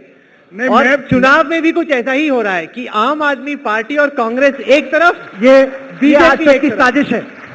ये भी हम कहाँ बैठे, आपने तय किया कि हमने तय किया? इसीलिए मैंने कहा कि इत्तेफाक नहीं, वो सोच समझ कर तय किया। सिक्योरिटी की बात कर रहे हैं, मेरे पास एक तो ये क्यों भूल जाते हैं कि कारगिल में क्या हुआ? ये क्यों भूल जाते हैं कि जो टेररिस्ट थे उनको छोड़ने के लिए इनके मंत्री जी अफगानिस्तान गए? ये क्यों भूल जाते हैं? अच्छा राहुल, एक सेकंड, ये हमेशा कांग्रेस पार्टी ये मुद्दा उठाती है। मैं देश की जनता को स्पष्टता से कहना चाहता हूं, हमने जो टेररिस्ट छोड़े वो अकर्मण्यता का एक कारण नहीं छोड़े, ना कि हम कायर थे। देश के 300 नागरिक बांध लिए हुए थे, सिर्फ पॉलिटिकल पर्पस के लिए इनकी बलि नहीं चढ़ानी थी, इसलिए छोड़े हैं। क्या बात कर रहे हैं आप? 300 लोगों की बलि चढ़ा देते? इस बात को पॉलिटिकल मुद्दा बनाना मुझे लगता है कांग्रेस पार्टी, और उस वक्त सभी विपक्षी पार्टियां से सलाह भी हुई थी। मैं ज्यादा कहना नहीं चाहता भाई। अमित शाह जी, आप क्यों भूल जाते हैं? और कौन बैठा था सलाह में? गांव में, मोड़ासा में, अजमेर दरगाह शरीफ में, समझौता एक्सप्रेस में, कौन कौन लोग उसमें शामिल हुए, पता है आपको? दिग्विजय जी, इसकी ठीक जांच होगी तब क्या होगा वो आप सोचिए। अच्छा अमित शाह जी, क्या धौंस दे रहे हैं? धौंस नहीं दे रहा, हमें जांच किस तरह से की है वो समझा रहा हूं। अमित शाह जी ये बताइए, मनीष सिसोदिया से कहलवा देंगे नहीं तो। मनीष सिसोदिया और अरविंद केजरीवाल गुजरात में थे, नरेंद्र मोदी के घर भी पहुंचे, नरेंद्र मोदी मिले क्यों नहीं? मिलवा देते उनको, क्यों नहीं मिले? देखिए, मुझे पूरा एपिसोड देखकर ऐसा लगा कि मैं मेरे जीवन में 35 साल पीछे चला गया और स्टूडेंट पॉलिटिक्स का कोई दृश्य देख रहा हूं। नहीं मतलब ये एक मिनट, ये इस पॉलिटिक्स को डिमीन कर रहे हैं या स्टूडेंट पॉलिटिक्स को डिमीन कर रहे हैं? इसमें से कौन सा हल्का है? जनता समझ चुकी है मनीष जी। नहीं, पर अमित शाह साहब, क्या एक पूर्व मुख्यमंत्री, दिल्ली के पूर्व मुख्यमंत्री, चुने हुए मुख्यमंत्री को यह हक नहीं कि वो गुजरात के मुख्यमंत्री से आके एक कप चाय पी ले? देखिए राहुल जी, पब्लिक लाइफ के कुछ नॉर्म्स होते हैं, इसका समय लिया जाता है, मुद्दे पहले भेजे जाते हैं, और अब जब चुनाव सामने हो तब विरोधी पार्टी के साथ बैठकर बात करना और बाद में मीडिया के सामने आकर इसको पॉलिटिसाइज करना वो ठीक नहीं है भैया। मनीष, आप अपॉइंटमेंट लेके क्यों नहीं गए? मिलना था तो गुजरात का मुख्यमंत्री कोई खाली थोड़ी बैठा है आपके लिए। मैं पिछले एक साल से सुन रहा था, मोदी जी चारों तरफ बता रहे थे गुजरात में इतना विकास हुआ, गुजरात में विकास हुआ इतना। मैं 2.5 दिन देख के आया, रहा नहीं गया। हमें लगा अब तो पूछ ही ले जी, कहाँ है विकास? विकास नाम का कोई व्यक्ति है क्या? क्योंकि गांव में तो जो दिखा, गांव में वालों ने तो खुद ही कहा साहब यहाँ तो इंदिरा आवास योजना का घर भी उन्हीं लोगों को मिलता है जो सक्षम है, नहीं तो हमें लेना है तो 8,000 रुपए की रिश्वत देनी पड़ती है, 10,000 रुपए की रिश्वत देनी पड़ती है। कहीं का विकास है? ये तो उत्तर प्रदेश में भी हो रहा है, बिहार में भी हो रहा है। थोड़े बहुत 8,000 की जगह 10,000 रुपए की रिश्वत लगती होगी, या हो सकता है कहीं 6,000 की लगती हो। तो इसलिए गए थे।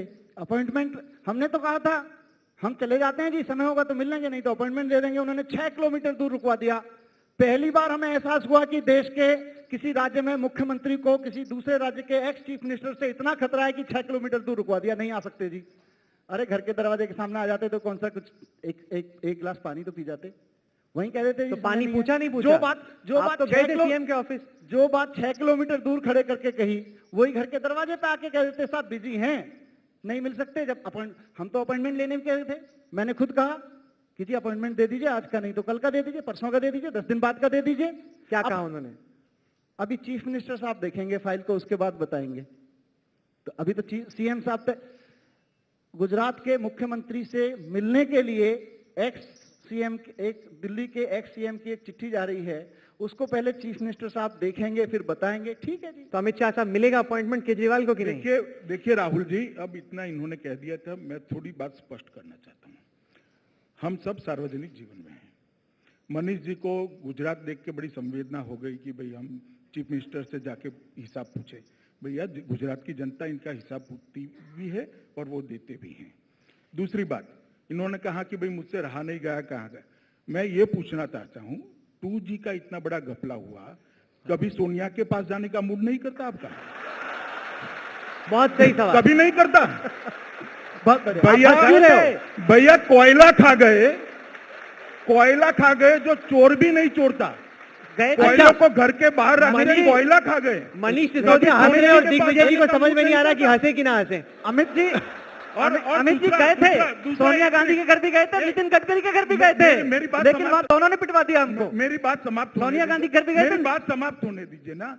मैं इसीलिए इस कार्यक्रम से माध्यम से कहता हूं कि कांग्रेस पार्टी भारतीय जनता पार्टी से सीधा चुनाव नहीं लड़ सकती। एक वोट कटवा लेकर आए हैं जो एक अच्छे पोस्ट लेकर सामने खड़े रहेंगे और कांग्रेस और आप पार्टी दोनों मिलकर बीजेपी को हराने का। आप सोनिया गांधी से मिलने क्यों मगर गए? कुछ होने वाला नहीं है। मुझे जवाब 2G स्कैम हुआ, CWG स्कैम हुआ। जब ये लोग कोयला खा गए थे, प्रधानमंत्री जी ने कहा कि साहब बिजली सस्ती करनी है इसलिए कोयला का हो जाए। सोनिया गांधी के घर भी गए थे, उन्होंने भी चाय नहीं पिलाई, उन्होंने भी उठा के थाने में भिजवा दिया।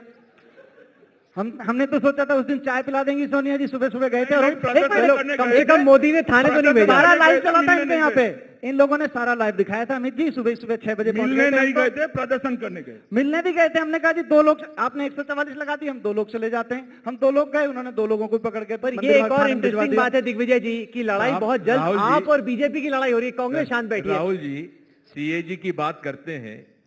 सीएजी की रिपोर्ट गुजरात में 16,000 करोड़ का मिसअप्रोप्रिएशन था, उसके बारे में ये कुछ नहीं कहेंगे। जहां तक 2G की बात है, 1,72,000 करोड़ का जो फिगर था वो भी गलत साबित हुआ। 1,80,000 करोड़ का कोयले के मामले में जो सीएजी ने रिपोर्ट दी, जब कानून नहीं था, नियम नहीं थे, तो ऑक्शन कहां से कर देते? जो भी उसके बावजूद भी अगर 2G के अंदर या कोल ब्लॉक में गलत किसी लेवल पे हुआ है तो मंत्री तक को नहीं छोड़ा गया है, सख्त कार्रवाई की गई है, उनको जेल भेजा गया है। लेकिन कन्विक्टेड मिनिस्टर आज भी इनके कैबिनेट में मौजूद हैं, उसके बारे में कुछ नहीं कहेंगे? मैंने कह दिया दिग्विजय जी। इसमें क्या होता है? कन्विक्शन जिस दिन होता है उस दिन उनको इस्तीफा दे देना चाहिए था। दिग्विजय थोड़ी बहुत भी आप लोगों में। दिग्विजय जी, आप कोर्ट की किसी व्यवस्था को मानेंगे या नहीं मानेंगे? बिल्कुल मानेंगे।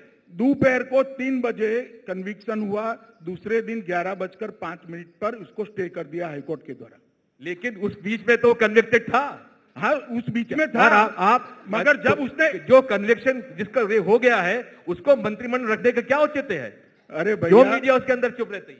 अरे भैया, कल ही राहुल गांधी ने आदर्श कैंप के बड़े हीरो से हाथ मिलाकर एक भी पर स्वागत किया। आदर्श के अंदर आदर्श हाउसिंग के अंदर गडकरी जी के और संचेती जी कितने फ्लैट जरा बता दीजिए।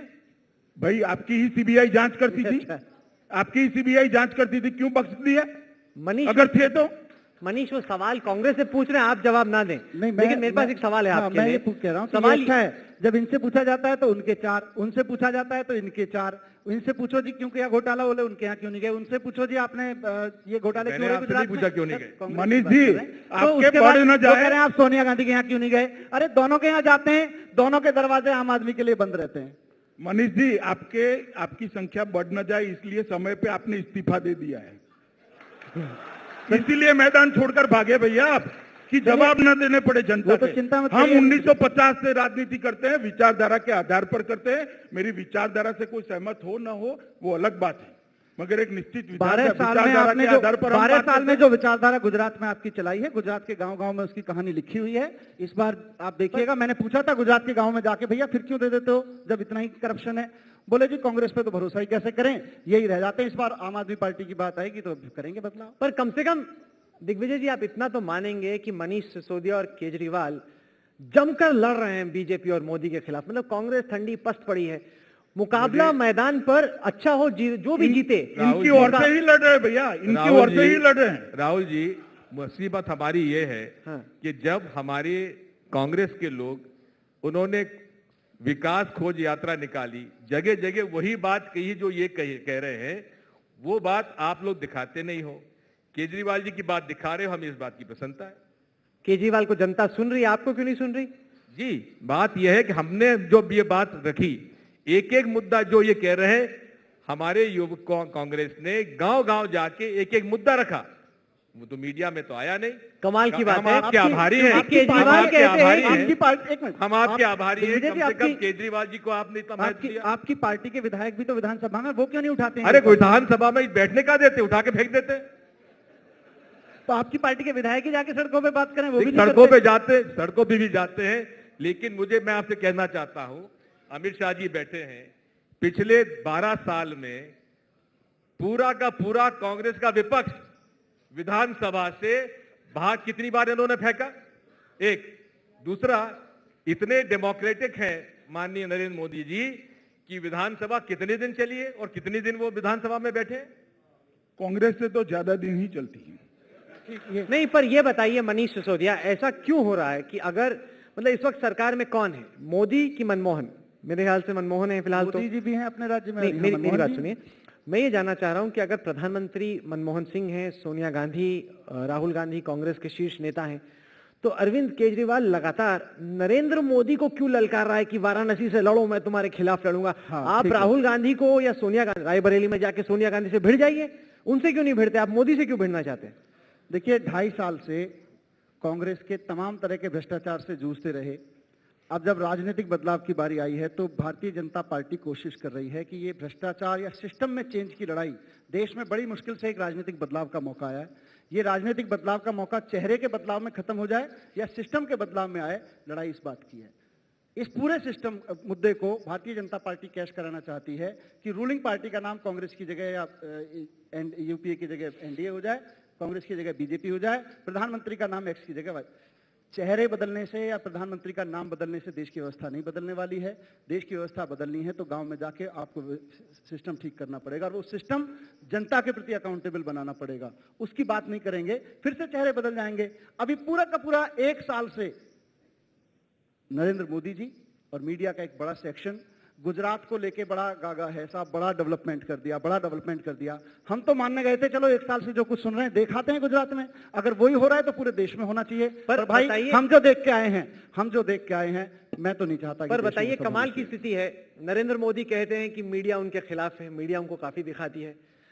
अरविंद केजरीवाल कहते हैं मीडिया उनके खिलाफ है, मीडिया उनको भी काफी दिखाती है। लेकिन दोनों को लगता है कि मीडिया उनके खिलाफ है। मीडिया के लिए तो वाकई में धर्म संकट की स्थिति है। लेकिन अमित शाह साहब, मुझे ये बताइए कि ये जो ललकार रही है आम आदमी पार्टी नरेंद्र मोदी को, बीजेपी को कि आओ वाराणसी से लड़ो, आओ वाराणसी से लड़ो, तो मोदी लड़ेंगे वाराणसी से कि नहीं? होगा? मतलब कुरुक्षेत्र की लड़ाई का जिक्र होता था, इस बार के चुनाव में जिक्र होगा वाराणसी की लड़ाई का अगर मोदी वहां से लड़ जाए तो? देखिए, इन्होंने ऐसा नहीं कहा कि मोदी आओ वाराणसी से लड़ो। इन्होंने ऐसा कहा है हम मोदी जी के खिलाफ चुनाव लड़ेंगे। तो मोदी जी कहीं ना कहीं से तो चुनाव लड़ने ही वाले हैं। वो कह रहे हैं कि अगर गुजरात के बाहर लड़े तो तब वो लड़ेंगे मोदी जी के खिलाफ। नहीं, ऐसा नहीं कहा गुजरात के बाहर। और क्यों गुजरात में डेवलपमेंट नहीं है? लड़ ले गुजरात। हाँ, ये बात सही है मनीष सिसोदिया, ये बात सही है वहां जाकर कि अगर गुजरात में डेवलपमेंट नहीं हुआ तो अरविंद केजरीवाल लड़ जाए मोदी के खिलाफ। जहां से वो लड़े, वडोदरा से लड़ते हैं, वडोदरा से लड़े।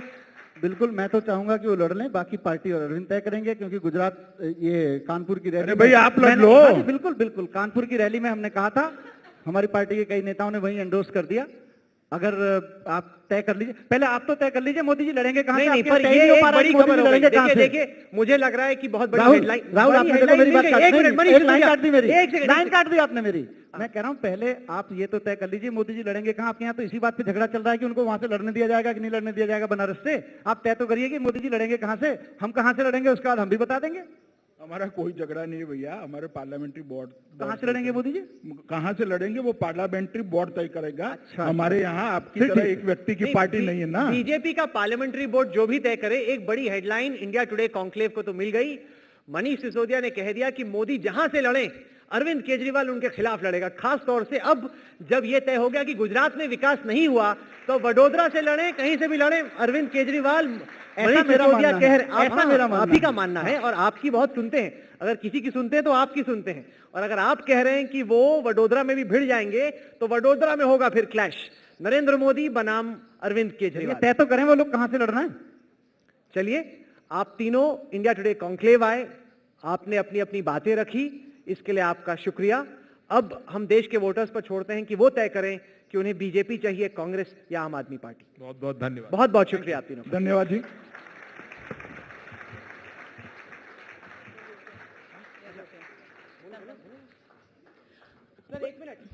We request the gentleman to stay on stage. We're going to make this session a little more interesting and participative. Once again, if you can pull out your voting meters. Give you a quick crash course in that. Right on top, there is an on button. Right at the bottom, there is a function button. Now, all of them don't work the same. For some, you have to press the on button and the function button together. For the others, you have to maybe press the on button first, then the function button. The question that we are putting across is who will win the most seats in Uttar Pradesh? A, BJP, B, Congress, C, Samajwadi Party, and D, BSP. Now, whichever one you think is going to win the maximum seats in Uttar Pradesh, press that. So it's A, B, C, or D. So whichever one you think is going to win the maximum number of seats, press that. And don't forget to press OK right after that.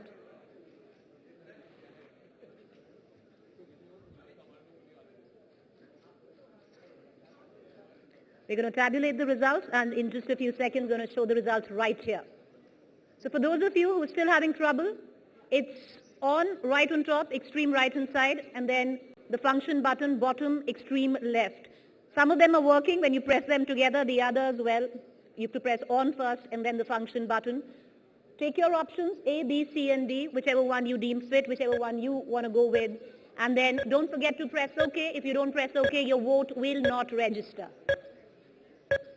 All right, we've got the clock ticking. And do we have a verdict, an answer?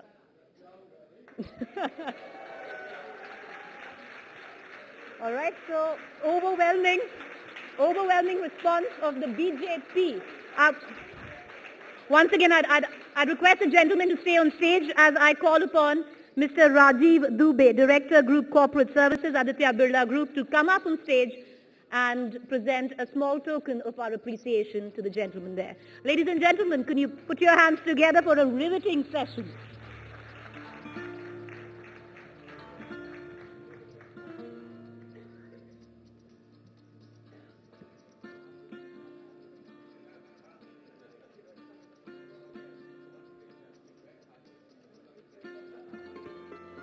Thank you, Mr. Shah, Mr. Sisodia, and Digvijay Singh. Thank you, Rahul. All right, before we move on to our next session at this point of time, we're going to just take 2 minutes to rework the stage a little, a few house announcements. For those of you who are tweeting, please do tweet under our official hashtag, which is Conclave14. We'd also want to take our audience through the list of our sponsors.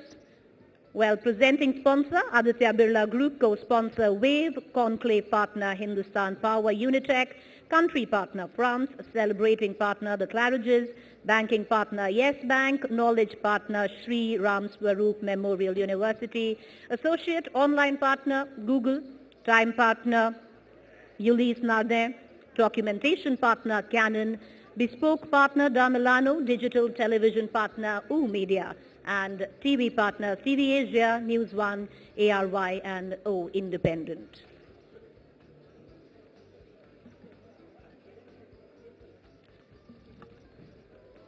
Now, what to expect? We are powering through to our last two sessions this evening.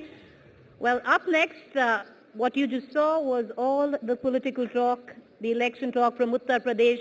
The man in question is from Uttar Pradesh, well, but a completely different realm of life, from the world of entertainment.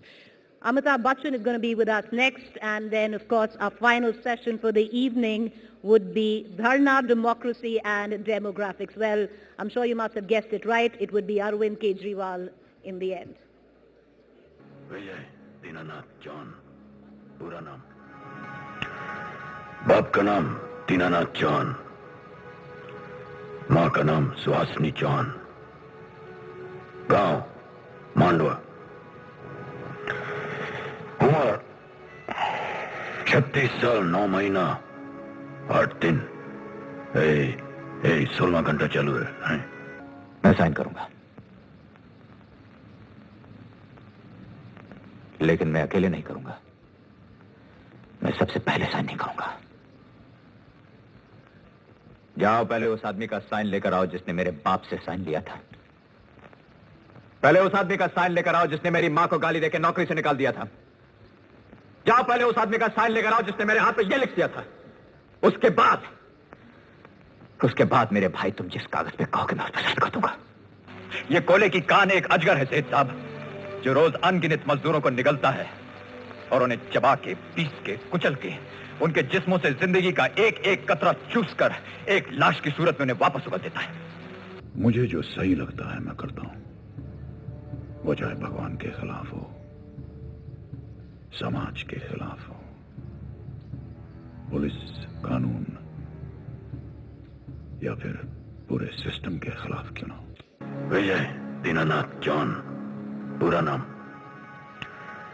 बाप का नाम Dinanath John, मां का नाम Suhasini John, गांव मांडवा, उम्र 36 साल 9 महीना 8 दिन। 16 घंटा चालू है। मैं साइन करूंगा, लेकिन मैं अकेले नहीं करूंगा। मैं सबसे पहले साइन नहीं करूंगा। जाओ पहले उस आदमी का साइन लेकर आओ जिसने मेरे बाप से साइन लिया था। पहले उस आदमी का साइन लेकर आओ जिसने मेरी मां को गाली देकर नौकरी से निकाल दिया था। जाओ पहले उस आदमी का साइन लेकर आओ जिसने मेरे हाथ पे ये लिख दिया था। उसके बाद मेरे भाई, तुम जिस कागज पे कहोगे मैं उस पर साइन कर दूंगा। ये कोले की कान एक अजगर है सेठ साहब, जो रोज अनगिनत मजदूरों को निगलता है और उन्हें चबा के, पीस के, कुचल के, उनके जिस्मों से जिंदगी का एक एक कतरा चूस कर एक लाश की सूरत में उन्हें वापस उगल देता है। मुझे जो सही लगता है मैं करता हूं, वो चाहे भगवान के खिलाफ हो, समाज के खिलाफ हो, पुलिस, कानून या फिर पूरे सिस्टम के खिलाफ क्यों ना हो। विजय दीनानाथ जॉन, पूरा नाम बाप का नाम दीनानाथ जॉन, मां का नाम सुहासिनी जॉन, गांव मांडवा, उम्र 36 साल 9 महीना 8 दिन। 16 घंटा चालू है। मैं साइन करूंगा।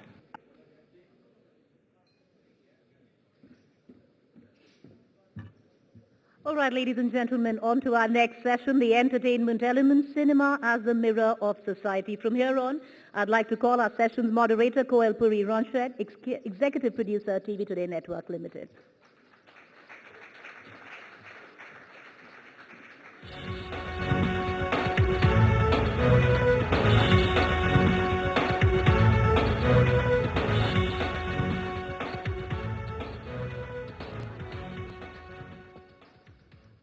Not many people have the honor of introducing a living legend. I do. Ladies and gentlemen, put your hands together for none other than Mr. Amitabh Bachchan.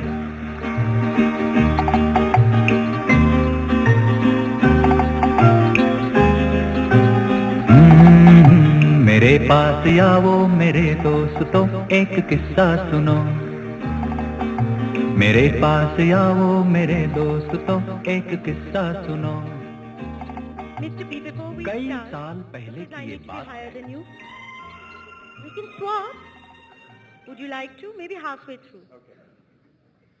I'm going to take just 1 minute to indulge myself. For all those childhood friends who happen to be in the audience, whom I used to have all-night video marathon sessions of Mr. B's films, did you for 1 second think that I would be on the same stage in conversation with the superstar himself? This is a huge milestone for me, as it is for almost anybody who has ever met or worked with Mr. B. Such is the power and presence of this man. For 45 years, he has reflected and shaped society. When he got angry, the nation got angry. When he got injured, the nation came to a standstill. And now, when the common man of the nation has taken to the streets with Anna, he made Satyagraha. Mr. B, I could talk to you about absolutely anything endlessly, but luckily we've been given a framework for this session, which is cinema as a reflection of society. So let's just start with that. In the late 60s and early 70s, there was great public unrest and disillusionment in society. There was this growing feeling amongst the youth of the nation that if you wanted justice, you had to take the law into your own hands. And you embodied this resentment by emerging as the angry young man. Were your films merely reflecting what was going on in society, or were they in some way also encouraging or uniting that feeling of resentment and in a way urging the youth of the nation into a movement, perhaps like the JP movement?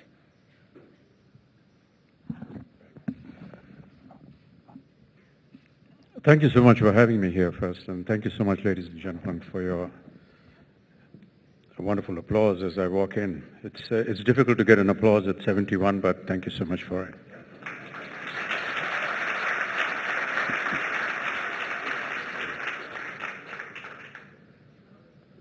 What you said was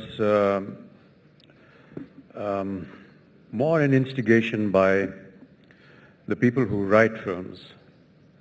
And if credit has to be given to the mood of the country at the moment and how it is reflected in cinema, you will have to credit the writers of the time.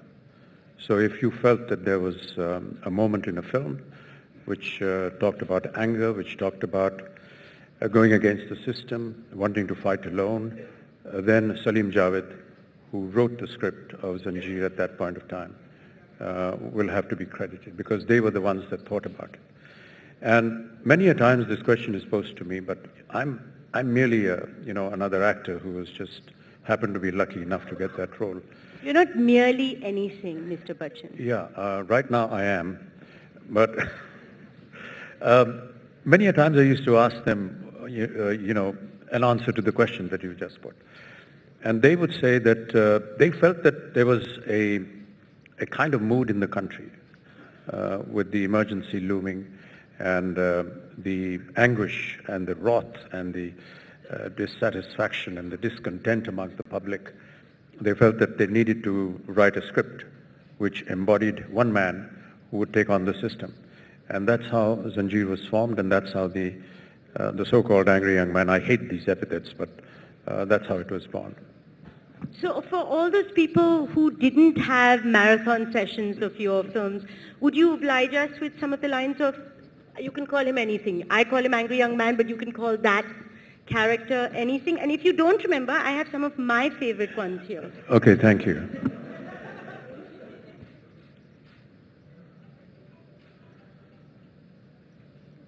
These are from at least 5 different films. Of course. I said marathon sessions, all night long. One of them they've just been hearing as I was standing backstage, so it'll look very odd for me to repeat it. उफ, तुम्हारे असूल, तुम्हारे आदर्श, किस काम के हैं तुम्हारे ये असूल जो एक वक्त की रोटी नहीं बना सकते हैं? That was from Diwar. Thank you.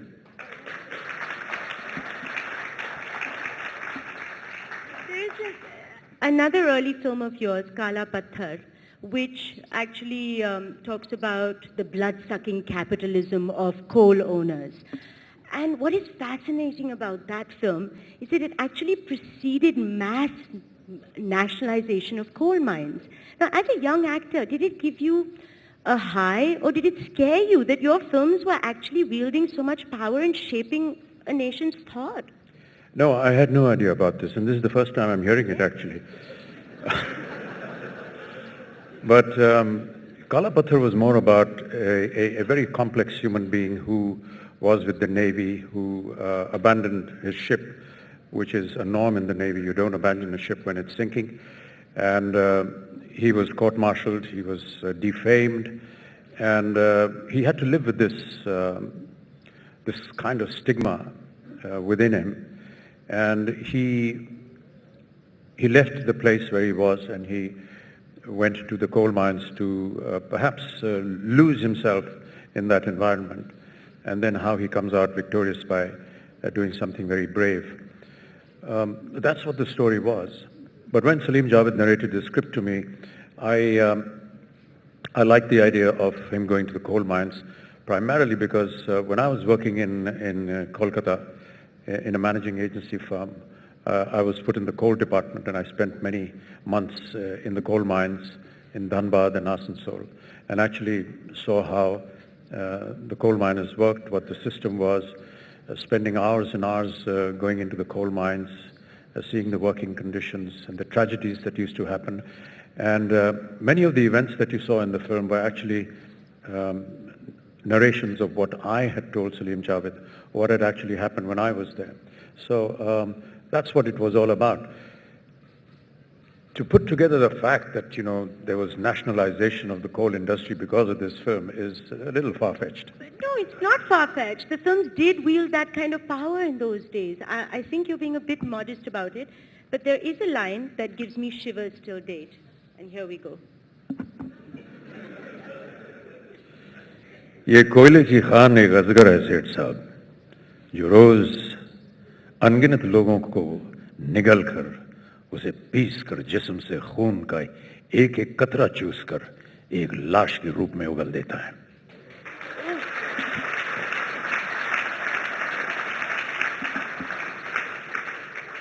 I'm just the voice, but the thought, the thinking, the words belong to Salim Javed. But also apparently to your experiences and what you saw. But that is more, you know, the practical side of things. But how to put that into words, into emotion, cinematic emotion, is the work of the writers, actually. And how to bring it alive is the work of Mr. Bachchan. Well, we try. Well, fortunately, our society is not just bogged down with serious issues, and it wasn't even back then. We knew how to have fun and let our hair down, just like you did. You played angry young man, you also played funny man, and you also lent your voice to many a song. Now, you know what I'm going to say next. So either... And you know what's going to happen after that. You're going to sing. I'm going to walk out. And the whole of this hall will follow you. So choose where you're going to go. So either my favorite, Mr. Natwar Lal's song, or Jiski Bibi Moti. Oh gosh. And you guys have to join in, okay? This is the most embarrassing session that I've ever faced. Do we have an orchestra? Do we have the music? Come on. Jiski Bibi Moti, thank you.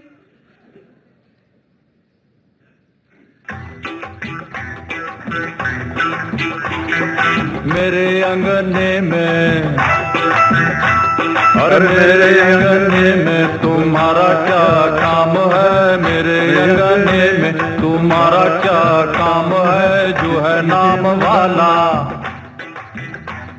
अरे जो है नाम वाला वही तो बदनाम है, मेरे अंगने में तुम्हारा क्या काम है. Thank you.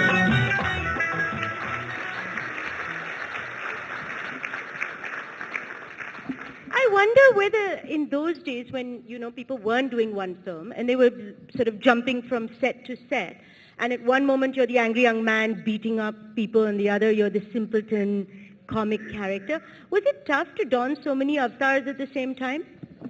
we really didn't have a choice because filmmaking at that time was a little haphazard. It still is, but not so much as it was then. It requires a little bit of understanding how films were made at that point of time.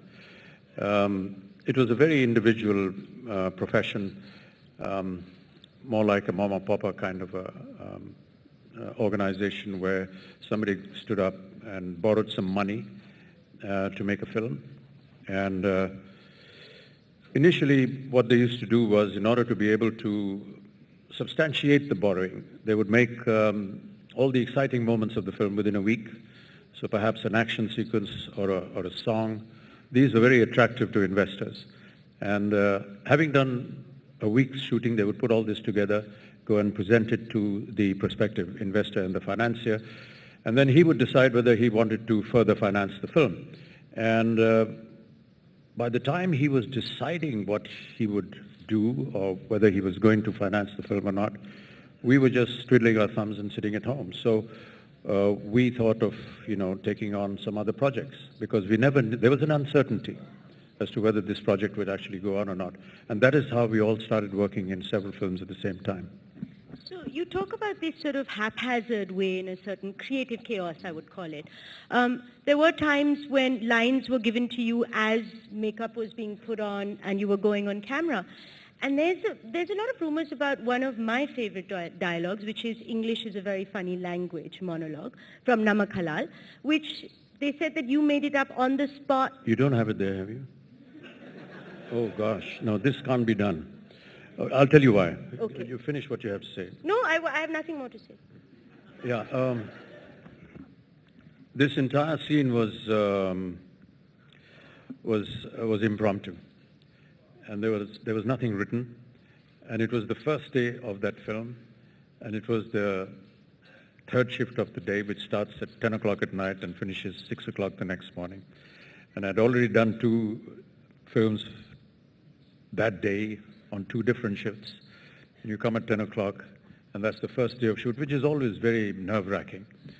And you have to do the scene. And I was just given a brief by Prakash Mehraji, that this is the situation, and if you can, talk something about cricket, talk something about the fact that your English is better than your Haryanvi, which is what the character was, that's how it is.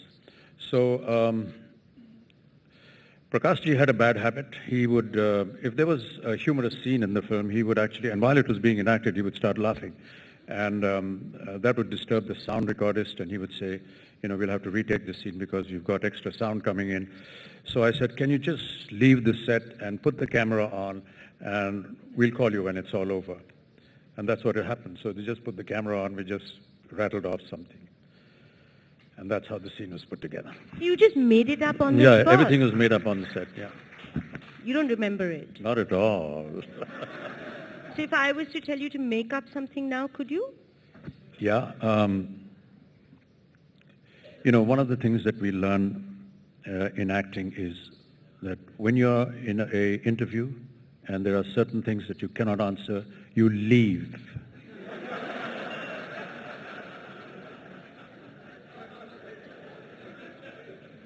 Moving on. That's this generation's terminology. Yeah. Moving on. Moving on. Moving on. I let this one pass. Thank you so much. Very early in your career, you were also diversifying into middle-class, softer, more romantic roles. Now, let's say you were not married then, which you were. You were not married then. How would you woo and romance a lady back then? And who would you perhaps would have chosen to woo, not Jayaji, apart from Jayaji? Yeah. Wahida Rahman. How would you have romanced her or wooed her? It's a little late in the day to tell you all that. It's never too late, Mr. Bachchan. You should know that. You embody it. Oh, gosh. Well, I just felt that Wahida ji, who's always been one of my favorites, along with Dilip Saab, was just the epitome of everything that was Indian and simplistic and very soft and gentle. And I would probably, recite a poem or something like that. Oh, gosh. One of the things I have learned in this interview is to be very careful of what you say before you say it. मैं और मेरी तन्हाई अक्सर ये बातें करते हैं कि तुम होती तो कैसा होता, तुम ये कहती, तुम वो कहती, तुम इस बात पे हैरान होती तो उस बात पे कितनी हंसती, तुम होती तो ऐसा होता, तुम होती तो वैसा होता, मैं और मेरी तन्हाई अक्सर ये बातें करते हैं. Thank you.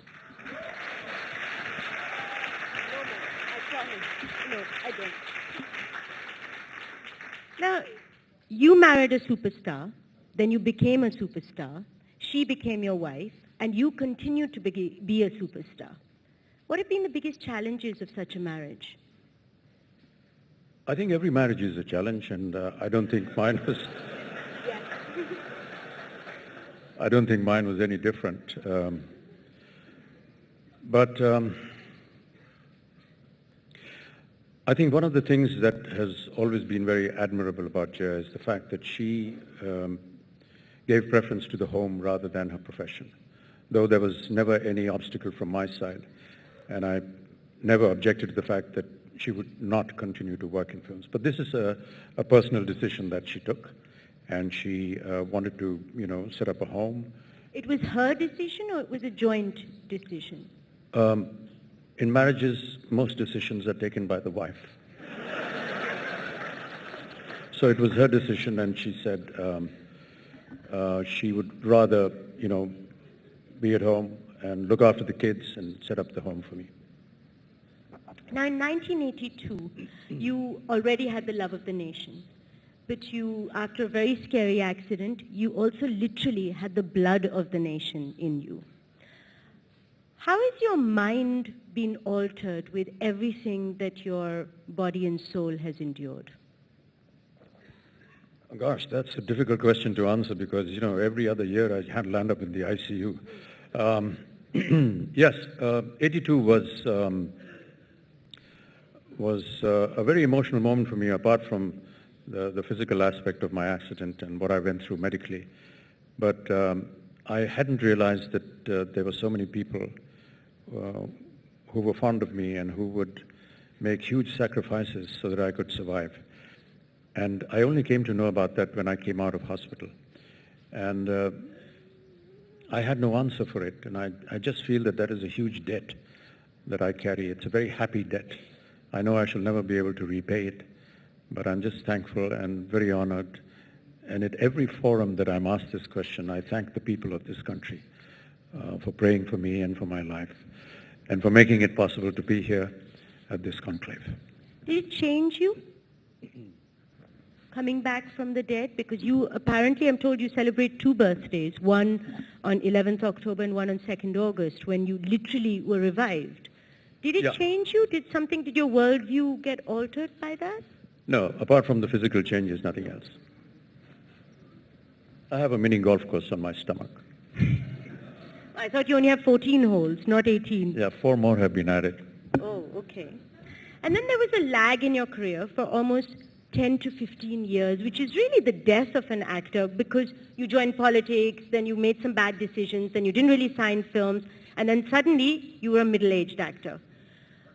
What did you do to change the rules of the game that today you are sitting here? I think certain circumstances arose at that point of time where I was given to understand that I didn't need to work anymore. And I took a sabbatical for a couple of years. And now that I look back, I feel that that was a mistake. And I shouldn't have done that because a lot of water had flown under the bridge, so to say, during the time that I wasn't working. It also teaches you that you're never going to be the best. You're never going to be on top of the ladder. There will always be somebody who's going to be younger, better than you, who will take your place. And this is quite common in sports and in our profession as well. And it takes a bit of time to understand that. I would be lying if I said that I was not comfortable with it. It was very discomforting because you suddenly find that if you go into a public situation, you find greater attention being given to the other person than yourself, when all along your career you've been the center of attraction. And it takes a while to understand that. But I think that the sooner you understand that, the better for you as an actor. You're not going to be able to be number one. You're never going to be able to attract the kind of commercials or the public adulation. And you just want to carry on working because you enjoy the profession without all these other tributaries that get attached to it. And yet you changed to a large extent the way films were being written for older actors. You were instrumental in that. It's just, I've just been fortunate that there are still makers and writers who wish to, I'd like to use the word challenge because that's what every job for me is what it brings forward. It brings a challenge, and it challenges me, and I like the idea of getting up in the morning and going and facing the camera and trying to do something different. And another challenge that came, that when in the new millennium it was finally not considered criminal to make money or to aspire to make money, you resurrected your career with the KBC. Now, I need the music for my question, please.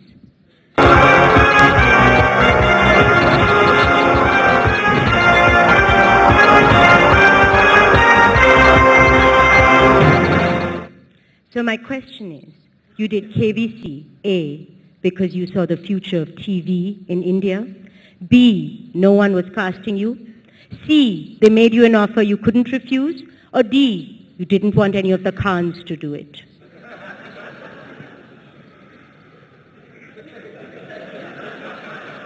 You can call a friend or ask the audience.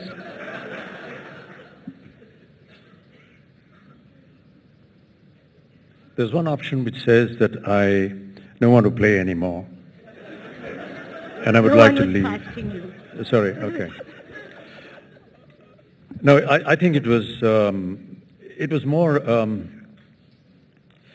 there's another history to this. Okay, I started the concept of corporatization in the film industry in 1995. It was considered to be, in the corporate language, excuse me, the sunrise industry and something that was new for India. And we went into a lot of trouble because we didn't know how to operate the company. And we went into great amount of losses. And a lot of money was owed to many people. And most of the advisors said that these things happen in business, and when your company doesn't do well, you shut it and move on.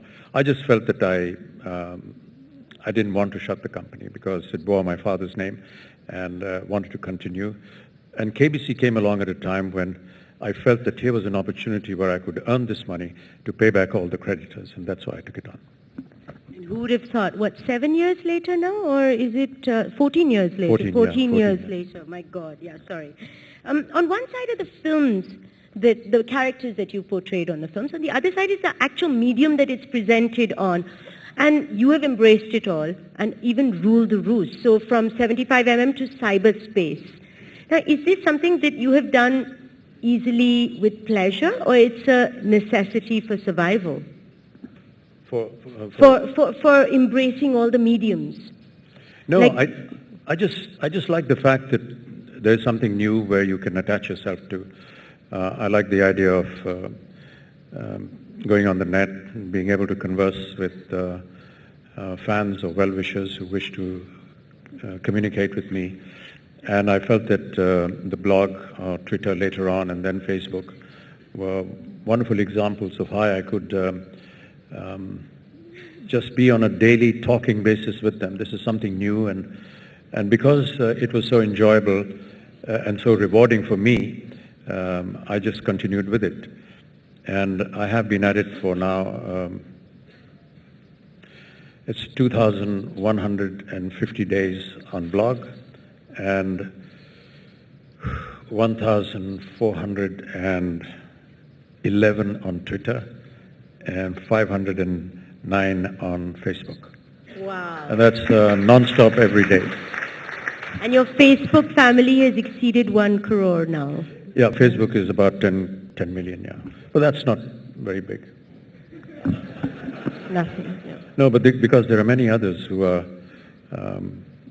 in their 20s and 30s and 40s. So you still have a while to go, Mr. B. Yeah, Don't worry about trying. it. I'm still trying. So if this 71-year-old Mr. Bachchan could go back to the younger Amitabh and hold his hand and say, don't take this path, go here instead, at what moment would that be? I'd never say that. Because I think that whatever happened, I wouldn't want to change it.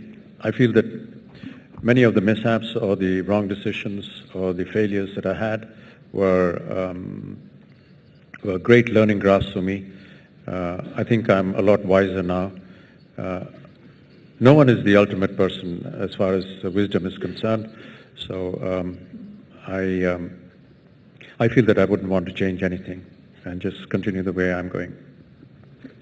You know, you come from a breed of men. I think you're getting some indication from there that you should my stop.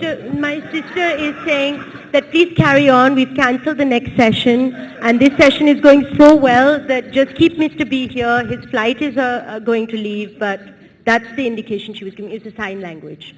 But what I was about to say was that you come from a breed of men, even from talking to you right now, that you will work till you drop. I hope that that will be the case. But unlike other people like that, your face has been immortalized on film. You cannot escape your younger self. Do you ever look at it and say, gosh, when did I become so old? Yeah, everyone goes through this phase, and the earlier ones always look a lot more attractive than what you see yourself now. That's not a problem. You embrace that? I think embrace is the wrong word. You jolly well accept it. Okay, now before I get the eyes from my sister again, I'm just going to do one last thing, which I borrowed from my dear chat show host, Ellen. This is your line I'm going to give you, and I'm going to tell you in your own characters how you're going to read it. Okay. So first, you're going to be a very annoyed Oro. Very annoyed? Oro. Okay, I'll need prosthetics for that. And just the voice. False teeth and stuff like that. We can imagine. Can we imagine, people? Hello and welcome to the India Today Conclave. How do you spell conclave?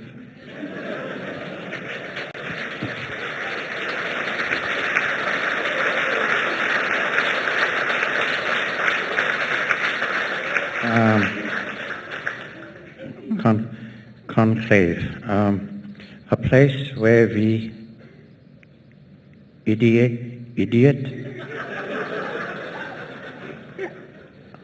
What is this word? Idiot. Where we ideate, debate and celebrate. Thank you.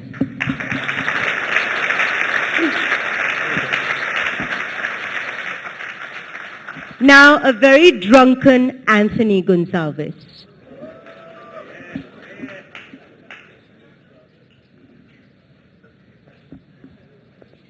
You know, even when I was wanting to join the movies, I didn't have to go through all this.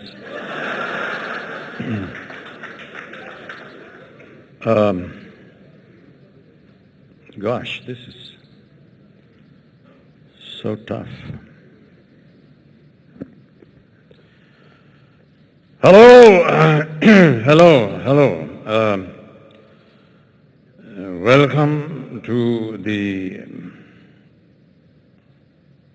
क्या लिखा है यार?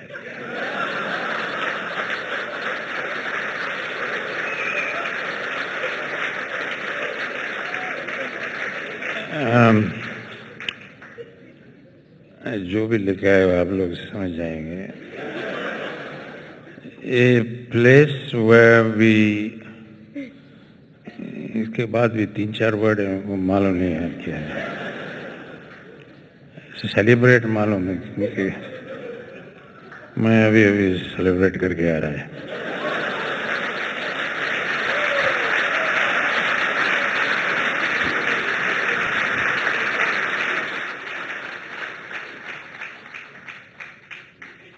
A Mayor Wolfenstein who's about to be arrested. About to be arrested? Or just hiding from the police. Oh, hello. And welcome to the India Today Conclave, a place where we ideate, debate, and hopefully celebrate. Promise you last one. Vijay Dinanath Chauhan.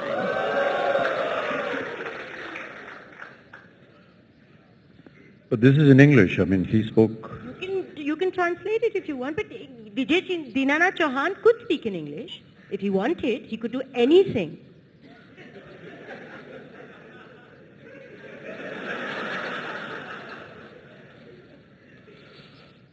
विजय दीनानाथ चौहान पूरा नाम, बाप का नाम दीनानाथ चौहान, माँ का नाम Suhasini Chauhan. Hello and welcome. ये जो इधर ये मैडम बैठा है ना, ये बोलता है मेरे को कि इंडिया टुडे कॉन्क्लेव के बारे में बात करो. पब्लिसिटी होगा इसका टीवी पे.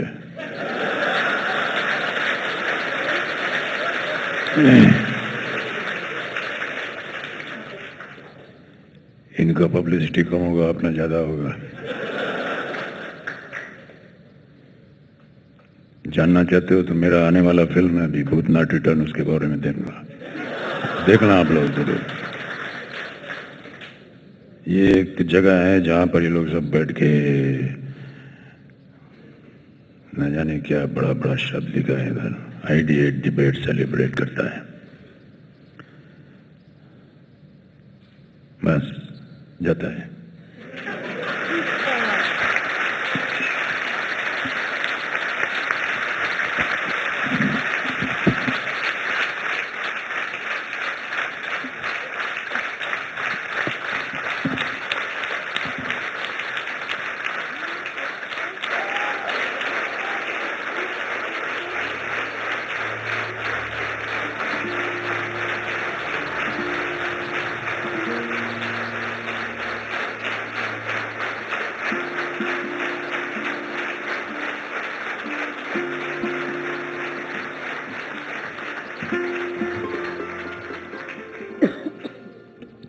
Ladies and gentlemen, once again, please put your hands together for Mr. Bachchan right here.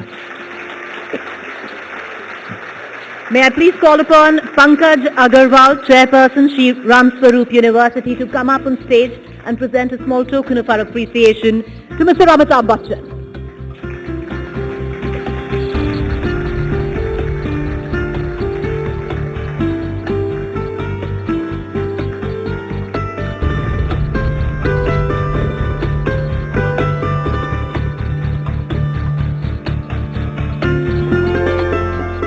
Thank you, Mr. Bachchan. Appreciate it. Thank you. All right, ladies and gentlemen, with that, we're going to break for cocktails. Exactly 30 minutes. We reconvene right here.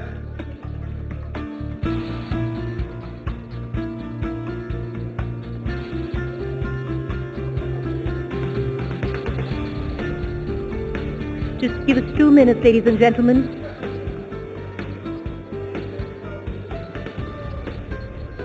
Well, there's Amitabh Bachchan in the house.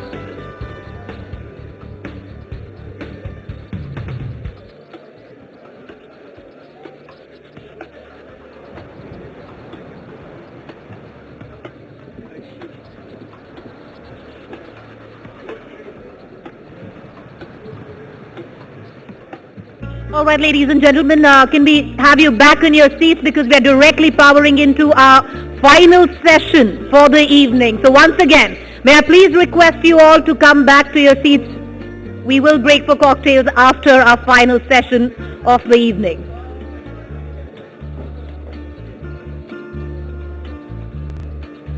All right, ladies and gentlemen, for those who've just stepped out, may I ask you to please come back and take your seats. We are going directly to our final session of the evening.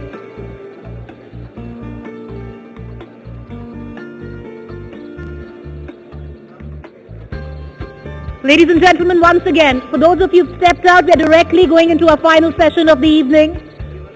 From Amitabh Bachchan to Arvind Kejriwal, we request you to please come back, find your seats, and we will be breaking for cocktails and dinner post our final session of the evening. Our final session, Dharma, Democracy and Demographics Making Government Work. Once again, may I request all of you who are outside to step back in. We are conducting a final session of the evening.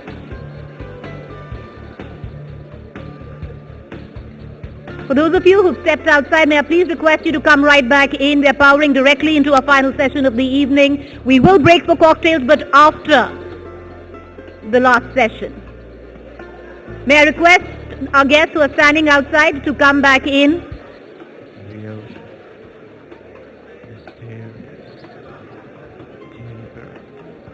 We will commence with our final session. Just in case, for those of you who need Hindi to English translation, our team is around you. Or you can approach that kiosk right there, that brown kiosk. Approach that kiosk, and they could assist you with earphones. May I please request our guests to come right back in. They're directly going into our final session for the evening, and then we will break for cocktails and dinner after our final session. Do come back right in. From Amitabh Bachchan, we are going to go directly to Arvind Kejriwal, who is in midst of us, and that is when we will break for dinner and cocktails. For those of you who are tweeting, do use our official hashtag, Conclave 14.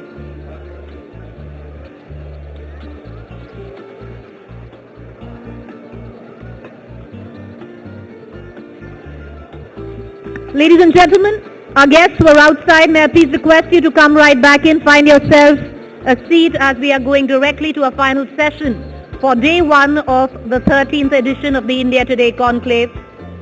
Our final session, Dharma, Democracy and Demographics Making Government Work. We have Arvind Kejriwal with us from a fabulous, entertaining, riveting session of Amitabh Bachchan. We are moving to Arvind Kejriwal. We will break for cocktails, but that would be after our final session for the night. May I please request our guests who are standing outside to come right back in, settle down, find yourselves a seat, put your phones off on silent, and then we will begin with our final session for the evening tonight. Once again, if you're tweeting, do use our official hashtag, Conclave14. We start in the next 2 minutes. Would request our guests to come back right in, settle down, and we go directly into our final session for our first day at the 13th India Today Conclave.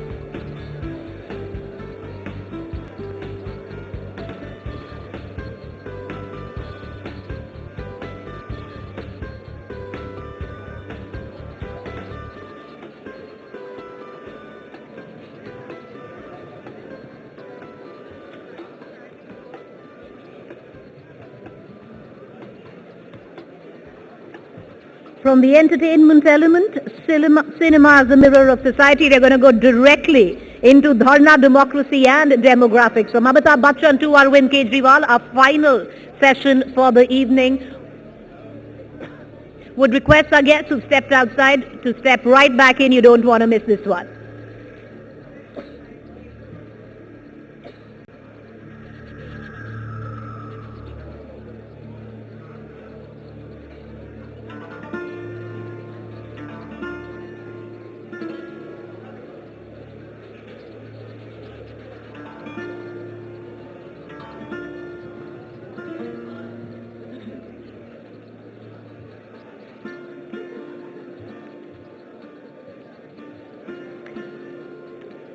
Ladies and gentlemen who've stepped outside, may I please request you to come right back in.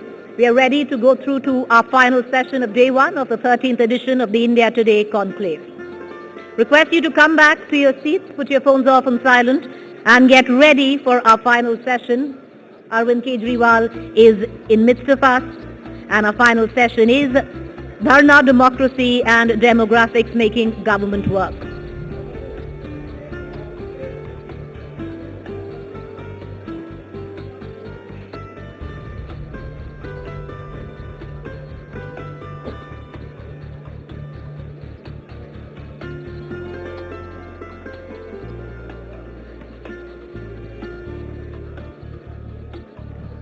If you're tweeting, you must tweet under our official hashtag, India Today Conclave. Our official hashtag is Conclave14.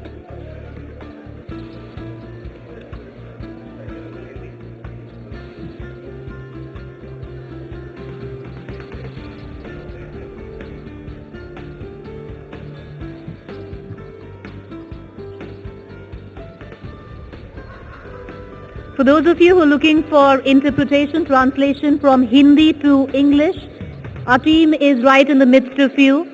They will assist you with headphones for translation, or else do approach that kiosk on the right-hand side of this room. There's a brown kiosk there. My colleague is holding his hand up right there. So if you do need a headset, please approach those two gentlemen. They're eager to assist you with headsets. We do have Hindi to English translation. If any of you need it, do approach us. Right, once again on the right hand side there's a brown kiosk. Two of my colleagues are standing right there and they will assist you with headsets.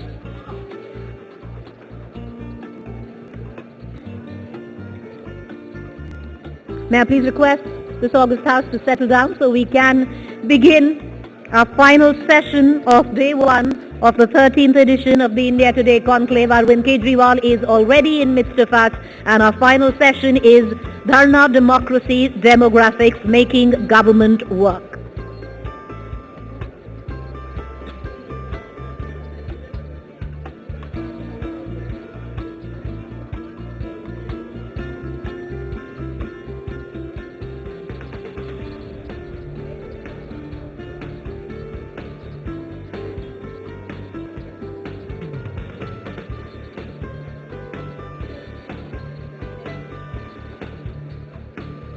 Once again, for those of you who are looking at translation, interpretation from Hindi to English, my colleagues are standing right there on the right-hand side of this hall.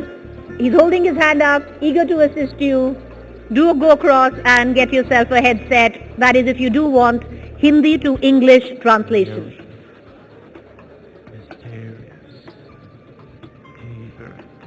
This is the final concluding session of day one of the 13th edition of the India Today Conclave. You don't want to miss it, so therefore I'm asking all our guests who are standing outside to step in and settle down.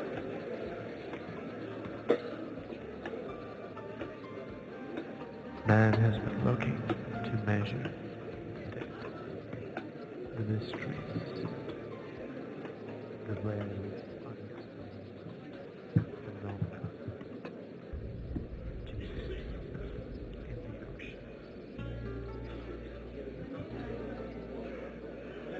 May I please request our guests who are standing right outside the door to file in and close the door so we can begin with our final session of day one of the 13th edition of the India Today Conclave. May I please ask you all to clear the aisles?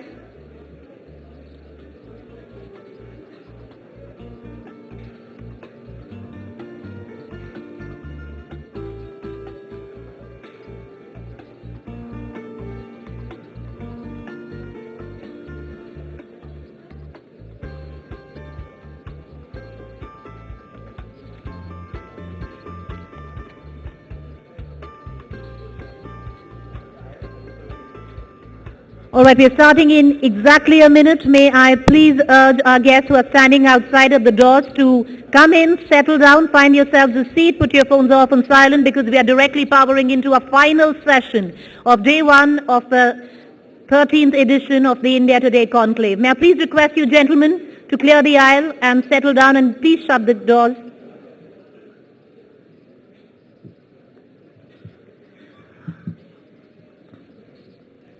All right, let's directly dip into our final session of day one of the India Today Conclave. Dharna, Democracy, Demographics, Making Government Work. Well, that is our final session. And to take it from here, I'd like to call upon my colleague, Mahrukh Inayat, editor, Headlines Today.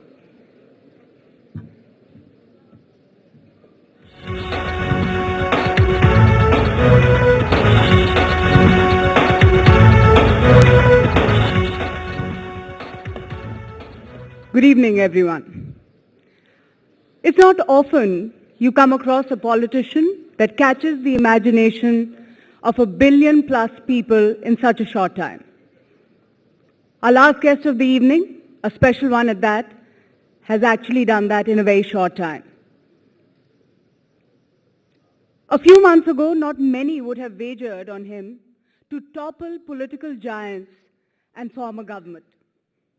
He did that, but 49 days into his tenure, in true Arvind Kejriwal dramatic style, he stepped down. He resigned.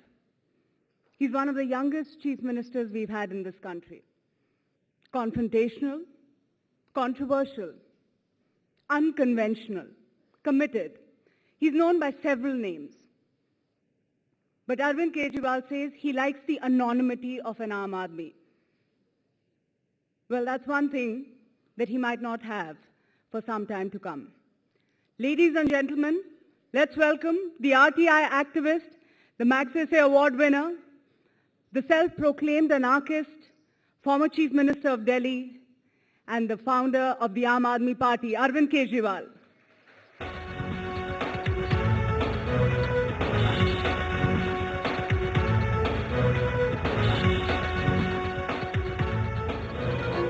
Mr. Kejriwal, there are a lot of questions that I want to ask you, that all the guests, this august company present here wants to ask you. But before that, it would be our pleasure to hear from you.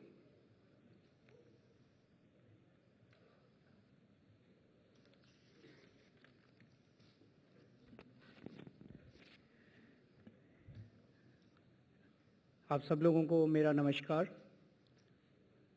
सबसे पहले मैं India today group का बहुत बहुत आभारी हूँ। उन्होंने आज मुझे बुलाया, इतनी इज्जत बख्शी, आप सब लोगों से बातचीत करने का मौका दिया। Thank you so much. कुछ लोग अभी सवाल उठा रहे थे कि मैं अहमदाबाद से दिल्ली कैसे पहुँचा। मुझे लगता है उसको क्लियर करना चाहिए in the interest of transparency. मैं अहमदाबाद में था और वहाँ पे काफ़ी घटनाक्रम चल रहा था। वहाँ से मुझे जयपुर जाना था। राजस्थान पत्रिका का एक प्रोग्राम था। मैं जेट एयरवेज़ की फ़्लाइट से जयपुर पहुँचा।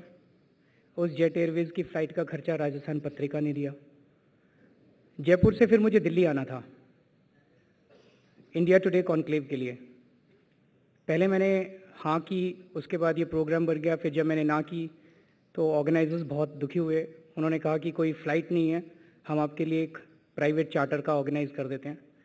तो जयपुर से मैं दिल्ली एक प्राइवेट चार्टर में आया जिसका खर्चा इंडिया टुडे ग्रुप ने दिया है।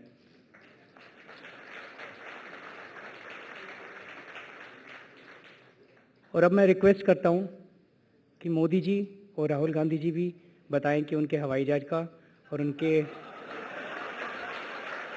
हेलीकॉप्टर का खर्चा कौन कौन देता है, वो हेलीकॉप्टर किस किस के होते हैं और कौन कौन खर्चा देता है।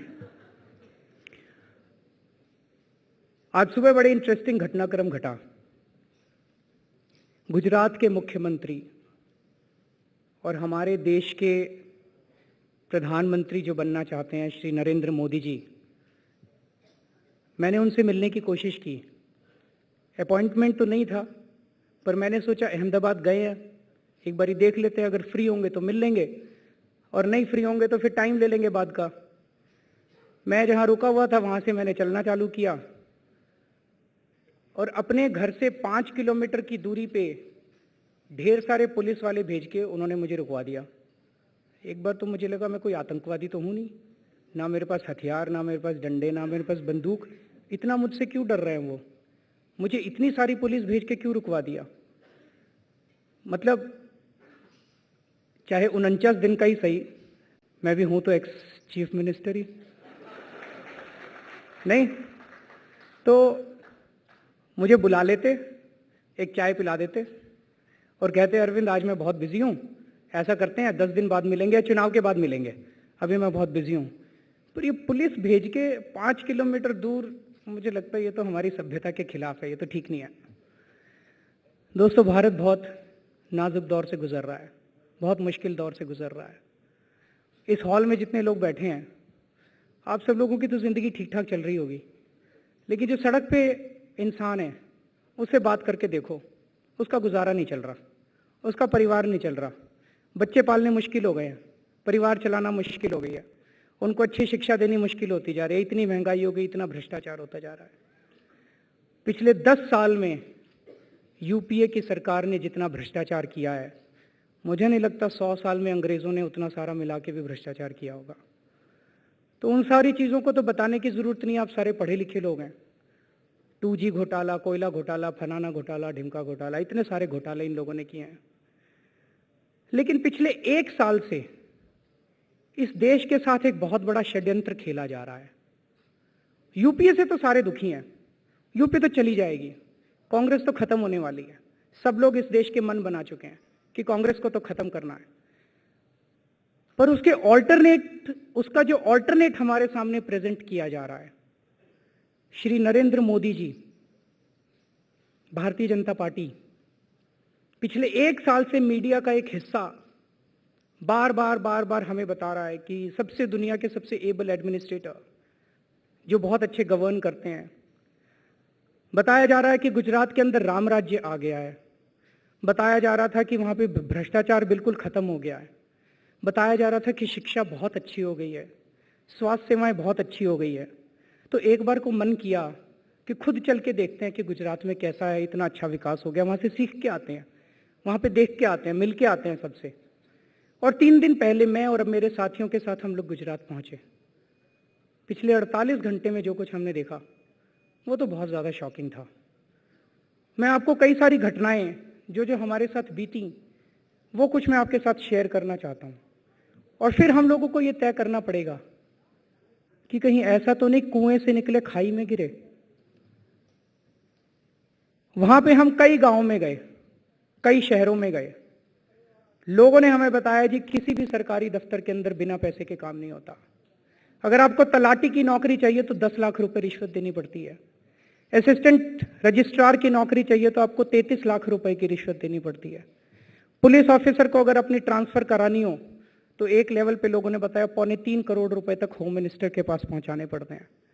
कई इंडस्ट्रियलिस्ट्स भी मिले, उन्होंने कहा जी इंडस्ट्रियल लाइसेंस अगर लेना हो तो पैसे देने पड़ते हैं, इंदिरा आवास योजना का मकान चाहिए तो 5,000 से 10,000 रुपए देने पड़ते हैं, बीपीएल का कार्ड बनवाना हो तो पैसे देने पड़ते हैं, FIR दर्ज करानी हो तो पैसे देने पड़ते हैं।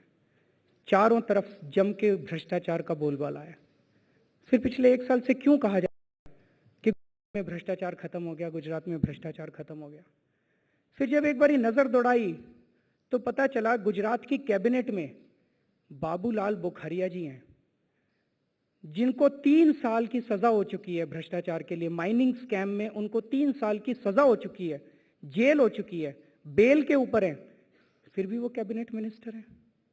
पुरुषोत्तम सोलंकी जिनके ऊपर 450 करोड़ रुपए का घोटाला है, वो फिशरीज का घोटाला है, वो भी कैबिनेट में मिनिस्टर है।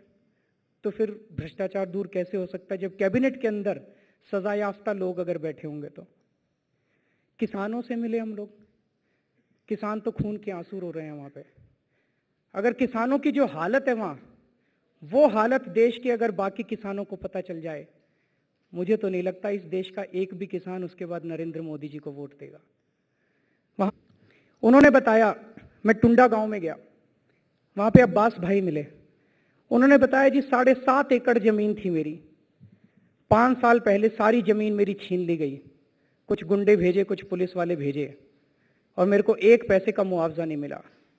ढेर सारे लोगों ने बताया कोस्टल हाईवे बन रहा है, वहां पे गए, एक आदमी ने बताया 11 एकड़ जमीन थी मेरी, वो छीन ली गई, 1 पैसा नहीं मिला।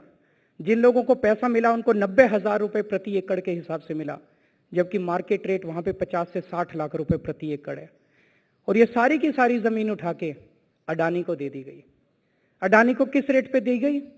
1 रुपए स्क्वायर मीटर, 2 रुपए स्क्वायर मीटर, 10 रुपए स्क्वायर मीटर, इस हिसाब से सारी जमीन उठा के अडानी को दे दी गई। चरंका एक जगह है, वहां पे सोलर प्लांट्स बने हैं कई सारे, वहां पे लोकल बीजेपी के MLA शंकर चौधरी, उन्होंने और बीजेपी के कई कार्यकर्ताओं ने मिलकर लोकल लोगों से 50-50 हजार रुपए एकड़ के हिसाब से जमीन ले ली, क्योंकि उनको पता था कि वहां पे सोलर पार्क आने वाला है। और फिर सरकार ने इन लोगों से 27 लाख रुपए एकड़ के हिसाब से जमीन ली है। यही तो रॉबर्ट वाड्रा भी करते हैं हरियाणा के अंदर। फिर रॉबर्ट वाड्रा में और नरेंद्र मोदी जी में क्या फर्क हुआ? एग्जैक्टली यही मॉडस ऑपरेंडी है रॉबर्ट वाड्रा का हरियाणा के ऊपर। जहां कोई प्रोजेक्ट आने वाला होता है, पहले से पता चल जाता है कि प्रोजेक्ट आने वाला है, और वहां पे रॉबर्ट वाड्रा और उनकी पूरी टीम जमीनें खरीद लेती है, और फिर सरकार इन लोगों से जमीन खरीदती है। वहां भी ये बता दिया जाता है बीजेपी के लोगों के प्लांट आने वाला है।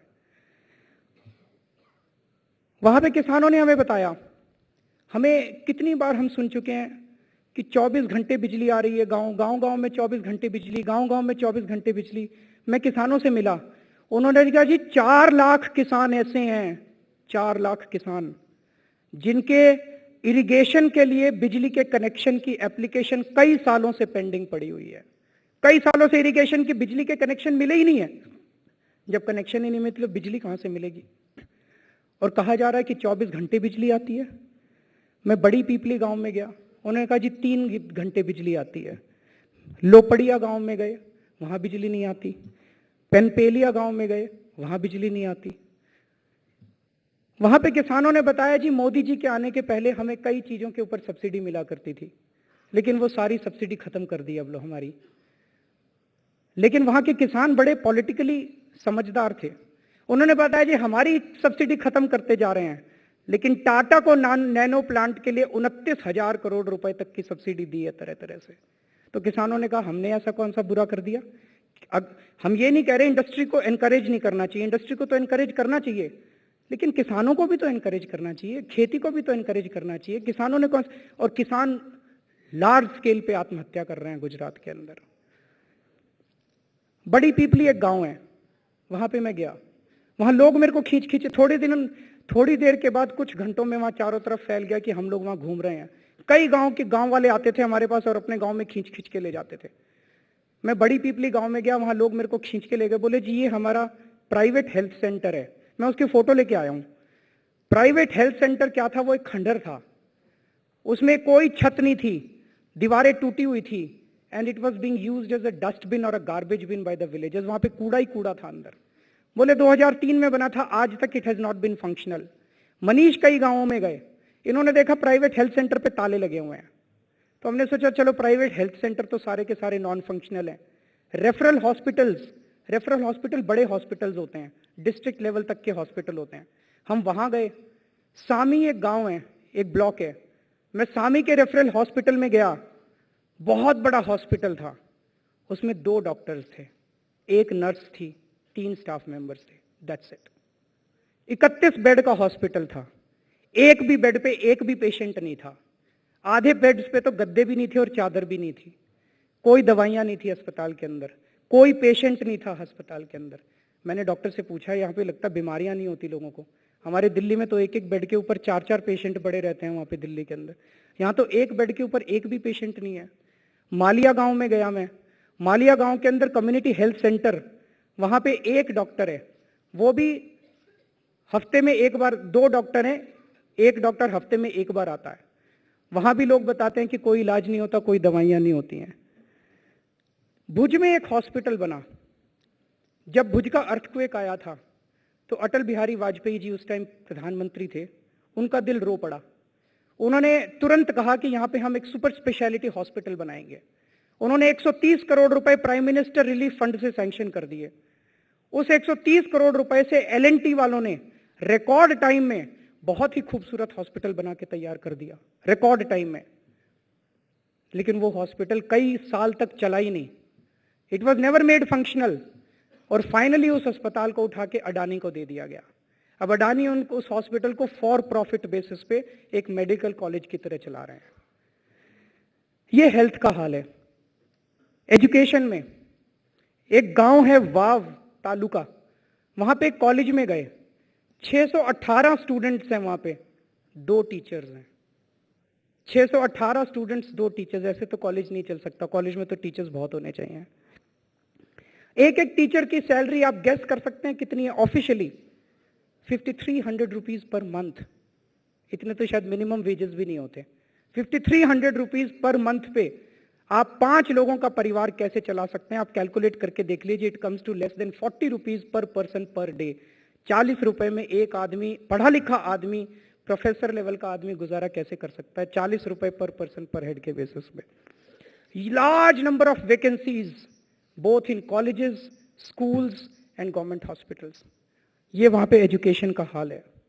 और जितनी फिगर्स हमें बताई जा रही हैं वो फिगर्स में भी कुछ ना कुछ गड़बड़ है। मोदी जी कई बार कहते हैं कि कृषि बहुत बढ़ गई, कृषि बहुत बढ़ गई। कृषि का विकास दर 11% एग्रीकल्चरल ग्रोथ रेट हुआ, 11% एग्रीकल्चर। हम लोगों ने उन्हीं की वेबसाइट से डाउनलोड किया है फिगर्स। 2006-2007 में 27,815 करोड़ रुपए का एग्रीकल्चरल प्रोडक्शन हुआ। 2012-2013 में 25,908 करोड़ रुपए का एग्रीकल्चरल प्रोडक्शन हुआ। That leads to a negative growth rate of -1.18% of agricultural growth rate. झूठ बोला जा रहा है। कहा गया कि 2002 के बाद गुजरात में कोई राइट्स नहीं हुए। मेरे पास 12 राइट्स की लिस्ट है। 2006 में ही वडोदरा के पास बहुत बुरे राइट्स हुए थे, आप सब लोगों को पता है। Small scale industries, large number of small scale industries have closed down in Gujarat in the last 10 years. बहुत सारी इंडस्ट्रीज बंद हो गई हैं वहां पे। मेहसाना में हम लोग गए, वहां पे एक इंडस्ट्रियलिस्ट हमें मिला, कहता है जी 187 इंडस्ट्रीज होती थी इस इलाके के अंदर, इंडस्ट्रियल एरिया में 147 इंडस्ट्रीज बंद हो गई हैं। So what is the model? The model is small scale industries को बंद कर दो, मीडियम स्केल इंडस्ट्रीज को बंद कर दो, केवल कुछ चंद लोगों के हाथ में सारी इंडस्ट्रीज दे दो, अडानी, अंबानी, XYZ, केवल इन लोगों के हाथ में सारी इंडस्ट्रीज दे दो। ये तो इंडस्ट्रियल मॉडल नहीं हो सकता, ये तो डेवलपमेंट का मॉडल नहीं हो सकता। अंबानी जी के साथ मोदी जी के रिश्तों को मैं बार बार बात करता रहा हूं। वहां पे एक और नई चीज पता चली। अंबानी परिवार के दामाद सौरभ पटेल को उन्होंने गैस, पेट्रोल और माइनिंग का मंत्री बना दिया। उन्होंने कहा बार बार मेरे पास क्यों आते हो, खुद ही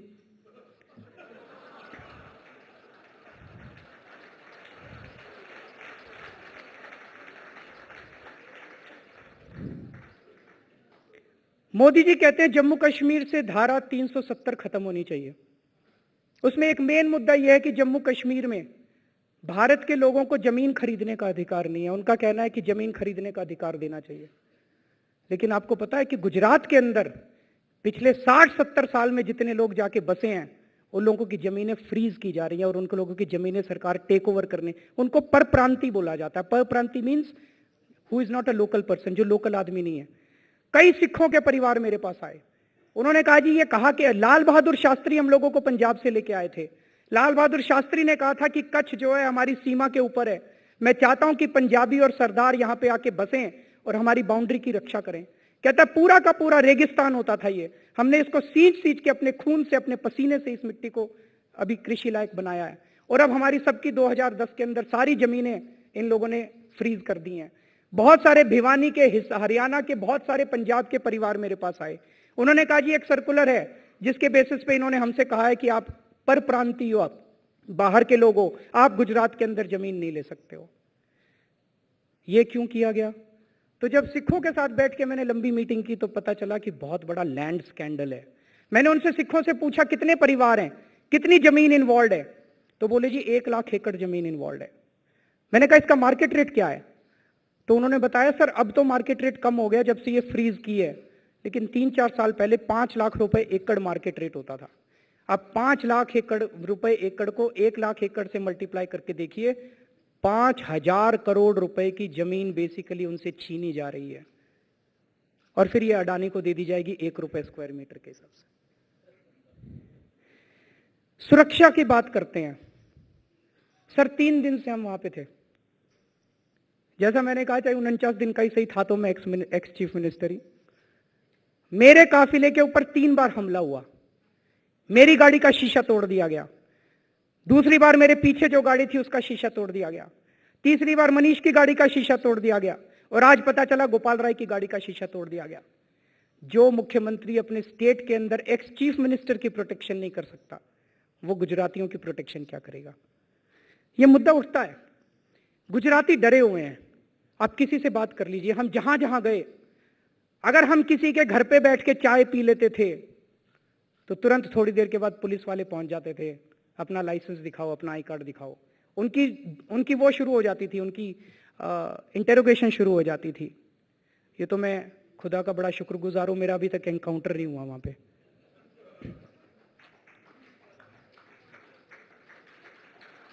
जब मैंने लोगों से पूछा, मैंने कहा भाई तुम सारे कह रहे हो इतने दुखी हो, इतने दुखी हो, तो फिर क्यों वोट देते हो मोदी जी को, क्यों वोट देते हो बीजेपी को? तो कहते जी यहां कोई ऑपोजिशन नहीं है, कांग्रेस का बुरा हाल है, कांग्रेस तो बिल्कुल ही गई गुजरी पार्टी है, कांग्रेस को कोई नहीं चाहता, यहां पे ऑपोजिशन को टिकने ही नहीं दिया गया। या तो ऑपोजिशन को खरीद लिया जाता है, या ऑपोजिशन को डरा दिया जाता है, या ऑपोजिशन को मरवा दिया जाता है। That is the only thing that is left. Gujarat को मोदी जी नहीं चला रहे, गुजरात को अंबानी और अडानी चला रहे हैं। इनके लिए कोई कानून नहीं है, इनके लिए कोई गुजरात हाई कोर्ट का, सुप्रीम कोर्ट का ऑर्डर नहीं है सर। अगर आज अडानी जी यहां पे जहां उंगली रख दें वो जमीन उनकी हो गई। ये गुजरात के अंदर कानून चलता है। लेकिन सबसे बड़ी बात यह है, मोदी जी जवाब क्यों नहीं देते हैं? उनको जवाब तो देना चाहिए। यह जनतंत्र है, जनता का शासन है। 1947 के अंदर भारत आजाद हो गया था, राजा महाराजा खत्म हो गए थे हमारे देश के अंदर से। मीडिया वालों के जवाब नहीं देते, वो प्रेस कॉन्फ्रेंस नहीं करते। वो हम उनसे मिलना चाहते हैं तो पुलिस भेज के हमको रुकवा देते हैं। हम उनसे प्रश्न पूछना चाहते हैं इस देश की वो हेलीकॉप्टर से आते हैं, स्टेज के ऊपर उतरते हैं, भाषण देते हैं और फिर स्टेज के ऊपर से वापस चले जाते हैं। जनता कहती है हमारे साथ बैठो तो सही, हमारी बात तो करो, हमारे साथ थोड़ी दो चार बातें तो करो, हम भी प्रश्न पूछना चाहते हैं, हमारे मन में बहुत सारे डाउट है, कुछ बताओ तो सही। ये कहां का जनतंत्र है? यही राहुल गांधी भी करते हैं और यही मनमोहन सिंह भी करते हैं। फर्क क्या है इन लोगों के अंदर? एक मन में प्रश्न तो उठता है। कई जगह मुझे काले झंडे दिखाए गए। एक जगह मैंने गाड़ी रोक ली, जो झंडे दिखा रहे थे उनको बुलाया मैंने कहा बताओ क्यों काले झंडे दिखा रहे हो, क्या प्रॉब्लम है? कहते जी आप केवल नेगेटिव बातें कर रहे हो मोदी जी की, इतनी पॉजिटिव बातें भी तो हुई है। मैंने कहा बताओ, चलो बैठो गाड़ी में चलते हैं, बताओ क्या पॉजिटिव हुई। कहते देखो सड़क कितनी अच्छी है। मैंने कहा बिल्कुल अच्छी है, हाईवेज बहुत अच्छे हैं, गांव में चलते हैं, गांव में तो सड़क है ही नहीं। बड़ी मजे की बात, मैं फोटो लेके आया हूं, मोदी जी की अपनी कंस्टिट्यूएंसी के अंदर सड़कें नहीं है। जिस कंस्टिट्यूएंसी में से वो आते हैं 15 साल से, जहां से चुनाव लड़ रहे हैं, वहां एक स्कूल के अंदर गए, मोदी जी की कंस्टिट्यूएंसी के स्कूल के अंदर, चारों तरफ लैट्रिन बिखरी हुई थी, चारों तरफ उल्टी उल्टी पड़ी थी। ऐसा स्कूल होता है। फिर मैंने उनसे पूछा अच्छा सड़कों के अलावा और क्या अच्छा किया मोदी जी ने? तो वो लड़के थोड़ी देर चुप हो गए, सोचने लग गए। फिर थोड़ी देर सोचने के बाद कहते हैं 108। मैंने कहा 108 क्या? 108 नंबर एम्बुलेंस सर्विस शुरू की है। मैं कहा इतना सोचने के बाद 15 साल में आपके मुख्यमंत्री ने एक अच्छी एम्बुलेंस सर्विस शुरू की है, बस यही है और कुछ नहीं है। तो दोस्तों मैं आपसे केवल ये कहना चाहता हूं कि हम लोगों को सोचना पड़ेगा, कहीं ऐसा ना हो कि हम कुएं से निकले खाई में गिरे। कुछ लोग पिछले कुछ दिनों से मुझे कह रहे हैं आप तो कांग्रेस के एजेंट हैं, आप तो कांग्रेस से मिल गए, आप तो बीजेपी को भला बुरा बोल रहे हैं, मोदी जी को भला बुरा बोल रहे हैं। जितना कांग्रेस का भ्रष्टाचार हम लोगों ने उजागर किया है, मुझे तो नहीं लगता किसी ने उजागर किया है। रॉबर्ट वाड्रा का खुलासा किसने किया था? मोदी जी ने नहीं किया था, जेटली जी ने नहीं किया था, बीजेपी वालों ने नहीं किया था, हम लोगों ने किया था। मैंने जब रॉबर्ट वाड्रा के कागज खुलासा किया था, लैंड स्कैम का खुलासा किया था, उसके जो कागज मैंने दिखाए थे वो कागज बीजेपी के सीनियर मोस्ट लीडर्स के पास 1.5 साल पहले से मौजूद थे। बीजेपी वालों ने वो कागज एक्सपोज नहीं किए। क्यों? दोनों में डील हो गई, तुम हमारे दामाद को बचा लो, हम तुम्हारे दामाद को बचा लेते हैं। बीजेपी वालों के दामाद थे रंजन भट्टाचार्य, कांग्रेस वालों के दामाद है रॉबर्ट वाड्रा। इनके कागज उनके पास थे, उनके कागज इनके पास थे, दोनों ने कहा सारे चुप बैठे रहो। लेकिन बीच में केजरीवाल ने आके रायता फैला दिया इनका।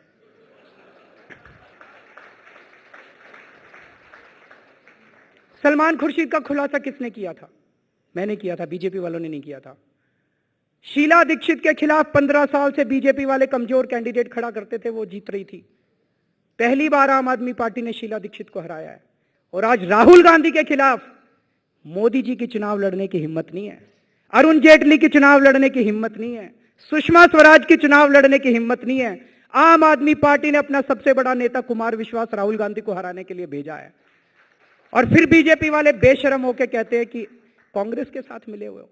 हमें कांग्रेस और बीजेपी दोनों की राजनीति को खत्म करना है इस देश के अंदर। इस देश में ईमानदार राजनीति स्थापित करनी है हम लोगों को। कैसा भारत चाहते हैं हम लोग? आम आदमी पार्टी कैसा भारत चाहती है, हमारे अपने सपने हैं, लेकिन हम लोग जनता के बीच में घूम रहे हैं, जनता से पूछ रहे हैं कैसा भारत चाहिए। सबसे पहले लोगों को सुरक्षा चाहिए, सबसे पहले लोगों को अपने जान माल की सुरक्षा चाहिए। महिलाओं के बलात्कार हो जाते हैं, किसी का कुछ नहीं होता। दिल्ली के अंदर पिछले 1 साल में 1600 महिलाओं के बलात्कार हुए हैं, 1600 महिलाओं के बलात्कार हुए हैं। आपने एक बलात्कार तो सुना था निर्भया का, वो तो सारे मीडिया ने दिखाया था, उसके ऊपर तो फास्ट ट्रैक कोर्ट भी बन गए, उसके ऊपर तो सारे, तो 8 महीने में उसको सजा हो गई। बाकी 1629 बलात्कारों का क्या हुआ? वो तो अभी भी खुलेआम घूम रहे हैं और 20-20 साल तक घूमते रहेंगे और महिलाओं के बलात्कार करेंगे। वो उनको सुरक्षा कौन दिलवाएगा, उनको न्याय कौन दिलवाएगा? तो सुरक्षा और न्याय ये इस देश के लोग मांग कर रहे हैं। कोई भी सरकार हो, आम आदमी पार्टी चाहती है कि सुरक्षा और न्याय सबसे पहले इस देश में। दंगे करवाए जाते हैं, दंगे होते नहीं है, कोई दंगा नहीं होता। मैं जानता हूं इस देश के अंदर बहुत सारे इलाकों को जानता हूं जहां हिंदू और मुसलमान सदियों से बिल्कुल भाईचारे की तरह जिंदा रह रहे हैं, सदियों से भाईचारे की तरह, भाई बहन की तरह रह रहे हैं, भाई भाई की तरह रह रहे हैं वहां पे। लेकिन कोई ना कोई पार्टी आती है और अपनी रोटियां सेकने के लिए वहां पे दंगा करवा देती है। मेरा मानना है कि एक दंगे की अगर जांच हो जाए ठीक से, केवल एक दंगे की जांच, और वो दंगा जिस पार्टी ने करवाया उसके टॉप नेता को आप जेल में भेज दीजिए, इस देश के अंदर दंगे होने बंद हो जाएंगे। एक दंगे की जांच करवा लीजिए केवल आप, इस देश के अंदर दंगे होने बंद हो जाएंगे।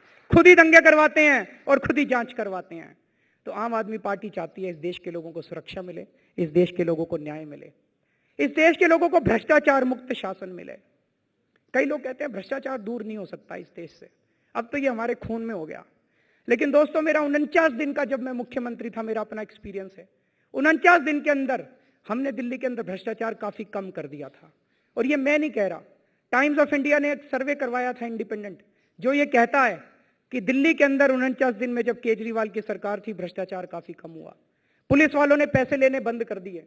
ट्रांसपोर्ट डिपार्टमेंट में जब आप जाते थे लाइसेंस बनवाने के अंदर बाहर दलाल बैठा करते थे, वो सारे दलाल भाग गए और ट्रांसपोर्ट डिपार्टमेंट के अंदर बता रहे थे अब ठीक हो गया। सरकारी अस्पतालों के अंदर पहले दवाइयां नहीं मिला करती थी, दवाइयां मिलनी चालू हो गई। तो 2 तरह का भ्रष्टाचार होता है, extortionist corruption and mutual corruption. Extortionist corruption जब आपका जायज हक है, पासपोर्ट बनवाना, इनकम टैक्स रिफंड लेना है, सेल्स टैक्स रिफंड लेना है, आपको जो जायज काम करवाना है उसके लिए जब आपको रिश्वत देनी पड़ती है, उसमें भारी कमी आई थी। दूसरा है म्यूचुअल करप्शन, जो ऊपर के लेवल पे ठेका लेने के लिए और ठेका देने के लिए लोगों को रिश्वत देनी पड़ती है। कोई बाहर आके नहीं कहता कि गड़बड़ हो गई, उसके लिए डेटरेंस जरूरी है कि अगर पकड़े गए, इस देश के अंदर आज कानून हमारा ऐसा है कि अगर आप, पहली बात तो पकड़े ही नहीं जाते, और पकड़े भी जाते हैं तो जेल नहीं होती, सबको बेल मिल जाती है। कनिमोई को बेल मिल गई, राजा को बेल मिल गई, सब लोगों को बेल मिल जाती है इस देश के अंदर। हम चाहते हैं ऐसा जन लोकपाल कानून लाना चाहते थे, लेकिन बीजेपी और कांग्रेस वाले इकट्ठे हो गए, उन्होंने हमारी सरकार गिरा दी, हम जन लोकपाल कानून नहीं लेके आ सके। तो भ्रष्टाचार दूर किया जा सकता है, मैं ये नहीं कह रहा 100% दूर किया जा सकता है, लेकिन भ्रष्टाचार के लेवल को हम बड़ा सब्सटैंशियली 10%, 20% तक भ्रष्टाचार को ला सकते हैं। हम 80% ईमानदार व्यवस्था कायम कर सकते हैं, ऐसा मेरा मानना है। आज देश के अंदर एक व्यापारी को व्यापार नहीं करने दिया जाता। इस देश के 99% व्यापारी, इस देश के 99% इंडस्ट्रियलिस्ट, इस देश के 99% बिजनेसमैन ईमानदारी से काम करना चाहते हैं, लेकिन सरकार उनको काम नहीं करने देती। जानबूझ के ऐसे ऐसे कानून बनाए गए हैं कि एक आम आदमी को भ्रष्टाचार करना पड़ता है। एक बिजनेसमैन कहता है यार मेरे से टैक्स ले लो, मेरा पीछा छोड़ो, मेरे को धंधा करने दो, लेकिन उसको करने नहीं दिया जाता। तो आम आदमी पार्टी मानती है कि सरकार को कम से कम इंटरफेयर करना चाहिए धंधे के अंदर। एक ऐसी ईमानदार व्यवस्था कायम करनी चाहिए कि कोई भी अगर अपना बिजनेस करना चाहे तो वो बिजनेस, नया बिजनेस करना चाहे नया बिजनेस कर सके, बिजनेस फ्लरिश करना चाहे बिजनेस फ्लरिश कर सके। लेकिन अगर कोई कानून को तोड़ेगा तो उसके साथ सख्ती के साथ व्यवहार करना चाहिए। Rule of law, that is most important. शिक्षा और स्वास्थ्य, मुझे ये लगता है आज हमारे देश के अंदर एक गरीब आदमी के घर अगर कोई पैदा हो जाए बच्चा, उसका क्या कसूर है कि एक गरीब के घर में पैदा हो गया, लेकिन फिर वो सरकारी स्कूल में जाता है। हम सब लोगों के बच्चे प्राइवेट स्कूलों में जाते हैं, डीपीएस में जाते हैं, मॉडर्न स्कूल में जाते हैं, बड़े अच्छे अच्छे स्कूलों में जाते हैं, लेकिन एक गरीब आदमी का बच्चा वो सरकारी स्कूल में जाता है। सरकारी स्कूलों को अच्छा क्यों नहीं किया जा सकता? जानबूझ के अच्छा नहीं किया जा रहा, क्योंकि जितने मंत्री बनते हैं उनके सबके अपने प्राइवेट स्कूल चल रहे होते हैं। अगर सरकारी स्कूलों को अच्छा कर देंगे तो उनके प्राइवेट स्कूलों में कोई नहीं जाएगा। हम ये चाहते हैं अगर पॉलिटिकल विल हो, अगर अच्छी नीयत वाले सरकार में जाएं, तो मुझे लगता है कि हम सरकारी स्कूल, सबसे पहले हमें सरकारी स्कूलों को, इस देश के सारे सरकारी स्कूलों को प्राइवेट स्कूलों की तरह बेहतर बनाना चाहिए, शिक्षा इतनी अच्छी करनी चाहिए। अगर हमने शिक्षा अच्छी कर दी, अगर हमने बच्चों को पढ़ा दिया, तो मुझे लगता है एक जनरेशन के अंदर, एक पीढ़ी के अंदर इस सारे देश को हम अमेरिका से भी आगे ले जाएंगे। जो हम सुपर पावर का सपना देख रहे हैं, देश वाकई सुपर पावर बन जाएगा। और एक है स्वास्थ्य सेवाएं। आज जितने सरकारी अस्पताल हैं उनकी बुरी हालत है, जानबूझ के बुरी हालत की हुई है। अगर अपने सरकारी अस्पतालों को ठीक कर दिया, अगर हमारे लोग हिष्ट पुष्ट हो गए, स्वस्थ हो गए, अगर हमारे लोग ठीक ठाक हो गए, उनकी हेल्थ अच्छी हो गई, अगर हमारे लोग शिक्षित हो गए, स्वस्थ हो गए, तो हमारे देश के लोग बहुत अच्छे हैं। We are first class citizens who are victims of third class governance. अगर हमारे लोग स्वस्थ हो गए और शिक्षित हो गए, तो मुझे पूरा भरोसा है कि हम इस दुनिया के सारे देशों को पीछा छोड़ देंगे। आज इस देश को कौन कंट्रोल करता है? क्या मनमोहन सिंह जी चला रहे हैं इस देश को? क्या सोनिया गांधी जी चला रही हैं? मुझे नहीं लगता। इस देश को मुकेश अंबानी जैसे कुछ लोग चला रहे हैं। अगर कल को यह सरकार बदल जाती है और मोदी जी आते हैं, तो क्या मोदी जी इस देश को चलाएंगे? मुझे नहीं लगता। वही मुकेश अंबानी और अडानी इस देश को चलाएंगे। अब हम सब लोगों को मिलकर तय करना है कि हमें ये व्यवस्था बदलनी है कि पार्टी बदलनी है। Thank you so much.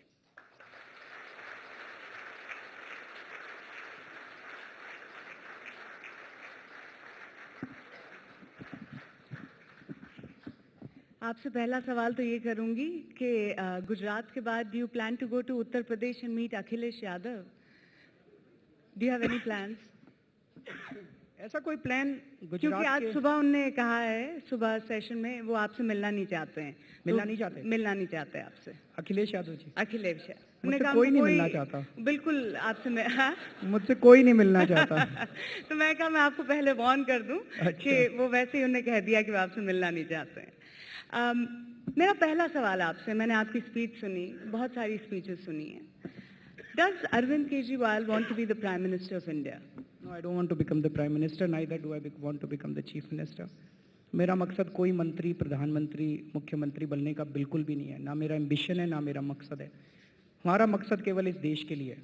हमारा मकसद इस देश को भ्रष्टाचार, महंगाई और सांप्रदायिकता से छुटकारा दिलाने का है। आपने 2012 में कहा कि आप पॉलिटिक्स नहीं ज्वाइन करेंगे। 2013 में आपने कहा मैं चीफ मिनिस्टर नहीं बनूंगा। 2014 में आपने कहा मैं लोकसभा इलेक्शंस नहीं लड़ूंगा। अब लगता है कि आप लड़ेंगे। तो हम किस चीज़ को बिलीव करें? क्योंकि हर बार आपने जो भी कहा, फिर आपने कहा लोगों की इच्छा है, लोगों की डिमांड है, और अरविंद केजरीवाल वही करेगा जो लोग चाहेंगे। तो अगर लोगों ने चाहा कि आपको प्राइम मिनिस्टर बनना है, तो आप बन जाएंगे? देखिए, मेरी प्रधानमंत्री बनने की कोई इच्छा नहीं है। लेकिन आपका जो पहला सवाल है, मैं ये मानता हूँ कि मैंने कई बार अपने निर्णय बदले हैं। दो तरह की चीज़ें होती हैं। एक होती है एथिकल। अगर कोई ऐसी बात है जो कि इमोरल है, अनइथिकल है, और वो हम करते हैं, वो गलत है।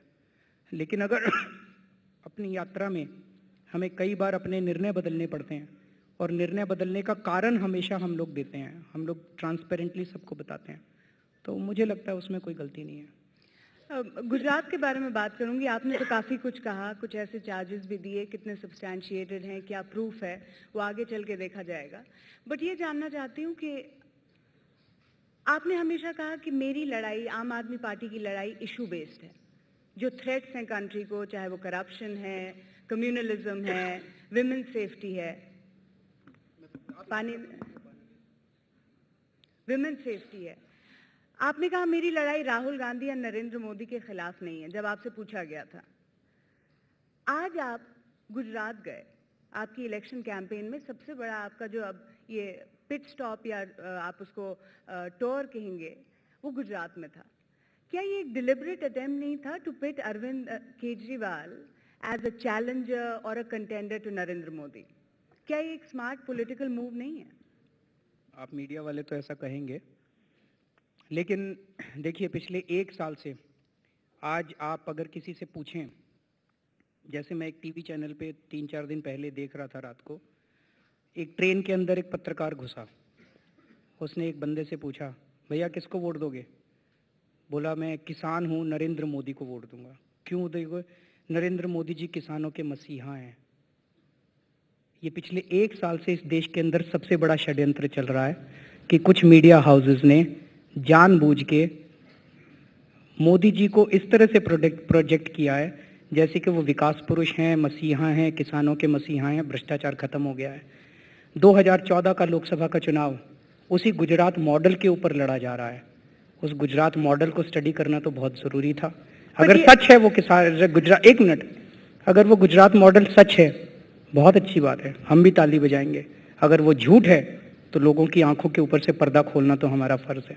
बट साथ ही साथ मैं ये भी कहना चाहूँगी, एक तो आपके ये जो चार्जेस मीडिया की तरफ हैं इसको हम बाद में टैकल करेंगे, क्योंकि मीडिया ने उतना ही जैसे आपने जब बात की, जब आम आदमी पार्टी ने दिल्ली में सरकार जीती, मीडिया ने वहाँ भी रिपोर्ट किया।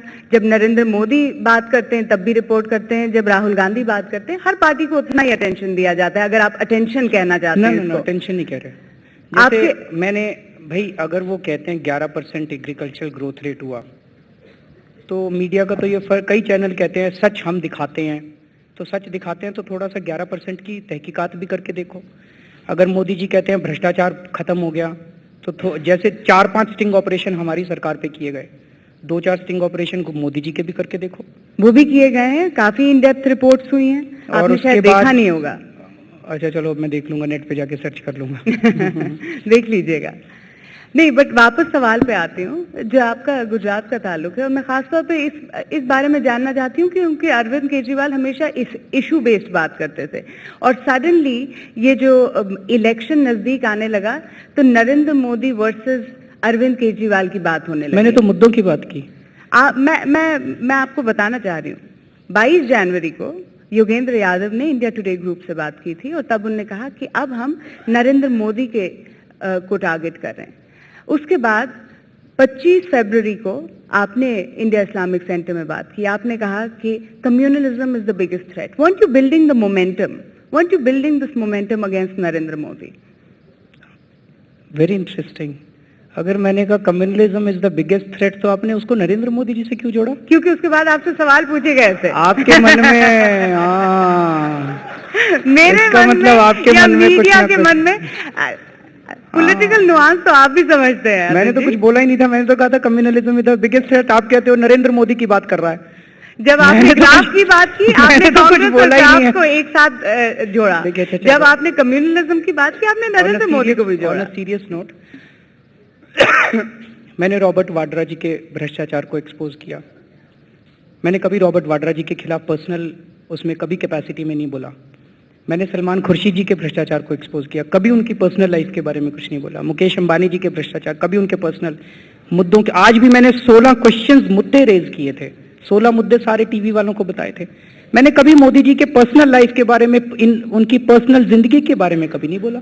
मुद्दों की बात कर रहे हैं और मुद्दे आने चाहिए, मुद्दे डिस्कस होने चाहिए, उसको आप पर्सनलाइज तरीके से मत लीजिए। मैंने कभी पर्सनलाइज नहीं किया। ठीक है, मान लिया कि आपका ट्रिप जो गुजरात का था, it was not meant to be a confrontation और प्रोवोकेटिव, बट आप वहां थे, खबर आई कि आपको डिटेन किया गया। गुजरात पुलिस कहती है कि हम अंडर द इलेक्शन कमीशन हम पता कर रहे थे कि कहीं आप ट्रैफिक वायलेट तो नहीं कर रहे हैं, आपके पास परमिशंस हैं, और उसका रिएक्शन हमने दिल्ली में देखा। आपके पार्टी वर्कर्स बीजेपी हेडक्वार्टर्स पहुंच गए। क्या वो प्रोवोकेशन नहीं थी? देखिए, 2 चीजें इसमें है। पहली चीज तो हमारे पार्टी वर्कर्स जो बीजेपी दफ्तर गए, मुझे लगता है उसकी जरूरत नहीं थी। उसकी जरूरत इसलिए नहीं थी, हमारी लड़ाई बीजेपी वालों से नहीं है, हमारी लड़ाई इस भ्रष्टाचार से है। तो जो विकास का मॉडल हम गुजरात में एक्सपोज कर रहे थे, आज हमारे सामने सबसे बड़ा चैलेंज है उसको देश के जनता के बीच में ले जाना। तो आप मानते हैं you were embarrassed by that? नहीं, I'm just coming to that. दूसरा जो आपने नहीं कहा, मैं कहता हूँ, हमारे कुछ लोगों ने वहाँ पे वायलेंस में इंडल्ज किया। I admit that and I'm extremely sorry about it. मैं माफी मांगता हूँ इस देश से उसके बारे में।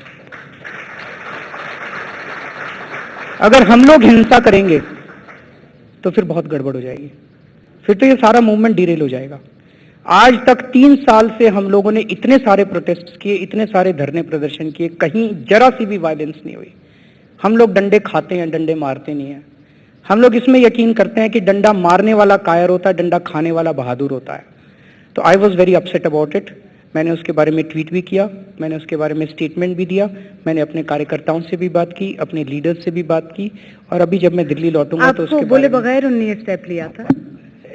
हर चीज के लिए मुझसे नहीं पूछते, मतलब बहुत सारी एक्टिविटीज देश भर में होती हैं। तो ये आपको पता नहीं था जब देखिए मैनिफेस्ट हुआ उसके बाद आपको खबर आई? उन्होंने बीजेपी के हेडक्वार्टर पे प्रोटेस्ट किया, स्ट्रैटेजिकली वो जरूरत नहीं थी, but there was nothing wrong in it, but it should not have been done because BJP से हमारा लड़ाई नहीं है, कांग्रेस से हमारी लड़ाई नहीं है, समाजवादी पार्टी से हमारी लड़ाई नहीं है, हमारी लड़ाई भ्रष्टाचार और महंगाई से। हमारे को जनता के बीच में जाना है, पूरा दिन हमें जनता के बीच में रहना है। That strategically it was, I feel जरूरत नहीं थी वो करने की, नंबर 1। नंबर 2, जो हिंसा में हमने लिया वो कंप्लीटली नॉन नेगोशिएबल है, उसको बर्दाश्त नहीं किया जा सकता, वो बिल्कुल गलत है। मैंने उनको बोला कि अगर दोबारा ऐसे करोगे मैं गुजरात का दौरा छोड़ के वापस आ जाऊंगा, मैं बंद कर दूंगा ये सब, ये बर्दाश्त नहीं किया जाएगा। यहाँ बहुत लोग और बहुत सारे लोग हमें ट्वीट करते रहते हैं, जानना चाहते हैं कि आपका विजन क्या है। आपने बात की about women security, education, safety, so on and so fourth, बहुत बार ये बात कर चुके हैं। बट बहुत सारे ऐसे लोग हैं, बहुत सारी औरतें जो हमें विमेन ट्वीट करती हैं, पूछती हैं कि अरविंद केजरीवाल खप पंचायत को बैन करने में क्यों नहीं बिलीव करते?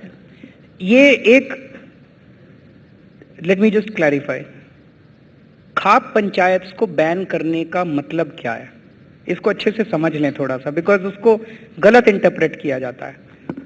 खाप पंचायत कोई लीगल एंटिटी नहीं है, ना संविधान में दिया हुआ और ना किसी कानून में दिया हुआ। खाप पंचायत एक शब्द है, जैसे किटी पार्टी होती है, कुछ औरतें मिलती हैं तो अपने आप को they call themselves as a kitty party, ऐसे कुछ लोग मिलके अपने आप को खाप पंचायत बोलते हैं।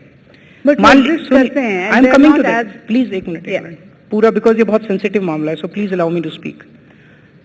कुछ लोग मिलते हैं अपने आप को और खाप पंचायत बोलते हैं। आज आप ये कह दीजिए कि खाप पंचायत को हमने बैन कर दिया, ये लोग मिलके अपने आप को कोई और नाम रख लेंगे, नाम बदल लेंगे, it will not solve the purpose. समस्या क्या है? Let me complete. समस्या क्या है? Let's try to define the problem and let's try to arrive at the solution. समस्या ये है कि वो लोग मिलके कई बार ऐसे डिसीजन लेते हैं जो कि कानून के खिलाफ हैं। इस लड़के लड़की को टांग दो, इस लड़के लड़की को मार दो, ऐसे वो उस तरह के डिसीजन लेते हैं ये लोग। समस्या ये है, उसका समाधान ये है कि जब भी अगर ऐसे निर्णय कभी लिए जाएं किसी लड़के या लड़की के खिलाफ, just one sec, let me just complete, hold on. जब भी ऐसा कभी निर्णय लिया जाए जो कि संविधान के खिलाफ हो, कानून के खिलाफ हो, उस निर्णय में लेने में जितने लोगों ने पार्टिसिपेट किया उन लोगों के खिलाफ आप सख्त से सख्त कार्रवाई कीजिए। That is the solution. तब तक तो निर्णय ले लिया जाएगा। आप हमेशा कहते हैं कि खौफ होना चाहिए, डर होना चाहिए। आप एक निर्णय लेके तो देखो, निर्णय तो आप लेते नहीं हो। आप एक केस में सजा देके देखो, दूसरा निर्णय लिया ही नहीं जाएगा। आप एक भी केस में किसी को भी सजा नहीं देते हो, कहते हो खाप पंचायत को बैन कर दो। आप खाप पंचायत को आज बैन करके देख लो, वो फिर भी मिलेंगे, किसी और नाम में मिलेंगे, they will change their name. अच्छा, अंजना है यहाँ ऑडियंस में। अंजना आपसे सवाल पूछना चाहती हैं। आपने कहा कि आपने गुजरात का दौरा किया और आपने देखा है कि विकास वहां पर नहीं है जो अभी तक आपने स्टडी किया है। फिर क्या लगता है आपको, गुजरात की जनता 3 बार लगातार क्यों चुन रही है नरेंद्र मोदी को? क्या उनके विवेक पर आप सवाल खड़ा कर रहे हैं? नहीं, अभी भाई मैंने अपने भाषण में जवाब दिया। मैं भी काफी एग्जैक्टली यही क्वेश्चन मेरे दिमाग में भी आ रहा था। तो जहां जहां मैं जाता था, मैं हर जगह उनसे यही पूछता था ग्रुप से। मैंने कहा भी आप तो थी थोड़े टाइम मेरे साथ, आपके सामने ही पहले गांव में जब हम गए थे यशवाड़ा, अंत में आपको याद है मैंने पूछा था भाई अगर इतने दुखी हो तो वोट क्यों करते हो, मोदी जी को क्यों वोट दे रहे हो, आपका एमएलए कौन है, कहते फलाना फलाना। मैंने कहा कौन सी पार्टी का, कहते बीजेपी का। मैंने कहा फिर क्यों वोट दिया था? तो वो जो जवाब निकल के आया, उन्होंने 2-3 जवाब निकल के आए। एक तो लोगों ने कहा जी यहाँ पे कांग्रेस जो है वो बिल्कुल खत्म हो चुकी है, कांग्रेस एग्जिस्ट ही नहीं करती है, और कांग्रेस इतनी बुरी है कि लोग उसको बीजेपी से भी बहुत ज्यादा बुरा मानते हैं, नंबर 1।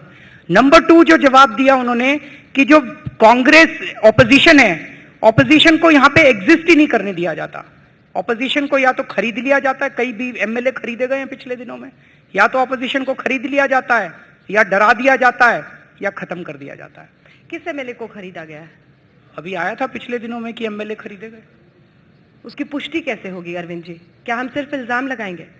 नहीं, पुष्टि नहीं होगी। अगर कुछ लोग ये पार्टी छोड़ के वो पार्टी में चले जाते हैं तो यही माना जाता है। अरविंद जी, एक और सवाल है, हालांकि मैं इजाजत लूंगी आप लोगों का, मैं लगातार सवाल करूं। मेरा अगला सवाल आपसे ये है कि आपको नहीं लगता है कि गोल पोस्ट शिफ्ट कर दिया है आपने? अगर राजधानी में 40 दिन से ज्यादा दिन आपने दिए होते तो इसी राजधानी में हजारों जगहों पर अधिग्रहण करके, या अब जरा हरियाणा की तरफ चले जाएं तो हुड्डा सरकार पर आरोप है कि वो अधिग्रहण करके एंटी फार्मर वो भी है, वहां आपने नहीं चुना। आपने गोल पोस्ट इसलिए शिफ्ट किया क्योंकि अब आप प्रधानमंत्री के स्तर पर एक लड़ाई छेड़ना चाहते हैं। क्या इस बात में दम नहीं है? नहीं है, आपकी याददाश्त कमजोर हो गई है। क्योंकि आपको याद होगा पिछली बार रॉबर्ट वाड्रा जी का हमने जब खुलासा किया था तो हरियाणा की ढेरों डीएलएफ की डील्स हम लोगों ने एक्सपोज की थी, रिलायंस की ढेरों डील्स उन दिनों में हम लोगों ने एक्सपोज की थी। सेक्युलरिज्म, करप्शन टू कम्युनलिज्म सबसे बड़ी दिक्कत है। ये गोल पोस्ट शिफ्ट तो हुआ है ना अरविंद जी आपका? सर जी, आपके लिए गोल पोस्ट हो सकता है, जो लोग मरते हैं ना दंगों में उनके लिए वो गोल पोस्ट नहीं होते, उनके लिए जिंदगी मौत का सवाल होता है। लेकिन आपके लिए मुद्दा है चुनावों का, यही हम भी कह रहे हैं। सारे ही मुद्दे हैं। कम्युनलिज्म, सांप्रदायिकता और भ्रष्टाचार एक ही सिक्के के दो पहलू हैं। मैं आपको बताता हूं कैसे। 5 साल तक ये लोग घोटाले पे घोटाले, घोटाले पे घोटाले, घोटाले पे घोटाले करते हैं और उसके बाद चुनाव के पहले एक दंगा करा देते हैं। सारे घोटाले जो हैं वो कारपेट के अंदर चले जाते हैं।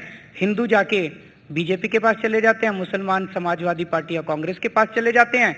ना बीजेपी ने हिंदुओं के लिए कुछ किया, ना समाजवादी पार्टी और कांग्रेस ने मुसलमानों के लिए कुछ किया। उन्होंने केवल हम लोगों को वोट बैंक की तरह इस्तेमाल किया।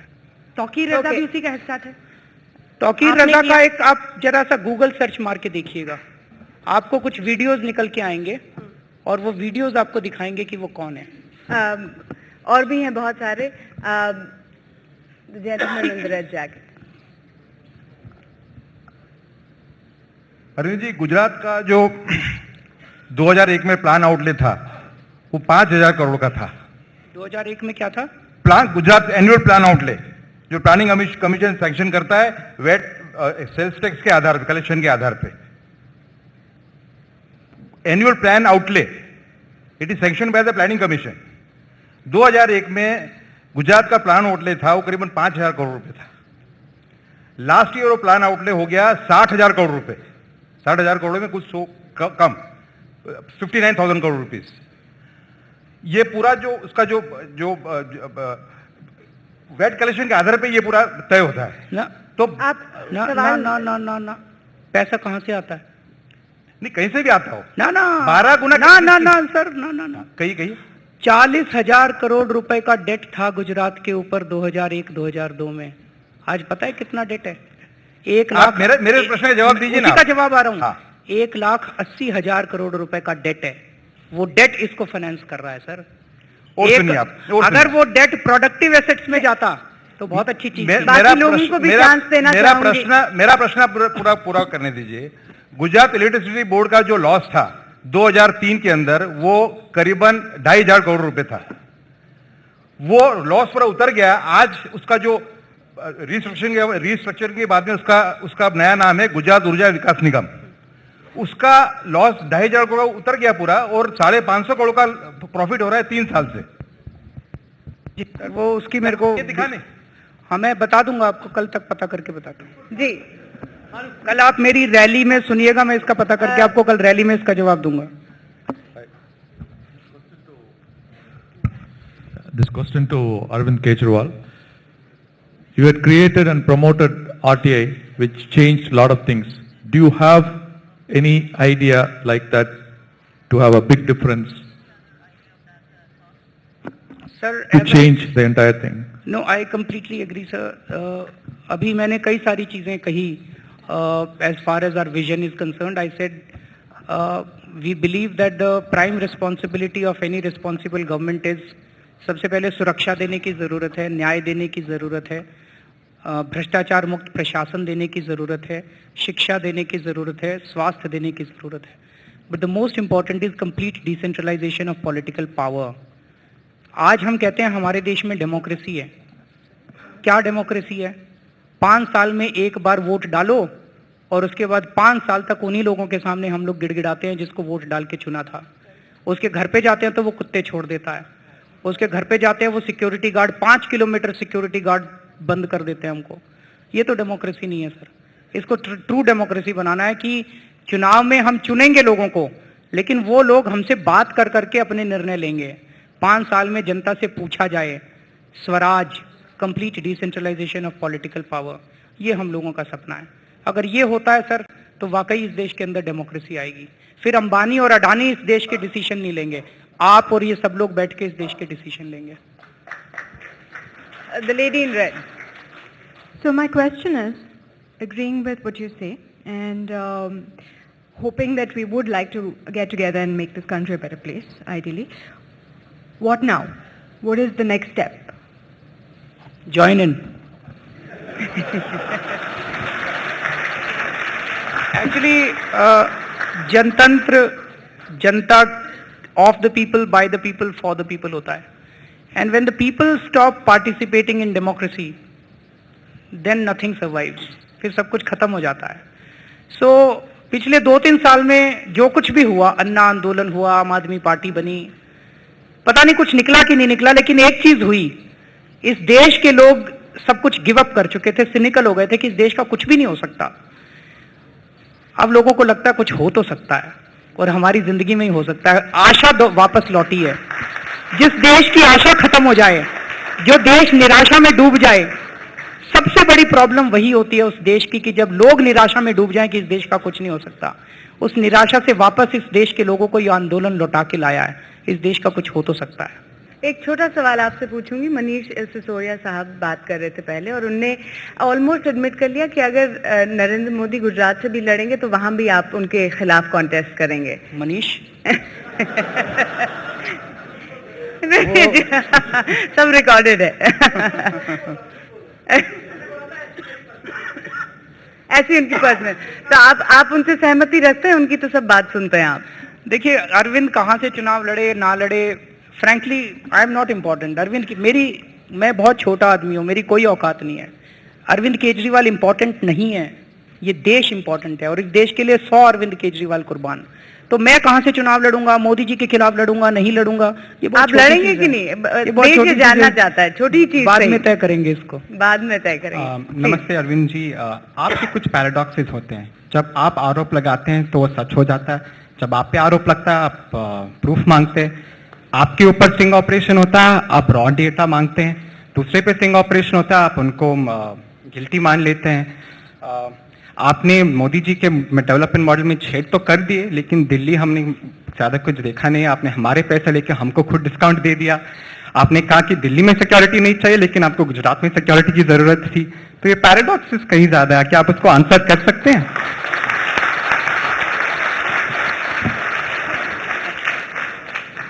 एक एक करके आपने एक तो स्टिंग ऑपरेशन की बात कही।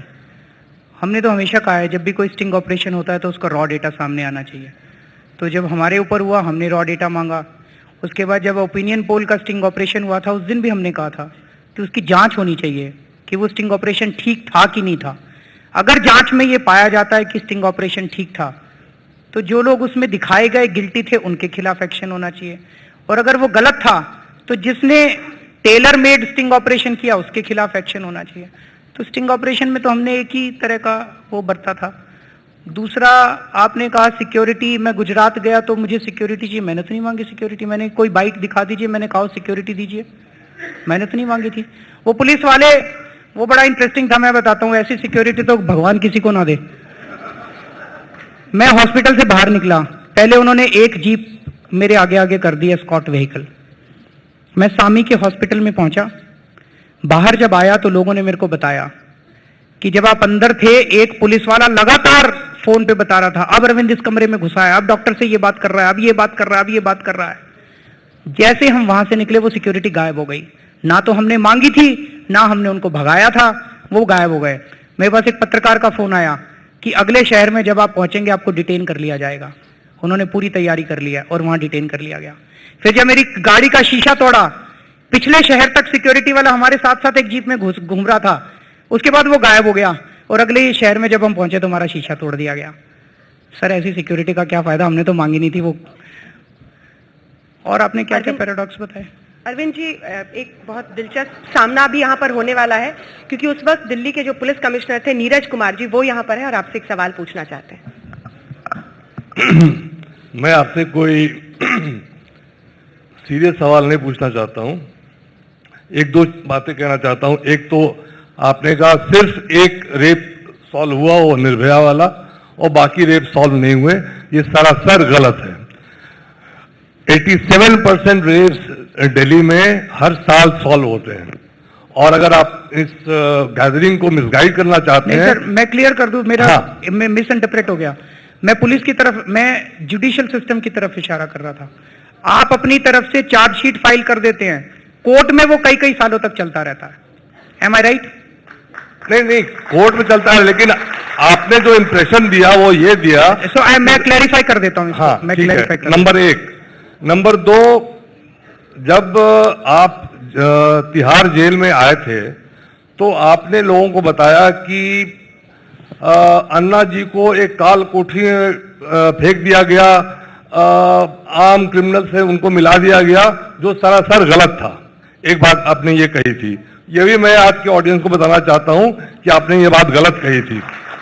अच्छा, अब एक मिनट, अब मैं एक लाइटर वेन में कुछ सुनाना चाहता हूं आपको। 2 मिनट मुझे समय दीजिएगा। जब आपने इस्तीफा दिया मुख्यमंत्री के पद से तो एक एसएमएस मेरे पास आया, कसम से बहुत याद आओगे तुम केजरीवाल, वो तेरा मेट्रो में जाना, वो रुक रुक कर नजाकत से खांसना, वो तेरा नीली वैगन मारुति कार का दीवानापन, वो करीने से मफलर कर लपेटना, वो बात बात पर धरने पर बैठना, वो रोज रोज प्रेस कॉन्फ्रेंस करना, वो नटखटपन, वो हर बात पर जिद करना, वो गिरगिट सा रंग बदलना, वो जनता का बिजली पानी करना, वो पूरी दुनिया को चोर बताना, वो झाड़ू मारते मारते खुद कचरा हो जाना। याद रहेगा केजरीवाल, कसम से तुम बहुत याद आओगे। टाटा स्टील से भाग गए, सरकारी नौकरी से भाग गए, आमरण अनशन से भाग गए, जनता से डरकर भाग गए, मुख्यमंत्री पद से भाग गए। इतना भागते क्यों भाई? भाग मिल्खा भाग का पार्ट 2 बनाना है क्या? एक झाड़ू की औसत उम्र वैसे 40-45 दिन होती है। केजरीवाल, तुमने तो ये साबित कर दिया। मफलर वाले ठंड में आए और ठंड में ही चले गए। एक गर्मी तो देख लेते यार।